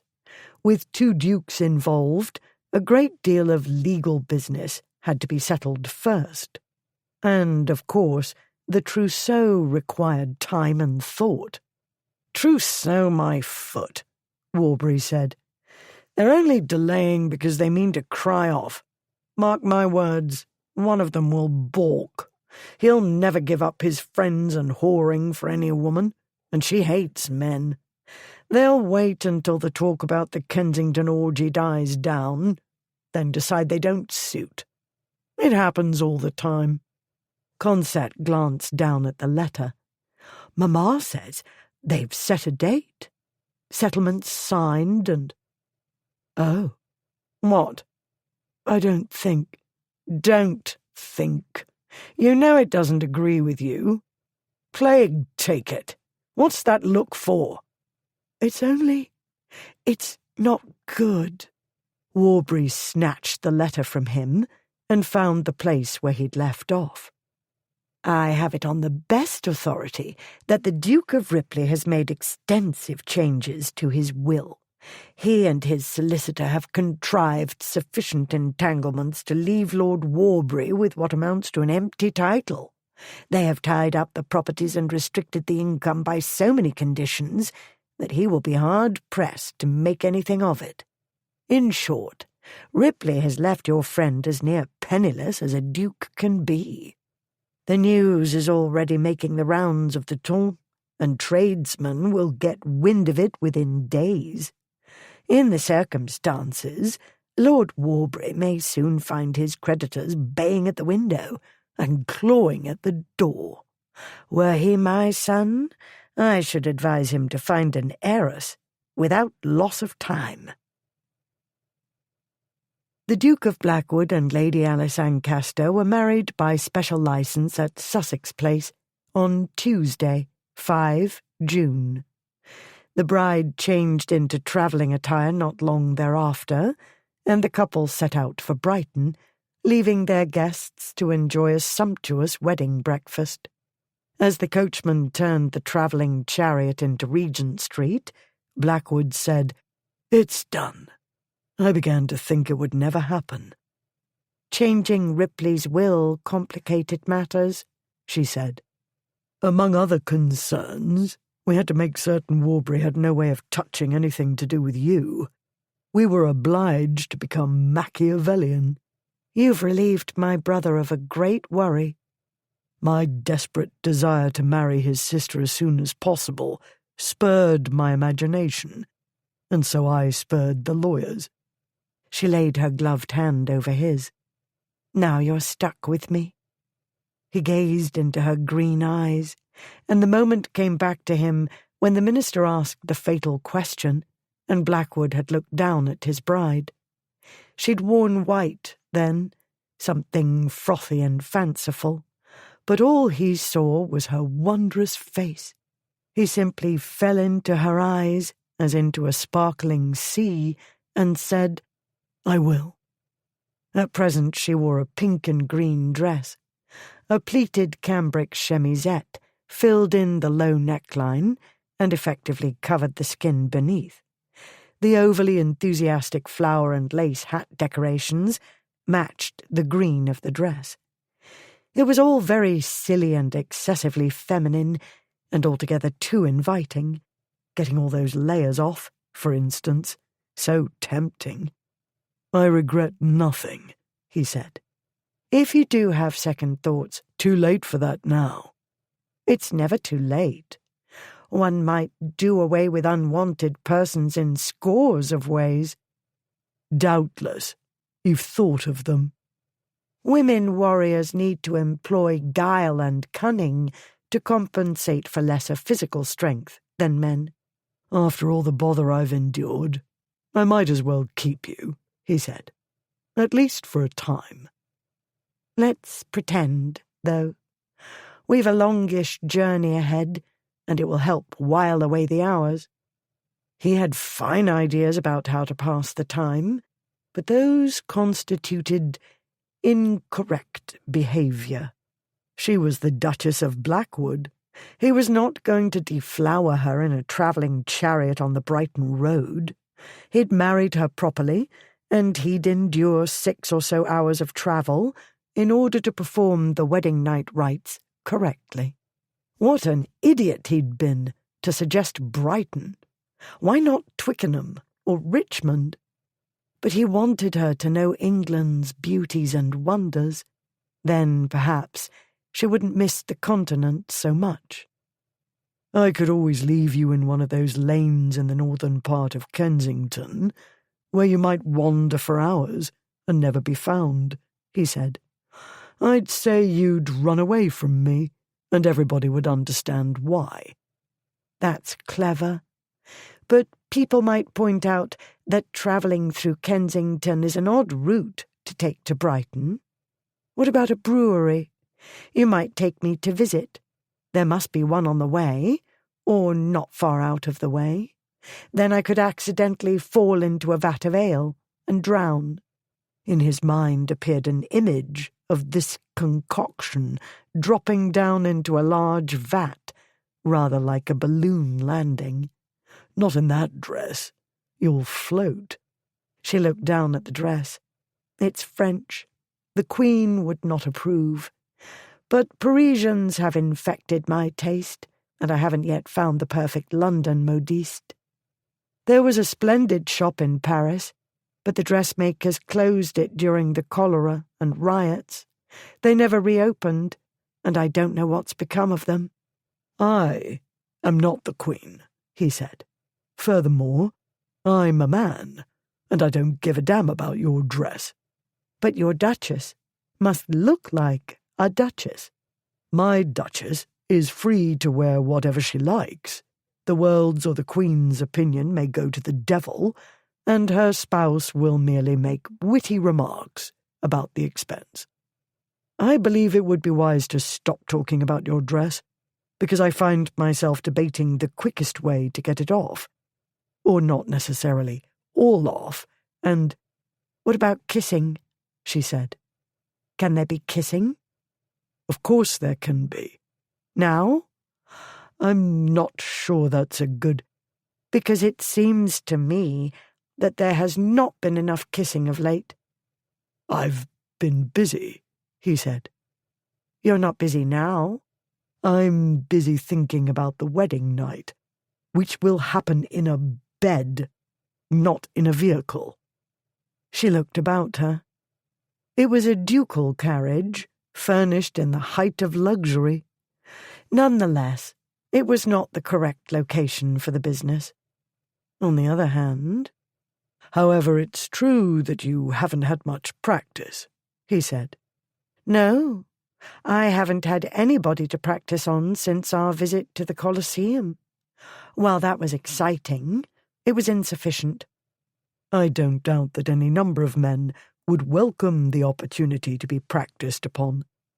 "That may be, but for some reason I felt disinclined to offer it." He sighed heavily. "Then I suppose it will have to be me." She smiled up at him, and down he went to drown in the sparkling green sea. Blackwood didn't take her in his arms and kiss her, as Alice expected. He lifted the hand that rested on his. He pushed back the edge of the glove and kissed her wrist. Oh, not a word, but a tiny gasp of a word. It was a wonder that so small a touch could do so much, making her insides tighten and quiver. He drew the glove off, finger by finger, and slipped it from her hand. He did the same to the other glove. He brought her naked hands to his mouth and kissed the palms. He brought her hands to his jaw, and she held him that way, and looked up into his eyes, and found herself falling into midnight. "I wish you would kiss me, in your own amateurish way," he said. She slid her fingers into his thick hair, and drew his head down, and brought her mouth to his. The merest touch, yet she felt it deeply. Tiny shocks skimmed along her skin, and set her alight. She pressed a little more, and he brought his arms about her and drew her closer, while his mouth moved against hers. As soft as velvet, but potent, it brought a rush of warmth and joy. All this from no more than a meeting of lips. It was like another sort of speech between them, another secret shared. A kiss, an endless kiss, and the feel of his mouth and the scent of his skin, the whisper of their clothing as they drew closer. Her lips clung to his, and she let her hands slide down to grasp his coat, the way she'd done so long ago, holding on while she fell, deeper and deeper. This time he didn't draw away. This time he made a sound like a low growl and pulled her onto his lap. She knocked off his hat and dragged her hands through his hair and along the back of his neck. She felt the muscles tighten under her fingers, and her insides tensed in sympathy, as though invisible cords tied his body to hers. He brushed his tongue against her lips, and she opened to him, easily and unthinkingly. The intimacy of it brought a wash of inner heat that hurried everywhere, outward and downward, and into her brain to make her drunk. A drunken being inside her whispered, "I want, I want, I want." She dragged her hands up over his shoulders and down along his arms, and "Mine, mine, mine," the drunken being whispered. It was a shadow, a feeling, and the whispers were feelings more than words. She broke the kiss to let her lips touch his cheek. She brushed his cheek with hers, and took in the familiar man sense of starch and wool and shaving soap, mingled with whatever it was that was this man's alone. "Good God, Alice!" His voice was a groan. "I know you," she said, letting her mouth graze his jaw. "Why do I know you? Because I love you. I've always loved you." It played in her mind, the whispering feeling, telling secrets she kept, even from herself. "Affinity," he murmured. She nuzzled his neck, the precious bit of it she could get to between his neckcloth and ear. The way he smelled was an intoxicant. She needed more. She wanted to touch more of him. He moved his hands over her in the same way she did to him, learning and claiming him.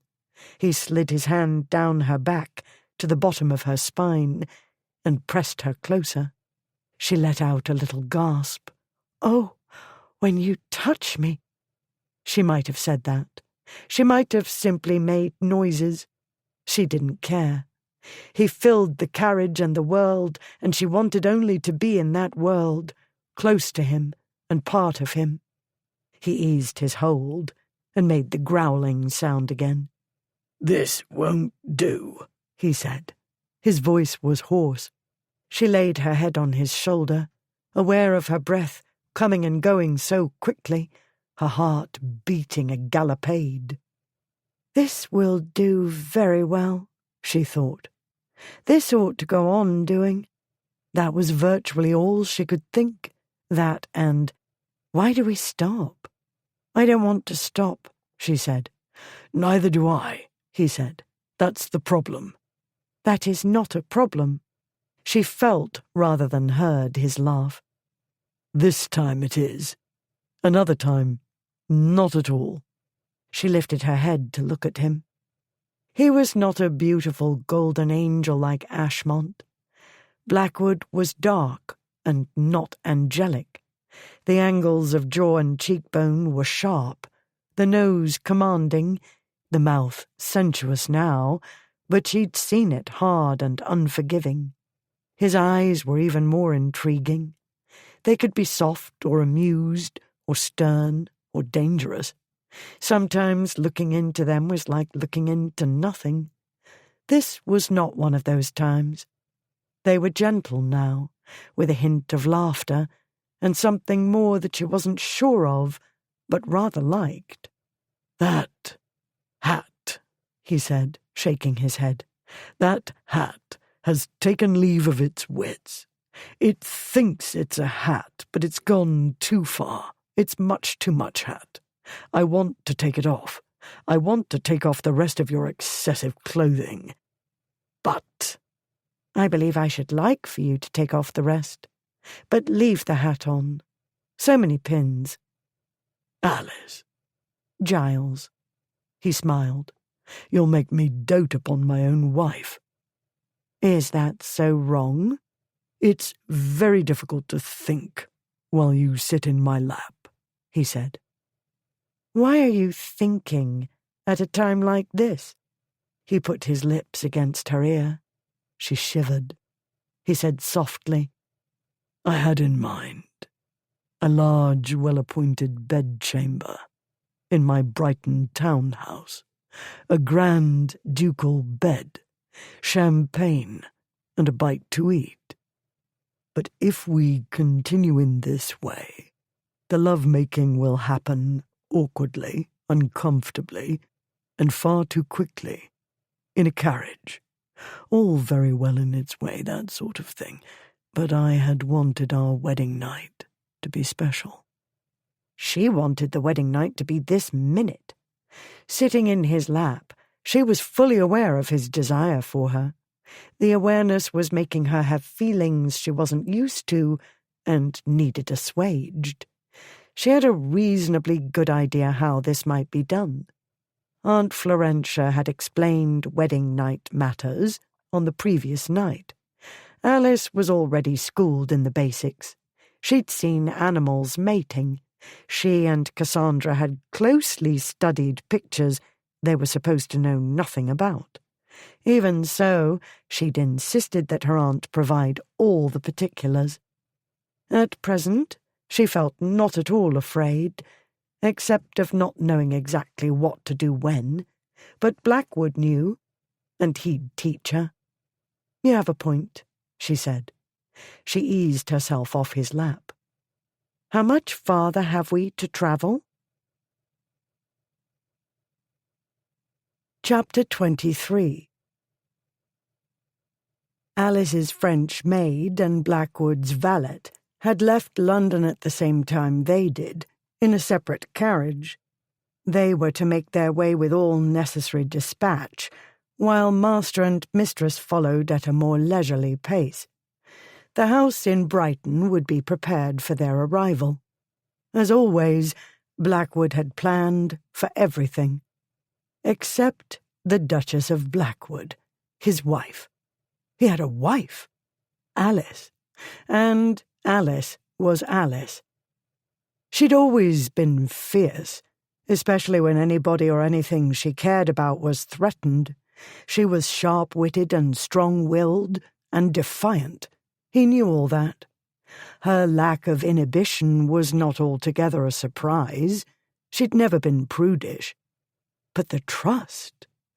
After all this time, and the way he'd lived his life for the last decade and more, she had ample reason to keep her guard up.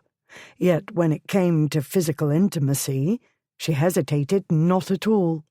She gave herself wholeheartedly and spoke frankly about what she wanted. There has not been enough kissing, Even a man who'd avoided good girls from the time he discovered girls knew how they were expected to behave. The standards appeared in reviews of books, operas, plays, and even circuses, as well as in gossip sections of the journals. Young ladies were modest and circumspect. They maintained a quiet demeanour, a dignified reserve, etc., etc. Boring, in other words. One of many forceful reasons to shun their company. This sort of being might be Alice at Almack's, but it was not Alice in his lap, in a carriage. Alice in his lap meant exerting every last iota of his willpower not to relieve her of her virginity en route. It meant reminding himself that he was not a callow youth of 19, but an experienced man of 27. Most important, this was the only wedding day and night they would ever have. It had to be special. Alice deserved no less. What he needed to do was thank fortune for placing him in this uncomfortable position. The capricious goddess had smiled on him. She'd somehow tricked him into doing the intelligent thing before he realized how intelligent it was. Brilliant, actually. An act of pure genius. He kept these considerations in mind and restricted himself to conversation. For 60 long miles. They talked about the passing sights, unfamiliar to her. He had stories. She had comments and her own stories of continental travels, and she told him a great deal she hadn't included in her letters to Ripley. They reached Brighton before sunset to find the staff awaiting their master and new mistress, and all in readiness. There were ceremonies to be got through, introductions, and preliminary tours of the gleaming white mansion on the Steine. It was the second most impressive residence in Brighton, the Royal Pavilion being the first. All the while, Blackwood asked himself why he hadn't chosen instead to spend the wedding night during the wedding afternoon at an inn on the road. Better yet, why hadn't he bought a cottage requiring only a handful of servants? But at last the rituals were done, and the newlyweds retired to their separate apartments to change out of their travelling clothes. The Duke and his new Duchess did not dine in state in the handsome dining parlour, but in her Grace's boudoir. In fact, they dined very little, hardly touching the food he'd been so particular about ordering. After staring at her plate for a time, Alice rose. He did too. "This is a sad waste of beautiful food," she said. "But I am too—" she waved a hand. "I can't. I'd better find something more productive to do, like changing out of this." She looked down at herself. "And into something less." "Wait, please." He circled the small table and caught her in his arms and kissed her, long and deeply, until the blood was hurrying through his veins and heading downward, and he forgot who and what and where he was. Then he collected the last threads of his self-control and released her. "I only wanted to make sure you don't forget," he said. She gazed at him, her eyes soft and dazed. "Forget what?" She laughed, rather unsteadily, and went out. An hour later. Entering Alice's bedchamber was like entering a dream.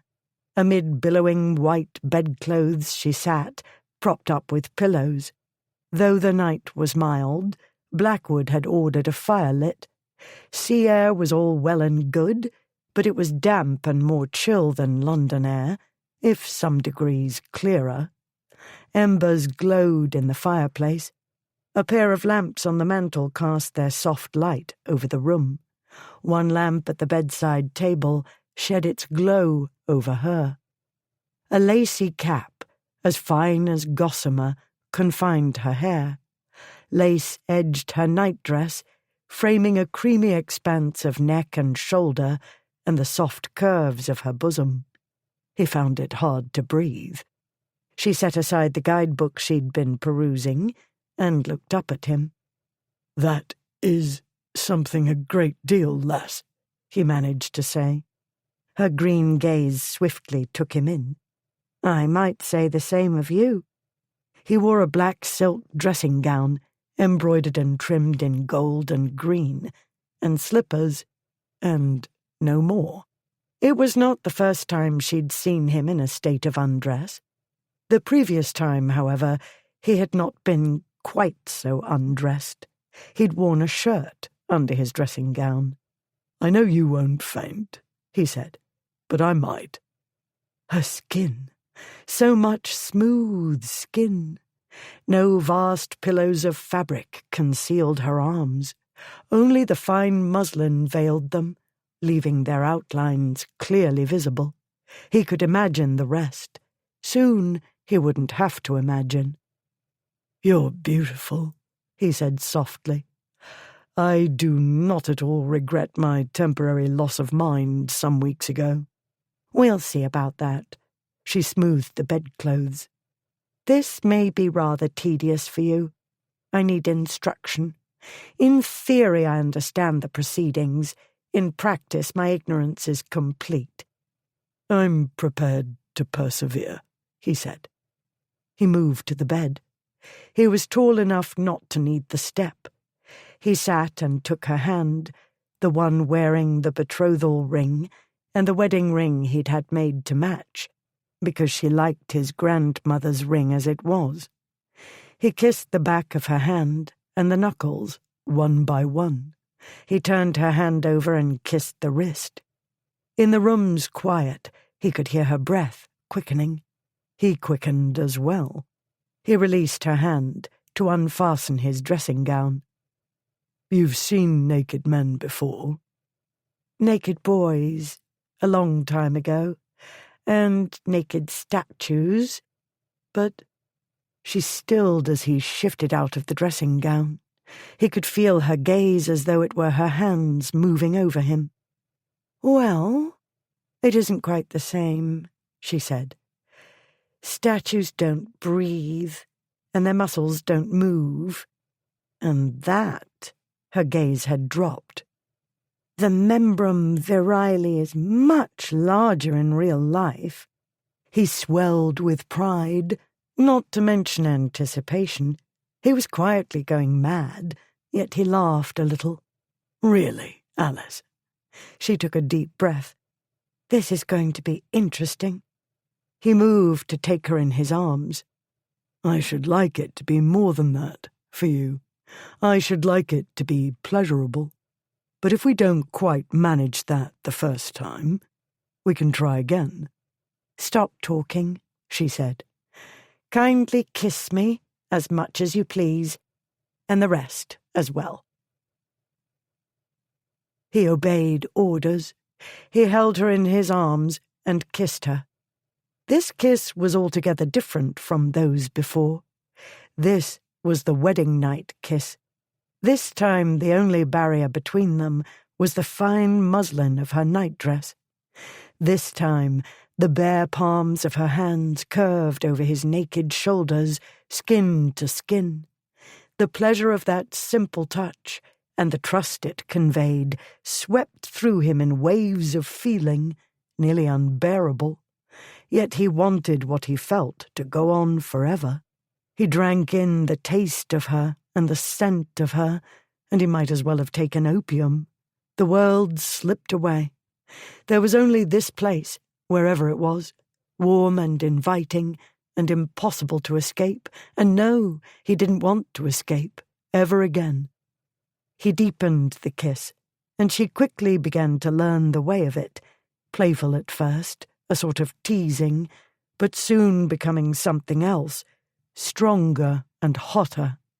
She moved her hands over his chest and shoulders and arms, and his muscles tightened. But what he felt was more than physical. Women had touched him before, and that was pleasurable and arousing. Alice's caresses were another experience altogether, shockingly powerful.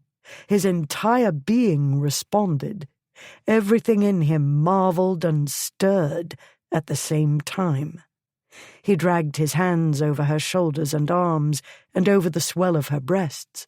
Muslin whispered secrets under his fingers. He wanted skin, more skin. He broke the kiss and murmured, "Too much clothing." She shifted to help him get the nightdress off. No shyness, no hesitation. And then there was Alice, naked. He caught his breath. "Ye gods," he said. "Ye gods, Alice." Lust was murdering his mind, yet he had to take a moment to simply look at her. The lamplight turned her skin golden. He might as well be looking at an ancient goddess. He drew the bedclothes back a little more. So beautifully formed she was, the perfect swell of her breasts, and the graceful curve of waist and hips and long legs. His wife. This was his wife. "With my body I thee worship," he said softly. Tears glittered in her eyes. "Giles." He brought his hand to her cheek and gently brushed away the tear. He stroked her neck and downward, touching her and discovering her. He ached, and every animal instinct wanted possession now, but he couldn't bear to hurry. "We'll never have another wedding night," he said. "I want to make the most of it." She smiled the Egyptian goddess smile. He kissed her neck and her shoulders. He slid his mouth lower to draw paths of kisses over the tops of her breasts, then lower. She squirmed and reached for him. "More," she said. "Yes." He took the bud of her breast into his mouth, and she made a little sound, like a moan. He suckled the other breast, and she writhed under him. He slid down and kissed her belly, then lower. She made little sounds of pleasure and excitement. She didn't hold back, but let herself be pleasured. When her body arched upward, he slid his hand to where his mouth had been. He shifted himself upward again to kiss her cheek and below her ear and her mouth, while he moved his hand between her legs. "You're a wonder," he murmured. "There's nobody like you." He stroked her and kissed her until her body shuddered, and release came with a surprised little cry. She opened her eyes very wide. "Good heavens!" "I hope so." He brought her hand to his impatient cock, pressing against her thigh. "I've done what I could, but I'm afraid this will hurt," he said, his voice rough. "I'm not afraid of you," she said. "Don't stop now." Gently he drew her legs apart and pressed himself into her. He felt her tense at the intrusion and the discomfort, and heard her breath catch. He paused, though the blood was racing through his veins, and he was sweating, and his brain was going black. "Don't stop," she said. "You're not supposed to stop." In spite of himself, he let out a choked, short laugh. "Alice." "Do it," she said. "More. I want you." Thinking was in another land, another universe. The sound of her voice. "I want you." He pushed inside her and she gasped, but she grasped his arms. "Don't stop." He kissed her, on the mouth, on the nose, on the cheek. He kissed the top of her ear. He felt the tightness give way slightly. He pushed in, and the feel of her body closing about him, holding him, was new, all new. He didn't wonder at it, because he had no mind for that. He tried to fix on taking care, and that was growing impossible.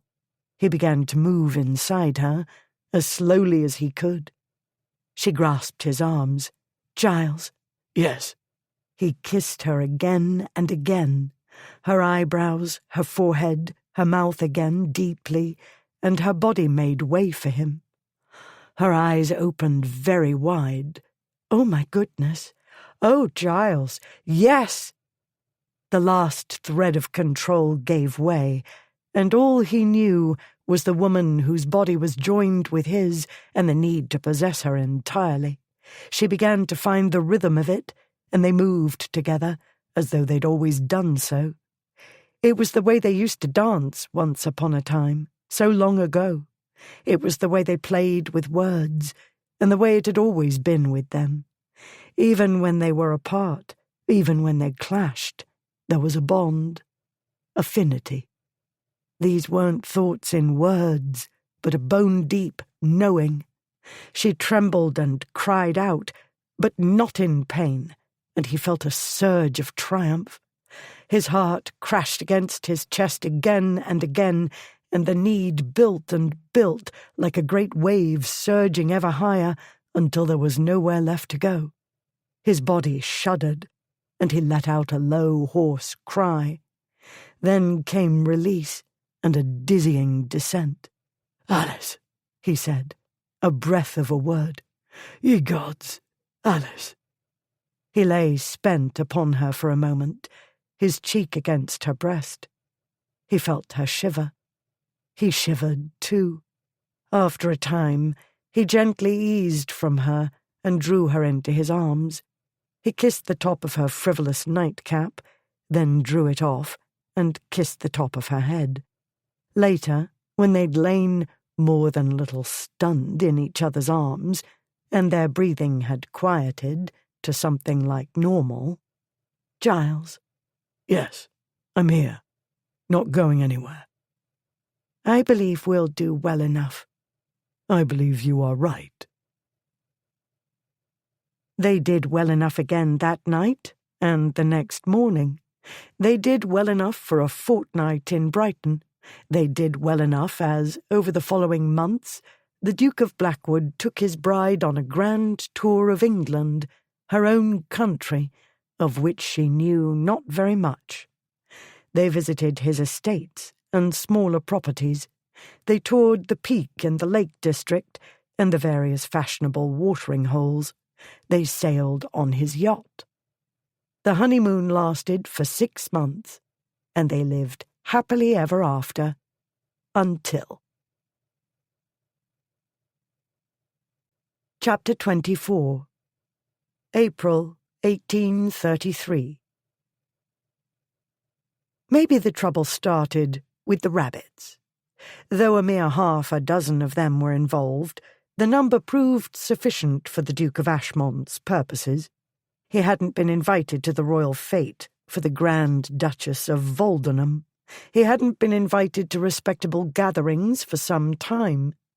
Not inviting him was one thing, keeping him out was another altogether. They'd made the mistake of holding it on April Fool's Day. He got in. So did the rabbits, also not invited. The event dissolved into chaos. Women shrieked, men tried not to laugh and failed, servants ran about, and a lot of shouting prevailed generally. The Grand Duchess, who prided herself on not speaking a word of English, and hadn't a sense of humour in any language, failed to grasp the concept of April Fool's Day. Believing she'd been grossly insulted, she stalked out. She was one of the royal family's numerous distant cousins, and by no means King William's favourite. Furthermore, having spent his youth in the Navy, he was a better sailor than diplomat. But, like it or not, he had to swallow his resentment and pacify her. Lord Frederick Beckingham learnt His Majesty's true feelings at the levee on the following Wednesday. "I've borne enough of your damned fool of a nephew's nonsense," the King raged. "I will not be placed in this ridiculous position again. You tell that goddamned Ashmont that I'll hang him by the yardarm if he comes within a mile of any member of the royal family." It was no use telling Ashmont anything. Instead, on Thursday afternoon, Lord Frederick told the Duke of Blackwood, who told his wife that evening as they set out for Lady Tunstall's dinner party, the former Emily Felpham's first entertainment since her marriage. "What did you suggest?" Alice said. "A straight waistcoat," Blackwood said. "Ashmont is at loose ends," she said. "I wish he'd gone abroad with Ripley." A few days after their arrival in Brighton, Ripley had sent a letter saying he intended to make a belated grand tour with Ashmont. 2 days before they were to depart, Ashmont changed his mind. "Too many foreigners," he said. "I wish it too," her husband said. "He's running amok, worse than ever, thanks to the company he's keeping lately." Though Blackwood spoke coolly enough, Alice knew he wasn't untroubled. In the dim light of the carriage, she discerned the mask he'd worn all too often in recent weeks, mainly at social events. He was bored, among other things. Ashmont was one of the other things, she was sure. She swallowed her frustration. The other two constitute a problem, Aunt Julia had told her. Alice had understood the problem when she chose to marry Blackwood. All the same, she wanted to throttle Ashmont.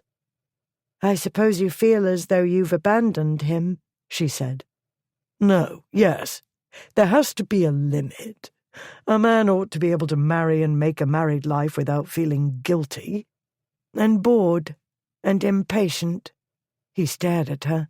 "Not with you. It's this life." "And you find this life boring?" "Is it not? Do you not find yourself spending far too much time at social events, where courtesy dictates making conversation with an endless parade of fools and gas-bags?" "And you never encountered fools and gas-bags before?" "I could get away from them before. Now I must pretend I don't want to throw them out of the nearest window. You have your collection of wallflowers and social failures to keep you happily occupied. Business, too. Winning important people over to your causes. You need to employ skill and subtlety. You've stimulants, in other words, rewards." "And you haven't?" "Apparently not. My life is not as exciting as yours, strangely enough. You have the Minerva Society. You have Miss Pomfret's return to look forward to. I, too, have friends, good friends, but Ashmont finds them dull and goes off with people I despise. And there am I, standing idly by. There am I at Lady Eddingham's rout, dinner with the Orbys, endless chit-chat with uninteresting people, all the while knowing my friend is out there, behaving like a madman. And there am I at Lady Eddingham's or the Orbys or St. James's Palace, aware of how discontented you are." He turned his gaze to the window. "I hadn't realized it was so obvious." "To me? I can't speak for others. And even I didn't realize how deeply discontented you were." "Not with you, Alice. Never with you." "But this is our life." "Your life." She felt cold inside. Was that true? Her life, not his? Not theirs? "It isn't perfect, certainly," she said. "It isn't what I expected. The Minerva Society demands my time, but one can't isolate oneself from society if one wishes to have any influence, and one can't abandon court life for the same reason. I never imagined I'd be running hither and yon for the royal family's whims and tantrums. I never guessed they would make me a substitute for Aunt Julia. How does one break free of that claim?" "I don't know. But here we are." The carriage was slowing. For another party he wouldn't enjoy. She couldn't make him enjoy it. She couldn't stop doing what needed to be done. She couldn't abandon the children who needed help. She couldn't make him stop fretting about Ashmont.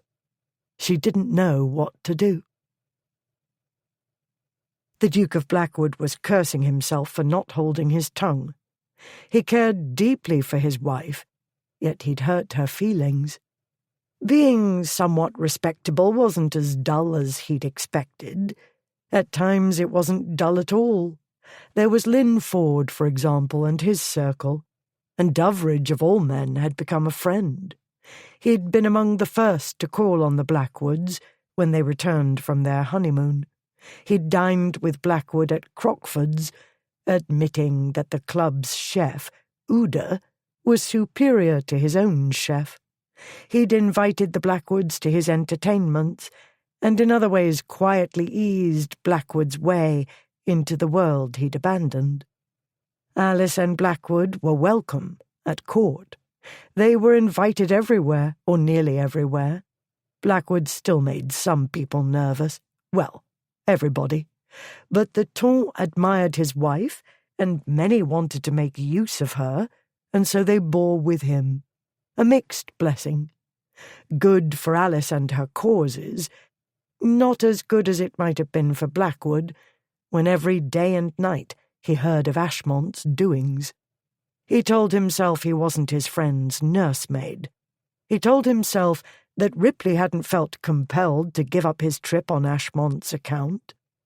He shoved Ashmont into the mental cavern and did his best to enjoy Lady Tunstall's party. Lord Tunstall, whom he'd always viewed as a prodigious dull gasbag, turned out to have a dry sense of humour. His wife must have discovered this little gem about him and polished it, because the man made Blackwood laugh more than once.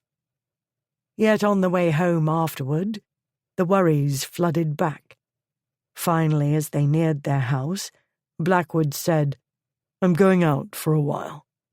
"You need air after the stuffy party, I suppose," Alice said.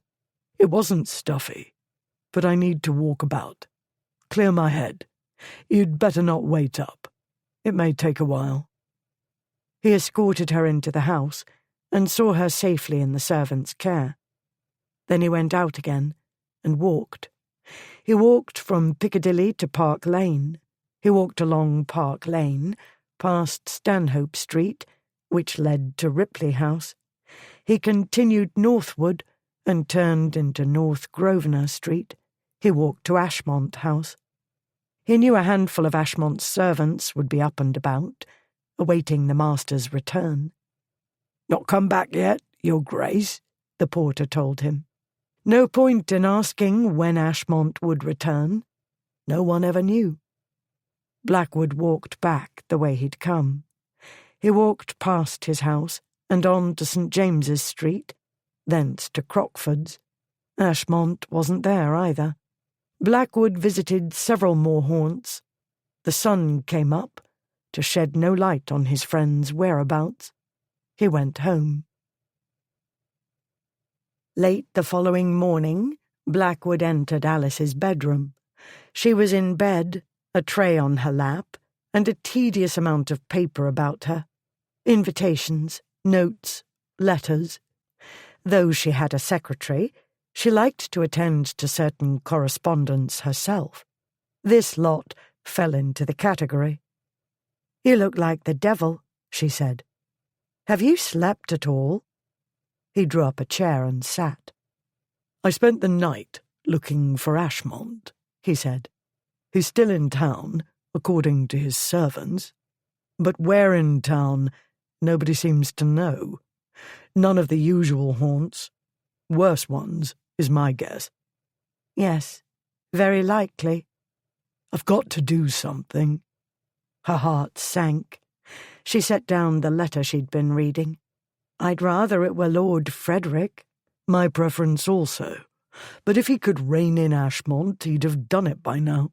"Which leaves you." He rose abruptly. "I don't see a choice. Not one I can live with." He walked to the fireplace and scowled at the grate. "If you saw Cassandra Pomfret headed toward destruction, what would you do?" Her mind went black for a moment, and she had a sensation of sinking. She'd lost already, and she hadn't begun. She managed a short laugh. "Of course you know. I'd don my armour and run to the rescue, even if she fought me, kicking and screaming. He turned his attention back to her. Even now that you're a married woman, a duchess with responsibilities and the troubles of the world on her shoulders, and a husband who wants you by his side. Logic. Inescapable. She'd never win this debate. Even now, yes. It's a choice, he said. And you choose your friend, and I can say nothing because I'd do the same, if it seemed to me a matter of life or death. How else ought I to see it? She remembered too clearly how she'd felt, watching the three of them racing toward their own funerals. She had no trouble recalling the helplessness and frustration. She'd been ready to risk everything she'd worked for, not only the perfect wife designation, but the Minerva Society, which gave a purpose to the husband hunting, as well as her life. She'd been ready to risk everything that mattered to her in order to recover her brother. It wasn't fair to make Blackwood stand by doing nothing. Yet the prospect of facing society alone chilled her. She would not be able to look across a room and see Blackwood. They would not share a conspiratorial smile, and later observations and jokes. She'd grown used to having her chevalier near at hand. I can't rescue him, Blackwood was saying. I can't force him to behave reasonably. All I can do is keep him within certain bounds. That means keeping him company. He returned to the chair and sat. He was not a restless man. The way he couldn't seem to sit still told her the inner turmoil was worse than she'd supposed. She was in turmoil too, because she understood, and wished she didn't. She didn't want to be reasonable. She wanted to throw something, break something. She wanted to cry.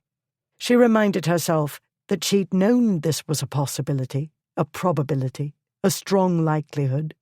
The other two constitute a problem. I need to keep him company, he said. Yes. It isn't forever. Ripley plans to be back in a few months. Yes, I know. What's the alternative, Alice? Do I stand by and do nothing? Could you do that? No, she met his gaze. I never could, and you know that. But right now, I hate Ashmont. It isn't fair to you, to me, to us. I want to tell you to choose differently, but I can't. If anything happens to him, you'll never forgive yourself. I'll never forgive myself. So I'll simply hate him, and maybe you, a little, because I'm not reasonable, and it's unreasonable of you to expect me to be. Then I shan't expect it. He put out his hand. She wanted to knock it away, but she gave him hers. I only ask you to believe this, he said. I'd much rather climb into your bed than watch Ashmont's servants wrestle him into his.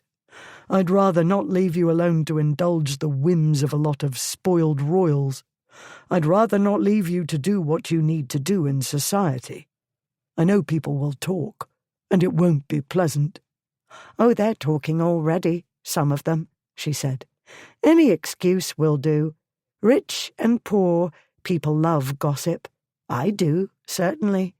Annoying, but it won't kill me. I can manage without you. Ashmont can't. He lifted her hand to his lips and kissed the back of it and the knuckles, and then he turned it over and kissed the palm. That night when they made love, she knew it was goodbye. Not many hours later, he went to Ashmont House again and found his friend. The following day, the two dukes set out for the Newmarket Craven race meeting. The D of B was observed at Newmarket this week with one of his former companions and without his bride. It seems the leopard cannot change his spots. Married in haste, repenting at leisure, such seems to be the case for the pair whose nuptials 10 months ago caused so great a stir in the polite circles. Fox's Morning Spectacle. Saturday, 13 April, 1833. So it began. No surprise, really. Alice went on with her life. She knew some would gloat and others would pity her. It was easy enough to know, since a number of people didn't try very hard to hide their reaction. The pity was more provoking by far. She refused to pity herself, though she missed Blackwood more than she ought to do. She'd grown used to having the tall, dark, dangerous man at her side, across the breakfast table, across a crowded room, in her bed. It galled her to know that Ashmont had all his attention. More galling, though, was realizing that she and Blackwood had acted in the very nick of time. He wrote daily. The weather had turned miserable at Newmarket, he reported. Cold and wet on Thursday and Friday, with torrential rains at times, and furious hail at others. Ashmont took ill, and by Saturday was too unwell to leave his hotel bed. This was an unheard-of state of affairs, though not unexpected, given years of hard living. "I've no choice but to stay on," Blackwood wrote. "He's a terrible patient. He'll be up and about long before he ought, unless I sit on him. That isn't a figurative turn of speech, although a strait waistcoat might be the simpler solution." A few days later, an influenza epidemic struck London, bringing widespread closings and cancellations. It shut down whole households, including Blackwood House, with most of the servants incapacitated. "I urge you to keep Ashmont away," Alice wrote to him. "The influenza hasn't killed many. It isn't at all like the cholera, and you needn't be anxious on my account. However, it has hastened the deaths of several who were already weakened by other ailments. I shouldn't risk Ashmont, if I were you." The following week was Newmarket's first spring meeting. Since he and Ashmont were already there, Blackwood decided they might as well remain. When he finally came home a week later, Alice saw him only briefly, because she was summoned to Windsor, thence to Camberley Place, with a message and gifts from the Queen to her aunt. "Letters are all well and good, but not entirely satisfactory," Queen Adelaide had told her. "Lady Charles assures us that she is quite well, but she would. You are so observant, Duchess. You will visit her and tell me how she does, and I wish you would use your persuasive powers to the extent you deem wise to send her back to us. She is not an old woman to shut herself away like that. It is not right, and I do not believe Lord Charles would like it. But there, I trust to you to say and do what is needed, and to tell me plainly how it goes with the dear lady. That wasn't the only errand, albeit one of the harder ones. But Alice would do the royal's bidding, because it meant power and influence to expand the Minerva Society's reach. This is what she told herself while she tried to think and act as Aunt Julia would do, and while she wished her beloved aunt would return to London and leave Alice time for the work she truly valued. Liliane Girard wanted to establish schools, proper schools, not the ghastly places where pauper children so often found themselves. The ones she was developing in London she could oversee herself, but she deputized Alice to seek suitable spots outside town so that the less robust children might breathe cleaner air. It needed to be done. Somebody must do it, and Alice knew better than most of her peers why. 9 years old, the Tollstone Academy. 3 months in purgatory. She'd been one of the lucky ones. She'd escaped. She could hardly object to making sacrifices now. And so she did favours for royals and others she needed to cultivate. She attended the necessary entertainments. She worked for the Minerva Society. This, coupled with Blackwood's frequent absences, meant she saw almost nothing of him until the middle of May, when, for once, they were in Blackwood House at the same time.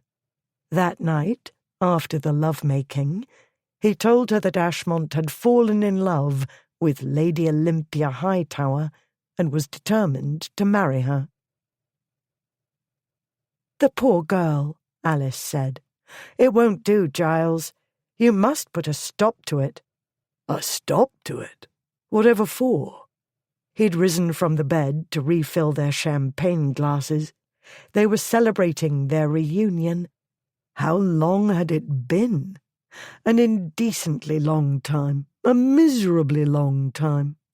Nonetheless, he had not lifted her in his arms and carried her up the stairs, or debauched her upon the stairs, as soon as he was home, though the urge was powerful.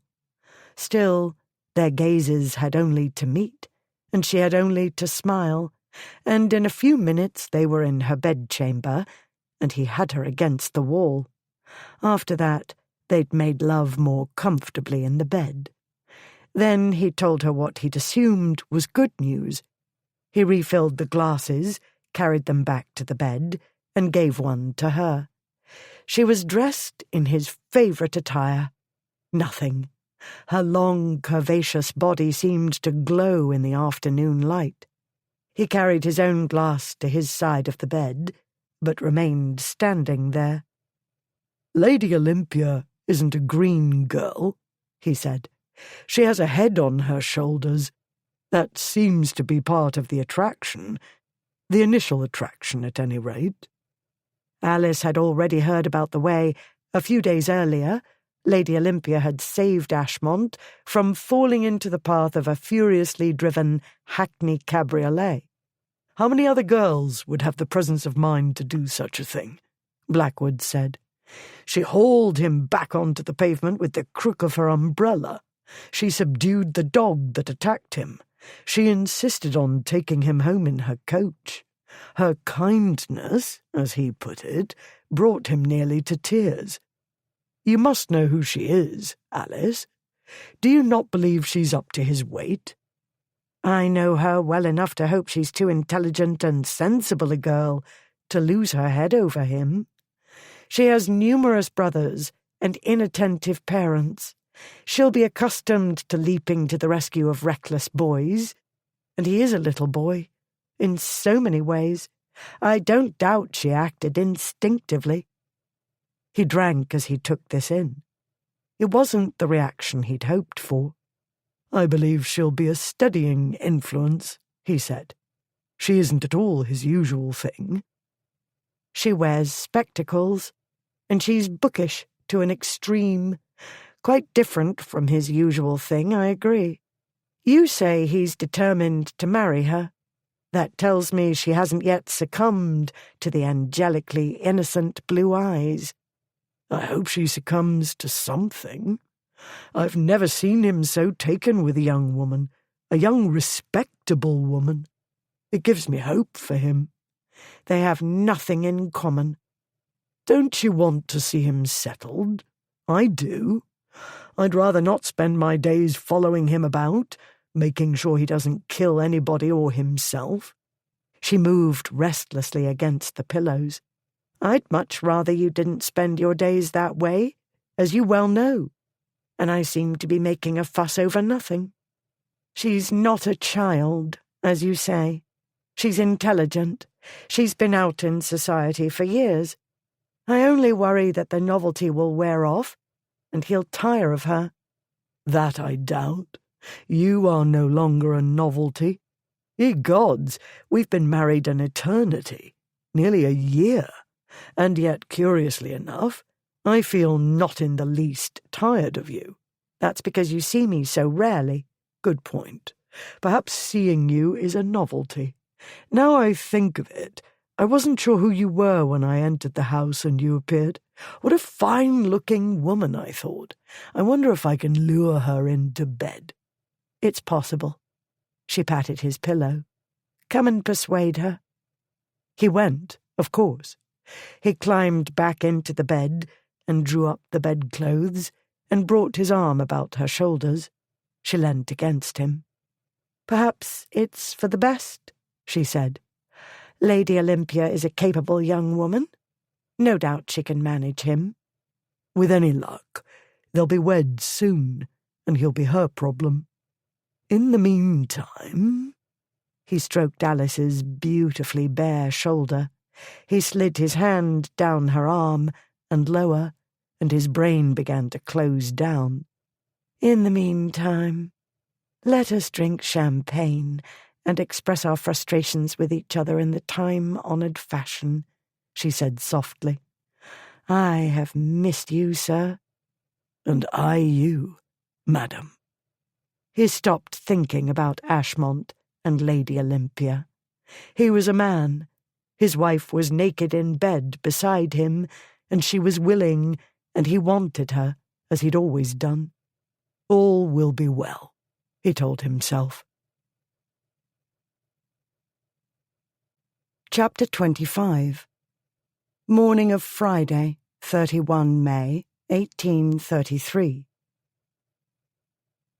"Jonesy has run away," Lilian said. "He has been gone for a fortnight, and I only learnt of it last night. This is most distressing. He seemed to have settled well in Putney, and the reports of him were all good." Alice had called on her before setting out for Camberley Place. On the way there, she'd planned to stop at the White Lion, where Jonesy worked, to deliver messages and gifts from Lilian, and to see for herself how he fared. After that, she needed to consult with her aunt regarding the care and handling of the Duchess of Kent, mother of the King's heir presumptive. Thence, Alice was to proceed to the Drakeleys for a house party. "I'll stop at the inn and make inquiries," she said. "I wish I could do more, but my time is not my own at present." "I hope you will find answers," Lilian said. "I have not the slightest idea where to look for him, and now we have lost so much time. I do not understand. He has been there for a year and more, and he seemed happy." Alice remembered what Keefe had said. "When your gut tells you to get yourself lost, you do it. Quick time." If Jonesy felt unsafe, he'd make himself vanish. "Something must have happened," Alice said. "Still, I don't imagine he'll go farther afield. To him, Putney was across the world. He's likely to return to London, familiar territory." "If he is in trouble, I hope he will come to me," Lilian said. Alice hoped so too. For the moment, there was little she could do, and nobody she could turn to. Blackwood still kept watch over his friend. Cassandra had returned to England earlier in the week, but she'd stopped in London only overnight, before going on to Hertfordshire to look after one of her sisters-in-law. Of course, Keefe had gone with her. "I dare say Miss Pomfret will be back by the time I return," she said. "If he hasn't turned up before then, she and I and Keefe will hunt the boy down. But with any luck, I'll find answers today in Putney." She did not. All she learnt there was that Jonesy had gone off without a word, leaving most of his belongings behind. The following week, all hell broke loose among Alice's friends and family, and she could do nothing, because Aunt Florentia, who joined her at the Drakeleys, caught a severe cold. She didn't need nursing so much as watching, because she had a streak of Ancaster stubbornness, along with a belief that giving in to illness was a sign of moral weakness, or something like that. At any rate, Alice was obliged to stand guard, rather as Blackwood had had to stand guard over Ashmont while he was ill. Meanwhile, the letters came. From Blackwood, Aunt Julia, Cassandra, two of Blackwood's sisters, Cassandra's sister Hyacinth, and, of course, the Queen. By the time Alice was able to return to London, the situation had resolved itself. Lady Olympia was married, not to Ashmont, but to Ripley, and Ashmont was now determined to win Cassandra. A great deal more had happened, some of it nearly catastrophic, and most of it infuriating, but Ripley was safely wed to an intelligent girl who wouldn't stand for any nonsense, and Cassandra belonged to the same general category. This allowed Alice to devote her exasperation to her husband. Blackwood had found Jonesy and let him get away. He wrote faithfully, though sometimes the letters were cryptic.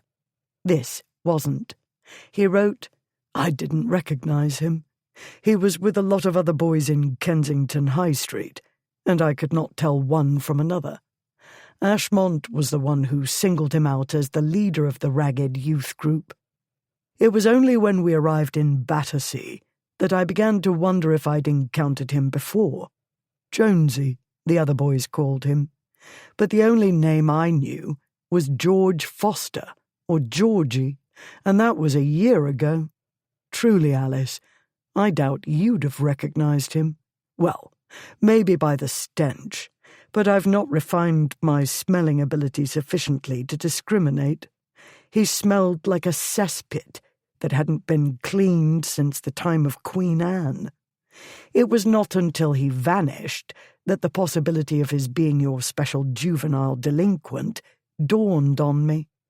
Ashmont and I had been speaking of continuing to Putney, and it was then I remembered you'd sent the so-called George Foster there. But we came upon him in Kensington, miles away. Why was he there? And why did he not recognize me? He must have done, though he gave no sign, the cunning brat. Oh, Jonesy had recognized him, beyond question, but the boy was far too sharp to let on, because he'd run away and didn't want to be found. He'd gone on with the two dukes as long as he felt safe. Blackwood's failing to recognize him must have amused him. Meanwhile, the child got to ride with Blackwood on a fine horse while getting paid to help the dukes find their quarry. When they mentioned Putney, though, he must have sensed that Blackwood was beginning to catch on. A look, a raised eyebrow, a word or two. The boy would need no more than a hint, and by now he'd moved on to who knew where. Blackwood House. Evening of Thursday, 20 June 1833. Alice had dined with Cassandra Pomfret's family, and Blackwood had dined with Ashmont and Humphrey Morris, a younger brother of Warbury's minion, Lord Consett. Morris, however, had turned out to be a different article from his repellent elder brother, and an unexceptionable companion for Ashmont. Now, at last, Blackwood and his wife had a few hours to spend together, and he did not want to spend it quarrelling about the sewer rat. She did, apparently. True, she'd come to his bedchamber and was dressed or semi-dressed appropriately, but she did not seem to be in a loving frame of mind. "Men are idiots," she said, as she climbed onto his bed. "I tell myself you can't help it, and I try to forgive you on that account, but I had deluded myself that you were above the common herd of men." "Ye gods, no," he said. "I'm there in the herd, taller than most, perhaps, but otherwise indistinguishable from the rest." "Giles, that child was there today, at the fancy fair at the Hanover Square Rooms. Cassandra recognized him, though she hadn't seen him since before we left England last year. She wouldn't have let him go if she'd known I was looking for him, but she had her own problems, and I saw no reason to trouble her with this one, especially in the little time we've had together. Ashmont was one of the problems. He'd used the boy to commit a prank at the fancy fair, a prank that Miss Pomfret turned back on him. Now Ashmont loved her more than ever.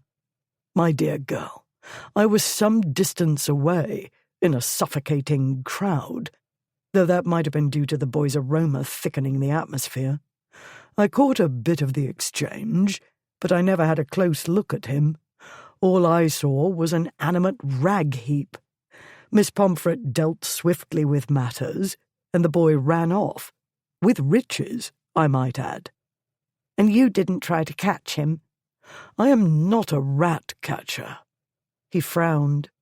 Do I insult the rats by saying that? I would as soon catch a mound of horse manure, on grounds that it's more wholesome. Oh, Giles. She put a hand to her forehead. He slipped into the bed alongside her. I wish you wouldn't fret about that boy. You think he's a hopeless cause? I'm more sure of it than ever. He's cunning, and he has his own peculiar charm and winning ways. Once you get past the filth and translate whatever language it is that he speaks. But this is a street child. He's run away from respectable employment, a safe place to sleep, and regular meals. Clearly domestication doesn't suit him. Not all of those children can be reclaimed. Surely you realize this. You must have seen enough cases. He was content for more than a year. He would not have run away unless he was frightened. He doesn't strike me as the kind who frightens easily. You don't know what it's like for those children. He didn't. His childhood had not been ideal. She and Ripley, though, had had a miserable time of it. Their father had been a man of sudden and extreme changes of temperament. Without reason or warning, he'd fall into terrifying rages and bouts of remorse and bewildering delusions of poverty and persecution. Their mother had eventually retreated into the laudanum bottle. While such a childhood was nothing like the wretchedness paupers faced, it helped account for so much that Alice did, especially her ferocious determination to rescue defenseless children. I don't know what it's like, he said. That's my good fortune. But knowing or not, we're not going to find the brat this night. Given that he seems not to want to be found, and is a genius at disappearing, the search will take thought and time. Tomorrow we'll have only a few hours. We do need to dress for Ripley's ball. We're supposed to be celebrating his marriage. We must also attend the state ball, she said. On the same night? You've forgotten, in all the excitement about my brother and Ashmont. I received and accepted the invitation before Ripley announced his plans. But Aunt Julia and others are in the same predicament. She's spoken to the Queen. We'll attend the supper so as not to disrupt those arrangements. We're excused from the ball. The excitement about her brother and Ashmont, that was putting it mildly. Last week had been hellish. I'll wager anything that your brother's supper will be better, he said. Of course it will be. Chardot is the best chef in London. She paused, studying his face. You're disappointed and displeased with me. Not with you. With this. He waved a hand. This life of ours. Your aunt has returned, and we're not free yet. She's been back for only 4 days. I'm no happier than you are, but we can't have everything precisely as we like it. We seem to have nothing as we like it. And so they quarrelled, and in the end she slept in her bed and he in his. And the next day when he rose very late, having spent a restless night, he was told that her Grace had gone out and had not said when she would return. Friday, 21 June, 1833. Try to pretend you don't hate me, Blackwood said, as they set out for the state ball. "At least for the duration of your brother's party. Then, when we return home, you may throw things at me." They'd been sitting as far apart as the carriage permitted, Alice at one window, Blackwood at the other. The atmosphere had been chilly from the time she came home in the late afternoon. Not a pleasant experience. She turned toward him. "Oh, Giles." "It wasn't even a proper quarrel," he said. He held out his hand. She took it. "I'm not always reasonable." "That is because, unlike me, you're not perfect. It isn't your fault. You didn't have my father." That won him a small laugh. "No, I had an altogether different one." "Had I wanted a reasonable wife, I should not have married you," he said. "Come." She drew nearer, and he brought his arm about her shoulders, carefully. The dress was white, with a great deal of lace, and decorations on the lace. An embroidered green cashmere scarf circled her neck. "I would hold you more tightly," he said, "but then I'll crush the lace, and everybody will think we had a tumble in the carriage." "I'm so tired of what everybody thinks," she said. "There are moments when I want to run away, to simply travel about England as we did before, more or less carefree." "I should like that above all things. But at present, responsibilities are rather in the way," he said. "How did this happen?" she said. "It's other people. They refuse to behave as we wish." "I haven't the right personality for a courtier, Giles. Meanwhile, I can't stop fretting about Jonesy. I tell myself he's a street child. They can't all be domesticated, as you said. I know this. All the same, I can't stop being anxious." "He's a winning little sewer rat. I'll give him that." "And there's Cassandra. She has problems enough without having to deal with Ashmont." "He's grown excessively fatiguing of late. I dare say I could find a pretext for taking him away for a time. That will be more difficult than usual. He seems fixed on her." "I should feel more optimistic had he not also seemed to be fixed on Olympia." "As would I. Last week was not the most comfortable of my existence." He might easily have lost one of his two closest friends, possibly both of them. She might have lost her brother. "I have not quite forgiven them," she said. "Either of them." "Let's see how Ashmont behaves tonight," he said.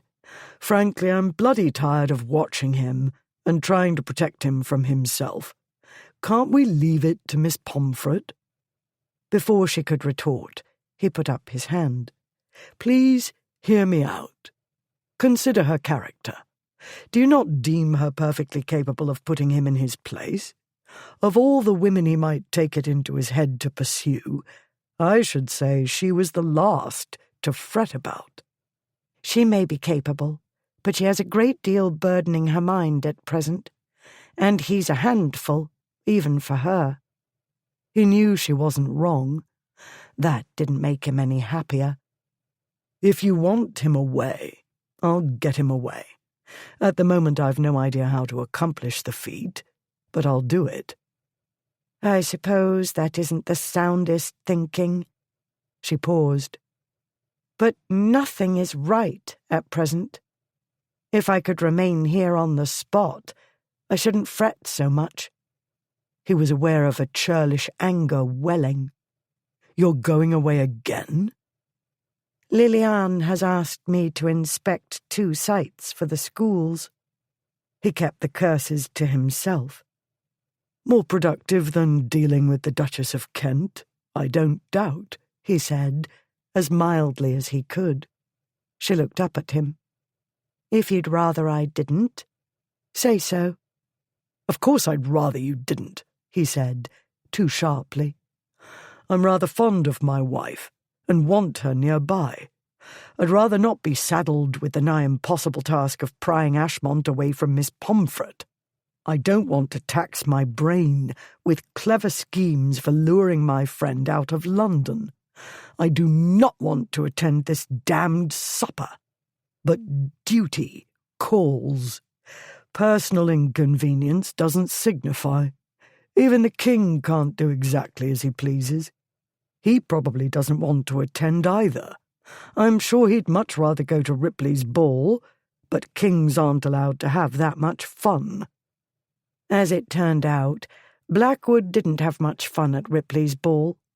Between holding his breath, waiting for his erratic friend to set off an explosion, and racking his brains for a clever way to divert said friend from his pursuit of Miss Pomfret, Blackwood had neither patience nor attention for much else. He said and did the proper things, thanks to correct behaviour. He didn't need to be fully present for that. Even when he danced at last with his wife, he simmered with frustration, his mind wandering to Ashmont and Miss Pomfret and the accursed brat. He was sufficiently attuned to Alice, though, to be aware that she was in no better frame of mind. So much for affinity. 2 days later, he and Ashmont left London. Camberley Place, 23rd instant. My dear girl, the uncanny Lord Frederick has saved my brain from burning up into ashes. He summoned Ashmont yesterday and counselled him on the wooing of Miss Pomfret. His lordship advised Ashmont to leave town for a time and take me with him. I was dumbfounded when Ashmont agreed. To our further astonishment, when we called on Lady Charles to say goodbye, she invited us to stay at Camberley Place on our own. My heart leapt, as you can imagine. We'd planned to go to the races, but neither of us hesitated to accept her kind offer. As you can guess, we stay at the fishing house, living rough as we prefer. It will be good for Ashmont, and even better for me, since it will be easier to keep him occupied and out of trouble. I must say, he seems in some ways another man, and I can't help but ascribe the change to the effect Miss Pomfret has had on him. I hope this view of matters will not grieve you overmuch. I believe, and it seems that your aunt and Lord Frederick take the same view, my friend is on a path to reform. Is it fanciful of me to wonder whether the two courtiers have been plotting together? At Ripley's party, I gained the impression that Lord Frederick and Lady Charles were in league. The night is a blur for the most part, but I do recall their dancing together, and now I wonder whether they too have an affinity. Fanciful, no doubt. It's the air of Camberley Place. We arrived only a few hours ago, and already my spirits improve. They would be more improved if you were here instead of Ashmont, but one can't have everything. I remain your humble and obedient husband, B. A young couple of high rank have developed a remarkable talent for not being in the same place at the same time. When the one is in London, the other has urgent business elsewhere.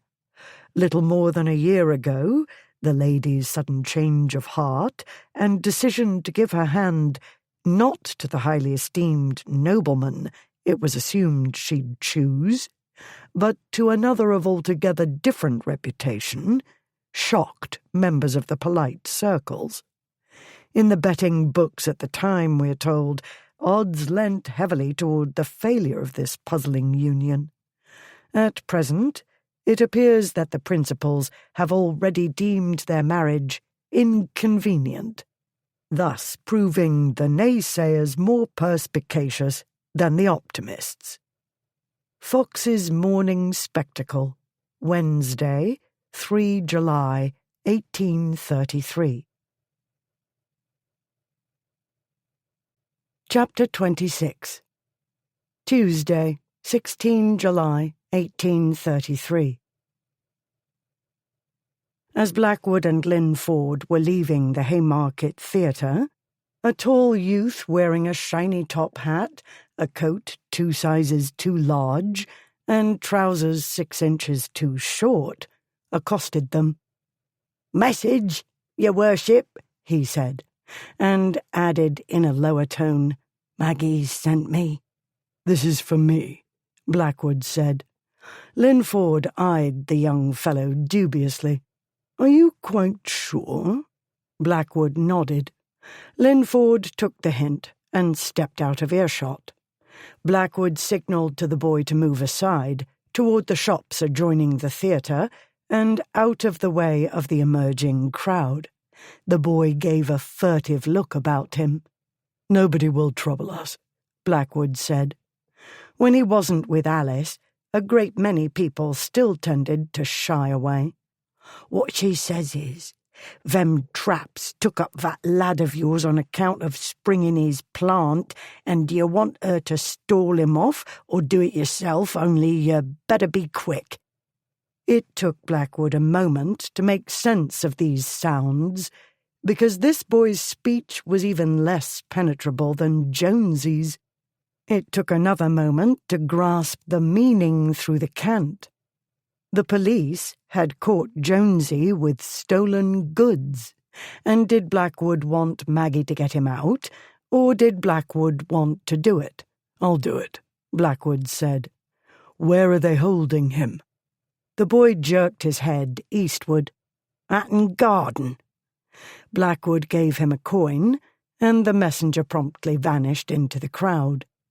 When the Duke rejoined his friend, he said, "You'll recollect the incident not a year ago, at Hyde Park Corner?"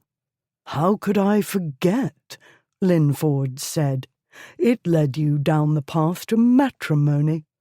The boy Alice defended that day has been taken up. He's at the Hatton Garden police office.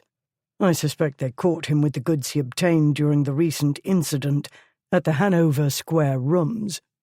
And they assume he stole them, a natural conclusion to jump to in the circumstances. They jump quickly indeed. Last year, as I recall, these same Hatton Garden geniuses took up a boy on suspicion of picking pockets. He had no stolen items upon him, but a police officer said the boy had been in trouble before. On this non-evidence, he was immediately sentenced to time in the House of Correction. "I suggest we make haste," Linford said. Thursday, 17th instant. "My dearest girl, I've got him. The little beast got himself taken up in Holborn with the heap of fine goods lawfully obtained at the fancy fair. Luckily for Jonesy, our dear friend Mrs. Proudie sent another young criminal to alert me. Linford and I raced to the Hatton Garden police office, arriving in the nick of time. I explained matters, and Linford provided another eyewitness account. In short order, by police office standards, which is to say early this morning, they released the brat, and I took him into custody. Over his vociferous objections, we went straight to the nearest baths. After leaving him in the hands of the largest and strongest of the attendants, I sent another in search of clean clothes. I recovered your favourite sewer rat this afternoon. He was not happy, but he was clean. Then I had to decide what to do with him. Finding myself short of brilliant ideas, I took him to Keefe. This turned out to be a brilliant idea, if I may congratulate myself. The boy can't read or write, but he knew who Tom Keefe was. The famous jockey is a legend in the back slums and stews, as you are no doubt aware. Overawed, Jonesy was a strangely subdued and obedient version of himself. After a lengthy private discussion with the lad, Keefe suggested I try him in my stables. I dare say Jonesy will corrupt the rest of the grooms and stable boys, but I did not like to turn him loose without your consent. Keith did warn me that Jonesy mayn't stay. He's young, maybe 9 or 10, but he's got the habit of being independent, I was told. If he starts feeling crowded or maybe told to do this or that too many times, he'll be off. Same if he don't feel comfortable about something or somebody. Just warning you. These are not Keith's precise words, but I don't know how to render his unique speech into the King's English. He also said he thought the boy's face was familiar, but he couldn't place it. Given his being nearly trampled to death during the fateful race, we might consider it a miracle that Keith has any memory at all. Undoubtedly you know as much about the progress of Ashmont's courtship as I do, probably more. I try to keep out of it. Miss Pomfret summoned him while we were at Camberley Place. He obeyed the summons with alacrity, and I left him to it, while I lingered to enjoy several more days of laziness and peace in the fishing house. I even read without interruption a book I found there, a thought-provoking, well-worn tome by Mrs. Wollstonecraft. Most enlightening. All in all, a refreshing and heartening change of pace. No doubt the revival of my spirits contributed to my quick and clever thinking today. They will revive further when you return. I remain your humble and obedient husband, B. Tuesday, 23 July 1833. A little fraud here, a little card cheating there, a false identity, a slight misrepresentation. The trick was to keep moving. This was the way Lord Warbury kept himself in funds in the year and more that had passed, since he was cheated of his inheritances, as he saw it. Not the best year of his life. He had avoided showing his face in London, sure that everybody would be laughing at him. He'd done fairly well since, at various races and elsewhere, thanks to making friends with a few extremely sharp men. The trouble was, one or two had turned out sharper than he, and he'd found it prudent to move on, not back to town, but near it. At present he resided in Chelsea, and not as comfortably as he'd like. This evening, as happened several times a week, Lord Consett dined with him. Tonight they met at the White Horse Inn on Church Street, and Consett had news, as he always did. My mother says Blackwood's taken in a beggar child to work in his stables, Consett told his friend. She says it's the same boy Ashmont had with him at the fancy fair at the Hanover Square Rooms last month. It seems the brat was taken up for thievery not long ago, and Blackwood actually went to the police office and had him set free. This was news indeed. Warbury knew about Ashmont's prank at the fancy fair, again thanks to Lady Bartham. She'd been present at the event and provided her usual scathing observations. "I wonder how Blackwood found out the boy was at the police office," he said. "Was it in the newspaper? Not likely. The Duke got him out only a few hours after they brought him in. Linford was there too. That's interesting. Curious, isn't it? My mother says somebody else saw the new stable boy the other day and told her he's fair." Warbury's attention sharpened. "Don't know why, but it made me think about that pickpocket you tried to find," Consett went on. "They're all so dirty, I can't tell whether they're fair or dark. But you said that one was fair, blue eyes." "Blue eyes, the scars, the nose, the chin. Oh, I'd know the cunning little bastard anywhere, clean or dirty." Warbury poured himself more wine, while he turned the matter over in his mind. "I wouldn't. no matter how close I looked. Not that I'd want to look close. Rather not breathe the same air, to tell the truth. Don't know where they've been. Like I told my mother, they all looked the same to me. You've the sharper eye by far. And the sharper ear. And brain.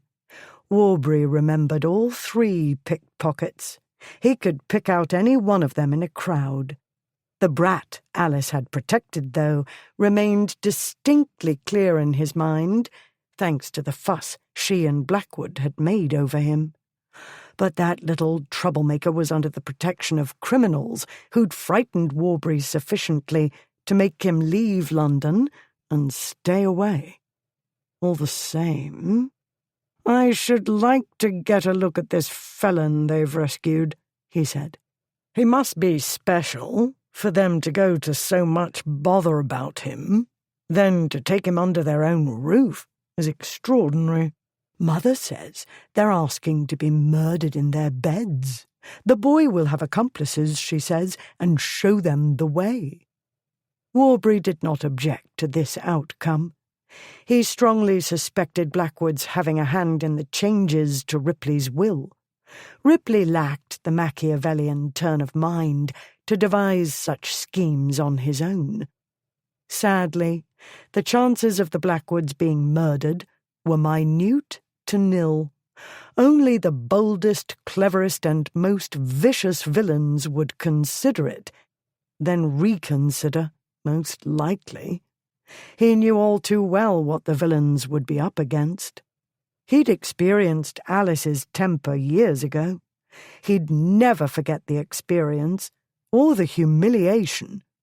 Both Blackwood and Ripley had watched 2 little girls beating him until he wept. The ruffian whose nose she'd broken last year wouldn't forget that, either.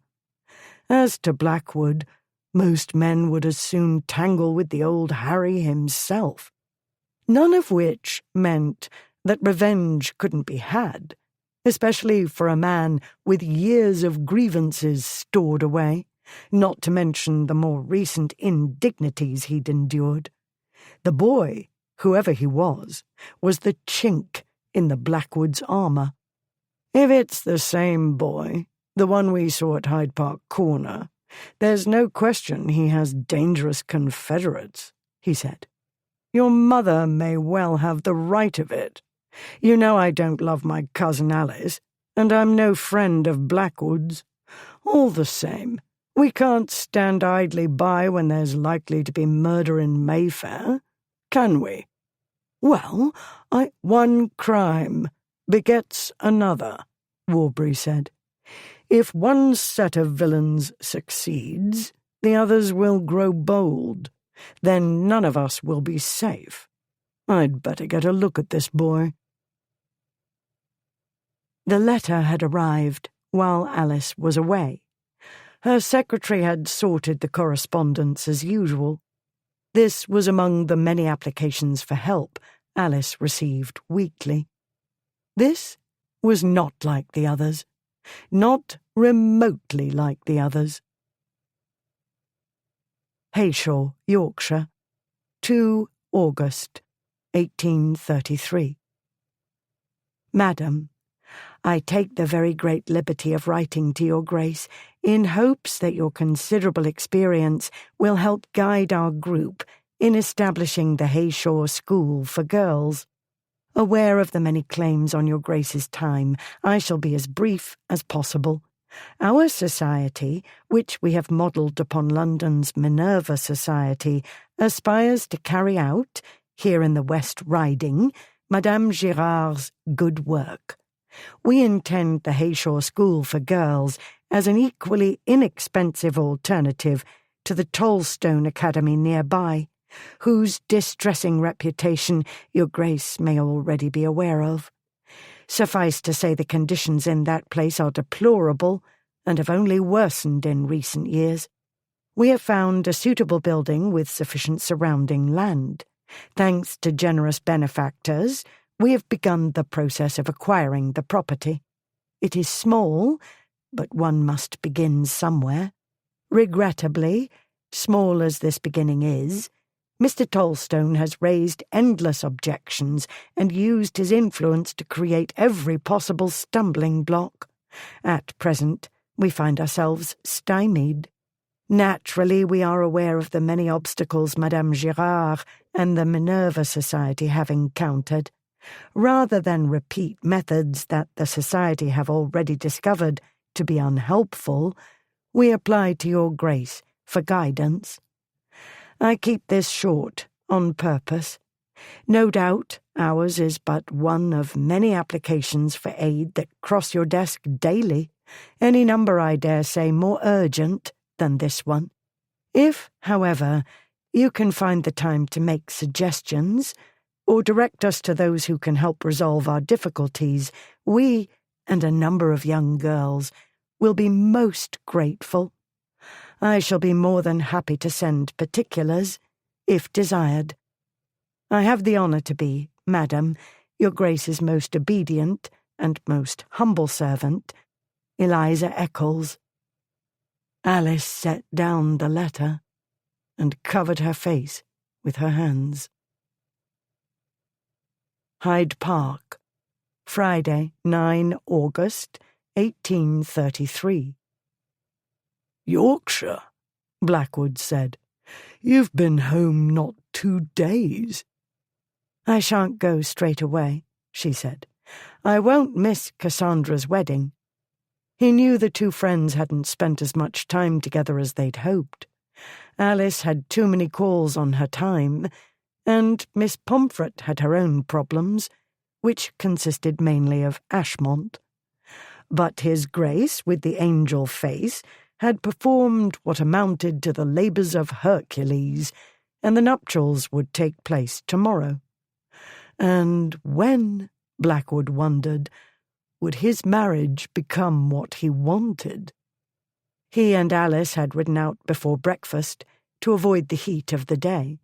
While Rotten Row was by no means deserted, it was emptier by far than it would be by late afternoon. The equestrians present were here for the exercise, not gossip and gawking. "Why the devil must you be on the spot every time?" he said. Because I can be intimidating, because I'm effective, because I'm a duchess. "Teach or find somebody else to be effective," he said. "I have competent people as my agents.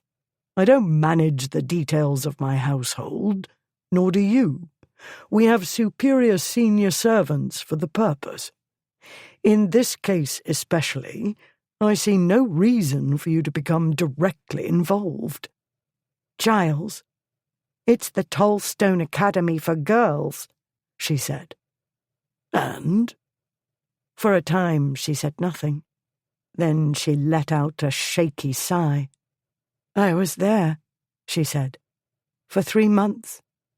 My father sent me because I was incorrigible," he said.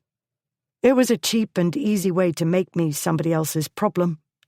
Cheaper than nursemaids and governesses. One must not only pay their wages, but provide bed and board, you see. I wasn't worth the expense." Blackwood remembered. Ripley had spoken of it, more than once. He'd mentioned it during Blackwood's first visit to Camberley Place, the day they'd watched Alice climb out of the window. What had Ripley said? The school didn't agree with her. "Ripley said you weren't there for long." "Oh, not long, unless one is a child. I was 9, Giles, and it wasn't Eton. You know Ripley never had enough money. You know how shabby he was, but he was at a fine public school with other boys of the upper classes. He had regular meals. He had a proper education. He was not ill-fed and ill-housed, and those shabby clothes were of good quality. He had you and Ashmont and Linford and others. You had proper fires in your rooms, and servants. You had sports and camaraderie.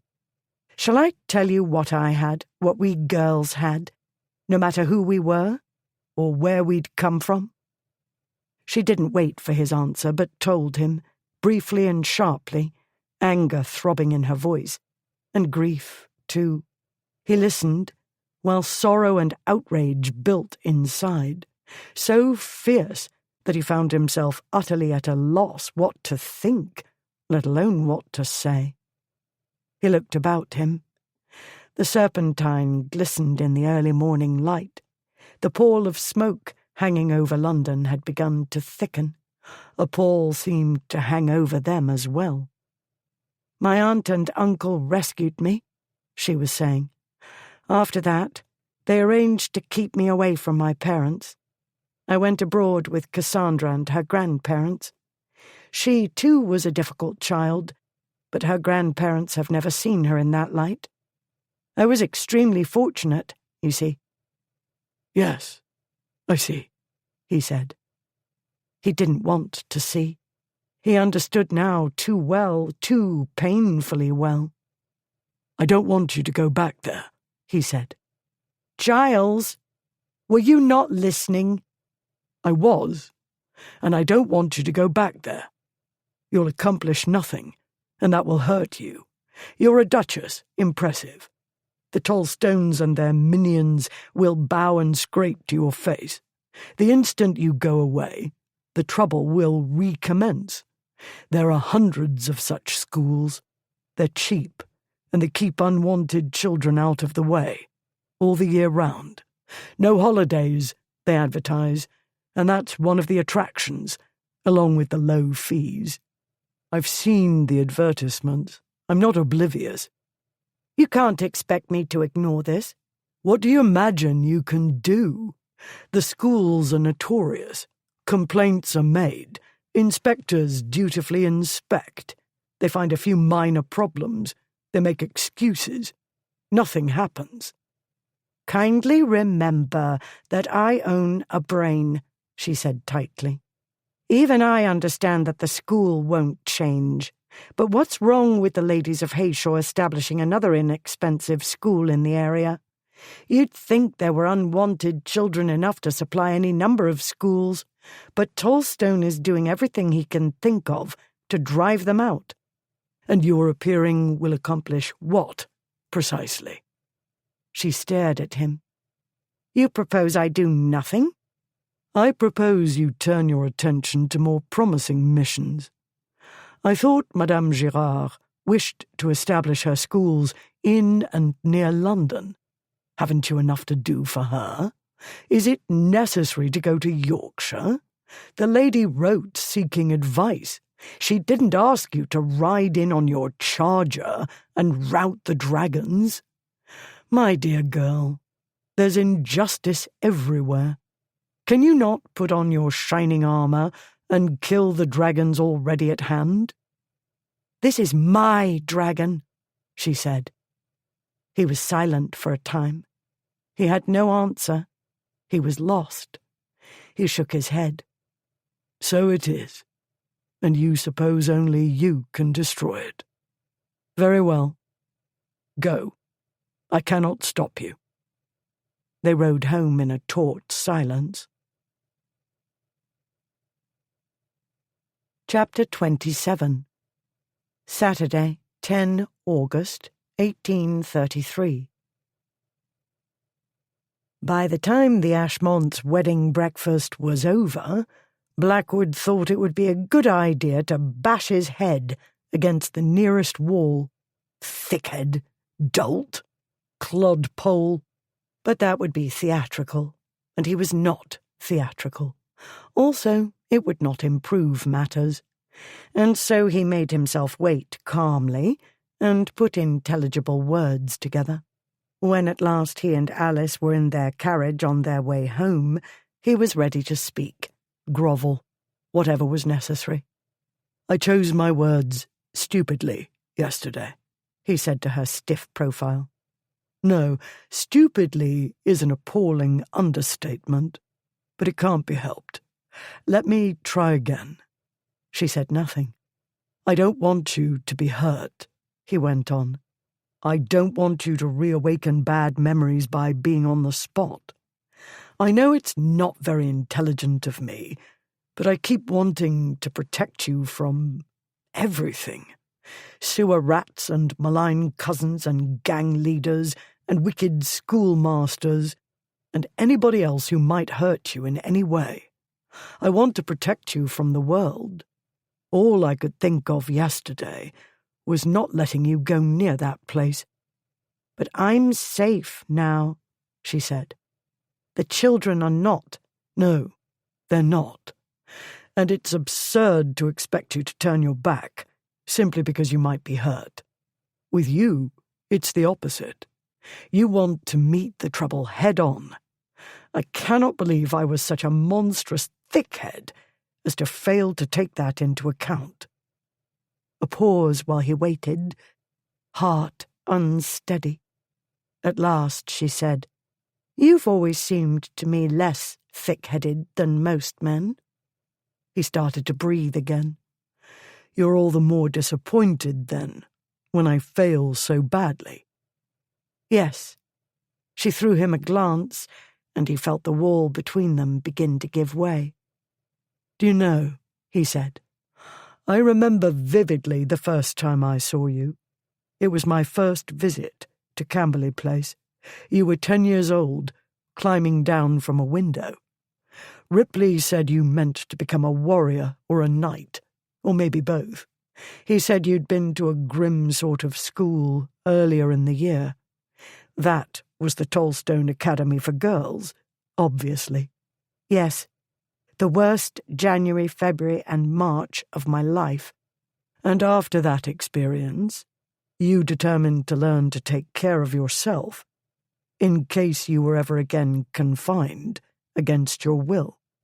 Yes. She was watching him now, still tense.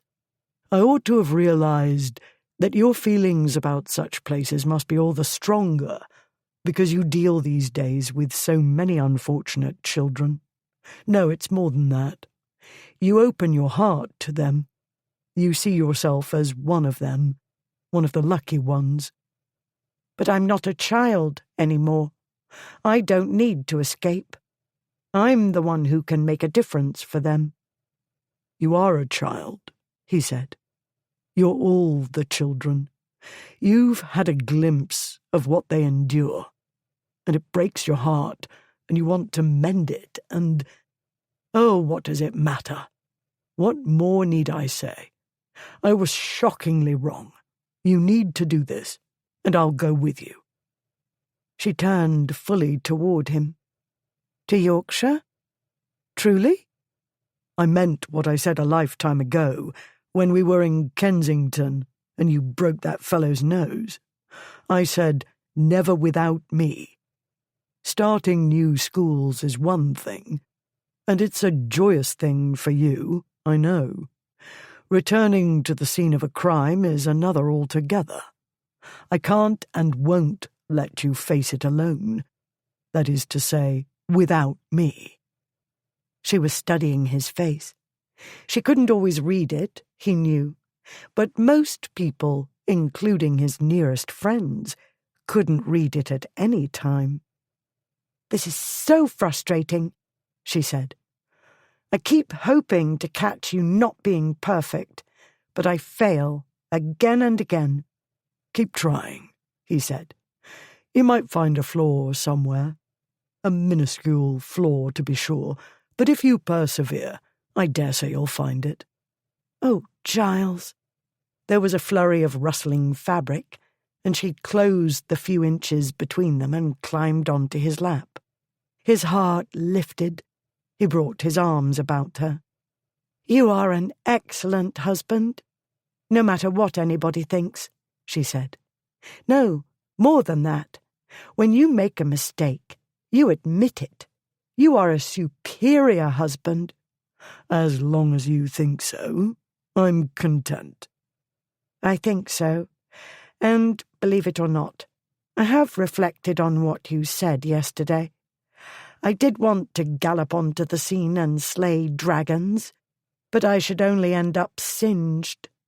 What's needed in this case is a scheme, and that is your forte." I'm glad to hear that you recognize my genius, he said. because I already discern the glimmerings of an idea. A little dangerous, perhaps. Possibly not precisely legal." She smiled, and mischief sparked in her eyes. It was the mischief he'd seen all those years ago as she ran past him. It was the same conspiratorial smile he'd seen so often before, directed at him. "How clever of me to marry a man with a brain," she said. "You've no idea the weight you've lifted. I didn't want to leave you again. I loathe all these separations. But this was worse. I dreaded the prospect of returning to that place. All the same, I couldn't turn my back on them. With you, I know we'll succeed. Then we can return to London, and I'll direct my attentions to Liliane's schools, closer to home, where I can truly be effective." "If you would come closer still, my dear, I believe you can be extremely effective," he said. London, Monday, 12 August 1833. Grouse hunting season had begun. This year the grouse had to do without Blackwood. Instead, on the glorious 12th, he summoned his solicitor to Blackwood House, and Alice had her first glimpse of the elaborate planning employed for their disgrace's infamous pranks. They met with Mr. Furnell in the Duke's study. Upon hearing their mission, he shook his head. "Difficult business, Your Grace. Exceedingly difficult. Over the years, I've followed several of the cases reported in the newspapers," Blackwood said. "I'm fully aware of the difficulty." Alice had followed them too while she was abroad. "We know that criminal complaints fail repeatedly," she said. "In the teeth of the evidence, the juries find the school proprietors not guilty. Even though children died of illnesses brought on by neglect and starvation, it was the fault of the illnesses, not the abysmal conditions. When one considers the kinds of cases that have failed, one can hardly hope for a different verdict for the school in question. It isn't the worst, by far." "But it's bad enough," Blackstone said. "What we need, Furnell, is another route. The ladies of Hayshaw ought to be able to establish their school without interference. We'd prefer to avoid criminal acts, if possible. Then I'm obliged to inform Your Grace that burning down the Tolstone Academy is out of the question," Furnell said in his dry voice. "And no throwing headmasters out of windows, I've told him," Alice said. "They tend to create a bother about such things, and Mr. Tolstone is extremely litigious." "Our difficulty is the location," Blackwood said. "We're miles from the spot, and we haven't spies in place. It's crucial to give no warning. At the same time, everything must appear more or less above board." "We don't want to taint the Hayshaw ladies' efforts," Alice said. "We must appear to be acting on our own." "What I want from you," Blackwood said, "is ideas of what to look for. We also want clarification as to what is and isn't out of bounds. I had some thoughts about money matters, and I don't doubt you do as well." "Not bribery, though," Alice said. "We refuse to enrich those people." Furnell considered. They let him review the material they'd gathered, including Mrs. Eccles's letter. He had questions. Eventually, he had suggestions. When he left, Alice looked at her husband. "It's going to be complicated." "That's what makes these sorts of things so much fun," he said. On the following day, they met with Keith. The next day they spent with Madame Girard. Then there was research, reviewing various acts of Parliament, the Police Gazette, and journals like Figaro in London. Blackwood wrote to Mr. Crade, a solicitor in the West Riding whom Furnell had recommended. Alice wrote to Mrs. Eccles, asking in strictest confidence for the further details the lady had offered to provide. "The Duke and I have decided to look into the matter," Alice wrote. "However, given the legal difficulties you've faced, I must urge you in the strongest terms to share this decision with nobody, even the members of your society. In the meantime, you may rest assured that we will do everything in our power to assist you." She could only hope the lady was discreet. Some people could not keep a secret if their lives depended on it, but there were bound to be risks. Any number of them. Alice had always been willing to risk. Now she'd have Blackwood at her side. They'd risk together. Now all they had to do was succeed. Rehearsals began the following week. The Duke and Duchess of B and Party honoured the Haymarket Theatre on Wednesday. Along with the opera of Clary and the drama The Housekeeper, they witnessed the new farce, Pyramus and Thisbe, by the junior Charles Matthews, which proved a great success. While perhaps too improbable even for farce, the piece is excessively amusing, and the noble couple were seen to laugh heartily, as well as indulge in their own exchange of secrets. We are led to suspect a reconciliation, one which has long been hoped for among their families and friends. Fox's Morning Spectacle, Friday, 16 August, 1833. Chapter 28. West Riding, Yorkshire, Thursday, 29 August, 1833. A two-storey grey stone building housed the Tollstone Academy. In late summer, this wasn't the cold, damp place Alice remembered. Not that the present climate was healthier. The chinks and rattling windows let in the moor winds, which carried with them the aromas of the adjoining barn and stable, the pigs and chickens wandering about through muck, and the nearby cesspit. The smell was all the more oppressive in the warmth of the day. Apart from the time of year, all was as Alice remembered. She and Blackwood had done what they could to appear to be an ordinary couple of the middling classes. They stayed at an inn several miles away, rather than at Castle Ancaster. There the locals were all too likely to recognize them, in spite of their attire and the side whiskers and beard Blackwood had let grow during the preceding weeks. Fortunately, he was unknown in the isolated village housing the Tollstone Academy, if one could call it a village. A few poorly maintained cottages stood here and there. The place boasted a bridge over a stream, shallow, murky, and slow at this time of year.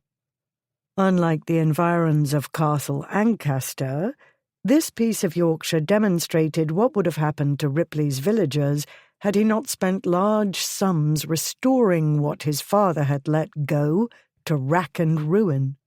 Alice wore widow's weeds, veil included. All was of a quality in keeping with her identity. She was the widow Smithers, saddled with two orphaned nieces, whom she wanted off her hands as inexpensively as possible. Blackwood was her late husband's friend, Mr. Rookwood. If people believed that she wanted the girls off her hands so that she could marry unencumbered, the bearded fellow accompanying them, all the better. He stood behind her chair, his hands on the back of it. He wore the benign look he'd practiced for several days. The office they occupied was elaborately furnished, suggesting luxury throughout the establishment. In fact, the Tollstones reserved luxury for themselves. Mrs. Tolstone was expensively if soberly dressed. Under the profusion of lace constituting her cap, a series of stiff rolls of curls framed her long, narrow face.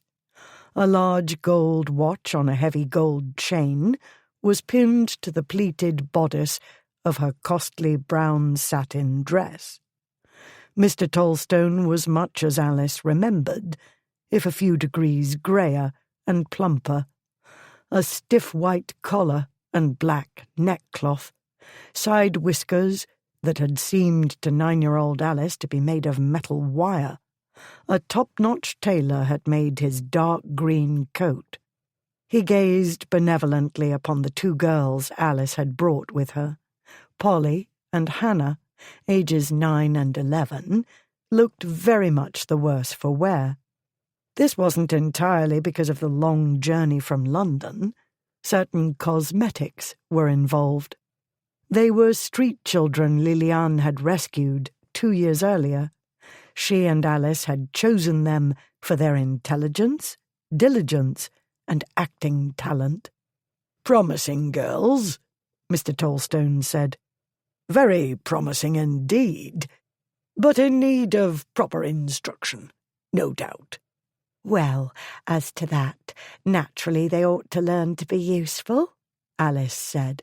"Was my husband alive? Bless his memory, we might put them to work in the shop."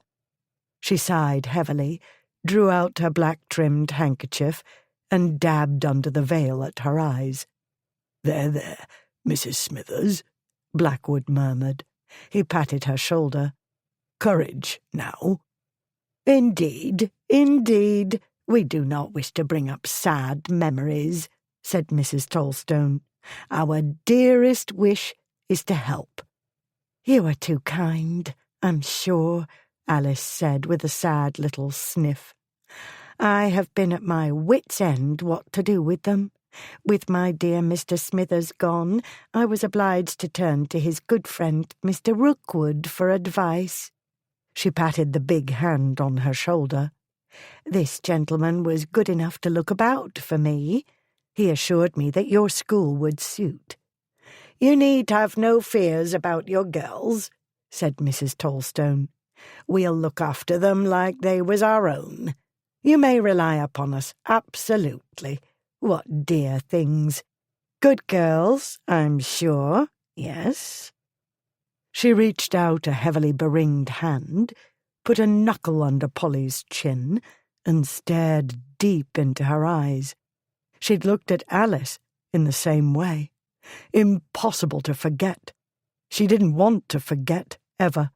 Those hard knuckles and the rings and the cold voice. "We make no distinctions here. Do you understand, girl?"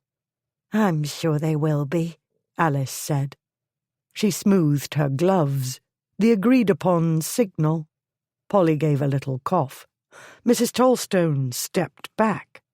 She was a hard woman, but she had an Achilles heel, a morbid dread of illness. When children fell ill, which was often enough, she kept well clear of them, leaving the staff and other children to look after them. When measles or any other such disease ran through the place, she took a long holiday at the seaside. "Pay her no mind," Alice said. "The child took a chill along the road." "Not used to all this fresh air, eh, Polly?" said Blackwood. Polly coughed some more and rubbed her nose. "But she was coughing before, Aunt Tessie," Hannah said. "Ever since—" Now, Blackwood said. "These girls," Alice said. "Spoilt, I'm sorry to say. But they won't be shirking no more, will they?" Hannah persisted. "But the doctor said—" "Hush," Polly said. "Aunt Tessie said not to say." Hannah stared at her. "Say what?" Polly gave her a warning look, then started coughing. "I need to use the privy," she said. "Now!" She jumped up from her chair. "Where is it?" "Dobbs!" Mrs. Tolstone shouted. A young girl hurried in. She was a very little, shrunken child, wearing an enormous dirty apron and no shoes on her still dirtier feet. "Missus, take this girl to the privy, and be quick about it." Dobbs grabbed Polly's hand and dragged her from the room. "That's how Amy was," Hannah cried. "She's got it, I know." "Got what?" said Mrs. Tolstone, eyes wide. "A trifling chill, no more," Alice said quickly. "These girls imagine things." "Too much time on their hands," Blackwood said. "Idleness. The devil makes work." "She turned all blue, and she was sick, horrible," Hannah shrieked. "Doctor said it was the cholera." "Cholera?" Mrs. Tolstone grasped her husband's arm. "First Papa, then Mama, then little Amy," Hannah cried. "Now poor Polly, and what shall I do?" She burst into tears and flung herself at Mrs. Tolstone, clutching her skirts. "Get off me!"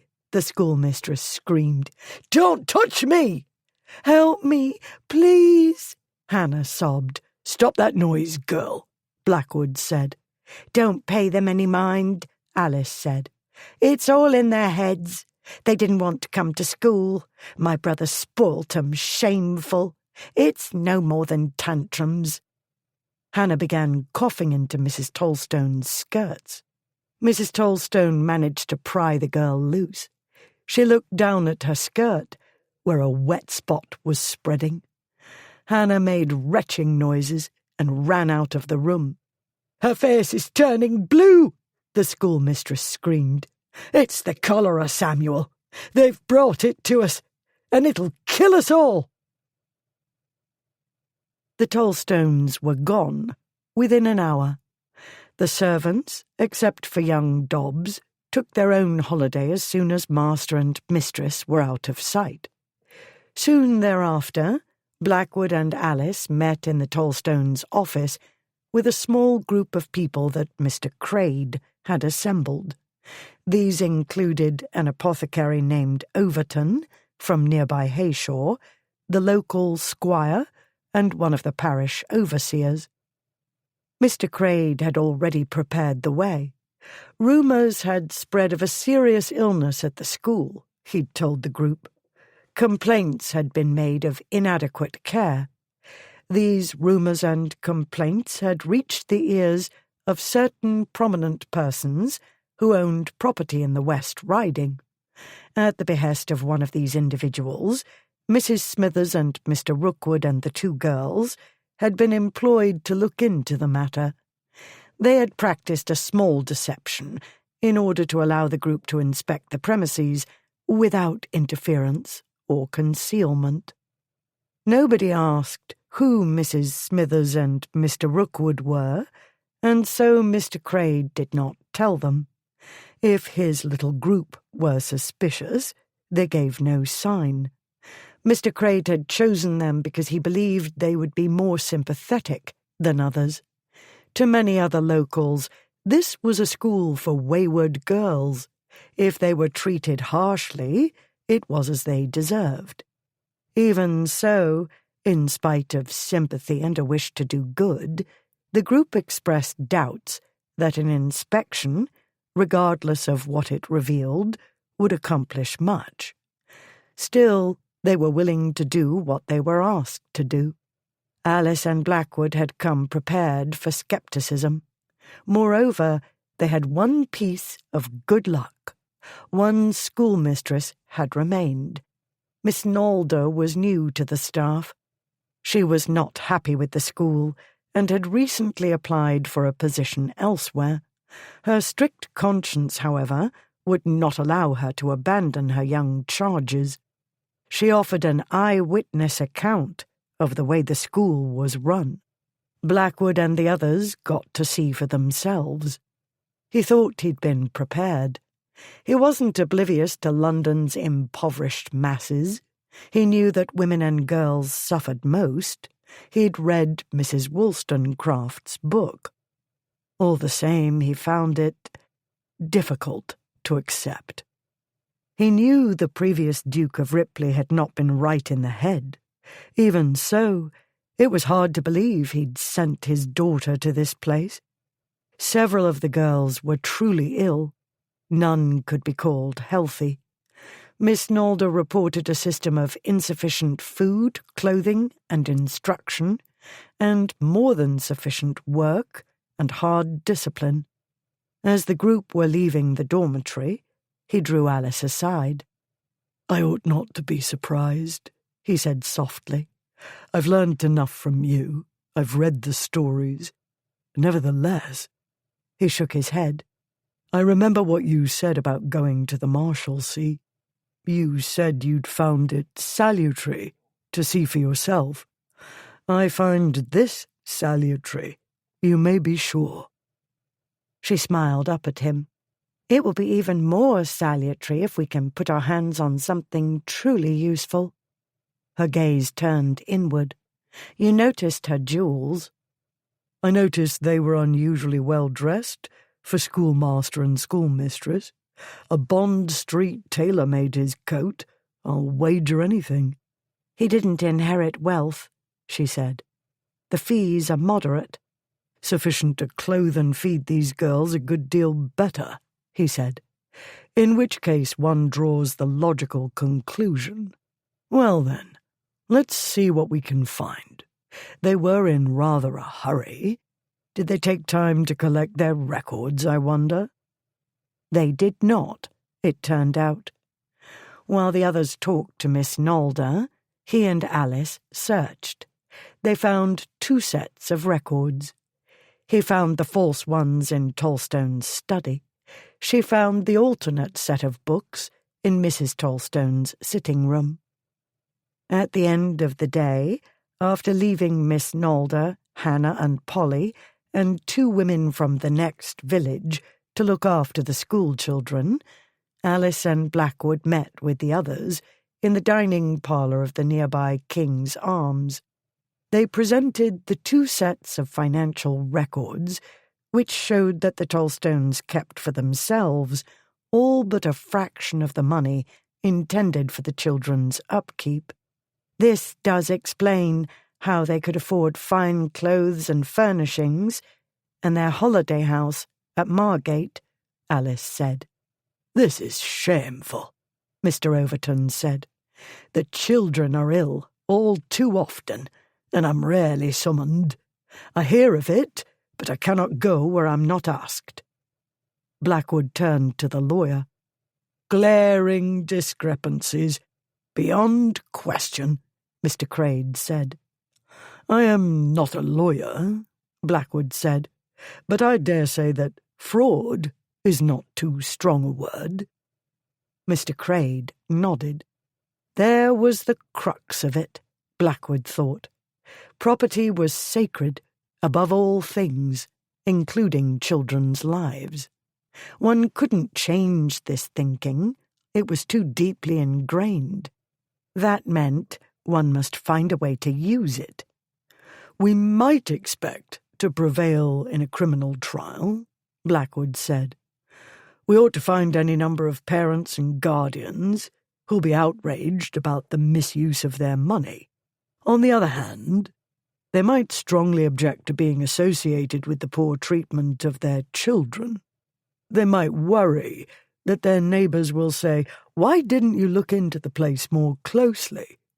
They won't like seeing their names in the newspapers in a sordid case like this." "If you imply that the matter were best not made public," the squire said, "I agree. Certain questions may prove awkward for us to answer," Mr. Crade said. Awkward for a number of people, including the parish overseer, but also for persons like the Blackwoods and their group who'd pried where some would say they had no business to do so. "We can't let the school continue as it was," Alice said. "We've observed the conditions. We've heard Miss Nalder's account of her experience. We have Mr. Overton's report." A debate ensued.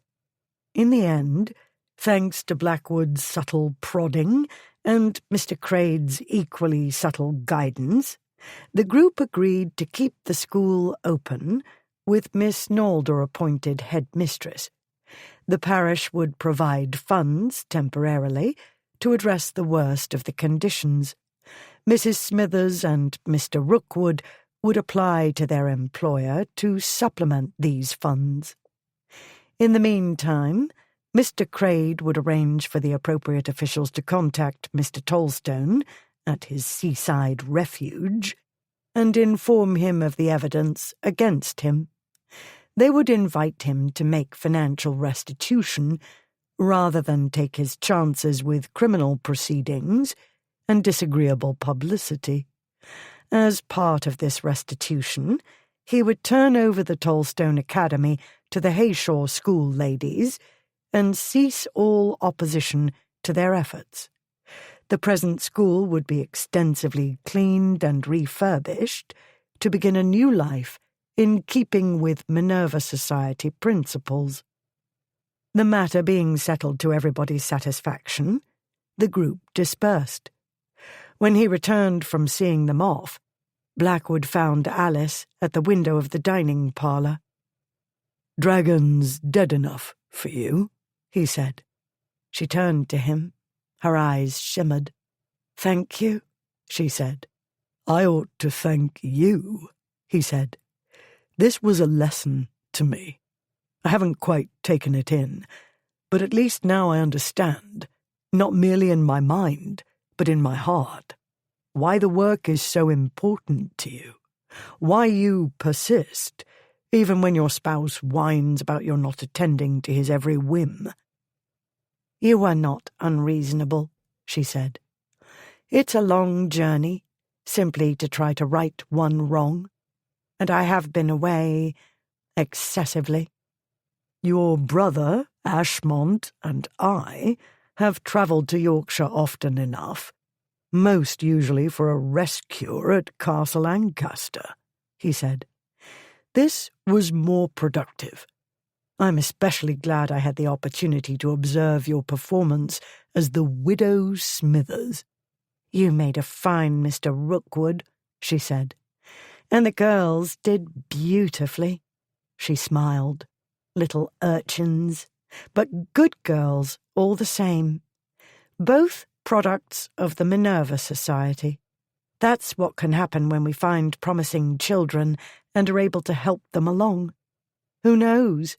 After this experience, and meeting Miss Nalder, Polly or Hannah might decide it's a fine thing to be a schoolmistress and teach other children."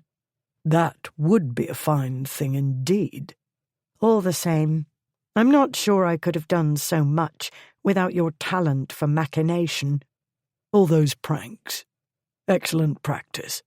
"I'm glad I chose you," she said. "I'm glad you did."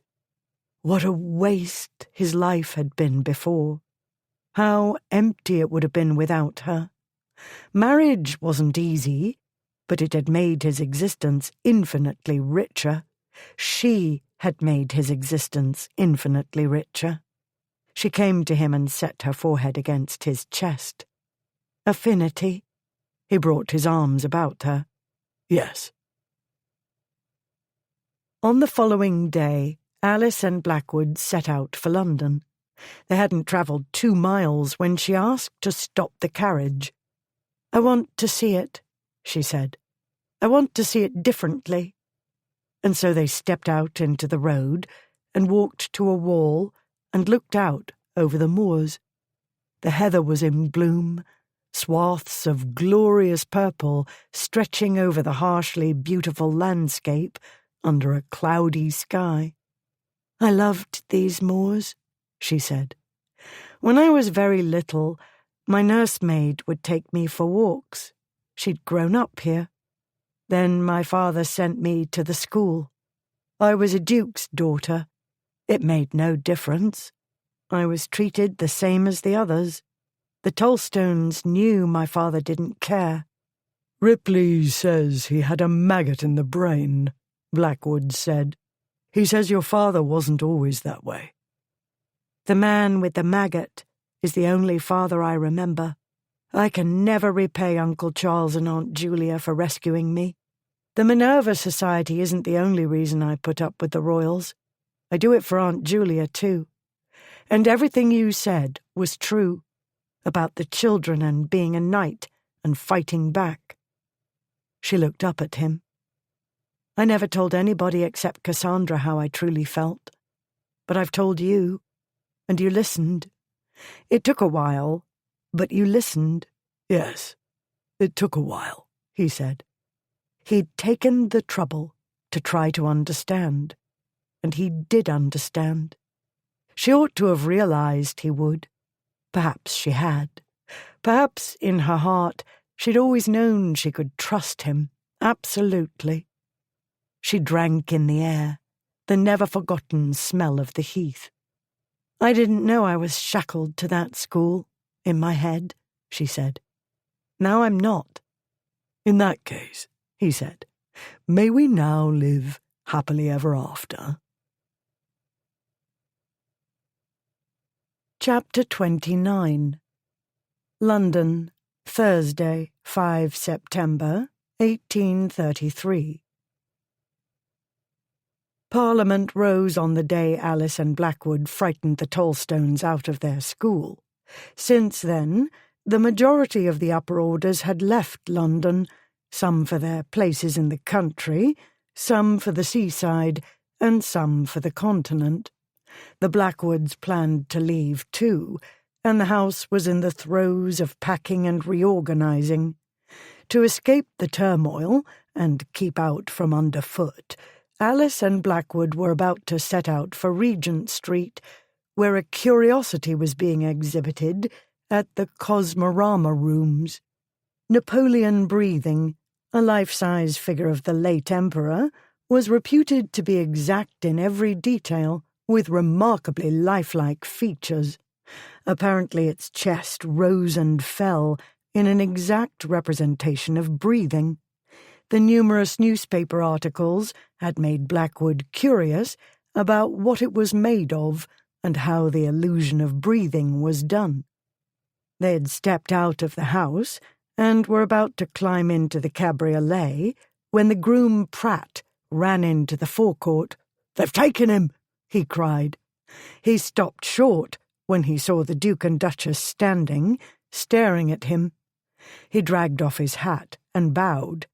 "If it please your Grace." He was gasping. "What's happened?"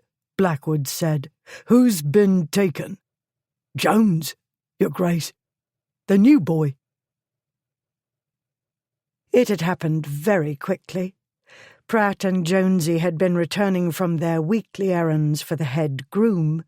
They'd paused at Hatchett's White Horse cellar to buy muffins from the muffin man there, Jonesy being partial to the delicacy and owning a prodigious appetite. An altercation of some sort broke out, as often happened at that busy place, resulting in a lot of shouting and pushing. In the tumult, a large man who appeared to be a coachman had grabbed Jonesy and dragged him away. The boy hadn't gone willingly, Pratt told them. He'd shouted and struggled, but suddenly stopped. Amid the general chaos, it was hard to see what happened next. Then Pratt saw the boy flung into the back of an old coach. It looked like a hackney coach, but bore no identifying number. Pratt had started to chase after the vehicle when a stagecoach arrived, adding to the general confusion. With everybody pushing and shoving and arguing, all busy with their own concerns, nobody paid Pratt the slightest heed.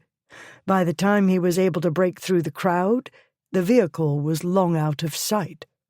"I found a constable," he said. "I told him what happened, but it was too late by then. They was long gone." He was distraught. Jonesy had become a favourite in the stables. He worked hard, and he didn't complain, but above all, he had a way with the horses. "It was like they was brothers and sisters, your Grace," Pratt said. "Him and the creatures. He learnt their ways so quick. I don't know what the world's coming to, Your Grace, I don't. What did anybody want with him? A good question. After Alice and Blackwood had collected as much information as they could from the groom, they sent him back to the stables. Alice stood in the forecourt, looking about her. I had resolved to be philosophical if he ran away, she said. But he didn't run away. Apparently not. Blackwood, too, looked about him, but he was thinking, not seeing.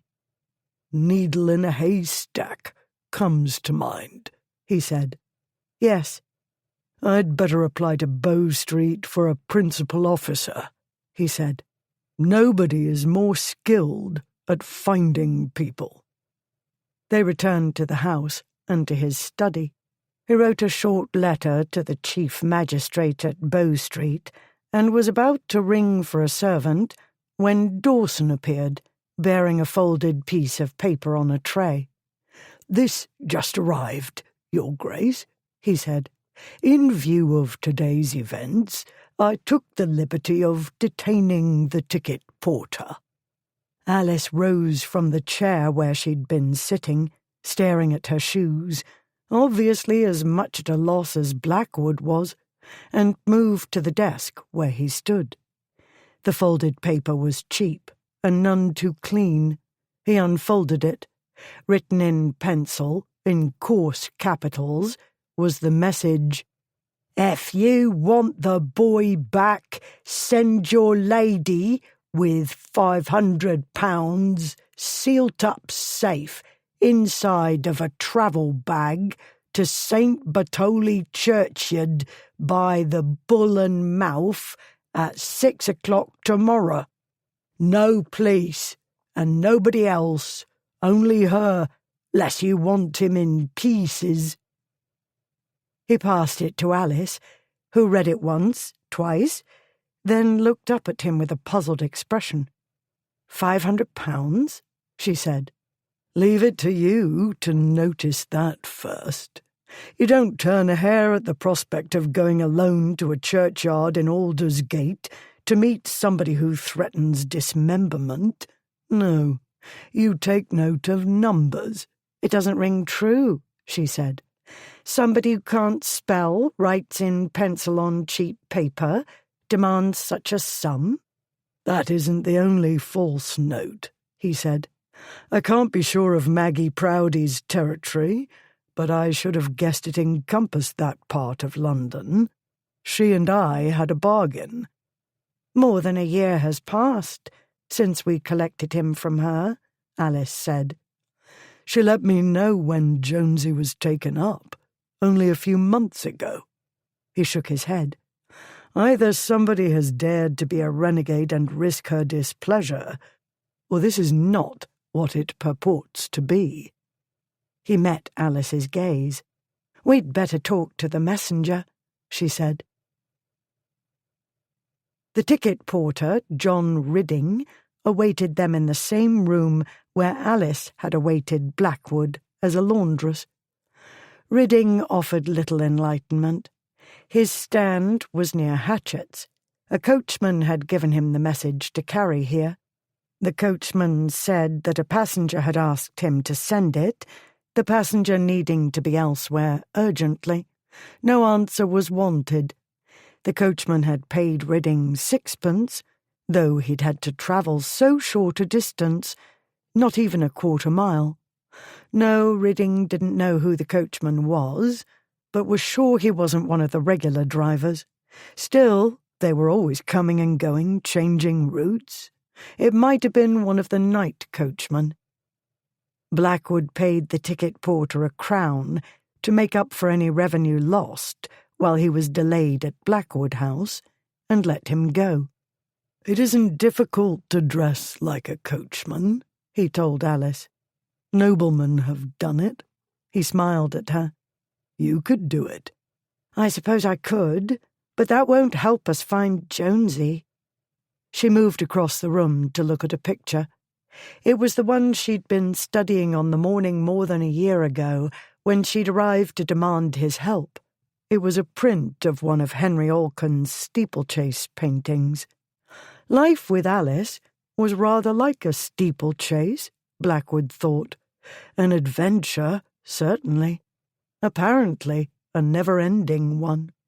A man pretending to be a coachman at a coaching inn, she said, turning away from the picture. A coach pretending to be a hackney coach, old and nondescript. Nothing elaborate here in the way of arrangements, except the ransom note. £500, Giles, for a stable boy. Would Maggie expect that much? Maybe 50, if she was in a humorous mood. But that's the sort of sum one might expect for, say, government secrets, or a duchess. Alice shook her head. I find it difficult to believe she's behind this. As do I. Maggie is no fool, and kidnapping Jonesy would be dangerously foolish, considering our bargain. Would she be willing to help us, do you think? Yes. This was Alice, he thought. She didn't pause for a moment at the prospect of employing a gang leader whom hardened criminals feared. For a price, certainly, he said. Then the question is how to find her. She seemed to think I could. Blackwood still had in his hand the ransom note, as well as the letter he'd written to Sir Frederick Rowe at Bow Street. He looked from one to the other. Maggie or Bow Street? I can't do both. Certainly not, Alice said. Bow Street would like to get their hands on somebody like her. Not that I blame them. But she did alert you when Jonesy was captured. We can't betray her. One or the other, Blackwood said. We risk failure either way. Which one, then? The note warned us against police, she said. The principal officers are quite good with disguise, he said. Yet some miscreants can detect them from a furlong away. Keefe would tell you so. He glanced down again at the ransom note. If this didn't smell of trickery... But never mind. I'm going to put my money on Maggie. She believed I could find her. I'd rather she didn't discover she'd overestimated my intelligence. He considered. I might as well start at the Cock in Fleet Street. She did not seem to be a stranger there. Will you accompany me? She shook her head. If I go to a tavern, I'll need a disguise. That would take time I can spend more productively. Not to mention that she likes you better. I'm going to see Keefe. Blackwood told himself not to have high hopes of locating Maggie in time. Her lair would be a closely guarded secret, which nobody but persons tired of life would reveal. Still, one must begin somewhere. Having decided to begin with Maggie, he could only follow where his intellect and instincts led. The Cock was busy at this time of day. He loitered outside for a time, examining his surroundings, especially the other loiterers, including some unpromising young specimens. He didn't see the youth who'd found him at the Haymarket last month. After a few minutes, he went inside. He wasn't hungry, but he ordered a meal and a tankard of porter. He found a newspaper and read it, and waited, and waited. The waiter came to ask if there was anything else. Blackwood ordered more porter and said, I was expecting to meet somebody here. He took out his pocket watch and shook his head. Women have a curious sense of time. A humorous conversation ensued. Coins changed hands, and Blackwood said, I breakfasted with the lady here a good while ago. Last year. I wonder if she forgot our appointment today, or perhaps she mistook the place. The waiter regarded the coins in his hand. Last year, Your Grace? In the forenoon, was it? Not very busy then, I'll warrant. May I ask some of the others if they recollect?" To assist the others' memories, Blackwood added more coins and a description of the dilatory female. Time passed. In the cock's dim light, Blackwood read the shipping news and the sporting news. He sent for another paper. He perused the positions wanted and the list of books published this day. He read the accounts of the wrecks of the Amphitrite and the Talbot Ostend steamer. He read on.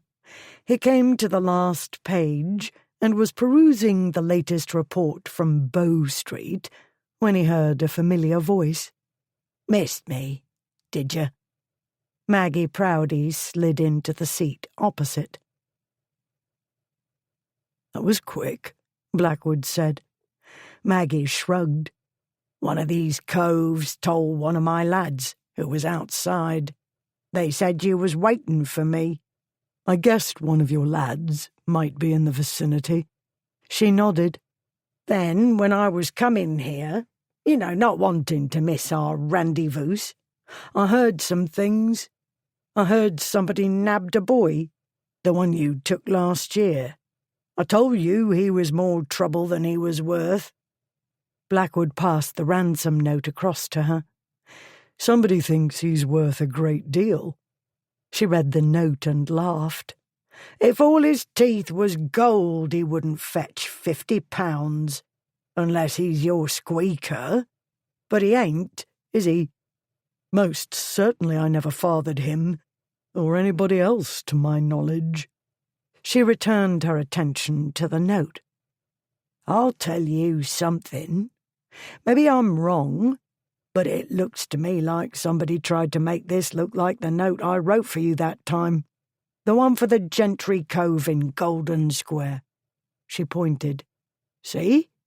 That's how I made my letters, to scare him. I don't write like that usually. I know reading and writing. My pa taught me, and I can do it proper.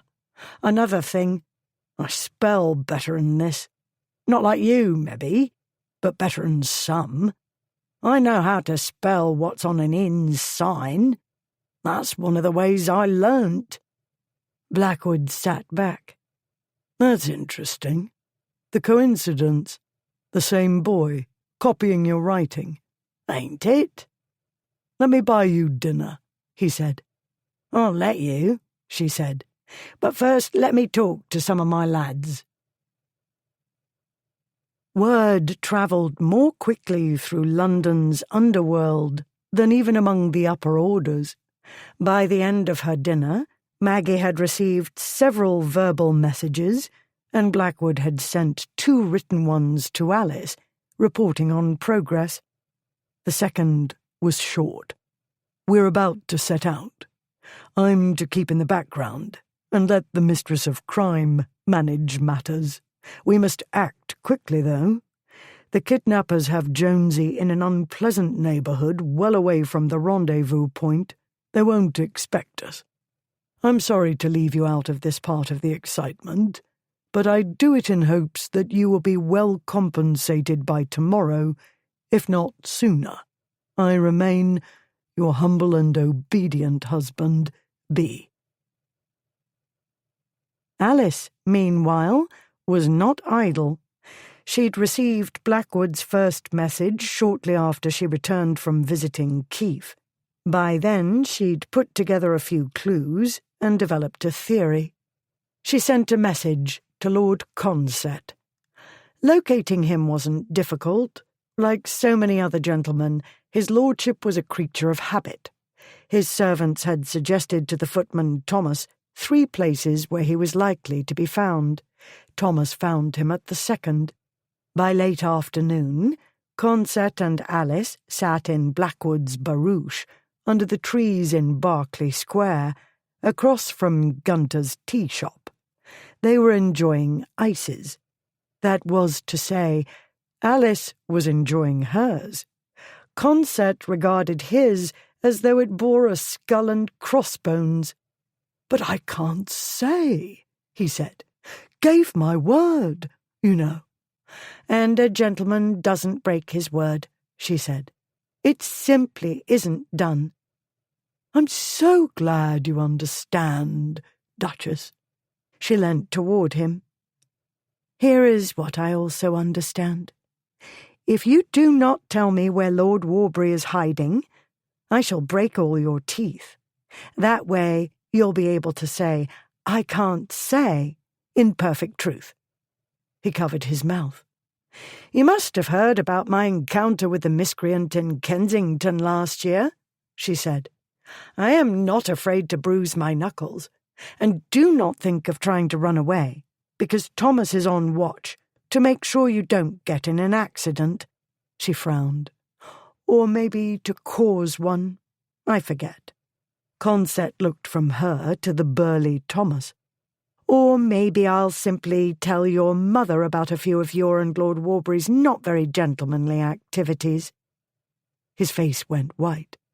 She waited. Shh, Chelsea, he said. She smiled. Well done. That's a start. Where in Chelsea, precisely? Like so many malefactors, the kidnappers, Bill Ford and Abner Grigg, made up in brawn, brutality and bluster what they lacked in brains. When Maggie Proudy turned up unexpectedly in their hiding place, the bluster crumbled. Two of her assistants, men, not boys, relieved the kidnappers of their various weapons, and nobody argued about it. At present, the two who'd taken the weapons lounged by the door. A third leant back near a window to discourage flight via that route. Other gang members waited on the stairs and on the street below. I envy her power, Alice had told Blackwood. Until this moment, he hadn't truly understood. He wished Alice could see that power in action, the effect of one not especially large or threatening-looking woman on this pair of brutes. But this kid ain't the same un, Mrs. Maggie, Bill was saying, trying to make light of matters. One didn't contradict Maggie Proudy without long and careful thought, not to mention cartloads of tact. Bill's body, however, had got all the power, leaving his brain nothing to work with. That un you didn't want bothered, why he was a street brat. This un, only look at him. True, Jonesy wasn't at his best, having been manhandled into a coach and bumped along numerous side streets and alleyways to elude pursuit, then tossed onto a pile of second or possibly fifth-hand clothes. On the other hand, one could hardly mistake the quality of his attire. A neat cap, sturdy boots, nothing torn or patched. Unlike the grooms, Blackwood's stable boys didn't wear livery. All the same, their attire declared them gainfully employed by a prominent personage. Jonesy remained mute, obviously waiting to see which way the wind blew. Blackwood, who was dressed as a hackney coachman, had him by the hand. Nonetheless, a child as quick-witted as this one wouldn't necessarily feel safe while Maggie was nearby with her minions. The boy's hand was cold in Blackwood's, and he trembled a little. A child. He was only a child, after all. I'm looking at you, Maggie said. She slapped Bill in the head. The whack must have been audible at the bottom of the 3 flights of stairs they'd climbed to find their quarry. Jonesy winced at the sound, as did Abner.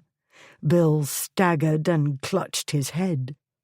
With his ears ringing, Bill wouldn't be useful for a bit. And so Maggie turned to Abner. Who told you to steal the boy? Abner looked at Bill. Maggie raised her hand to assist the cogitation process. The men began to talk. Blackwood House. Hours passed. Midnight passed. Finally, shortly after 2 o'clock in the morning, Alice heard the rattle of wheels in the forecourt. She hurried down the stairs to the entrance, arriving in time to see Blackwood disembark from a hackney cab and Jonesy hop out after him. Alice raced out into the forecourt. While Blackwood paid the driver, she crouched in front of the boy. "You're unhurt?" she said, taking off his cap and smoothing his hair. He pulled away from her ministrations and looked down at himself, as though not certain he was all there. "I ain't hurt. Only I ought to have seen 'em coming, Your Highness. Wasn't watching proper." "Probably on account of the large muffin in your mouth at the time," Blackwood said. Jonesy looked up at him. It was a long way up. "They knocked it out of my mouth." The hackney rattled away, out of the court and into Piccadilly. "Let's be thankful they didn't break your teeth in the process," Blackwood said. "You were so quiet back there, I did wonder if they'd cut off your tongue." Jonesy shook his head. "They told me to stop on my jaw. They said it was a job, and don't make it hard. They said they'd let me go tomorrow, after they got the money. I didn't believe 'em, but they wasn't so bad as some." Alice looked up at Blackwood. It was hard to read his face in the dark. "I were more scared of Maggie," the child said. "So were they," Blackwood said. "I'm sorry you weren't by to see it, Duchess." "As am I, but I had my own business to attend to," she said. "We can talk about it later. Let's see to Jonesy first. He's had a long, trying day, and he was cheated of his muffin. Nobody in the household has wanted to sleep. They're all worried about him. I dare say cook will find something for him to eat." The sun was sending up its first exploratory rays by the time Alice and Blackwood got to bed. After time spent in Bill and Abner's lair, Blackwood had badly needed a bath. He'd come to his wife's bed mainly to make sure she was asleep and not fretting about anybody or anything. He found her sitting up, a book in her lap. She set the book aside. "Are you not tired?" he said. "This has been a long day, wearing on the nerves, I should think." "My nerves are made of iron," she said. "I am tired, but I can't bear to keep my triumph to myself." She told him about her conversation with Consett. Blackwood laughed. "You threatened him with his mother. Oh, Alice, that is—" "Brilliant," she said. "Wicked, I was about to say." "Not that I actually knew anything to accuse him of," she said. "But the threats of violence weakened his resolve. He was primed by the time I administered the coup de grace. Still, I do wish I could have slapped him in the head, the way you said Maggie did, Bill. Consett needs to be slapped, repeatedly, with a cricket bat." "It won't help," Blackwood said. "One can only hope he finds less villainous friends in future." "I did let him know it was unwise to continue Warbury's acquaintance," she said. "Ah, yes, Warbury. One last matter to clear up. But we'll talk of that tomorrow." "It is tomorrow." "Later today, then." "Yes, but let me say one more thing. You rescued Jonesy. You found Maggie, and you found the kidnappers, and you got that child away safe, in a matter of hours.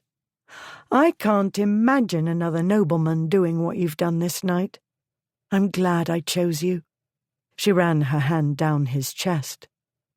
"Am I a victim of wishful thinking? Or are you feeling amorous, Duchess?"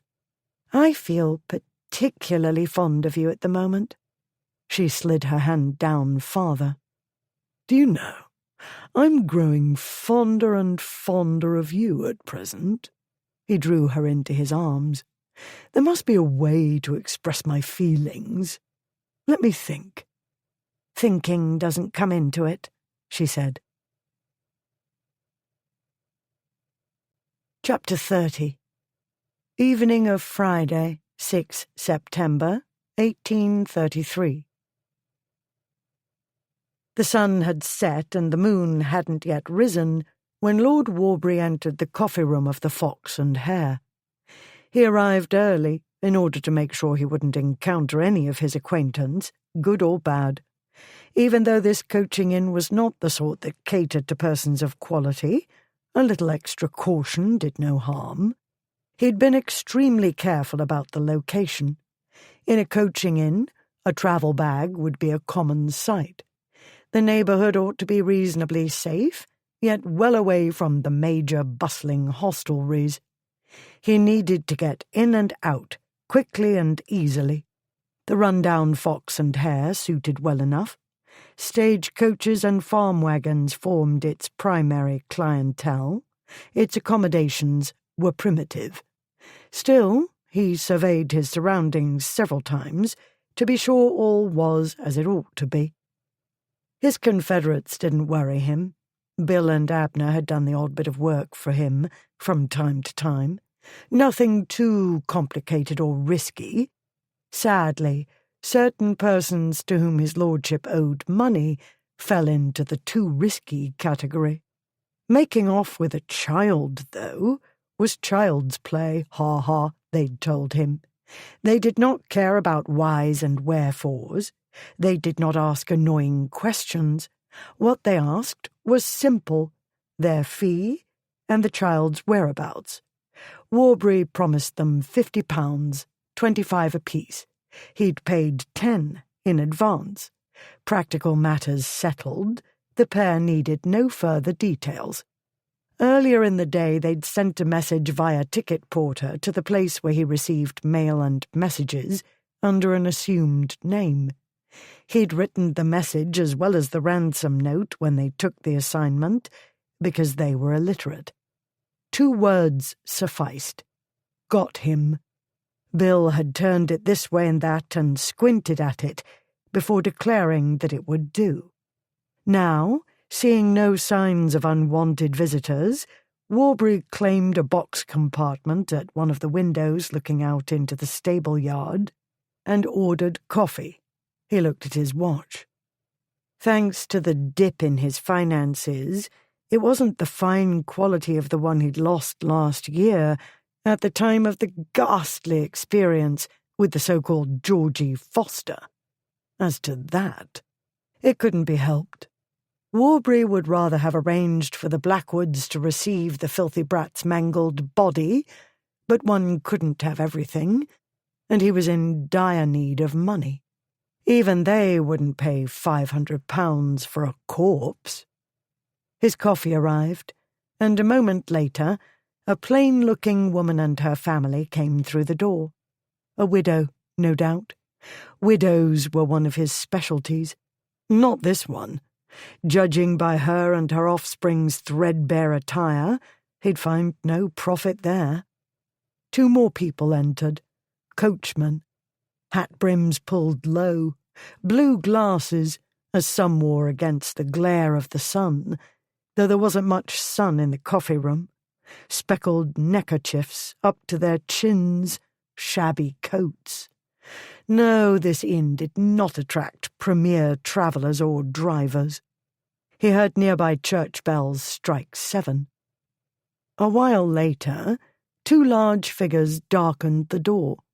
One carried a carpet bag. They looked about the coffee-room. They were not Bill and Abner. Warbury took out his watch and frowned at it. 7:15. They ought to have had more than sufficient time to get here from St. Botolph's. They're not coming. He looked up. One of the coachmen stood looking down at him. He took off his blue glasses. He was a she to whom he was related. Warbury's gaze shot from the Duchess of Blackwood to the man who carried a carpet-bag. "Not him," said Her Grace. "Mr. Ford and Mr. Grigg are engaged elsewhere. They send their regrets. They've sent the bag as well, because you'll need it." Warbury leapt up, fist drawn back to knock her out of the way. Blackwood, the other coachman, set his hand on his shoulder and pushed him back down onto the seat. "I wouldn't try that if I were you," the Duke said. "She hits back. Hard." Sweat broke out on Warbury's forehead. "I don't know what this is about. I was here peaceably enjoying a cup of coffee." "Of course you were." Alice slid onto the seat opposite. "And we'd like to keep the peace. For instance, we're strongly opposed to kidnapping and holding children for ransom. And do you know, Mr. Ford and Mr. Grigg are strongly opposed to fraud and double-dealing. They were shocked to learn that the ransom they were to collect was £500, not 100. Warbury stiffened. "Foolish fellows," Blackwood said. "Half for you and half for them, you told them. They trusted you." "They're not happy now," Alice said. "It took our combined efforts, along with the kind offices of an acquaintance, to prevent their coming here to cut your throat." "Clean off your head." Blackwood made a slashing gesture across his neck. "That was the idea." "Naturally we discouraged them," Alice said. "So untidy. I've heard that a garrote is more efficient." Warbury looked wildly about him. "Were you thinking of calling for help?" Alice said. "Please do. I'm curious what you'll say." "I don't want to cause you any more embarrassment than you've caused yourself," Warbury said. "I've done nothing. I don't know what sort of scoundrels you've been talking to, but this is all nonsense. I don't know anything about any kidnapping or £500 or £100, and I don't know these men you're talking about, whoever they are." Blackwood shoved Warbury aside and sat down next to him, blocking escape. "Very well," he said. "You know nothing about it. And what can we prove, after all?" Alice took out a piece of paper and looked at it. "Not very much, it seems. Outstanding debts to—" She pushed the paper toward Warbury. "Have I got the figures right?" She shrugged. "Maybe it doesn't matter. They've found out where in Chelsea you've been holed up. I can't promise that they'll be waiting for you, but it does seem likely." Warbury stared at the paper, his face going white. "Don't forget the other thing, my dear," Blackwood said. "Oh, yes. As of now, you've acquired a shadow or two." She glanced over at the widow, more usually known as Maggie Proudy, who nodded. "Or 5. A dozen? Enough, at any rate. They've all had a good look at you. Henceforth, no matter where you go in London, they'll be there somewhere. Your creditors will pay handsomely for the information." Blackwood signalled, and the man with the carpet bag approached the table. He set the bag down at the Duke's feet and withdrew to a table near Maggie's.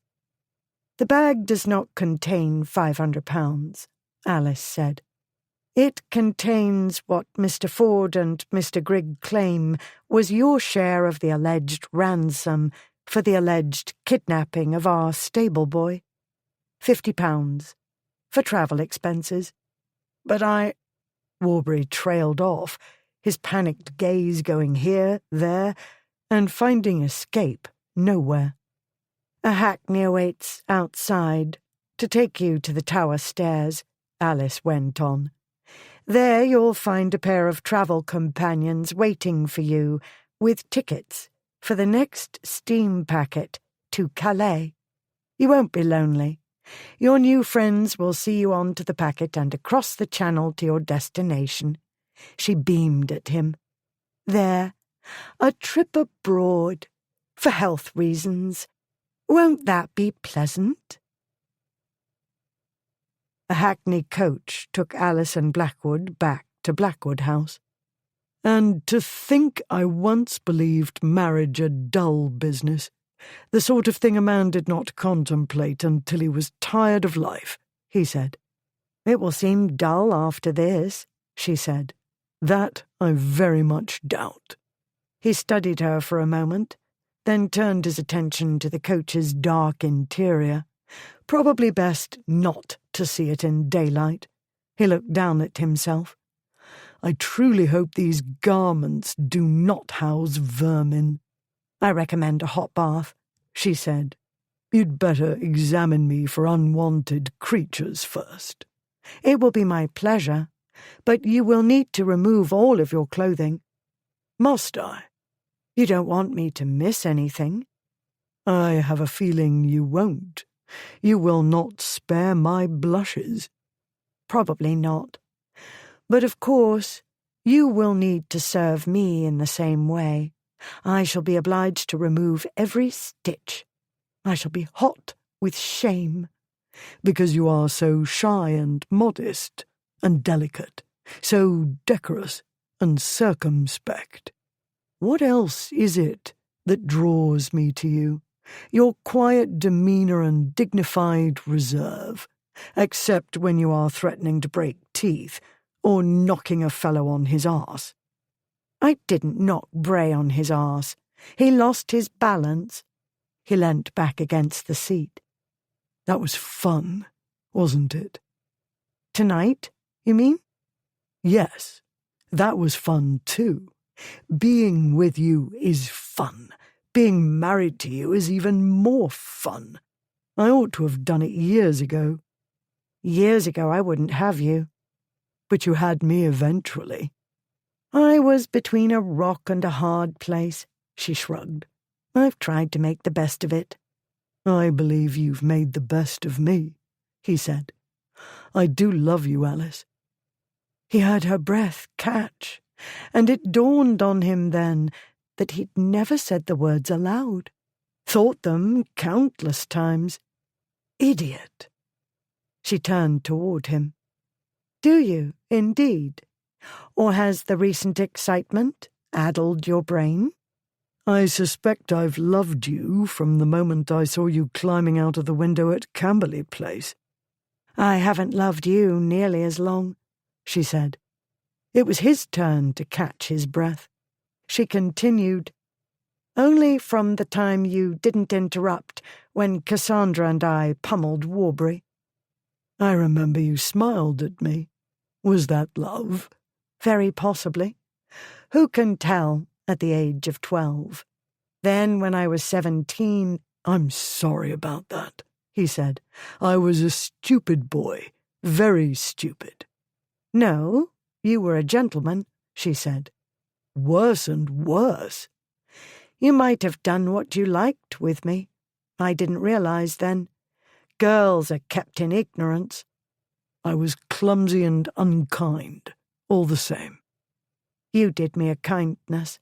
You were 19, and I went away to have a life more interesting and independent than most girls are allowed.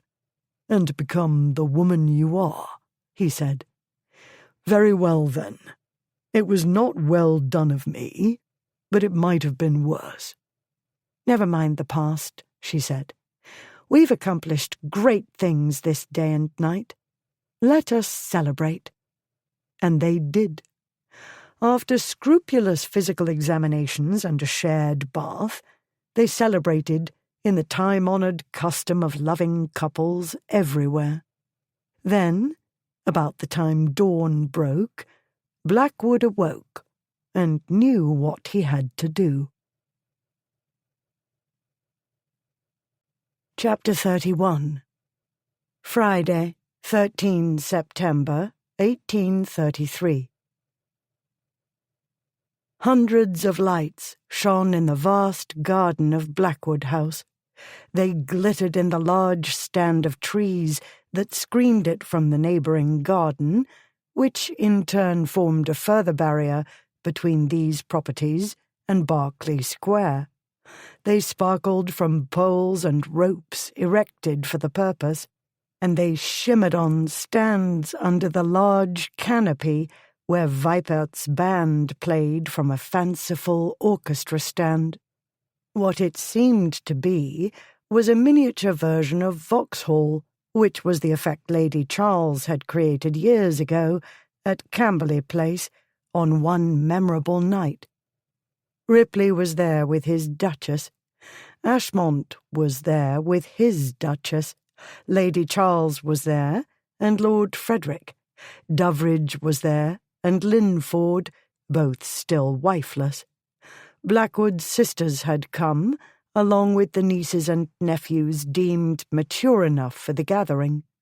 Lady Kempton was there, along with others of the Blackwoods' family and friends. London was quieter and the weather somewhat cooler than would be perfect, but Blackwood decided that this sort of thing couldn't wait until late summer of next year, and so his household had to pause their packing and prepare instead for a party. Alice had been kept out of it. "You've more than enough to do with your orphans and strays," Blackwood had told her. "Leave this to me and Ripley. We've years of experience with parties, and probably can manage one that isn't too indecent, if your aunts will lend a hand." And so all she had to do was dress for the occasion and look after the guests. She wore a dramatic black dress embroidered with rose china asters. A black blonde lace scarf circled her neck. A thin chain dotted with diamonds trailed across her forehead and round her coiffure. The latter was the usual fashionable insanity of braids and loops that appeared to shoot from her head like fireworks, with interwoven diamonds adding to the effect. But all the fireworks were Alice, as far as Blackwood was concerned. She was the fireworks of his life. He told her so, and she laughed, and guests turned their way and smiled. He even danced with his own wife more than once. And when the party was at its height, he drew her away, deep into the lamp-lit trees, where he'd had an arbour built, like the one they'd passed through on that night so long ago. Near it was the tall shrubbery, concealing them from the others. And he said, "Alice," and he set her hand on his arm, the way she'd done that time. Then he pushed down her long glove and bent his head to kiss the inside of her elbow. She said, "Oh, Giles, oh." Then she was in his arms. And this time it was one long, clinging kiss. This time he didn't break away. This time he let himself fall and fall and fall into the sparkling sea that was this love of his, this strange, wild girl. He pushed her up against the arbour and let his hands rove over her. He kissed her neck and her ears and her jaw. He made kisses over the smooth skin at the edge of her bodice. Her hands weren't idle meanwhile. She let them rove over him, as though she were only now discovering him, as though they weren't an old married couple of a year and more. And at last, when they were hot and panting, he said, "Now we must stop." "Why?" "Guests." "How inconvenient." "I'll make it up to you later." She drew in one breath and let it out, then another and another, and she said, "You've made it up very well so far." "I wanted you to know what I would have done if I hadn't been a damned gentleman," he said. "Thank you," she said. "I always wondered." At last they drew away from each other. It was only then she realized what he'd done. She looked back toward the house, all the glittering lights in the trees, the music. "You recreated it," she said. "Not only our first kiss, but the party, the magic." "But this time with a happier ending," he said. It wasn't exactly the end, but this time they did live happily ever after. Author's note: news and gossip. In the fine tradition of publishers of my time period, for whom copyright basically did not exist, I have stolen liberally from periodicals of the time, adapting their verbiage for my fictional Fox's Morning Spectacle is a way of creating for readers the feeling of being there. These samples of the prose of the early 19th century ought to make clear why I do not attempt elsewhere to write exactly in the style of the era. Money. Until 1971, English money wasn't based on a decimal system. It went like this: 12 pence in a shilling, bob in slang, 20 shillings in a pound, or sovereign, a glistener, 21 shillings in a guinea. There were numerous smaller and larger units of these denominations, such as 10 shillings in a half sovereign, 5 shillings in a crown. For more, please see Wikipedia's article on Coins of the Pound Sterling under Pre-Decimal Coinage. As to value then compared to value today, this is a tricky subject, as you'll discover if you search online. Multiplying by 70 to 100 will give you a very rough sense. Location. Most of the sites in the book did exist, and some still do. Here's a sampling. The arch at the Green Park is better known to us as the Wellington Arch. It's had some adventures. It started with no figure at the top. Some years later, an equestrian statue of Wellington crowned it. Then that came off, and the bronze sculpture of today replaced it. The arch itself was moved in 1882 to 1883. Kensington Gravel Pits is now Notting Hill Gate. St George's Hospital is now the Lansdowne Hotel. The Cock in Fleet Street has been rebuilt a few times and is now known as Ye Old Cock Tavern.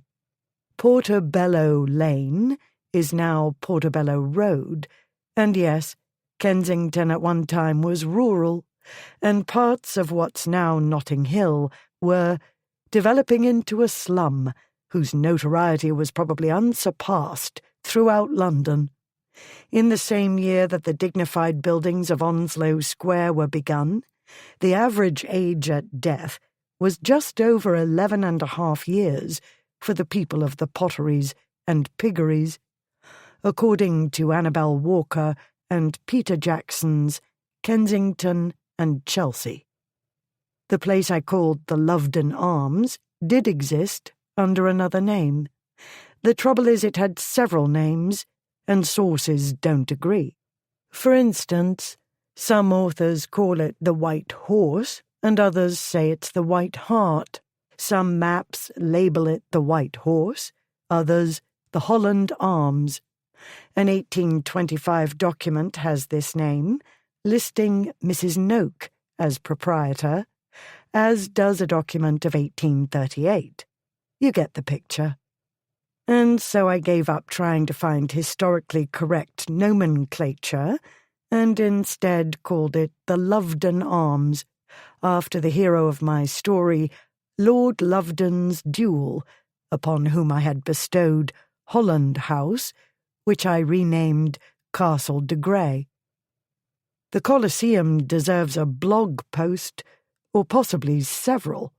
For all the wonderful details of its creation and contents, I recommend Richard D. Altick's The Shows of London. Napoleon Breathing was an actual exhibition at the Cosmorama Rooms on Regent Street.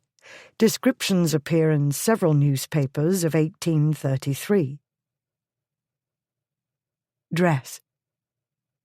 My ladies wear fashions appearing in ladies' magazines of the time, and fashion prints in museum collections.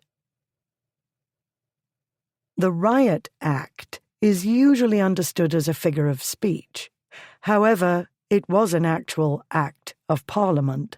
In cases where a large gathering threatened to turn into a disturbance of the peace, an authority figure would read the following: Our sovereign lord the king chargeth and commandeth all persons being assembled immediately to disperse themselves, and peaceably to depart to their habitations, or to their lawful business, upon the pains contained in the Act made in the first year of King George for preventing tumults and riotous assemblies. God save the King. Special License. There were strict rules about when and where weddings took place. However, for the upper orders, as always, there was an exception. By special license or dispensation from the Archbishop of Canterbury, marriages, especially of persons of quality, are frequently in their own houses, out of canonical hours, in the evening, and often solemnized by others in other churches than where one of the parties lives, and out of time of divine service, etc. Law Dictionary, 1810 and later editions. Boudica versus Boadicea. Boadicea is the name commonly used throughout the 19th and much of the 20th century. Boudica, or Bouduica, we do not know exactly how to spell the name, but neither, presumably, did she.